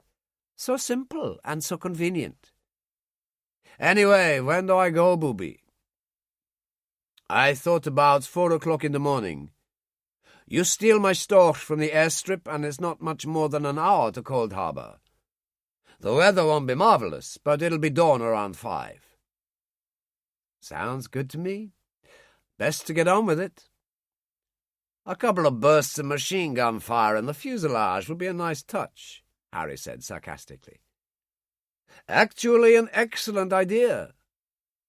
Booby stood up. "I'd go over it again if I were you. We could dine at 9 if you like." "And say goodbye to Mutti," Max said to Harry. The lying began then. Booby said, "That's not possible, I'm afraid. Your mother has been difficult, to say the least.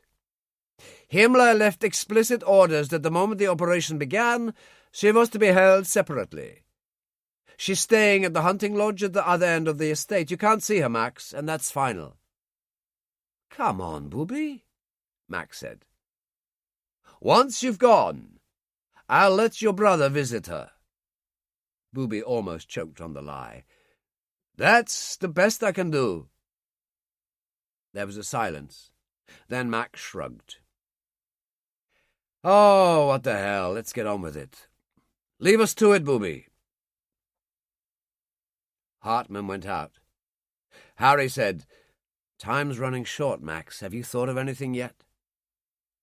Gloomily, Max shook his head. "We'll have to keep playing it out, see where it leads. Christ."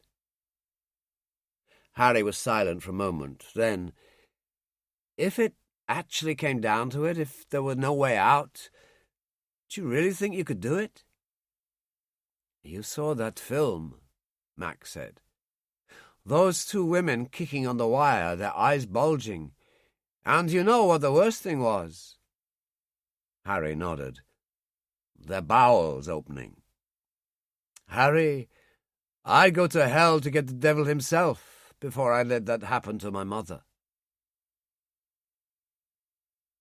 Around the same time in London, Fernando and Joel Rodriguez presented themselves at Sarah Dixon's flat. Lacey and an expert photographer, a constable named Parry from Scotland Yard, were in close pursuit, and got pictures of them going in and more of them coming out. Lacey and Parry followed them along Westbourne Grove to the Italian restaurant Sarah and Fernando had used for years. "There's something funny about this," Lacey said. "I've seen that woman before." "A lot of people live in those flats," Parry told him. "Oh, brilliant. You're a truly great detective. Personally, I always believe in going for the throat. Take out the film and put a fresh roll in. I'm going to get it developed at once. I'll be back in a moment." He entered the restaurant, which was reasonably busy, stood at the end of the bar and ordered a glass of wine. As the head waiter passed, he pulled him over. He produced his warrant card. "Read that." The head waiter's eyes rounded. "Is there a problem, Detective Constable?" "What's your name?" "Franco." "Right, Franco. If you tell me what I want to know, I won't close you down. Capiche?" Franco nodded eagerly. "The 2 men and the woman in the window, who are they?" "The lady is Mrs. Dixon, Mrs. Sarah Dixon. The taller one is Senor Rodriguez from the Portuguese Embassy. They have been coming here for years. She lives nearby." "And the other?" "I never seen him before." Lacey patted his shoulder. "Good man. Not a word. Everything normal. Do you follow me? Absolutely, officer.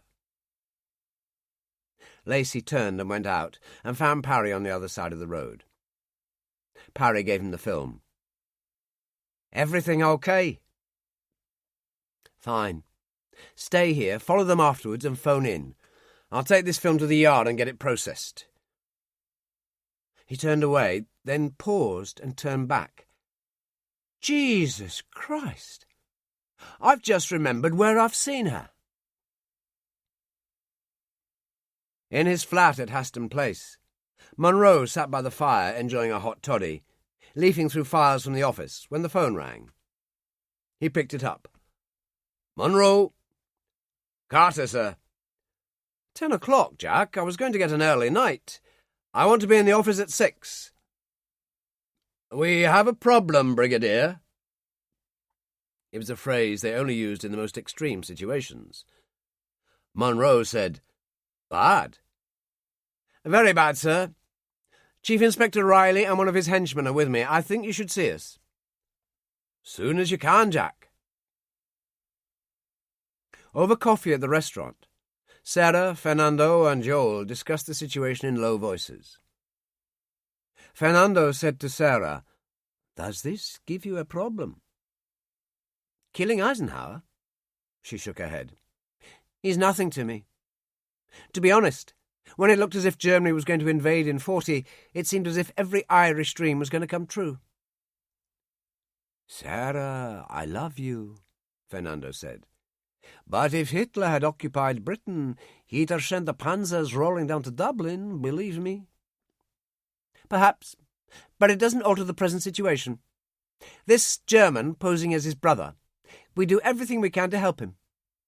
You check on the presence of Portuguese shipping in the Pool of London. He'll need help to get away. He isn't going to go anywhere, Fernando said. If he kills Eisenhower, he dies. However, we don't know when he arrives. Soon, she said. Anyway, let's go. I'm on early shift tomorrow. Are you staying, Fernando? He leaned across and kissed her. Joel's first night. I'd better settle him in. He paid the bill. They left, walked up Westbourne Grove and escorted her to the block of flats. Good night, darling, Sarah said. We'll speak soon. Parry, in a doorway, photographed all this with his special non-flash camera. Sarah went in, and the brothers walked down Westbourne Grove. You like her, this woman, Joel said as they walked up Queensway. Like her? I love her, Fernando told him. I'd marry her tomorrow if things were different. Marry her? She's got 10 years on you. They went down the steps to Bayswater Underground Station, and Fernando said, I've always liked the girls, lots of sex, and sex with her is okay, but it's more than that. She's worth all the tarts I've been to bed with put together. But you couldn't have children. They stood on the platform, and Fernando said, You like men, Joel, that's your business. But the love I feel for this woman, that's my business. The train came. They stepped on board, and Parry followed. In the sitting room at Munro's flat, Sean Riley introduced Lacey. Jack Carter poured scotch and sodas at the sideboard and brought them over on a tray. You're going to need one, Brigadier. Oh, dear. Munro took a glass. All right, let's hear it. Riley described the arrival of Joel Rodriguez at Croydon, the blunder of the Berlin stamps in the passport. He went into Lacey's involvement in detail and brought things right up to date. He snapped a finger, and Lacey passed him a cardboard file, which Riley opened and extracted black and white prints. The Rodriguez brothers, Brigadier, and the lady. Jack Carter took over. Fernando has been here for most of the war, now senior commercial attaché. His brother, Joel, commercial attaché in Berlin, mysteriously transferred to courier duties from Lisbon to London. And the woman? Jack Carter hesitated, then said, Detective Constable Lacey recognised her, sir. His duties with Special Branch take him into SOE headquarters frequently. What in the hell are you saying? Monroe demanded. She's on the staff at Baker Street, sir, Lacey said. As Major Carter says, I recognised her. Dear God! Monroe got up, went to the sideboard and poured another whiskey. Tell me the worst. Carter nodded to Sean Riley, who took over. This is just a fast appraisal, Brigadier. We'll be more thorough tomorrow. The lady is Mrs. Sarah Dixon, widow of a George Dixon who died of cancer. She was born in London, English father, Irish mother. Her maiden name was Brown. Her grandfather, Patrick Brown, was an IRA activist, Easter Rising in 1916. He was executed by British forces. She was a clerk at the War Office for some time, then transferred to SOE headquarters the other year. Clerical work, secretarial, all low grade. Low grade? Monroe looked as if he might have a fit. How in the hell can we be sure of that when she has the run of the place? And how did she get into SOE headquarters anyway? Didn't anybody screen this woman? Carter sighed. We're still checking into that, I'm afraid. She may simply have been overlooked. Dear God! Carter said, But, Brigadier, none of this makes sense. We destroyed the Abwehr networks in Britain years ago. Most agents were turned. There just hasn't been anyone active. Monroe sipped his whiskey, frowning. If memory serves me, Jack, we had a report many years ago, actually before your time.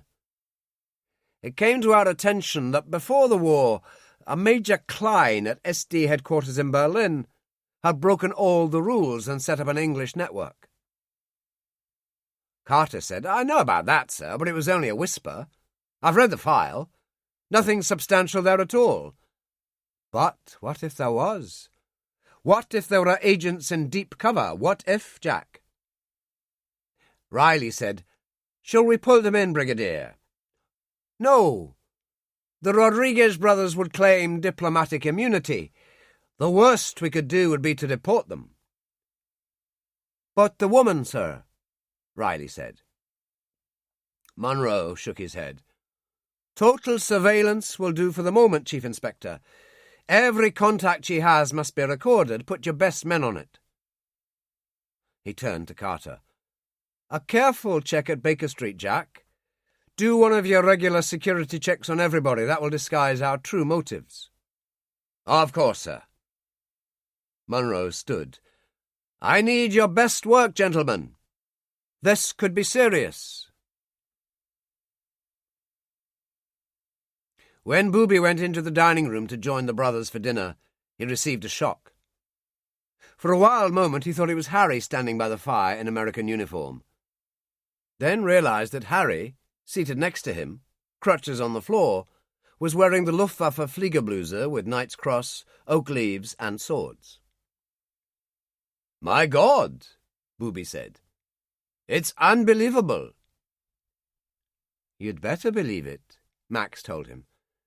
Isn't Müller joining us? No, he was called to St. Malo, and Schroeder is busy. A guard broke his leg. He turned to the orderly by the door. Right, now we eat. Yes, go to a good death, but do it on a full stomach. Max sat down at the table. As Harry joined him, he said, Is there anything I've forgotten? Just take it easy. There are still people you won't recognize, General Sobel, for example. Relax. Let them come to you. I'll do my best. Max glanced at the window. Listen to that rain.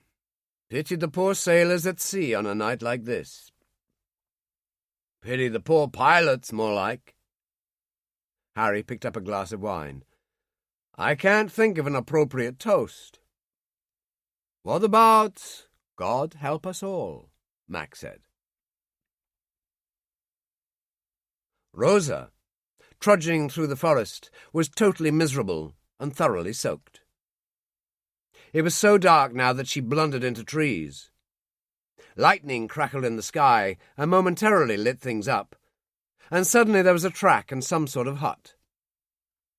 She staggered towards it, found a large door and opened it.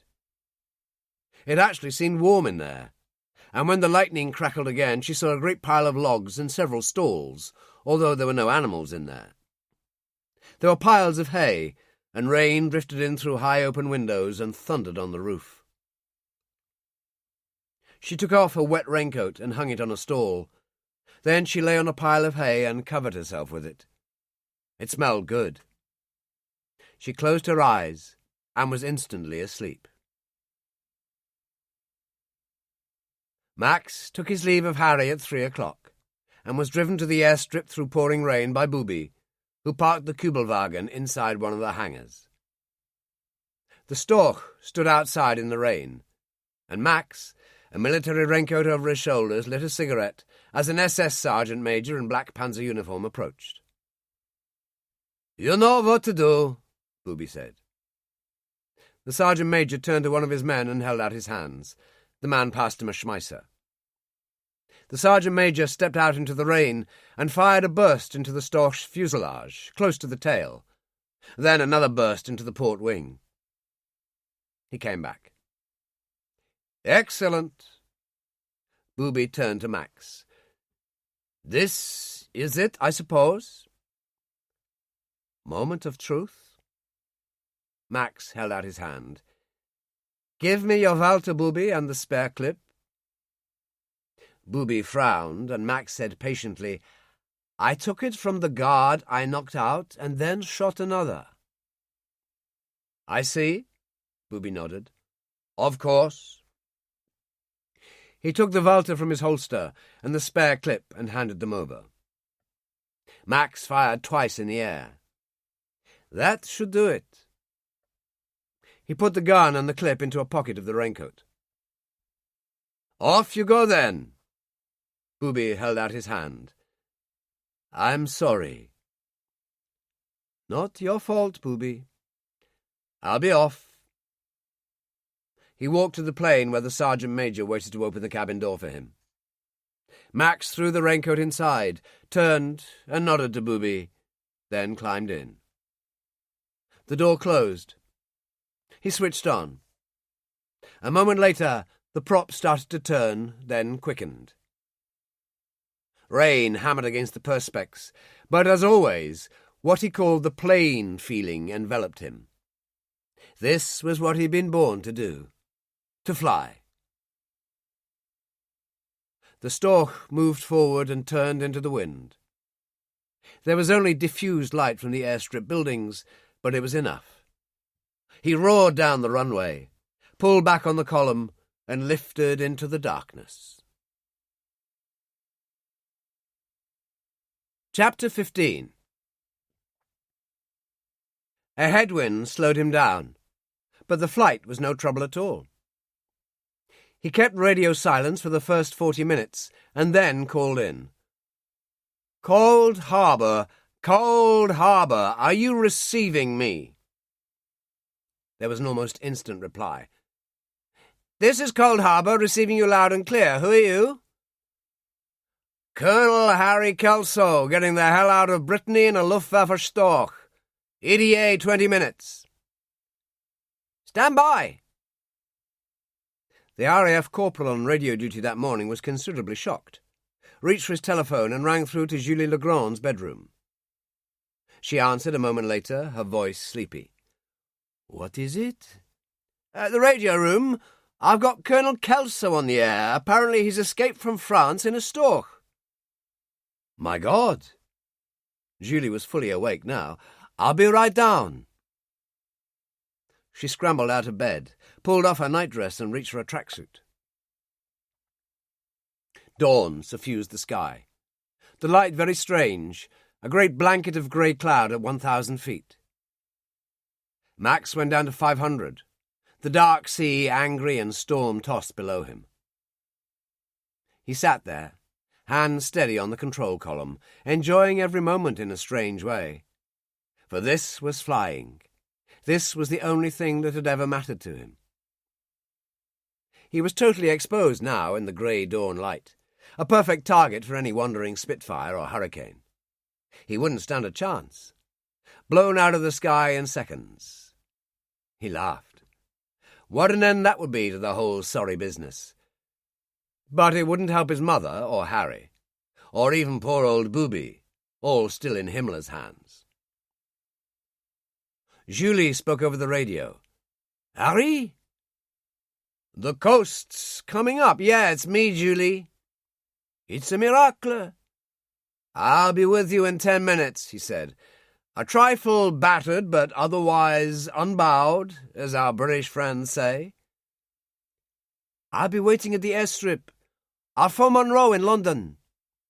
"Yeah, wake the old bastard up. Over and out."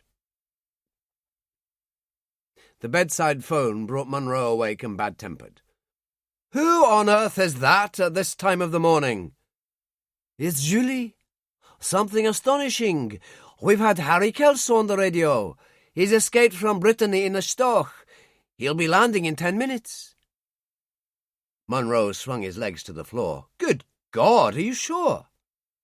"I've spoken to him myself, Brigadier." "How did he sound?" "He said he was battered but unbowed." "Typical Harry. I'll arrange a Lysander from Croydon. I'll be with you as soon as possible." He sat there thinking about it, then went downstairs to the basement flat, went in and shook Jack Carter awake in bed and told him. Carter said, "I can't believe it." "Let's get moving, Jack. Phone the courier service at Croydon and book a Lysander." "I'll get right on it, Brigadier." Carter sat up and reached for his false leg. "Does Molly know?" "Of course not. I'll tell her now, but there are more important things in life than young love, Jack." He went back upstairs, knocked on the door of her bedroom and went in. She'd been awake for some time, but then she'd slept badly since the news of the crash. She sat up. "Uncle Dougal, what is it?" "Some rather astonishing news, my dear." And he sat on the edge of the bed. Max swept in from the sea, and there it was below. Cold Harbour, exactly as Harry had described. The lifeboat tied up at the quay, the pub, the cottages, and finally the manor and the lake. He skimmed over the pine trees and dropped down on the grass runway and taxied towards the hangar, where half a dozen ground crew waited, sheltering from the rain just inside. As he cut the engine and opened the door, they ran forward, and it was with some irony that he noted the black Luftwaffe overalls and RAF sidecaps. "Bloody marvellous, Colonel," the flight sergeant said, and they all crowded round, patting him on the back. "Your face doesn't look too happy, sir." "Oh, I'll survive. Banged up when the Lysander went down." Max pretended to examine the Storch's fuselage. "You'll need some repair work here, Flight. I took off under fire, so to speak, but she flew well enough. You turned out pretty quickly." He reached inside the Storch for the German military raincoat and draped it over his shoulders. "Oh, that was Miss Legrand, sir. She said she'd be right down, and here she is." Julie drove up in the jeep, braked to a halt, got out and flung her arms around him. "You'll never know how good it is to see you, Harry Kelso. But, my God, your face. Which is why I won't kiss you. It hurts." He managed to grin. "But I can still eat, and you want to know something? I'm starving." "I'll take you down to the Hanged Man, a full English breakfast. Zek's always up early getting the fire going." The rain increased its force. "Come on, get in." He sat in the passenger seat. There was a packet of senior service cigarettes and a lighter in the glove compartment. "You don't mind if I help myself?" As he opened the pack, she said, "I always thought you hated those things. I've only ever seen you smoke players." He recovered quickly. "Julie, my love, after what I've been through, I can smoke anything." She smiled. "Yes, I can imagine," and turned into the high street. Max, the first hurdle safely passed, leaned back, the adrenaline flowing, everything sharp and clear. Zek Ackland knelt at the fire, carefully placing more logs, then turned as the door opened and Julie stepped into the bar, followed by Max. Zek hadn't been so astonished in his entire life, and stood up. "Well, bless my soul, Colonel, and us thinking you were over there maybe dead and gone." "Almost, but not quite." "Your face is a mess." "Could be worse." "I heard a plane coming in." "That was me. I managed to steal a stalk and made a run for it." "And that couldn't have been easy." Zek started to fill his pipe. "I had to shoot one of the guards." Max took the Walter from his raincoat pocket. "The name of the game?" Zek looked grim. "The bloody war. Never stops. Still, not long now. D-Day soon. That's what we're calling it, so they tell me. I reckon you've earned a drink in spite of the hour." Julie said, "I'll make some breakfast. I can hear you in the kitchen. I phoned Monroe. He'll be flying down." Zek poured 2 whiskies and added a little water. Max said, "Did he want the details?" "No, but I couldn't have told him. I don't know them myself," Julie called. Zek leaned on the other side of the bar. "What happened over there?" Max stuck to the facts as closely as possible. The successful dropping of Jacot, how he'd been bounced by the ME-109s, how the SS patrol had saved his bacon. "I don't see any sign of Tarquin here," Zek observed. "Tarquin's gone, Zek. The Lysander fireballed just after I got out. I'm truly sorry about that." Julie appeared in the kitchen door. "That's terrible." "That's life," Max continued. "They took me to Chateau Morlaix. My face was battered in the crash. The original scar had burst, but they had a good doctor there. He stitched me up again. They didn't treat me too badly. It was just chance that an SS Panzer unit had moved into the chateau." "Then what?" Julie asked. "They had word that I was to be shipped out to Berlin. There's a Luftwaffe feeder station just outside the village, and they were sending a plane." He was warming to his story. "I realized that once that happened I was finished. The escape was just an absurd chance and very simple. I'd been dining late with the commandant and said I didn't feel very well, so the doctor gave me a box of morphine ampoules. There was a guard on my door, of course. I pretended to go to bed, lay there thinking about it, and decided to make a break sometime after 3. The bathroom was very old-fashioned, with a French window leading to a terrace and steps down." "And no guard?" Zek asked.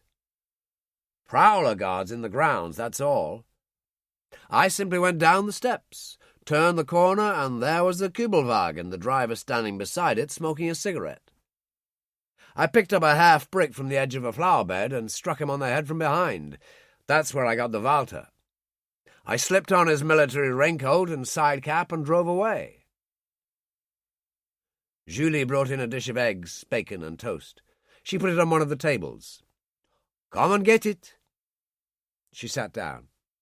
"What happened then?" "I drove up to the airstrip at Morlaix. It's no big deal, rather like Cold Harbor, but the runway's very long. You could get most things in." He was eating now, and enjoying the eggs and bacon. "Anyway, there was an ME-109 in one of the hangars and a Storch parked on the apron. It was raining heavily, no sign of guards. I suppose they were all sheltering in the hangars. I drove up to the Storch, got out and opened the door. According to the fuel gauge, she was full. Then the sentry appeared, running across the apron, so I shot him. I got in, switched on, and did the quickest takeoff of my life. 2 other sentries appeared and sprayed me with their schmeissers, but no great harm, and here I am." He'd finished his breakfast and sat back. "All I need now is a great cup of coffee." "Coffee?" Julie said as she stacked the plates on the way. "I thought you'd switched to tea." Mistake number 2. Max grinned. "All I've had since last Friday is coffee, Julie. The SS has never heard of tea, but you're right. Back to tea it is." Up at the manor he played it very carefully, and allowed himself to be taken by Julie to the room Harry had been using previously. He accomplished this by pretending not to feel so good. "My face hurts like hell. I think I need an injection." She took his hand at the top of the stairs and led him straight to the bedroom. He put the military coat on the bed and got out the battle pack Schroeder had given him. "Here, let me." Julie snapped off the end of the ampoule. He took off his tunic and she jabbed it into his arm. "Your slacks aren't too good," she said. "There's a 12-inch rip in the left leg. Let's see what I got in the supply room." Supply room, yes. Harry had mentioned that. Max said, "I'll come with you." He was astonished by all the uniforms, the weaponry, but managed not to show it. Julie went through the stand and found a pair of khaki slacks. "British Army, officers for the use of." She handed them to him. "They'll do until you get to Haston Place. You must have a spare uniform there." Haston Place, number 3, basement flat with Carter downstairs, Munro's bedroom on the right at the top of the stairs, Molly next to him, and Harry third door along by the windows. Sitting room opposite the head of the stairs. SOE headquarters 10 minutes away in Baker Street. Max said, "Oh, I got dozens. I'll go and change." "I'll see you in the library." He descended the broad stairs 10 minutes later. Library to the left, dining room to the right, kitchen through Green Bay's door. He found Julie by the fire piling on logs. She had a look at him. "That's better. How do you feel?" "Much better. The morphine acts very quickly." "Well, not too much. We don't want you to end up like some Victorian poet, totally hooked."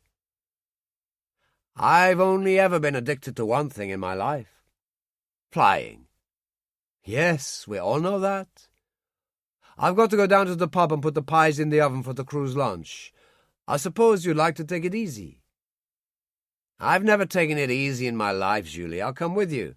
I could do with a stroll to clear my head." "We'll drive down and walk on the beach later. You'll need your raincoat." "Yes, I'll go and get it." In the bedroom, he draped the coat about his shoulders, the Walter heavy in the right-hand pocket. He took it out and debated whether to leave it, and yet there was something reassuring about the weight. He replaced it in his pocket and went downstairs. As he reached the bottom, Julie came out of the library wearing an old raincoat and beret. "You look very French this morning." "So I should." "I've just had the call from Monroe. He's just about to leave in Lysander. He's got Jack with him. Molly wanted to come, but she has a heavy operating schedule this morning." Strange, the feeling of relief. Max said, "I'll see us soon enough." Julie took his arm. "That's no way to be, Harry Kelso. You should be straining at the leash." "Men," she shrugged. "I don't know, no romance at all. Come on, let's go." Zek and the crew were working in the lifeboat. Max stood on the edge of the quay looking down, and they called up to him. "Great to have you back, Colonel," cried one, and another, huge and with tangled hair and beard, said, "Sorry about Tarquin." Strange, that. In the pub, he went behind the bar and helped himself to 2 packets of Player's cigarettes. He lit one and leaned in the doorway watching Julie at work. She put a tray of pies in the oven and closed the door. "That's it." She turned. "All right, let's have that walk." The tide was in, but there was plenty of sand at the foot of the cliffs, and sand dunes by the headland tufted with coarse grass. "How do you feel now?" she asked. "Much better." Why do you ask? Oh, you seem a little subdued, that's all. He managed to smile. I don't believe there is such a word, but I think we could say it was a subduing experience. Silly of me. She slipped her arm through his, and they continued. And he was grateful for this. The contact with this woman, and the fact that she had accepted him, and that Zek Ackland and his men had. It gave him confidence, a chance to catch his breath. And Eisenhower? And the purpose of his being here? He pushed that thought as far away as possible. They sat on some decaying wood pilings. Julie said, "Would you marry Molly, Harry?" "If she'd have me, you mean?" He laughed. "Oh, she'd have you all right." "I don't think people should marry when there's a war on, especially someone like me. That Lysander crash, for example, I was damn lucky to survive. In fact, I shouldn't have survived as long as I have. Flying's a hazardous sport, Julie." "Not for you it isn't, not any more." "What do you mean?" "I'd be amazed if they ever allow you to fly again. You're grounded, Harry. That's my opinion anyway. As they tell prisoners, for you the war is over." He sat there thinking about it. "It could be, I suppose. We'll see." And then a Lysander swept in from the sea. She jumped up. "There goes Monroe. We'd better get back." In the library beside the fire, with Julie serving tea and sandwiches, Monroe and Jack Carter sat opposite Max and listened intently as he told them the same story he'd given Julie and Zek. When he was finished, Monroe said, "Amazing." Jack said, "Jacques told us in his first report about this SS Panzer unit arriving unexpectedly to take over the chateau." "Lucky for me they were there," Max said. "I'd have burned in that crash." "Couldn't Jacques come up with any more information?" "Not possible," Monroe said. "His report said the SS had the chateau, the village, and the surrounding area wrapped up tight." "His second report did mention a Ju-52 landing at the airstrip, if you recall, sir," Jack reminded him. "But no one could get close enough to see what was going on." "Oh, I can tell you that," Max said. "Major Muller, the commandant, told me they were dropping off replacement engines for 2 of his tanks." "Poor Muller," Monroe said. "This isn't going to look good on his record at all. Anyway, finish your sandwiches, and it's Croydon next stop. I rang Teddy West." Air Vice Marshal West. And no photo. "How is he?" Max asked. "Ecstatic. He's flying up from Southwick House to join Eisenhower at Hayes Lodge. I left it to him to break the good news to the Supreme Commander. I'm sure Ike will want to see you himself." "I look forward to it," Max said. Monroe stood up. "Great to have you back, Harry, even if you do look as if a truck's run over your face. Molly sends her love. I thought we'd dine at the River Room tonight. She'll be free then. We'll invite her father. Make a party of it. Celebrate your return from the dead." "Sounds good to me," Max said. "Right, then let's get moving." Rosa Stein had slept for at least 12 hours, the sleep of utter exhaustion. When she finally awakened, rain still thundered against the roof. She got up, went to the entrance and peered out. The forest was draped with mist, but the track, of course, was clearly visible. The trouble was she had no idea where she was, no sense of direction. She supposed she could stay where she was for a while. At least it was dry and warm. She cupped her hands to catch rainwater gushing from a spout, drank, then bathed her face. She couldn't get the memory of those dreadful events at the hunting lodge out of her mind. It was a nightmare. She started to weep uncontrollably, went back to the pile of hay and lay down. After a while, she fell asleep again. When they landed at Croydon, it was early afternoon, And again Max was saved by chance, for as he assisted Jack Carter out of the Lysander, the Major said, "Air Vice Marshal West over there, sir." Max turned as Munro went to meet West. "Well, here he is, Teddy. I'm afraid his face looks like one of the ruins that Cromwell knocked about a bit, but you can't have everything."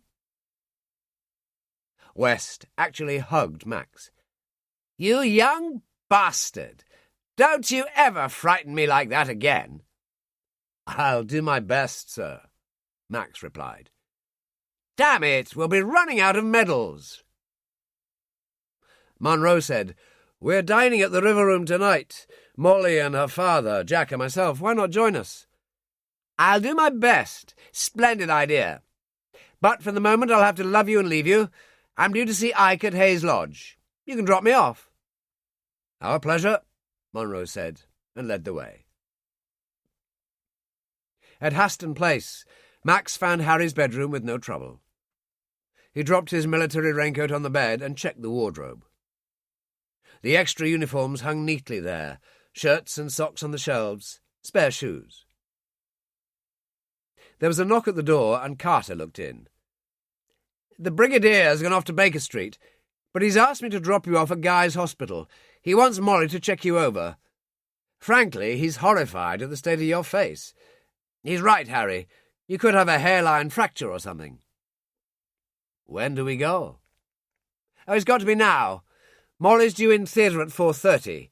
She'll make her own way to the River Room." "Fine.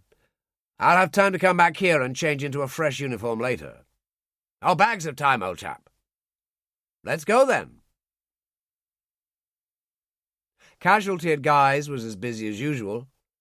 Jack led the way to the reception desk. "Colonel Kelso for Dr. Sobel. He's expected." "That's right, Major." The receptionist picked up the phone. "Colonel Kelso's here." She replaced it. "That was X-ray. Someone will be along in a minute." And a minute it was. A young man in a white coat appeared, one eye obviously glass, the surrounding area badly damaged. "Colonel Kelso. Oh, we are in a mess. This way, sir." He smiled beautifully at Carter. "You can come if you want, love." He noticed the Major's leg. "Oh, dear me, we are three crocs, aren't we? My name's Walker, by the way." "Where did you get yours?" Max asked. "Lancaster, over Berlin. I was a rear gunner. Into my second tour, and I got a shell splinter in the face. I tell you, love, I must have been mad." "Aren't we all?" Walker looked at his medals. "But you, particularly, if you don't mind me saying so. In here." And he opened a door. Max lay on a table and did as he was told, and Jack Carter sat in the corner. Walker took his pictures, whistling cheerfully, then vanished through another door. He was back in 10 minutes, holding the X-rays. "No fractures, Colonel. Everything normal, except for your face looking like a side of raw meat. I'll take you to Dr. Sobel now." As they walked down the corridor, he said, "I love your uniform and those RAF wings. You were a Yank in the RAF, weren't you?" "That's right," Max said. "I saw the movie with Tyrone Power. Right load of old cobblers, but he was lovely, mind you." Max tried not to laugh, and Jack was obviously having similar difficulties. Walker opened a door. "In here." Molly, in a white coat, a stethoscope around her neck, sat behind a desk. She jumped up. "Oh, my God, Harry!" "Oh, so that's the way it is," Walker said, and put the X-rays on the desk. "He's okay, Doc, no fracture. I didn't remove his plaster because I didn't need to." He turned. "All the best, gentlemen, but take my advice and stay out of Berlin airspace." He went out, and Jack said, "I'll go and wait at reception." "Oh, no need," Max told him. "No, I'd rather, old chap."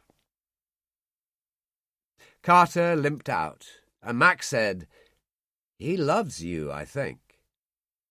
"And I love you, Harry Kelso." She came round the desk and flung her arms around him. "Careful, love. I'll have to go easy on the passion, I'm afraid. I'm in considerable pain unless I take morphine." "What strength?" "I don't know. My SS surgeon gave me one of their battle packs. It's at Haston Place." "Don't take any more until I've checked it." Suddenly she hammered at his chest with clenched fists. "Don't you do that to me again! Never again! I've been in hell!" He held her close and stroked her hair. "I'm sorry." He kissed her forehead gently. She pulled away. "What's this?" There was a slight frown on her face. "Tenderness? Romance from the great Harry Kelso?" Max said smoothly, "You know what they say in the movies, it was hell out there. Perhaps it's produced a new me. I'll believe that when it happens." She got the X-rays, put them on the screen and switched on the light. After a while she nodded. "No fracture." She turned. "Tell me what happened." Which he did, sticking to the same story about the wound bursting on impact. She sat him down, turned the light of a desk lamp on his face. "Just like last time, there's only one way, the quick way." She ripped the plaster away, and Max sucked in his breath. "Mein Gott!" he said, and in the same moment realized his blunder. "We always used to say that, me and Max, when we were kids, because Mutty thought it was blasphemous." She accepted it totally, and inspected the stitching. "This is good work," which was exactly what Schroeder had said to Harry at Morlaix. Max said, "I'm glad to hear it." "Just like last time, I don't want you to wear a plaster. I'll spray it again." Which she did, and mopped up the excess with cotton wool. "Who's a good boy, then?" "Only for you." "You'll have to go now. I've a rather tricky operation coming up. I'll see you later at the River Room. Good food and wine, Carol Gibbons to dance to." She hugged him fiercely. "I never thought I'd have that again. The only trouble is I won't have time to go home and put on a decent frock." "Just bring yourself," Max told her. "That will do just fine." At 6, back in his room, Max took a chance and rang Sarah Dixon's number. It seemed reasonable to assume that she would get home from the office round about now, but there was no reply. He changed into a fresh uniform and checked himself in the mirror. "Very nice, Harry," he murmured. "Almost as good as ours." When he went into the sitting room, Jack Carter was pouring a whiskey at the sideboard. "1-1, Harry." Monroe entered in full uniform. "I'll have one of those. My God, Harry, that face of yours would frighten a regiment." He took his whiskey down in one swallow. "Come on, then. Early meal tonight. I've a lot on tomorrow." At the River Room they had a circular table at the window, and Monroe ordered champagne for himself, Harry, Carter, and West, while they waited for Molly and her father. "To you, Harry." Monroe raised his glass. "I should think you've used up your 9 lives." "We'll see," Max said. "No, we won't," West told him. "You're grounded by Ike's direct order. You're finished in the air." And Max didn't like that, just as Harry wouldn't have liked it. "Is he going to see me?" "Yes, but I'm not sure when. Tom Sobel will probably know. Ike's at Hayes Lodge now, but I'm flying him down to Southwick tomorrow morning." "You're flying him," Max said. "Well, there's life in the old dog yet, and it keeps my hand in." At that moment, Molly and her father weaved their way between the tables. Max had no problems this time, for this had to be General Sobel, and he was smiling broadly. He pumped Max's hand. "I can't tell you what this means. Ike was thrilled." He seated Molly. He wants to see you, Harry, but he couldn't manage it tonight. He's up to his eyes. What he'd like you to do is join him at 7 in the morning at Croydon. He told me Teddy here is doing the driving. I'm going with him, and he'd like you to accompany us." "Sounds good to me." Max reached for his glass, his hand steady, and yet nothing but turmoil in his head. Oh, God, so soon. Finally, as light faded and the rain stopped, Rosa Stein left the hut and followed the track, her mind numb. And the crazy thing was that within 15 minutes she came to a farm. Smoke drifted from the chimney. Cattle lowed from the barn. A young woman emerged with a pail of milk in each hand. It was Marie, Jacquot's radio operator, and she paused, looking at Rosa. "Who are you? What do you want?" she called in French. Rosa stumbled towards her and burst into tears. "Help me! Please help me!" she cried in German. Marie spoke no German and had only a smattering of English. It was their only link, for Rosa spoke no French, but did have a little broken English. Marie said in English, "Are you German?" Rosa nodded. "Where are you from? Are you a Jew?" Rosa shook her head. "Chateau Morlaix." Marie put down her pails. "SS? My mistress? Dead?" Great sobs racked her body, and Marie picked up the pails. She gestured at the farm, turned to the door, and Rosa followed. Chapter 16. Max and Molly danced on the crowded floor, but he wasn't anywhere near as expert as his brother. In a sense, the fact that there were so many people on the floor helped. It provided an excuse for clumsiness. After one bump too many, he said, "I'm sorry, I'm not doing too well." "That's all right. You've been through hell, Harry." She held him close.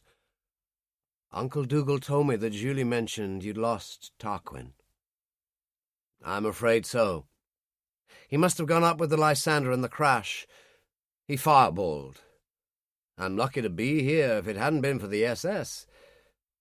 He shrugged. "I was saved by the devil, Molly." At that moment, the head waiter appeared on the edge of the floor and beckoned. Molly said, "Oh, I don't believe this. Every time I come here with you, the same thing happens." She pulled away, went and spoke to the head waiter and turned. "Good old guys again. They can't do without me." "I'll wait up for you," he said, as they went back to the table. "I wouldn't bank on it. If it's after midnight, I'll stay at the hospital." They reached the table, and she said, "Guess what, everybody?" Molly went off in Munro's staff car, and West offered to drop off the others in his. Outside the Savoy entrance, Max said, "Look, I feel like a walk brigadier. I don't know how to put it, but I'm kind of keyed up." "Perfectly understandable, dear boy," Munro said. "Have a saunter, enjoy yourself. You can always get a taxi. Americans are never refused by London cabbies these days. They overpay, you see. General Sobel won't mind me making the point." Sobel shook Max's hand. "I'll see you in the morning at Croydon." "I'll be there." They all piled into West's staff car, which drove away. Max flagged down the first taxi that came along. "Do you know Westbourne Grove, Bayswater?" "I certainly do, Gov." "Okay, take me there." And Max climbed inside. At the farm, Marie had sent for Jules, the farmer who was part of Jacquot's group. She explained the situation, and Jules sat there listening and watching the German woman sitting at the end of the table, with Marie's daughter on her knee. The bear sat on the table, the bear Jacquot had allowed Marie to have for her daughter. Whatever happened at the chateau is bad, but there's a limit to how much I can get out of her. Jules said, Jacques speaks good German. Yes, I know, but he went to Rennes to meet with people in the network there. True, but he's coming back on the midnight train. He's asked me to pick him up at 2 a.m. at Beaulieu Station in the Gazogène. The Gazogène was a truck operated by gas generated by a charcoal burner at the rear of the vehicle. Marie nodded. All right, pick him up, but tell him to come straight here. I think this is trouble. The taxi dropped Max in Westbourne Grove. Max paid him off and found the side street leading to the block of flats with no trouble. He paused at the entrance, checked the names, and pressed the buzzer. After a while, Sarah Dixon said, Yes? Mrs. Dixon, the day of reckoning is here. She said calmly, Come up, second floor. He pushed open the door and went in. In the doorway opposite, Parry had caught him twice, one of 48 people he'd photographed that night. He was bored, he was cold, and he was not pleased. Bloody Yank, he said softly. Into some whore, I suppose. Lucky for some. Sarah Dixon admitted Max into her flat and led the way into the small sitting room. She opened a box of cigarettes and offered him one. You're here sooner than we expected. So, Joel Rodriguez made it all right. Oh, yes. I know exactly who you are, Baron. You tell Fernando Rodriguez to get a message through at his soonest to say I arrived safely. I'm meeting Eisenhower in the morning. Will you kill him then? It depends on the circumstances. Would you mind? Frankly, I'm indifferent. I allied myself to your side a long time ago. That's a fact of life. Where are you staying? At Haston Place, Brigadier Monroe's flat. You can't reach me, so I'll have to keep in touch with you. Fine. I can only wish you luck. She opened the door for him. Good night. He let himself out of the front door. Parry said, That was quick, and photographed him again. Max turned into Westbourne Grove, moved towards Queensway, and hailed a taxi. It was almost 3 o'clock in the morning. Max sleeping fitfully at Haston Place, Molly at Guy's, and in Brittany the Gazogène, driven by Jules, delivered Jacques to Marie's farm. He banged on the door and she admitted him. He and Jules went into the kitchen and Jules stirred the fire. I'll make coffee, Marie said, and moved to the stove. Where is she? Jacques demanded. In bed. Get her. Jules can make the coffee. Jacques sat at the end of the table and lit a gitane. Tarquin sat at the other end, and Jacques gazed at him morosely. It's all right for you.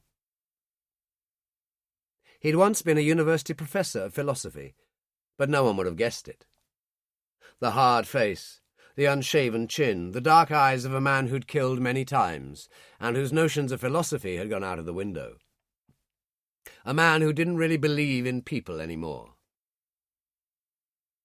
Jules took him milky coffee in a bowl, and a moment later Marie brought Rosa into the room. Jacques spoke in good German. Sit down and listen to me. No one will hurt you if you tell the truth. Rosa, wearing a nightdress and robe Marie had given her, took a chair at the table.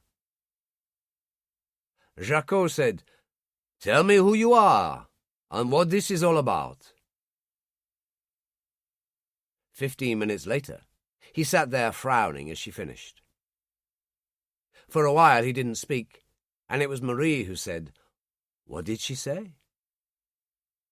So Jacques told her and Jules in a few brief sentences. Jules said, This is crazy. One brother impersonating another to kill Eisenhower? I can't believe it. I've had a thought, Jacques said. We arranged for that friend of yours, Helene, to screw the SS Dr. Schroeder. That's right. And she's still at it? As far as I know. You and Jules go round to her place now. If the German is there, bring him to me. He can confirm this woman's story. So it was that 20 minutes later, Captain Schroeder, fast asleep and entwined with the delicious Helene, awakened to find the barrel of a Colt automatic under his throat and Jules at the side of the bed. "Get up and get dressed, or I'll blow your brains out." Helene sat up in alarm, and Jules grinned. "Not you, darling. You serve France well. Go back to sleep." Schroeder, convinced that he was faced with death, was most cooperative. He sat at the end of the table and talked. "You must understand, she wished to die. I only defended myself when she tried to kill Colonel Hartmann, and did indeed kill Colonel Müller."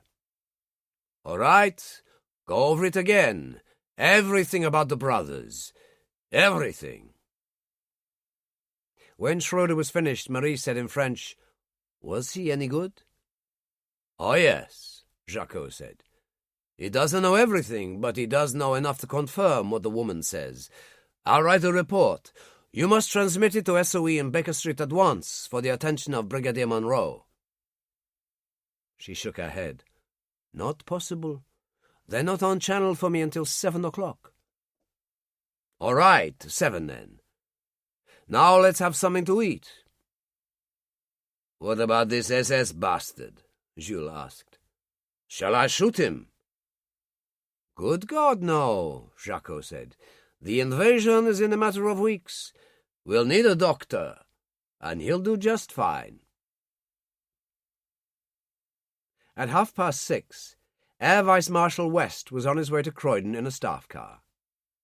It was raining and misty, although traffic was light. Suddenly, a delivery van came straight out of a side street without pause. There was little that West's driver could do. He tried to swerve, bounced off the van and mounted the pavement into a brick wall. West was thrown sideways and caught his head on the window column. The driver was in one piece, got out and opened the rear door. West joined him and stood there in the rain, mopping blood from his head with a handkerchief, while his driver checked out the van and helped out the man in overalls, who was obviously in deep shock. A moment later, a police Wolsey patrol car, which had been in the traffic behind, swerved in beside the staff car, and an officer got out. Another stayed in the car and was already on the radio. The police officer examined West's head. "You'll need stitches there, sir. We're calling an ambulance now." "Never mind that, Constable. I'm Air Vice Marshal West. I'm due at Croydon at 7 to fly to Portsmouth with General Eisenhower." The policeman was all attention. "I don't think that's possible, sir. Not in the state you're in." "Exactly. Get on to Croydon on your radio. Tell them what's happened. Message for Ike. I'm just knocked about a bit, but not fit to fly. Do it now, there's a good chap." "Of course, sir." The policeman turned to the car and spoke to his colleague. In the distance, the bell of the approaching ambulance jangled, and West sat on the brick wall, cursing, the handkerchief held to his head. At Croydon, mist draping the airfield, Tom Sobel drank coffee and looked out with some gloom at the weather. Max came in from the operations room. "It's fine at Southwick, no real problem landing there, according to the Met report. Cloud and rain, but no wind to speak of. No problem in taking off." "Well, that's a blessing, but where in the hell is Teddy West?" At that moment, two things happened. A staff car drew up outside and Eisenhower got out. Then a flight lieutenant hurried in from operations with a signal flimsy, which he handed to Sobel. "Urgent, General." Sobel read it and looked up as Eisenhower came in, smiling. "Bad news, General. Teddy West's staff car was in an accident on the way here. Not too serious, but he needs hospital treatment." "Damn," Eisenhower said. "We have an important conference at Southwick, Tom, as you know. Monty, the planning staff. It's a critical meeting. Can you find another pilot fast? There was an inevitability about it. Mac saw that. You've got one, General. I'll fly you down. Eisenhower turned and held out his hand, that famous smile in evidence. I'm truly glad to see you again, Colonel. What an extraordinary happening. I look forward to hearing about it. But are you really up to flying? Your face, if you'll excuse me, looks terrible. Max held out his hands. Steady as a rock, General. No problem. Ike glanced at Sobel. What do you think, Tom? If Colonel Kelso says it's okay, that's fine by me, sir. Ike nodded. Right, Colonel. Let's move it. I'll check the Lysander, General, Max said. But that shouldn't be a problem. It's out there, ready to go. He went into the anteroom, took off his German military raincoat, and helped himself to a flying jacket. He transferred the Walter and the spare clip to one of the pockets, his morphine ampoules to another, zipped up the flying jacket, and went outside. Munro and Jack decided to sign in early at SOE headquarters. There was always a good breakfast at the canteen.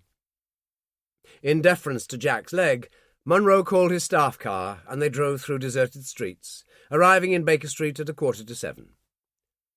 I'll check my desk, Jack, Munro said. I'll see you at 8 in the canteen. He went upstairs, and Jack made his way to his own office, where he found Detective Constable Parry sitting on the bench outside. You're early. Lacey told me to make sure you had each evening's surveillance photos on the Dixon woman for you first thing. I finished at midnight, then decided to use the photo lab here instead of going to the yard. They let me have a bed. Jack led the way into his office. Anything interesting? No sign of the Rodriguez brothers. Thing is, there are around 40 flats in that block. The people going in could be calling on any one of them, and a varied lot they are. Jack sat down. Let's see. Parry dropped one photo after another on the table. Pretty ordinary on the whole. He laughed. Mind you, they've probably got their quota of whores living there. Here's a nice one of some American officer on the prod. Jack Carter looked at the photo, stunned, not wanting to believe what he saw. Oh, my God, he said, and struggled to his feet. Get Sean Riley on the phone. Tell him I want him and Lacey here, like yesterday. You mean we've struck gold, Major? Just do it, Carter told him, and went out. Munro, absorbed in paperwork, looked up as Jack burst in. Why, Jack, you seem agitated. I think you will be too, Brigadier. He placed the photo on the desk.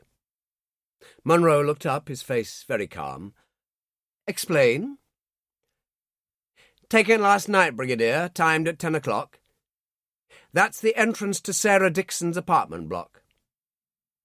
He hesitated, then added, After the Savoy, you see. Yes, of course I see, but why, Jack? It doesn't make any kind of sense. There was a knock at the door, and an ATS signal sergeant came in, a flimsy in one hand. I just received in the radio room from Jacko in Brittany, Brigadier. Plain language marked utmost priority. Munro read it, then looked at her. Who else knows?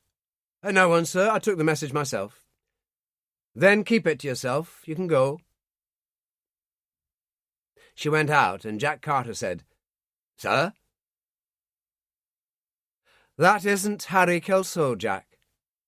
It's Max, his brother, and he's here to assassinate Ike. Read it for yourself. He reached for the phone. Get me Croydon. A moment later, he was talking to operations. General Eisenhower's flight, has it left? He listened, then replaced the phone. Jack, looking stunned, passed the signal back. What do we do, sir? Eisenhower's flight just took off, minus Teddy West, who was in a road accident. The Supreme Commander, Tom Sobel, and Oberstleutnant Max, Baron von Halder, at the controls. "Oh, my God," Jack said. "No, let's keep a sense of proportion. Get on the other phone and book me a Lysander to Southwick, utmost priority." "But, Brigadier, what if he shoots Ike and Tom Sobel in mid-flight and flies off to France?" "We'll just have to hope he doesn't, because there's nothing we can do about it. I'll follow them down. Now, get on with it." Jack went into the next office, and Munro rang Southwick House and asked for the head of security, a Royal Military Police Major named Vereker. He was put through instantly. "Vereker, we've known each other a long time, so trust me." "Naturally, Brigadier." "You'll get a Lysander in soon with Ike, General Sobel and Colonel Kelso as pilot." "We've already been notified."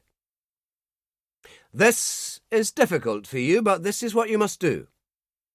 As soon as they land, you arrest Kelso under the Defence of the Realm Act. I'm flying down myself, and I'll have the warrant for you." Vereker, a policeman of one sort or another for many years, had long since got past being surprised at anything. "How discreet shall I be, sir?" "Nothing public. I don't want the Supreme Commander to know at this stage. Tell him I'm on my way." "Leave it to me, Brigadier." "This is a bad one," Munro said, thinking with dread of just how bad it could be. "I understand, sir," Vereker said, and rang off. Jack came back. "Plane booked, sir, and car ready. Shall I come with you?" "No, you hold the fort. Speak to the Portuguese embassy. Try to pull the Rodriguez brothers in, but I think the ambassador will plead diplomatic immunity and ship them home. Get Riley to pull the Dixon woman in. You got plenty of blank warrants. Sign one for her." He got up and reached for his cap. "Acknowledge Jacquot's signal as received, no more. You can contact him again later when we know where we are." He adjusted his cap. Jack said, "You noticed who's in charge at Chateau Morlaix, Brigadier? Booby Hartman, one of the best brains in the SD." "Of course I did, Jack. The man who took over Klein's department in Berlin. It all fits. But then these things usually do. By the way, you can tell the Dixon woman we don't intend to hang her as long as she cooperates." He got the door open, and Carter said, "And Molly, sir?" "For God's sake, Jack," Munro said, and went out. In the Lysander, Max flew at 5,000 feet through broken cloud. Ahead it was even heavier, great dark banks of the stuff and rain drifting in. Eisenhower and Sobel sat behind, shouting to each other above the roar of the engine. Max was prey to conflicting emotions. He'd met the Supreme Commander, shaken hands, recognized the face, and yet the man himself meant nothing. It occurred to him then, as elsewhere Munro said to Carter, that it would be simple to draw his Walter, turn and shoot Eisenhower between the eyes. But that would mean Sobel as well, Molly's father, which would make her a victim also in this whole sorry mess. How would Harry feel if he flew into Morlaix with 2 dead bodies, one of them the father of the woman he loved? For he did love her. However, he tried to avoid the fact. Max knew that now, having met her. On the other hand, what about Mutti? This whole thing was about her. If he didn't kill Eisenhower, she was dead. And Harry, too. He had no illusions about that. So what should he do? Fly to Southwick and wait for another opportunity? One that would probably lead to his own death. Turn around now, get it done. Max had never felt this way in his entire life. He told Harry he would go to hell itself to save his mother. So why this strange paralysis? the decision was taken out of his hands a moment later. There was a sudden roar, and the Lysander rocked in the slipstream of a black shadow that passed overhead and banked to port. "My God, what is that?" Eisenhower demanded. "A Ju-88S night fighter," Mac said. "You still get a few over from France trawling around to see what they can find in the South Country. He should have been home for breakfast by now. Hang on, gentlemen." Every pilot's instinct in Max's body was on full alert, as he dropped almost 1,000 feet, and the Junkers came in on his tail and fired, the cannon shell puncturing his left wing and shattering the windshield. The Junkers banked away in a wide circle. Max yelled to the back, "He's too fast for us! But, on the other hand, we're too slow for him." The Junkers was a quarter of a mile away, turning, and Max called over the radio, "Lysander 1 en route for Southwick, under attack from Ju-88S over South Downs." The Junkers came in again. Max banked steeply, and the stream of cannon fire missed. The flying took control of him then, so that he couldn't help reacting as he did. "Right, you bastard. Let's see what you're made of," he said. He went down. Faster. 2,000. 1,000. The wooded slopes of the downs looming below. The Junkers overshot, banked and came in again. Max took it to 600, and then, without warning, dropped his flaps, the old trick which he had used so many times before.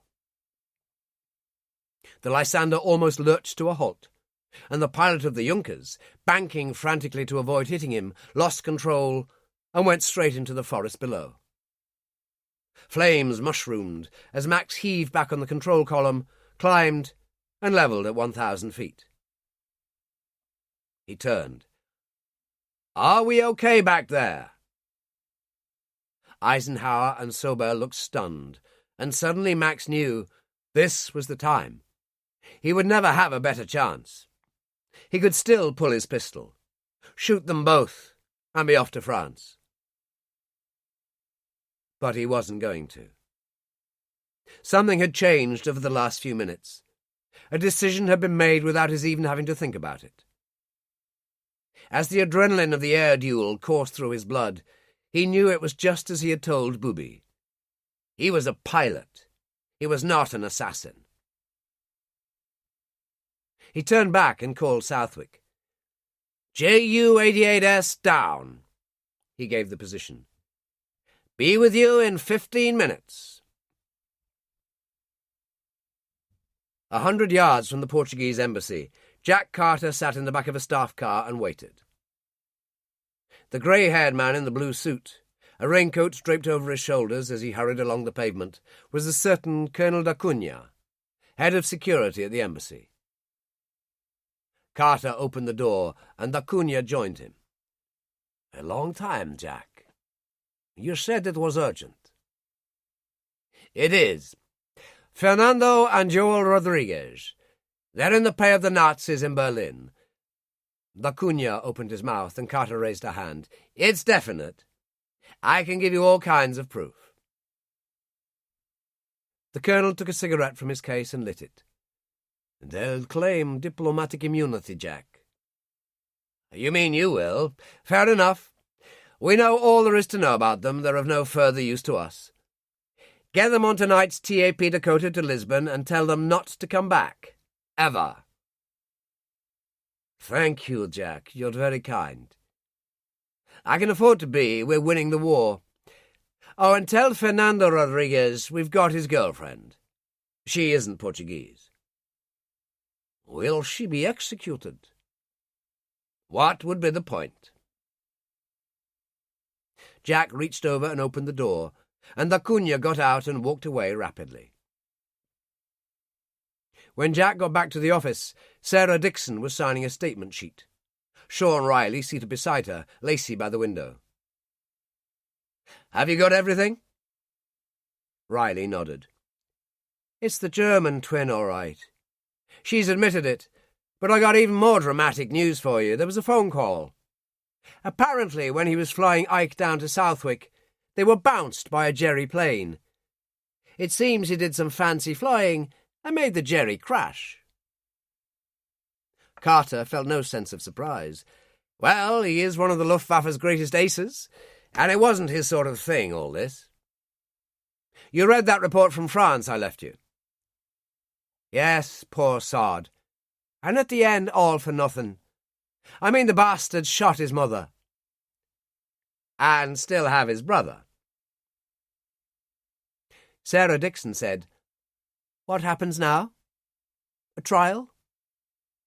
Good God, no, Carter said. You're no longer important.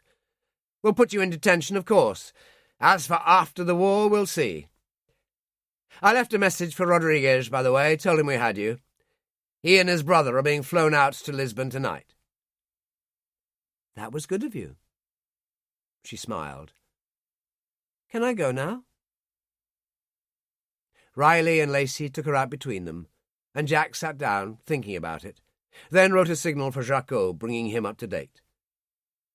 He thought about it again, then added procedure instructions. He rang for a messenger, sat back, frowning, then picked up the phone again.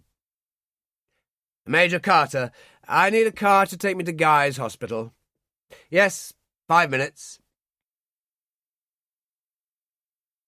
At Southwick, at the airstrip, the Lysander rolled to a halt and a large group ran forward, officers of the General Staff and RAF personnel. Eisenhower raised his arms and waved them back. I'm fine, and so is General Sobel, thanks to the finest bit of flying I've ever known. He turned to Max and motioned for silence. Colonel Harry Kelso, by the authority vested in me as Supreme Commander, I intend an immediate award of the Distinguished Service Cross.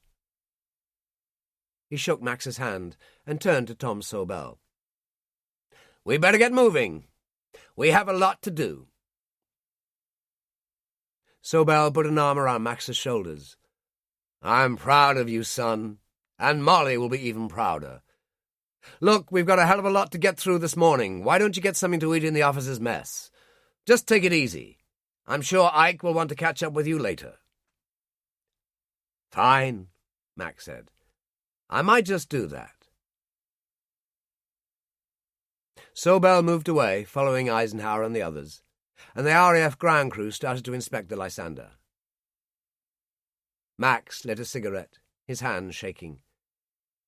What happened now to Elsa? To Harry? But even as he stood there, the germ of an idea began to form. Rain started to fall, and a Royal Military Police Major moved to his side and raised an umbrella.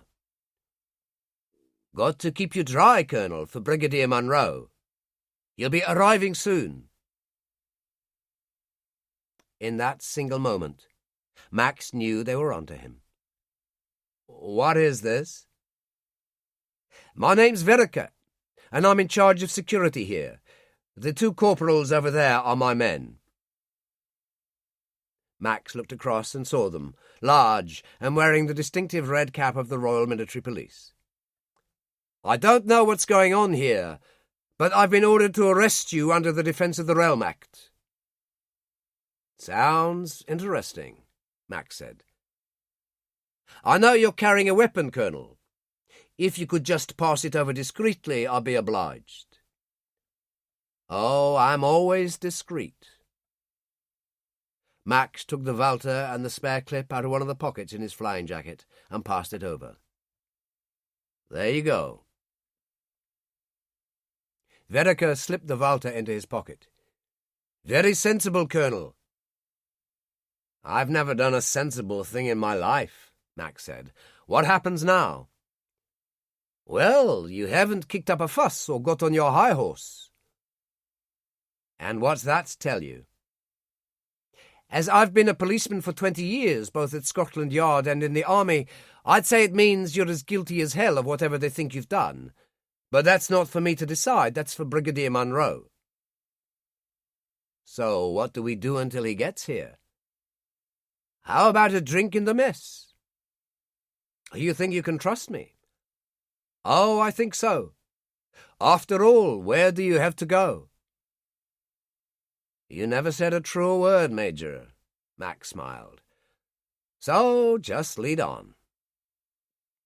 In fact, Vereker left him to his own devices, stood at the bar himself with a whisky and the Times newspaper, while Max sat in a window seat, also enjoying a whisky and a cigarette, and thought things over. What was it Munro had discovered, and how? Not that it mattered. It was all over, and God help his mother and Harry, unless... His face was hurting like hell, so he got out his battle pack and extracted an ampoule. Vereker was over in a flash. "What's this?" "Morphine," Max said. "For my face. It's kind of recent and very painful. Here, you do it for me." Vereker examined the pack. "German?" "SS, actually. Only the best." Vereker hesitated, then snapped the end of the ampoule and jabbed Max's wrist when he extended it. "I wish to God I knew what all this meant." "So do I." Dougal Munro entered the mess, hesitated, then came towards them. "Brigadier," Max said cheerfully. Munro ignored him. "Major, from this moment you are bound by the Official Secrets Act. We'll use your office." Moments later, Munro sat behind Vereker's desk and took a folded document from his pocket. "Your warrant for this arrest, Major, under the provision of the Defence of the Realm Act." Vereker examined it and looked up, bewildered. "But this is in the name of Oberstleutnant Baron Max von Helder." "Quite right. It seems Colonel Harry Kelso crash-landed in Brittany last week and escaped after a few days to fly back in triumph in a stolen Luftwaffe Storch. Only it wasn't Harry Kelso. It was his twin brother." Vereker was dumbfounded. He had heard of Kelso's brother, but why? To assassinate General Eisenhower. "But that's crazy, Brigadier. He's just saved Ike's life with the most stupendous piece of flying anyone's ever heard of." "Yes, bizarre, isn't it?" Munro turned to Max. "When it came to it, you couldn't do it, could you?" "Oh, I was thinking about it, just turning round and shooting him. But that would have meant shooting Sobel too. And I couldn't do that, not to Molly's father. Harry loves her, you see." Max lit a cigarette. "And then the Junkers turned up. Strange that. If I was a fatalist, I'd have just let it happen, and the three of us would have gone down together. A perfect solution." "But you're not a fatalist." "Never have been. I'll always kick and struggle even at the end. And when that bastard came in on my tail..." He shrugged again. "I'm a fighter pilot. I did what came naturally." He laughed. "And that's finally what did it for me. When that Junkers went down, I sat there at my controls and I said, 'This is what you are, Max. You're a pilot. You're not an assassin. You may be a killer, but you're not that kind of killer.'" He laughed again. "Incidentally, 309 was my official score. Now it's 310. I think I understand. Which leaves my mother and Harry in deep, deep trouble." He frowned. "But wait a minute, Brigadier. You haven't told me how you caught me." "We were shadowing the Rodriguez brothers, and don't tell me you don't know who they are. It led us to Sarah Dixon, who, unfortunately, is employed at SOE headquarters. We had a police cameraman checking everyone calling at her block of flats, and there you were. Foolish, that. Well, I'm just an amateur at this kind of thing. And then we had a report from my chief agent in the Morlaix area, and now I know everything. Himmler, Booby Hartman. Oh yes, we know all about Booby, your mother, Harry. The dreadful dilemma Himmler put you both in. How could you know all this? I was transferred to the chateau secretly, and my mother was flown down from Berlin secretly. Your mother's maid, Rosa Stein, was found wandering in the woods, and, thank God, fell into the hands of my agent. What she told him arrived on my desk earlier this morning. Rosa? Wandering in the woods? What on earth are you talking about? So Monroe told him. Max sat there, haggard and drawn. Vereker opened a cupboard, poured brandy into a glass and handed it to him. Max gulped it down and, sitting there, looked up at Vereker, a dreadful smile on his face. So now you know what you're fighting for. I'm sorry, Colonel. Just make sure the good guys win, and give me another. He held out his glass, and Vereker poured more brandy. I'm sorry too, Max, Monroe said. Our own fault. All I thought of was flying. All my mother thought of was the von Halder name and our position in society. Hitler took over, and we sat back and went with the flow. He turned to Vereker. We weren't Nazis, Major. We kept telling ourselves that. Only I ended up shooting down over 300 planes for the Third Reich. There was nothing anybody could say to that, and Vereker went and put the brandy bottle back in the cupboard. And what really hurts is that it isn't over. The bastards have still got Harry. And Booby Hartman lied to you. Yes, Booby lied, but I think I understand him a bit. He's part Jewish, you see, and Himmler found out. Booby was as much under the thumb as the rest of us. They threatened his father, his aunt. You know what they do? They hang you with piano wire. Men and women, very even-handed, the Reichsfuhrer. My God, Vereker said. The bloody swine! Spoken like a true Englishman. Max took out a cigarette, his hand shaking, and Vereker gave him a light. What happens now, the Tower of London? Cold Harbour, Monroe said. This has gone on long enough, and I want you out of here before Ike sends for you. We'll fly out in the Lysander I arrived in. Do you want me to come with you, Brigadier? Vereker asked. No need, not now. Tell Ike that I needed to inspect the remains of that Junkers, and that I needed Colonel Kelso's expertise. You don't mind lying for me? No, sir. Good man.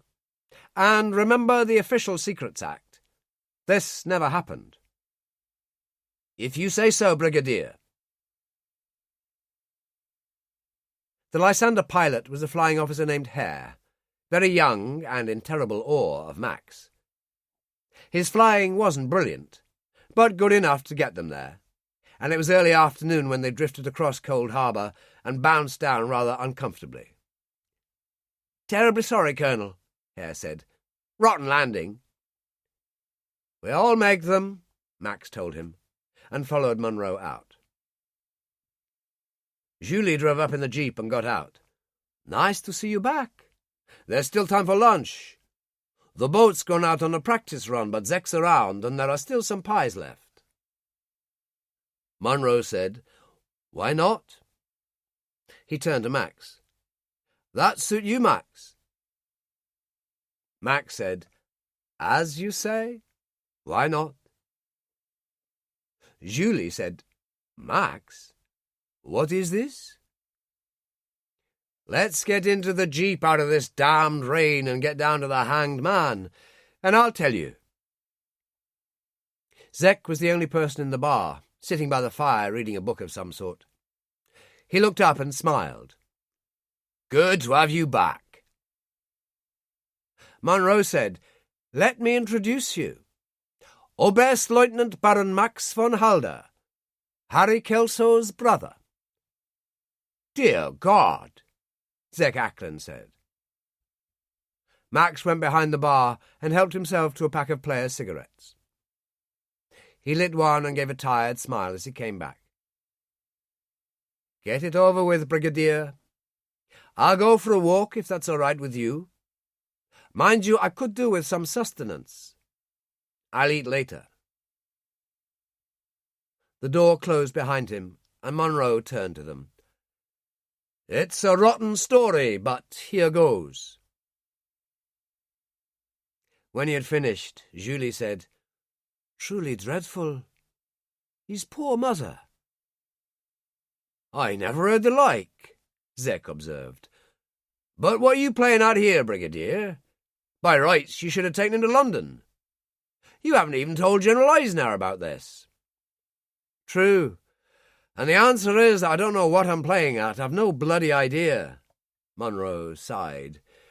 This job I do does make one such a liar. I can't help feeling that there is some way we can use this, though, but I'll let that bubble around for a while. The door opened, and Max came in. There was more colour now to the unbruised section of his face. I could murder one of those pies right now. I'm starving. And a pint of ale, Zek said. I'll join you. And me, Monroe added. An active morning, to put it mildly, and I didn't catch breakfast. Julie produced steak and kidney pies and potatoes, and they worked their way through them, mainly in silence. It was Zek who said, One thing I can't get over. If Eisenhower gave you the DSC for saving his life, can he take it back, 'cause you'd be on the other side? A neat point, Monroe said, and I doubt whether it's been raised before. At that moment they heard a roaring overhead. What on earth is that? Julie went to the door and looked out. Lysander, she said. Now, who would that be? Shall I drive up and see? No, finish your lunch. Whoever it is will show themselves soon. And Monroe returned to his food. It was perhaps 15 minutes later that they heard the sound of a jeep outside. A moment later the door opened, and Jack Carter limped in, followed by Molly. Don't blame Jack, Uncle Dougal. I made him bring me, Molly said. I've sent the Lysander straight back, sir, Carter told him. I should think so. We'll be running out of them. There was a signal from Southwick, sir. General Eisenhower trying to find you. Well, I didn't receive it, and for the moment I stay lost. Jack turned to Max. That was one hell of a thing you did this morning. Runs in the family, Max told him. Just like Harry, the only thing we do well is fly. Molly said, I'd like to talk to you. Is that all right, Uncle Dougal? I think we could stretch a point. She went out, and Max followed her. They walked to the end of the quay, and she sat on a bench, and he leaned on the railings. There was a strange intimacy between them. Jack told me everything about the whole rotten business. I'm so sorry about your mother. So am I. I'm also sorry about Harry still stuck over there. Tell me how he was. You love him a lot, don't you? Oh, yes. Nothing but grief there for you, I know, because there's nothing but grief there where I'm concerned. It doesn't matter. Love doesn't look for reason. Love is beyond reason. So, tell me. He was in fair condition. A badly smashed left ankle, but Captain Schroeder did a good job there, just like he did on my face. Schroeder was the doctor. An SS doctor, so he was damn good. What did he do to your face? Gave me a local anesthetic, beat me with an iron bar, sliced me open with a scalpel. Harry sat there watching. He was distinctly unhappy. terrible. The whole thing. She shook her head. But to kill Eisenhower. If you'd seen the film Himmler made us watch of the executions of so-called traitors. Piano wire slicing into their necks, feces trickling down their legs. To see the men was bad enough, but the women... He shook his head. It was past belief. It was a joint enterprise, had to be. I needed Harry's expertise if I was to stand any chance of getting away with it. I understand, I really do. The irony is that if anyone else had been piloting Eisenhower's plane, the general would probably be dead by now. She stood up. There must be something we could do. Send in the commandos. Max shook his head. Things like that take time to organize. The Rodriguez brothers will be back in Portugal fast, enjoying their diplomatic immunity. They'll report into Prince Albrechtstrasse eventually from Lisbon, if only in the hope of a little extra cash. God knows what will happen to Harry. The least Himmler will do is pull him out to Berlin. They walked along the quay, and the lifeboat moved in. Someone called and waved from the stern, and Max waved back. "This is terrible," she said, tears in her eyes. "I feel so helpless, and there's nothing to be done." Max put an arm around her shoulders. "Oh, I don't know. I've been thinking. Molly, what if I became the pride of the Luftwaffe again? Changed into the right uniform in Julie's supply room. Sneaked up to the airstrip under cover of darkness. There are 2 stalks there. I'd be at Morlaix in an hour. Land at the airstrip and play it by ear." "It's madness," she said. "Certain death for you."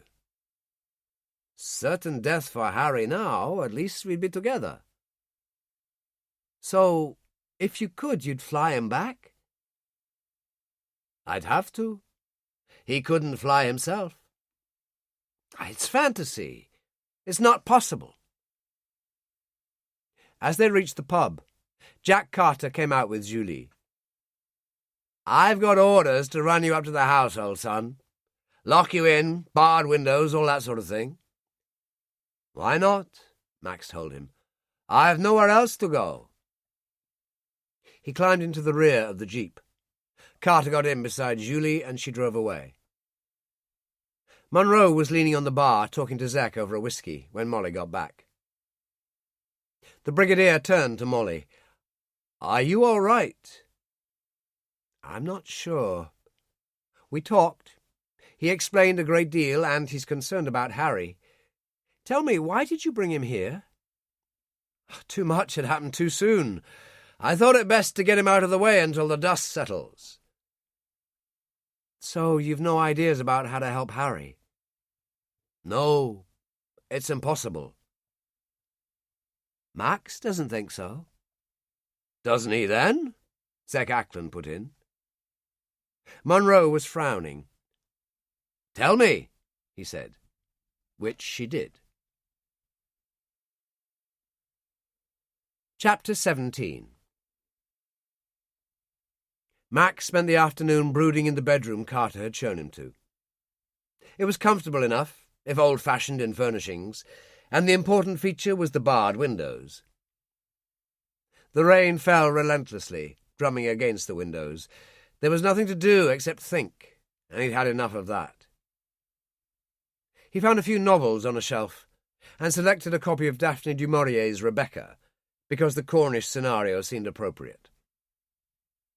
He managed an hour lying on the bed, but it had been a hard day, and finally he drifted into sleep. It was 6:30 when Jack Carter came for him. "Time for dinner, old son. We didn't like to leave you on your own." "That's very civil of you," Max said, and followed him downstairs to the library, where he found Munro with Zek Ackland and Molly seated by the fire. "There you are," Munro said. "What's your pleasure? Whiskey?" "Actually, a brandy and soda would go down nicely." Carter got it for him, and Molly stood up. "Let me check your face," which she did, and nodded. "It could be worse. Does it hurt?" "Not too much. It feels numb more than anything." "Then don't use any more morphine. Dangerous stuff." "Thanks for the consultation, Doctor." Max took the brandy and soda Carter handed him. "So what now?" "I'm not sure," Munro told him. "I asked you if the Tower of London was the next stop. I always thought that was de rigueur for people like me." "My dear boy, there's never been anyone quite like you." Munro was exasperated. "Oh, damn you, Max. I keep thinking you're Harry." "Inconvenient, isn't it?" "What does Eisenhower have to say?" "Well, he doesn't know yet. This whole affair is dynamite stuff, as our American friends would say. To be frank, I don't quite know how to handle it. And publicity is the last thing we need, not with the invasion due in a matter of weeks." Julie looked in. "Dinner on the table." Zek was the first to stand up. "I always think better on a full stomach myself," and he led the way out. They sat around the table and enjoyed Julie's carrot soup, Dover soles, sauté potatoes, and a salad. Conversation was sporadic. Finally, Munro said to Julie, "You're a credit to France, my dear." "Well, don't get too worked up, Brigadier. We're fresh out of coffee. Tea for everyone." "Spoken like a true Englishwoman. Let's adjourn to the library." "Not until we've cleared the table, surely," Max smiled. "If I may, Julie," and he started to stack the plates. "Not really your job, Baron," Munro said. "Yes, but it is a gentleman's," Julie told him tartly, as she helped Max. "That's put you in your place, Brigadier," Zek said. "I'd come and have a brandy if I were you." Gathered in the library again, with Julie pouring tea, the atmosphere was more strained than before. Finally, Molly said, "Nobody's saying a thing. It's ridiculous, like one of those Agatha Christie novels where Hercule Poirot gets everybody to meet in the library to tell them who the murderer is." Max laughed. "A perfect description, only we know who the murderer is. It's me." "Nonsense." Zek was filling his pipe. "I seen some of those plays. It's usually the butler who did it. Or the vicar." "True," Munro agreed. "But in this case, the Baron it is." "Quite right, but frankly, I've had enough." Max stood. "When you decide what to do with me, let me know. But I think I'll go back to my room. Jack?" Carter stood up and reached for his stick. "Certainly, old boy." When Jack returned, they were all sitting quietly, not a word spoken. He went to the sideboard and poured a whiskey. He raised his glass. "Cheers, everybody. And if you'll excuse me saying this, Brigadier, he's an absolutely smashing fella, and I don't give a damn if he's an ace of the Luftwaffe." "Good heavens, man, they took your leg at Dunkirk," Munro reminded him. "Quite right, and I'd like to have it back. But war is war, a bloody stupid game over which we have no control." "But this is just an episode of war," Molly said, "and we do have control." She turned to Munro. "What do you intend to do, Uncle Dougal?" "All right, I'm defeated. Give me another brandy, Jack, and I'll tell you about a rather interesting conversation Molly had with Max von Helder earlier." When he was finished, there was a silence. It was Carter who said, "And you believe that, sir, that he would fly to Morlaix and try to save his brother?" "Oh, for God's sake, Jack, use that fine brain of yours," Molly exploded. "This is a great man. A fine man who had everything, so much that it's meaningless. Medals." She shrugged. What the hell do they mean at the end of the day? They blackmailed him and his brother into attempting a terrible act, and then they butchered his mother. Munro said, "According to Rosa Stein, she sought death." It was Zek who said, "Yes, but from what I've been told, that was a futile attempt to get her sons off the hook." "Which Hartman kept silent about," Molly said. "The ultimate betrayal, whatever his own fears." "And now there is Harry at that damned chateau awaiting the outcome," Julie put in. "An outcome already ordained. Himmler will have him executed without a second's thought. You are talking evil walking the earth here." "While we sit and do nothing," Molly said. There was silence while Munro brooded. It was Zek who spoke, quite calm, with no emotion. "They're good boys, Brigadier. They deserve a chance, both of them." Munro nodded. "You're right, of course, all of you. I'm not making excuses, but I'd like to think that in my heart I've known it all along. The reason I brought Max down here instead of taking him back to London." "So what do we do, sir?" Carter asked. "Will you tell him?" "Good God, no, that's far too simple for my complicated mind. We'll let him escape." He turned to Julie. "I'd like you to organize it for me. Will you?" "Of course, Brigadier." Munro turned to Molly. "Not you, my dear. There's too much of the heart in this for you." At Chateau Morlaix, Booby Hartman, young Freiburg, the 109 pilot, and Harry were finishing dinner. Harry wore a Luftwaffe uniform. No one had said a great deal. Booby was preoccupied, still waiting for news of what had happened in England, and also concerned at the disappearance of Schroeder. Freiburg was, as always, overawed by the rank of the two colonels. As someone who had flown with Max, it had been necessary for Booby to explain the connection, that Harry was the Baron's brother.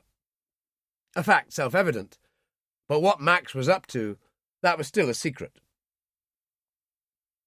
They finished the meal with coffee and cognac, and finally Harry reached for his crutches. "I'll go back to my room." "I'll see you up," Booby said.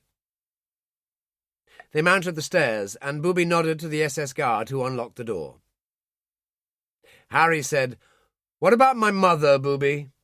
When do I see her?" "Tomorrow, Harry. I think I can promise that." "For some reason I don't believe you." "I'm sorry you feel that way." Booby turned and Harry went in the room. He felt strangely uneasy, went and peered out through the barred windows, wondering about Max and what was happening to him. Finally he sat on the edge of the bed and took off his right shoe. His left was bare, the toes sticking out of the plaster cast. He didn't bother taking off the flying blouse because it was rather chilly. He lay back on the bed, looked up at the ceiling, and after a while, slept. Booby sat in a corner of the sitting room, drinking more brandy than was good for him, and Freiburg, in another corner, leafed through a magazine nervously. Finally he stood. "I think I'll get an early night, Colonel." "Well, good for you," Booby told him. "I'll see you in the morning." Freiburg retired, and as Booby reached for the bottle of cognac, the phone rang. He checked his watch, frowning. 10 o'clock. Who could it be? He picked up the phone, and the operator said, "I've got a call for you, Standartenführer." "Who is it?" "Well, he's obviously French, though his German's good. He insists on speaking to you personally, says he has vital information." "Put him on." Jacot said, "Colonel Hartmann." "Who is this?" "Oh, I run what you call your opposition in this area of Brittany. A friend of mine, a Brigadier Munro, who I think you know, has been in touch with me by radio, not once but twice. Booby almost choked.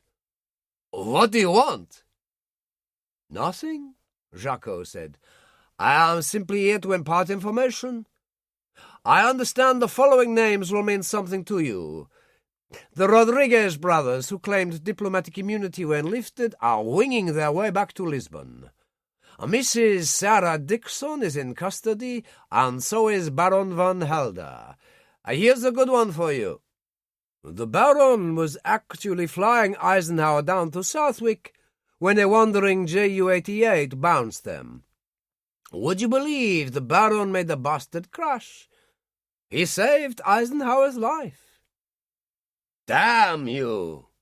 Booby groaned. "You're the one who's damned. The great day is coming soon. Oh, by the way, thanks for Schroeder. We'll need a decent doctor when the real fighting starts."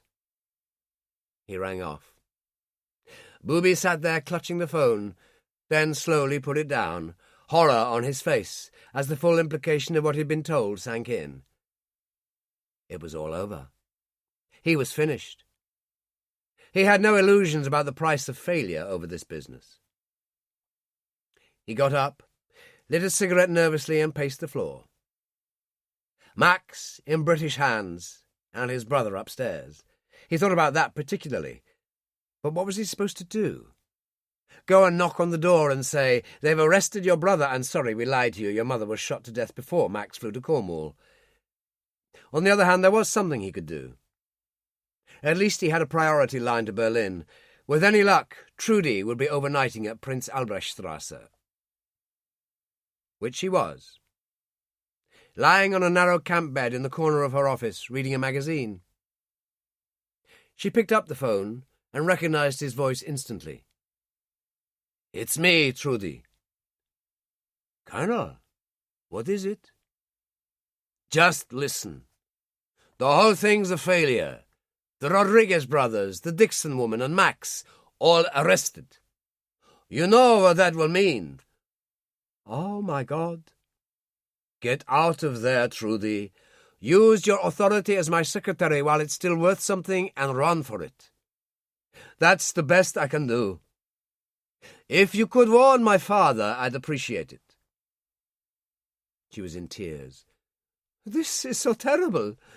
What will the Reichsfuhrer say?" "It's what he'd do that's important." "I saw him an hour ago at his corner table in the canteen." "You mean he's there?" "Oh, yes. The bombing started early tonight. He stayed over." Booby felt a strange kind of relief. "What the hell? Let's get it over with. Put me through to his office. And Trudy." "Yes, Booby." "Run like hell, my love." A few moments later, Himmler said, "So, Standartenführer, you have good news for me." Booby, suddenly past caring, said, "On the contrary, Reichsfuhrer, all bad." There was a pause. Then Himmler said, "Tell me." Which Booby did, experiencing a perverse enjoyment by going into the finer details, such as Max actually saving Eisenhower's life in the encounter with the Junkers. When he was finished, there was a silence. Finally, Himmler said, "An ill-judged venture from the start, Colonel. But I must confess to having been carried along, in spite of my better judgment, by your own enthusiasm for the project. The death of the wretched Baroness showed a deplorable lack of leadership on your part, and now we have the embarrassment of Baron von Helder in British hands." What Booby wanted to say was, "Go and stuff yourself, you rotten little bastard." Instead, he said, "Have you any further instructions, Reichsfuhrer? What do I do with Colonel Kelso?" "You will do nothing. I will contact Gestapo headquarters in Paris. You'll have a plane there tomorrow with Standartenführer Fassbinder on board. He'll take Kelso in charge and bring him to Berlin." "And myself, Reichsfuhrer?" "You might as well come with them. I'll see you then, and we'll discuss the future. He rang off, and Booby put down the phone.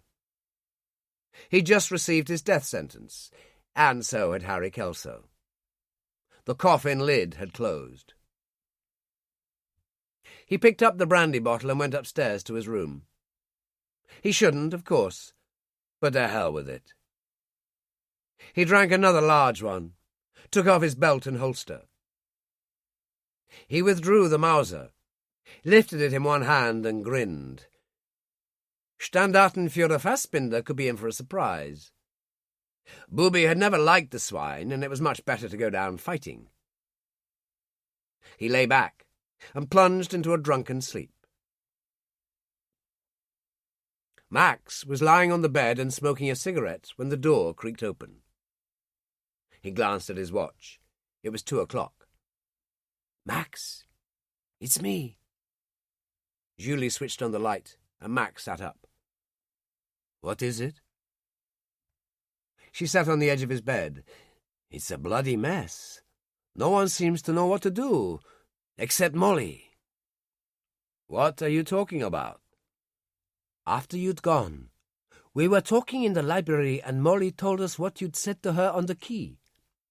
About stealing the stork and flying off to Brittany to get Harry."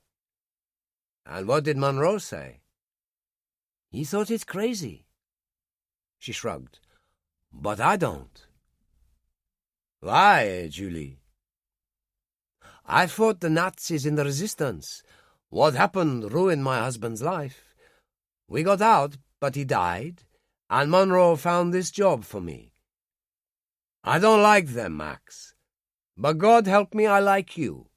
And I'm probably a little bit in love with Harry, though don't tell Molly that." "She is a woman, she'll know it already," Max told her. "Anyway, you deserve a chance, you and Harry. If you're mad enough to go, I'll help you. I checked that stork you came over in, and the tank is full. They've been expecting someone from the enemy aircraft flight to pick it up." "Is there a guard on the field?" "No need. The ground crew are all in bed, but I'd say you're wearing the wrong uniform to do what you have to." "Definitely." "Let's go then." In the supply room, he changed into Luftwaffe uniform. She even found him a knight's cross to hang at his neck. "Sorry we don't have the oak leaves and swords." "A mere detail." He walked to the weaponry table. "Can I help myself?" He selected a Walter. "Do you recommend this?" "Especially with this silencer. It was developed for the SS." "Only the best." He slipped a magazine into the butt and screwed the silencer on the end. "Loaded for bear." That's what my grandfather used to say to Harry and me when we were on camping holidays as boys. "I'll take a spare magazine." He slipped it with the weapon into the large map pocket in the Luftwaffe pants, picked up a Schiff, placed it carefully on the straw-blonde hair, and looked at himself in the mirror. "There you go. Pride of the Luftwaffe." "If you're ready, I'll take you up there. Let's use the back stairs." He followed her down to the hall outside the kitchen. She opened the back door, and they went out and across the yard to the gate in the wall. The jeep was on the other side. She got behind the wheel, and Max joined her. As she switched on and drove away, he said, "Touch of fog in the air and low cloud." "I've checked the Met report. You'll find it like that on your way across, but from about 4 it's due to clear, and you'll have a full moon up there." As they approached the airstrip, he said, "This is the second time in a week that I've taken on an impossible task. My mother thought the Eisenhower thing was madness, that I was going to my death. You're still here." "Only just. Is this madness, Julie?" "God help me, but I don't know." He lit a cigarette. "Okay. An hour to get there, bluff my way at Morlaix airstrip, 10 minutes drive to the chateau. Get Harry. back to the airstrip.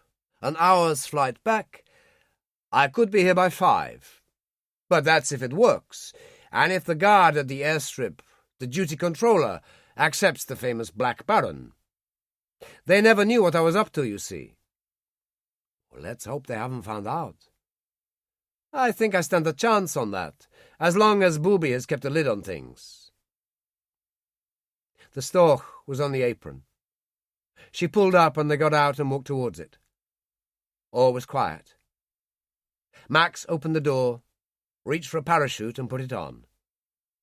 Not that it matters, but old habits die hard. He kissed her on the cheek. God bless you, Julie. God bless you, Max. He got into the pilot seat, turned and smiled. Where's Monroe, by the way? She was taken by surprise. I don't really know. Come on, Julie. He smiled, closed and locked the door. He switched on and taxied to the end of the runway. A moment later, he lifted into the night. In the Hanged Man, Zek stirred the fire into life.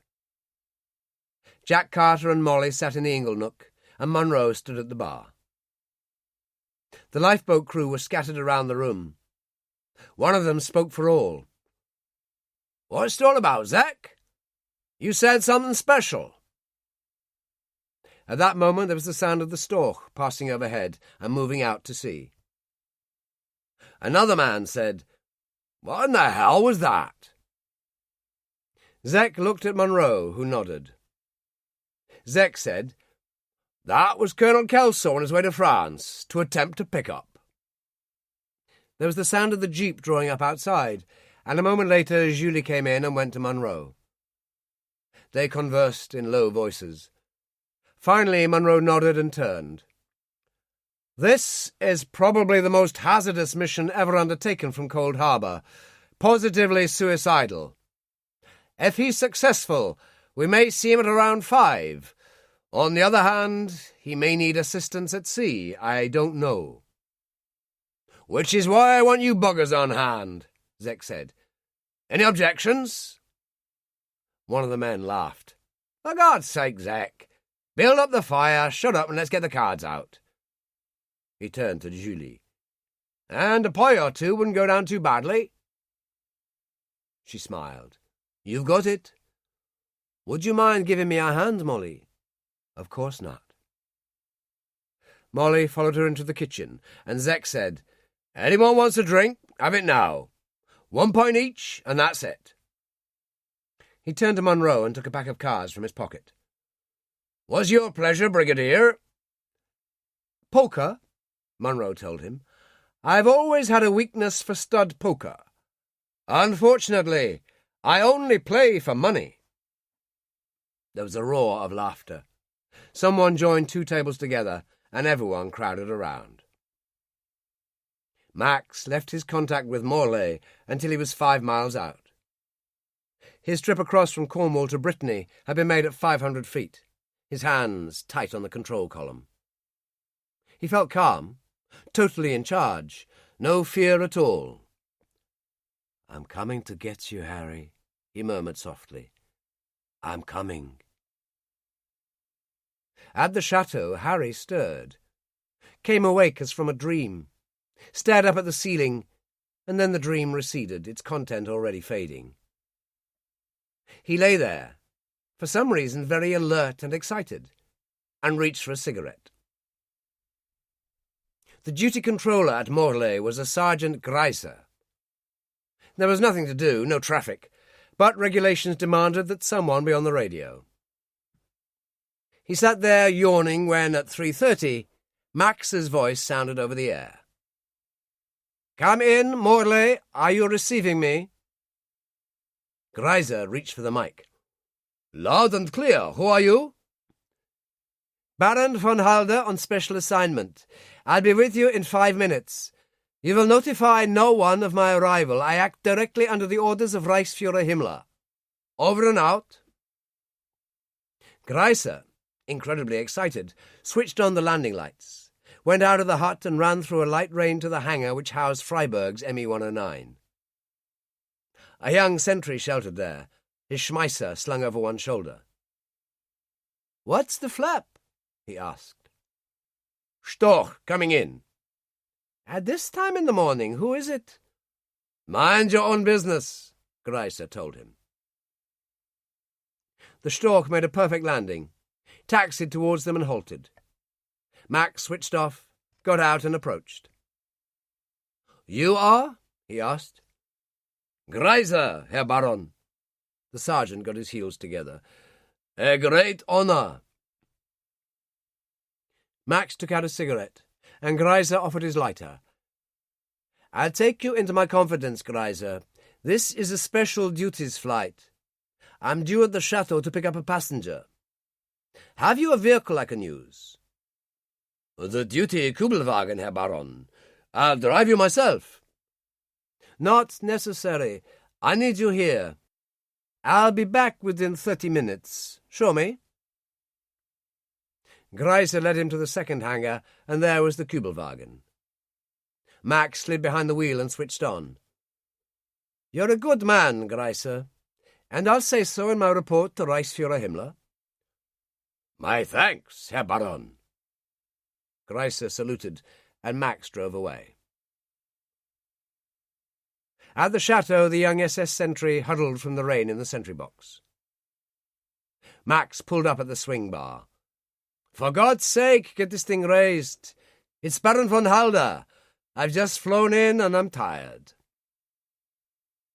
The boy never even queried him.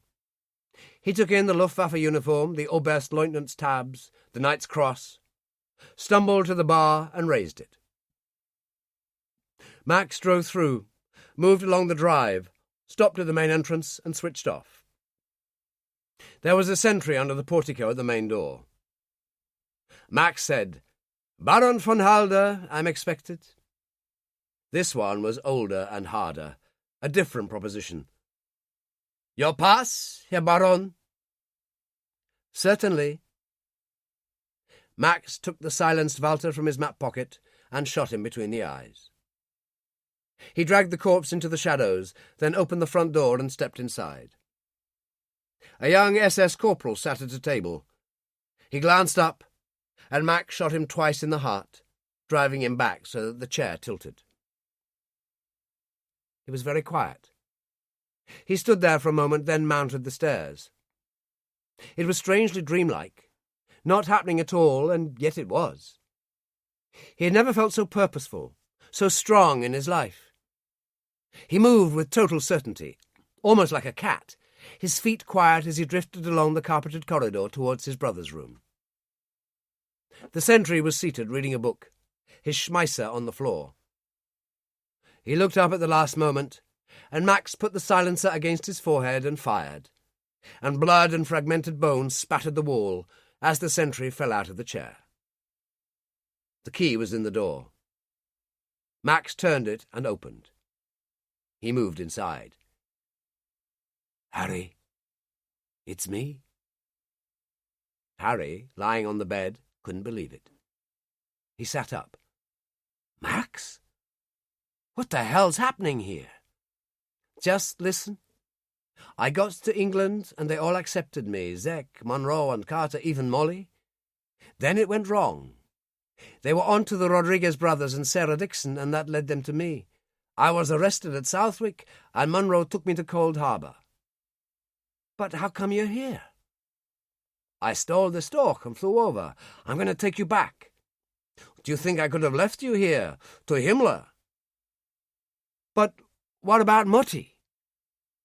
"Mutti's dead. She was shot to death before I left. They lied to us, Harry. Booby lied." "Oh, God, no," Harry moaned. "Time to grieve later. Let's go." Harry pulled on his right shoe, picked up his crutches and pushed up. He struggled after Max, his mind in a turmoil, and then the unexpected happened.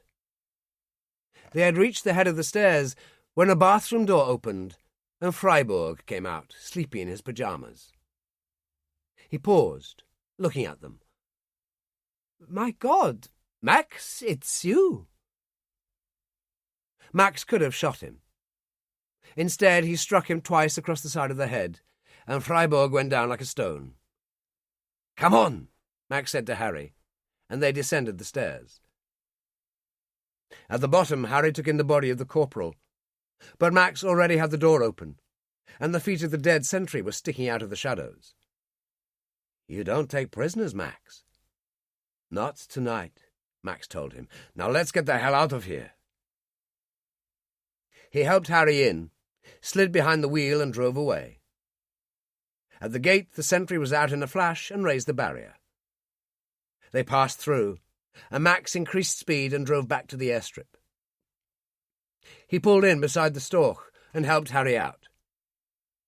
"Just dump the crutches, okay?" "If you say so, brother."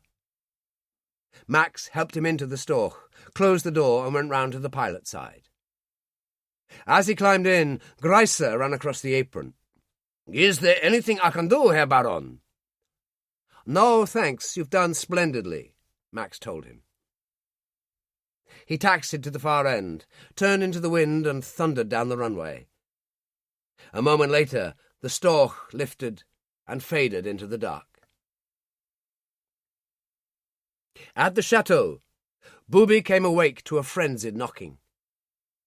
He got out of bed, opened the door, and Freiburg staggered in, blood on his face. "For God's sake, what is it?" Booby demanded. "He was here, the Baron with his brother." "You're mad," Booby told him. "No, I swear it. I saw Max von Halder in Luftwaffe uniform and his brother on his crutches at the head of the stairs. I needed the toilet. I'd gone to the bathroom. I came out, and they were there. The Baron clubbed me with a pistol, and the sentry that was outside Kelso's room is dead." Booby flung him to one side, ran along the corridor to the head of the stairs, looked down and saw the dead corporal. It was enough. He made it back to his room, got his uniform from the wardrobe and threw it on the bed. As he took his pyjama jacket off, he said to Freiburg, "Raise the alarm and have my staff car brought to the front entrance." 5 minutes later, he rushed down the steps past the SS personnel already busy with the corpses and jumped into the back of the staff car. "The airstrip," he told the driver. It had to be the airstrip. The only way Max could have got here. My God, both of them together once again. Enough to make even Himmler happy. It could change everything. He leaned over and struck the driver on the shoulder. "Faster, damn you, faster!" Zek threw down his cards. "That's it, Brigadier. I reckon you've cost us 10 quid. "I can't help superior play," Monroe told him. "Yes, and I can't help my nose. Out there at sea I smell things, Brigadier, things on the wind. But I smell something different now. I can't sit here. I have a feeling we could be needed. And if that's true, we're better 15 or 20 miles out there and waiting." Monroe didn't even hesitate. "I bow to your superior judgment." "We'll leave now." Zek turned to the crew. "Move it." They all crowded out, and Molly stood up, her medical bag in one hand. "You might need me, Zek." "Good girl." "Damn it, I won't be left out." Monroe stood up. "Hold the fort, Jack." Carter said, "You don't want me out there, Brigadier. A Watson-type lifeboat is no place for a false leg." He turned to Molly and kissed her cheek. "Good luck, love." She didn't say a word, simply turned and followed everyone out. It was quiet now, only Jack and Julie at the bar. She said, "Time for prayer, I think." "Yes, well, a large whiskey would assist," Jack said. "So, if you don't mind." At the airstrip, Booby jumped out of the staff car and ran across the apron. He opened the door of the radio hut, and Greiser turned in his chair, surprise on his face. "Standartenführer." "Baron von Halder. He was here?" Why, yes, Standartenführer. He landed in a Storch, told me he was here on a mission for Reichsführer Himmler, and borrowed a Kübelwagen. He came back 20 minutes ago with a passenger and took off again. You imbecile! Booby turned and ran towards the ME-109 in the hangar. The Storch was slow. The 109, the latest model, was very fast indeed. All he had to do was catch up, threaten to blow them out of the sky unless they turned back. He could still retrieve the situation. He clambered into the cockpit, not bothering with a parachute, pulled on the flying helmet with the radio mic and switched on. The roaring of the ME's engine seemed to make the hangar vibrate. He taxied out, moved to the end of the strip, turned into the wind, and took off. Julie's Met report proved totally accurate, for as the Storch moved out over the sea, the cloud cover cleared, and the moon appeared, clear and bright, a hard white light. Max turned and spoke to Harry, who was wearing the spare headphones and mic. "You okay?" "I've never felt better." Max smiled. "We made it, brother. I'm sorry for Booby, but I'd love to see Himmler's face." "So would I." Harry checked the instruments. ETA 30 minutes, I'd say. There was a sudden roaring, and the Storch rocked in turbulence as the ME-109 passed overhead and banked to take station to starboard. Booby's voice crackled on the headphones. "Turn back, Max. The jig's up. I can't let you do this. It's a death sentence for me and those close to me." "What about our mother, Booby?" "You lied." "That wasn't my fault, I swear it." "Too bad," Max told him. "But it's a fact of life. Come on, Booby, you seriously want me to turn around and fly back to Morlaix?"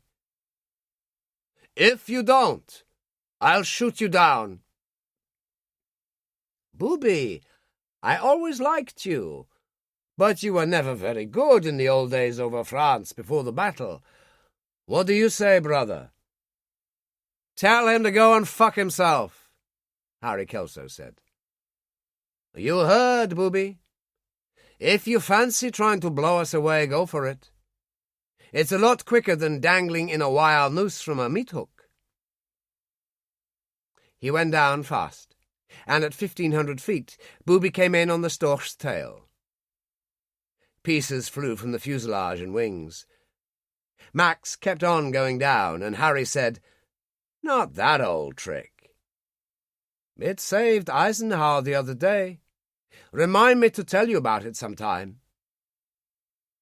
At 700 feet, Booby came in again. The Storch staggered, and Max groaned at a hammer blow in the back. He dropped the flaps. The Storch almost stopped dead, and Booby Hartman, with nowhere to go, ploughed into the sea. "It never fails," Max gasped. "Don't you find that?" "Takes me back to Rocky and those first lessons," Harry said. "Where would we have been without him?" "Long gone." Max choked, and blood poured out of his mouth. "Jesus," Harry said. "Call Cold Harbor," Max told him. "Because I'm losing power fast, we're not going to make it." Harry called. "Cold Harbor, come in. Colonel Kelso here, plus brother, in one badly damaged Storch." It was the lifeboat that answered. "Zek here, Colonel. We're 20 miles out in the Lively Jane. Give me your position." Harry did as he was asked. "My brother's been hit. It's not good and the engine's failing." "We'll be there, boy. No more than 3 miles away." The Storch descended, clear in the bright moonlight, the sea black below, and yet dawn was touching the sky to the east. On the Lively Jane, it was as if all the crew saw the plane at the same moment, and there was a general chorus. Molly, in the stern cockpit, leaned on the rail with Munro, as the boat raced on over a strong sea, lifting over the waves. The Stork was clearly visible now, a mile to port, smoke trailing.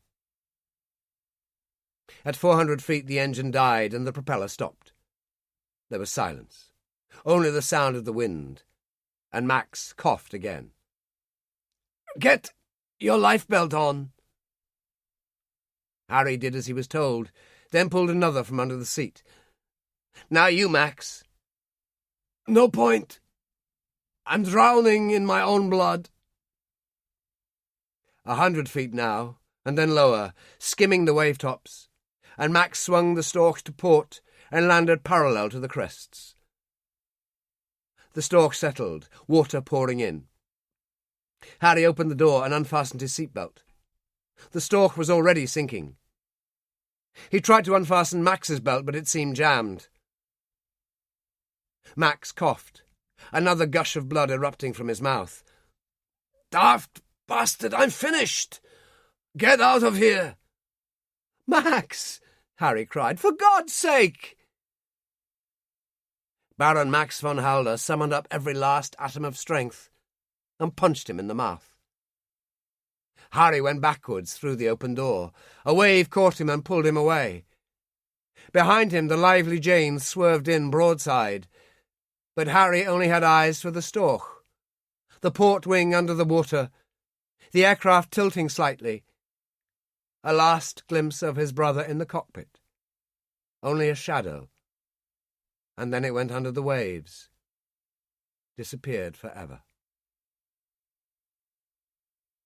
The 2 crew members who came over the side for Harry towed him in, and willing hands reached down and pulled him over.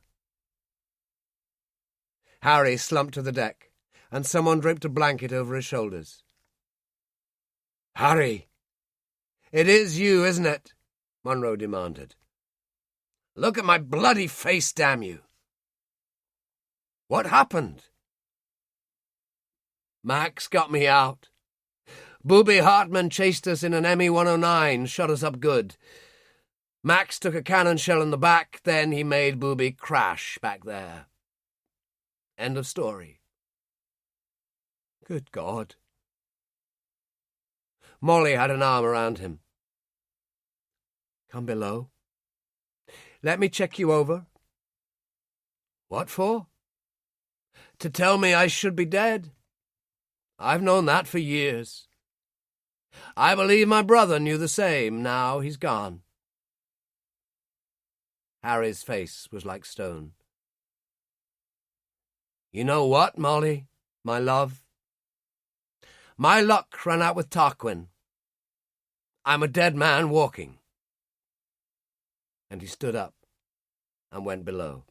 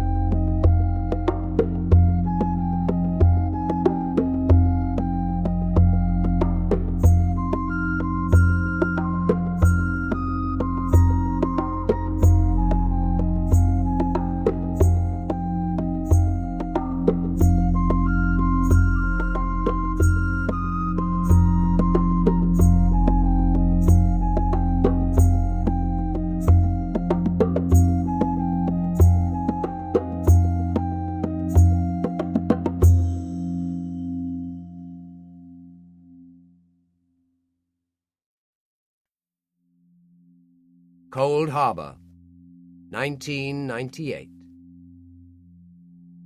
Chapter 18. It was almost a year to the day when Denise and I returned to Cold Harbor. And what a year! My hunt for the truth about Harry and Max Kelso had taken me to many places. Files at the Pentagon, the Public Records Office in London, Luftwaffe files in Germany, Portugal and Madeira. Of course, I've been greatly helped by my cousin, Konrad Strasser, the old Gestapo hand. What he'd managed to dig out before he died was incredible. I stood in the rain at his burial in the Hamburg cemetery and regretted his passing more than most. The Public Records Office has strict regulations on the disgorging of highly secret information. 30-year holds, 50 and even 100 are common. On the other hand, if you know the right people, it's surprising what comes out. For example, I traced a wonderful old American of 83 who'd flown with the RAF, had ended the war as a colonel in the US Air Force, and after a successful international business career, had retired to England. He'd known Harry Kelso well, and like him had flown for the courier service. His information was invaluable. More what he'd had to say about the man than anything else. The prime movers were all dead, needless to say.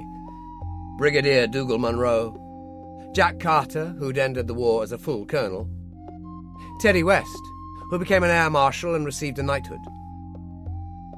General Eisenhower was long gone, and so was Major General Tom Sobel, who disappeared over the English Channel in a Dakota en route for Normandy 2 weeks after D-Day. One incredible piece of luck concerned a certain Major Vereker of the Royal Military Police. He died of cancer in 1953, but I discovered his daughter, a widow living in Falmouth. She was kind enough to see me, and I told her what I knew. She sat there in her cosy sitting room, thinking about it, then went to a desk and took out a buff envelope. "I found this amongst my father's effects all those years ago. I don't suppose it matters now. You can read it if you like." Which I did, and discovered a meticulous account of the events of that day at Southwick, when he'd arrested Max on Dougal Munro's orders. Why the island of Madeira? Simple enough. Fernando and Joel Rodriguez were finished with the Portuguese diplomatic service. They opened a bar in Alfama, the old quarter in Lisbon, another in Estoril. With the end of the war in Europe, Sarah Dixon was released from detention. A happy ending for someone. She went to Portugal and married Fernando. In 1950, they moved to Madeira and opened a bar and restaurant. She was long gone when I visited that beautiful island, but not Fernando, still around at 89, incredibly active, still in charge of a mini empire of restaurants and bars, much in control of his extended family. He listened to what I had to say and laughed when I'd finished. "I read your books in Portuguese, do you know that? And this is a good plot." "Just like my other good plots?" I asked. "Except that this one is true." He laughed again. "What the hell, I've one foot in the grave, who cares anymore? So let me put you straight on a few points." Which he proceeded to do, and died a few months later. The plane Denise hired at Goodwood Aero Club was an Archer, a single-engine job. The reason for the trip was simple. I sent a tight script of the story to Zach Ackland at Cold Harbor. It wasn't perfect. There were still some puzzling gaps, but I wanted to get his opinion. I'd had a phone call the previous day at the house in Chichester asking if we could come down. So here we were, flying west. Southampton, the Isle of Wight, the sky dull, a hint of rain, and immersed in the facts of the book, as I'd been for so long. I thought of 1940. The Luftwaffe flying in, the RAF rising to meet them. The Battle of Britain. Harry and Max, the brave young men on both sides, more than 50% of whom had died. It was a depressing thought. all those planes on the bottom of the English Channel, and in one of them were the remains of Oberstleutnant Baron Max von Halder. Thunder rumbled on the horizon as Denise banked and took us from the sea to Cold Harbour. The village was spread below, the hanged man, the cottagers, the lifeboat, the Lady Carter tied up at the quay. We drifted over the manor, the lake, the trees, and dropped down on that grass runway. Denise taxied towards the wartime hangars, where an old Land Rover waited, Zek Ackland leaning against it. She switched off, and we got out. Zek came forward, and she kissed him on the cheek. "You don't look any older." "You have a way with the words, girl. You got Tarquin in there, I suppose?" "Oh, yes," she said. "Bring him along. We'll take a run down to the Hanged Man, have a sandwich and a drink. We need to talk." "Fine by us," I said. He got behind the wheel of the Land Rover, and we joined him, Tarquin in his new waterproof jump bag, and set off. As we drove down the high street, the Lady Carter moved away from the quay and started out to sea. "What's that?" I asked. "An emergency call?" "No, just an exercise. They have to keep up to scratch. Simeon's a hard driver." He pulled up outside the pub, and we got out and went in. There was no one else there, but then it was only 11 o'clock. The fire burned brightly enough, and I was filled with a strange sense of déjà vu. Not just because Denise and I had been here before in dramatic circumstances.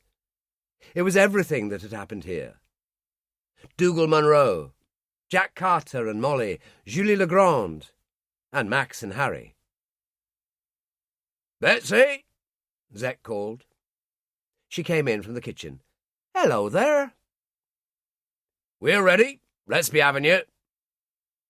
He turned to Denise. "Can we have a look at him?" "Of course."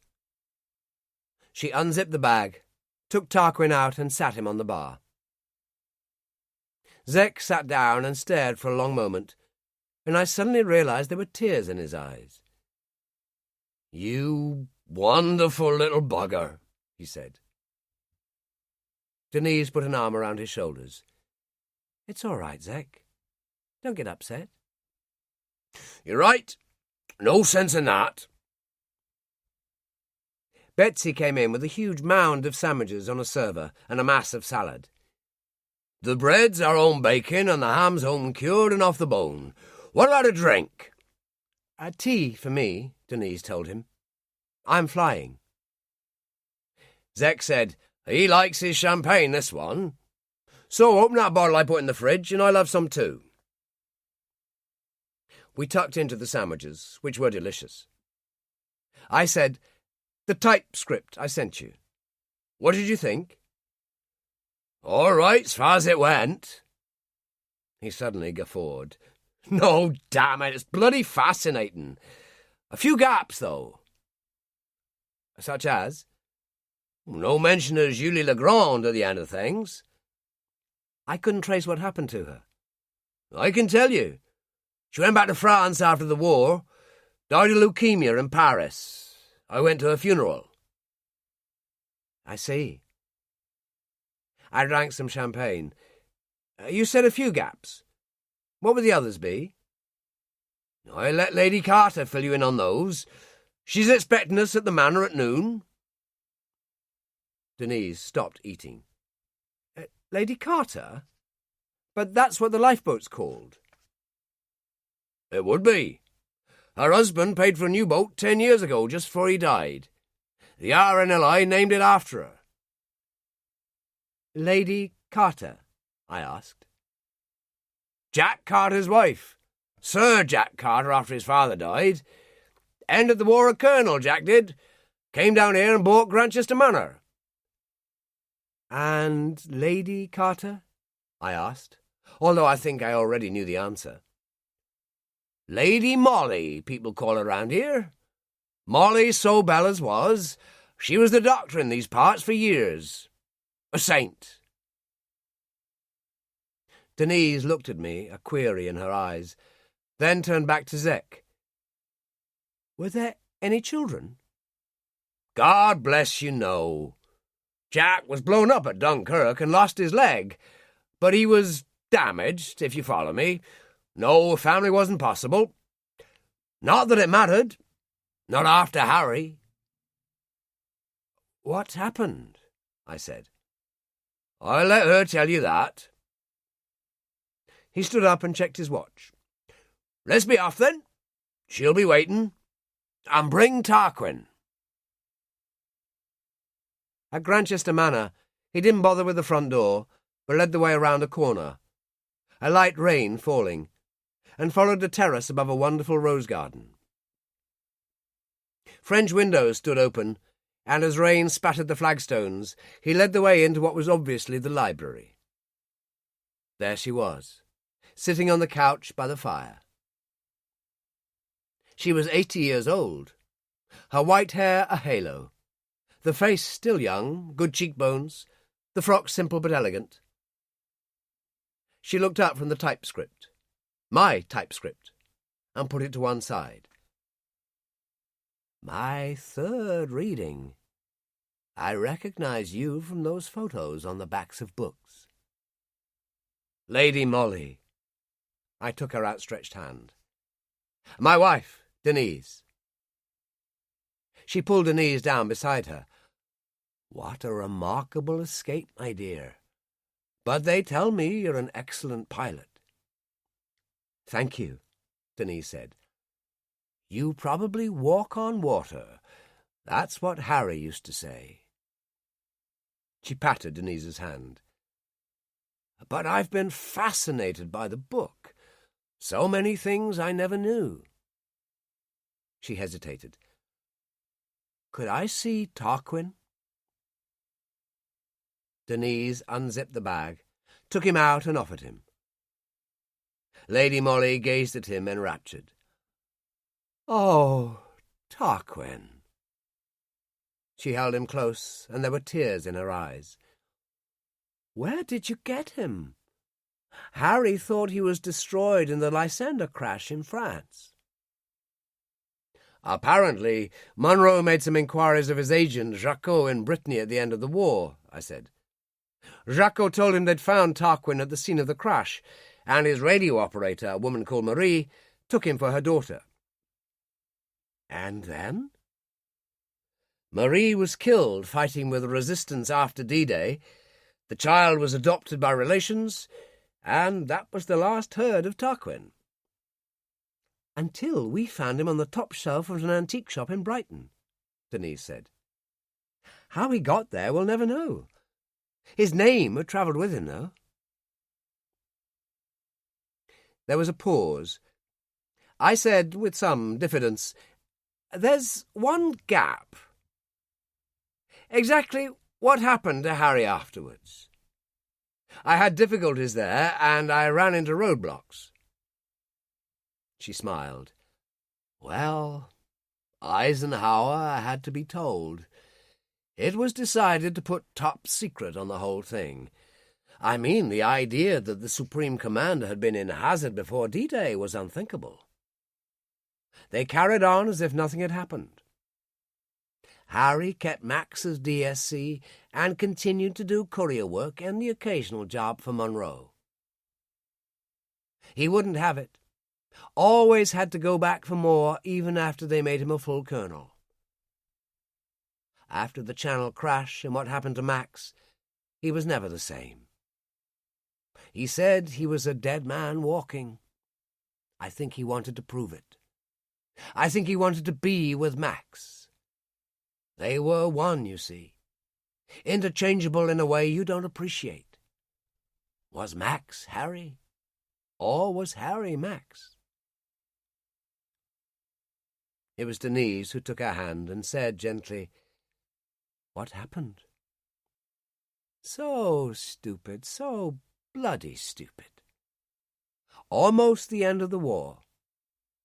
My uncle had this thing going with some German general on the wrong side of the Rhine. Harry volunteered to make the flight from here in an Arado wearing Luftwaffe insignia. He landed, picked the man up, flew back across France. They were attacked by an RAF Mosquito and badly shot up. And went into the Channel? I asked. Oh, no. The weather was lousy, and he went down and lost the Mosquito, and he made it to Cold Harbor. I was here with my uncle, Jack and Julie. It was raining and misty, and the Arado rolled to a halt and the engine was switched off. When we opened the door, the German general was gibbering in the back seat, and Harry was dead at the controls. She stared into the past, anguish on her face, and Denise hugged her, Tarquin between them. Finally, Lady Molly pulled herself together. It means so much to see Tarquin again. He's come home, Denise said. It's you he rightfully belongs to. Oh, no, I'm very grateful. Lady Molly hesitated. If I could borrow him? Would that be all right? Temporary loan only? Of course, Denise said. Molly nodded. I'm so grateful. She stood. Now, I'd like you to come with me. There's something you should see. She put a raincoat over her shoulders and cradled Tarquin in her left arm, and Zek came with us. He took 2 umbrellas from the stand in the hall, gave us one and walked to one side, holding the other over Lady Molly, for that light rain was drifting down again. Denise and I followed, and she gripped my arm lightly. There was a flintstone wall, an old grey stone church on the other side, cypress trees, and a clump of beech trees. Zek opened a gate, and we passed through into the usual kind of country church graveyard. It was very peaceful, and then rooks lifted out of the beech trees, calling angrily. Noisy buggers, Zek said. We followed a narrow path between gravestones, many obviously very ancient. Here and there the odd angel of death or Gothic monument. Finally we stopped in the far corner under a cypress tree. The grave there was well tended. There were fresh flowers, the grass carefully cut. The headstone was a slab of Cornish slate, and the inscription cut into its face was stamped in gold. It looked as if it had recently been freshened. Here we are, she smiled and held Tarquin tightly. It said, March 1945, in loving memory of Colonel Harry Kelso and his brother, Oberstleutnant Baron Max von Halder, together at last, brothers in arms. The rain increased, and Zek moved close, holding the umbrella over her, something indomitable about him as he stood there, an arm about her. Denise and I huddled under our own umbrella, and she was fighting to hold back the tears. Lady Molly turned. Don't be sorry, my dear. It was a long, long time ago. And now that it doesn't matter, I'm going to tell you something that even dear Zek here never knew. Zek frowned, puzzled, and we stood there in the rain, heavy now, and waited. As you discovered, back in 1930, when their father died and the boys were 12, Elsa struck a bargain with Abe Kelso that she would return to Germany with her eldest son, Max, the Baron, and Harry would stay with his grandfather. That's right, I said. Harry gave me a different version. He told me just before he died, I've always felt he saw death coming. He often told me he'd no idea what he'd do with himself without a war. What on earth are you talking about? I asked.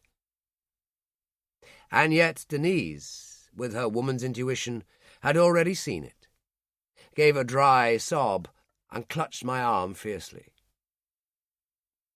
Lady Molly carried on, When the decision was put to the boys, there was a problem. They didn't like the idea, and there was a further problem. Tarquin the bear, who'd flown in France with their father. Who got Tarquin? All this was between the boys. Abe and their mother knew nothing of it. What did they do? I asked. Decided that Tarquin must stay in America, in the house their father had been born in, had returned to after the war. Then they tossed a coin to see who would go to Germany with their mother. Zek looked stunned, and Denise said, "Oh, my God." "Yes, my dear," Molly said.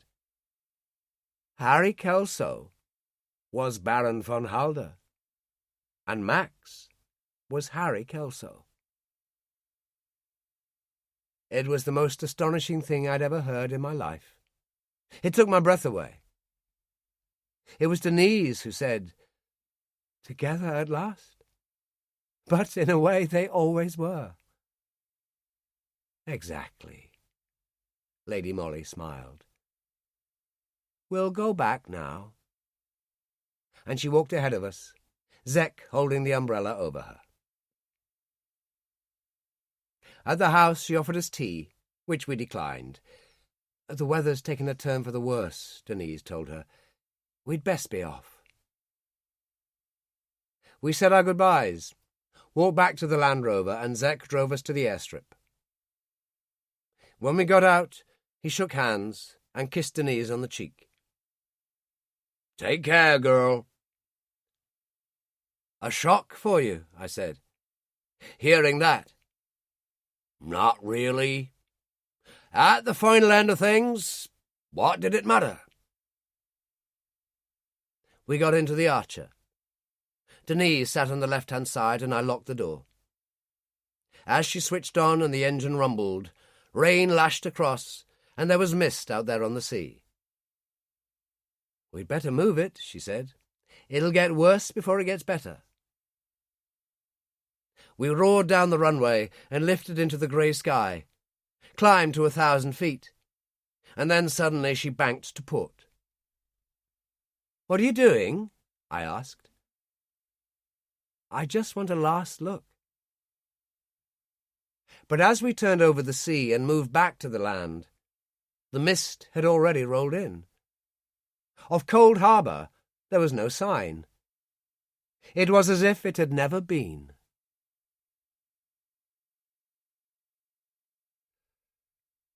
That was Flight of Eagles by Jack Higgins, read by Jonathan Oliver.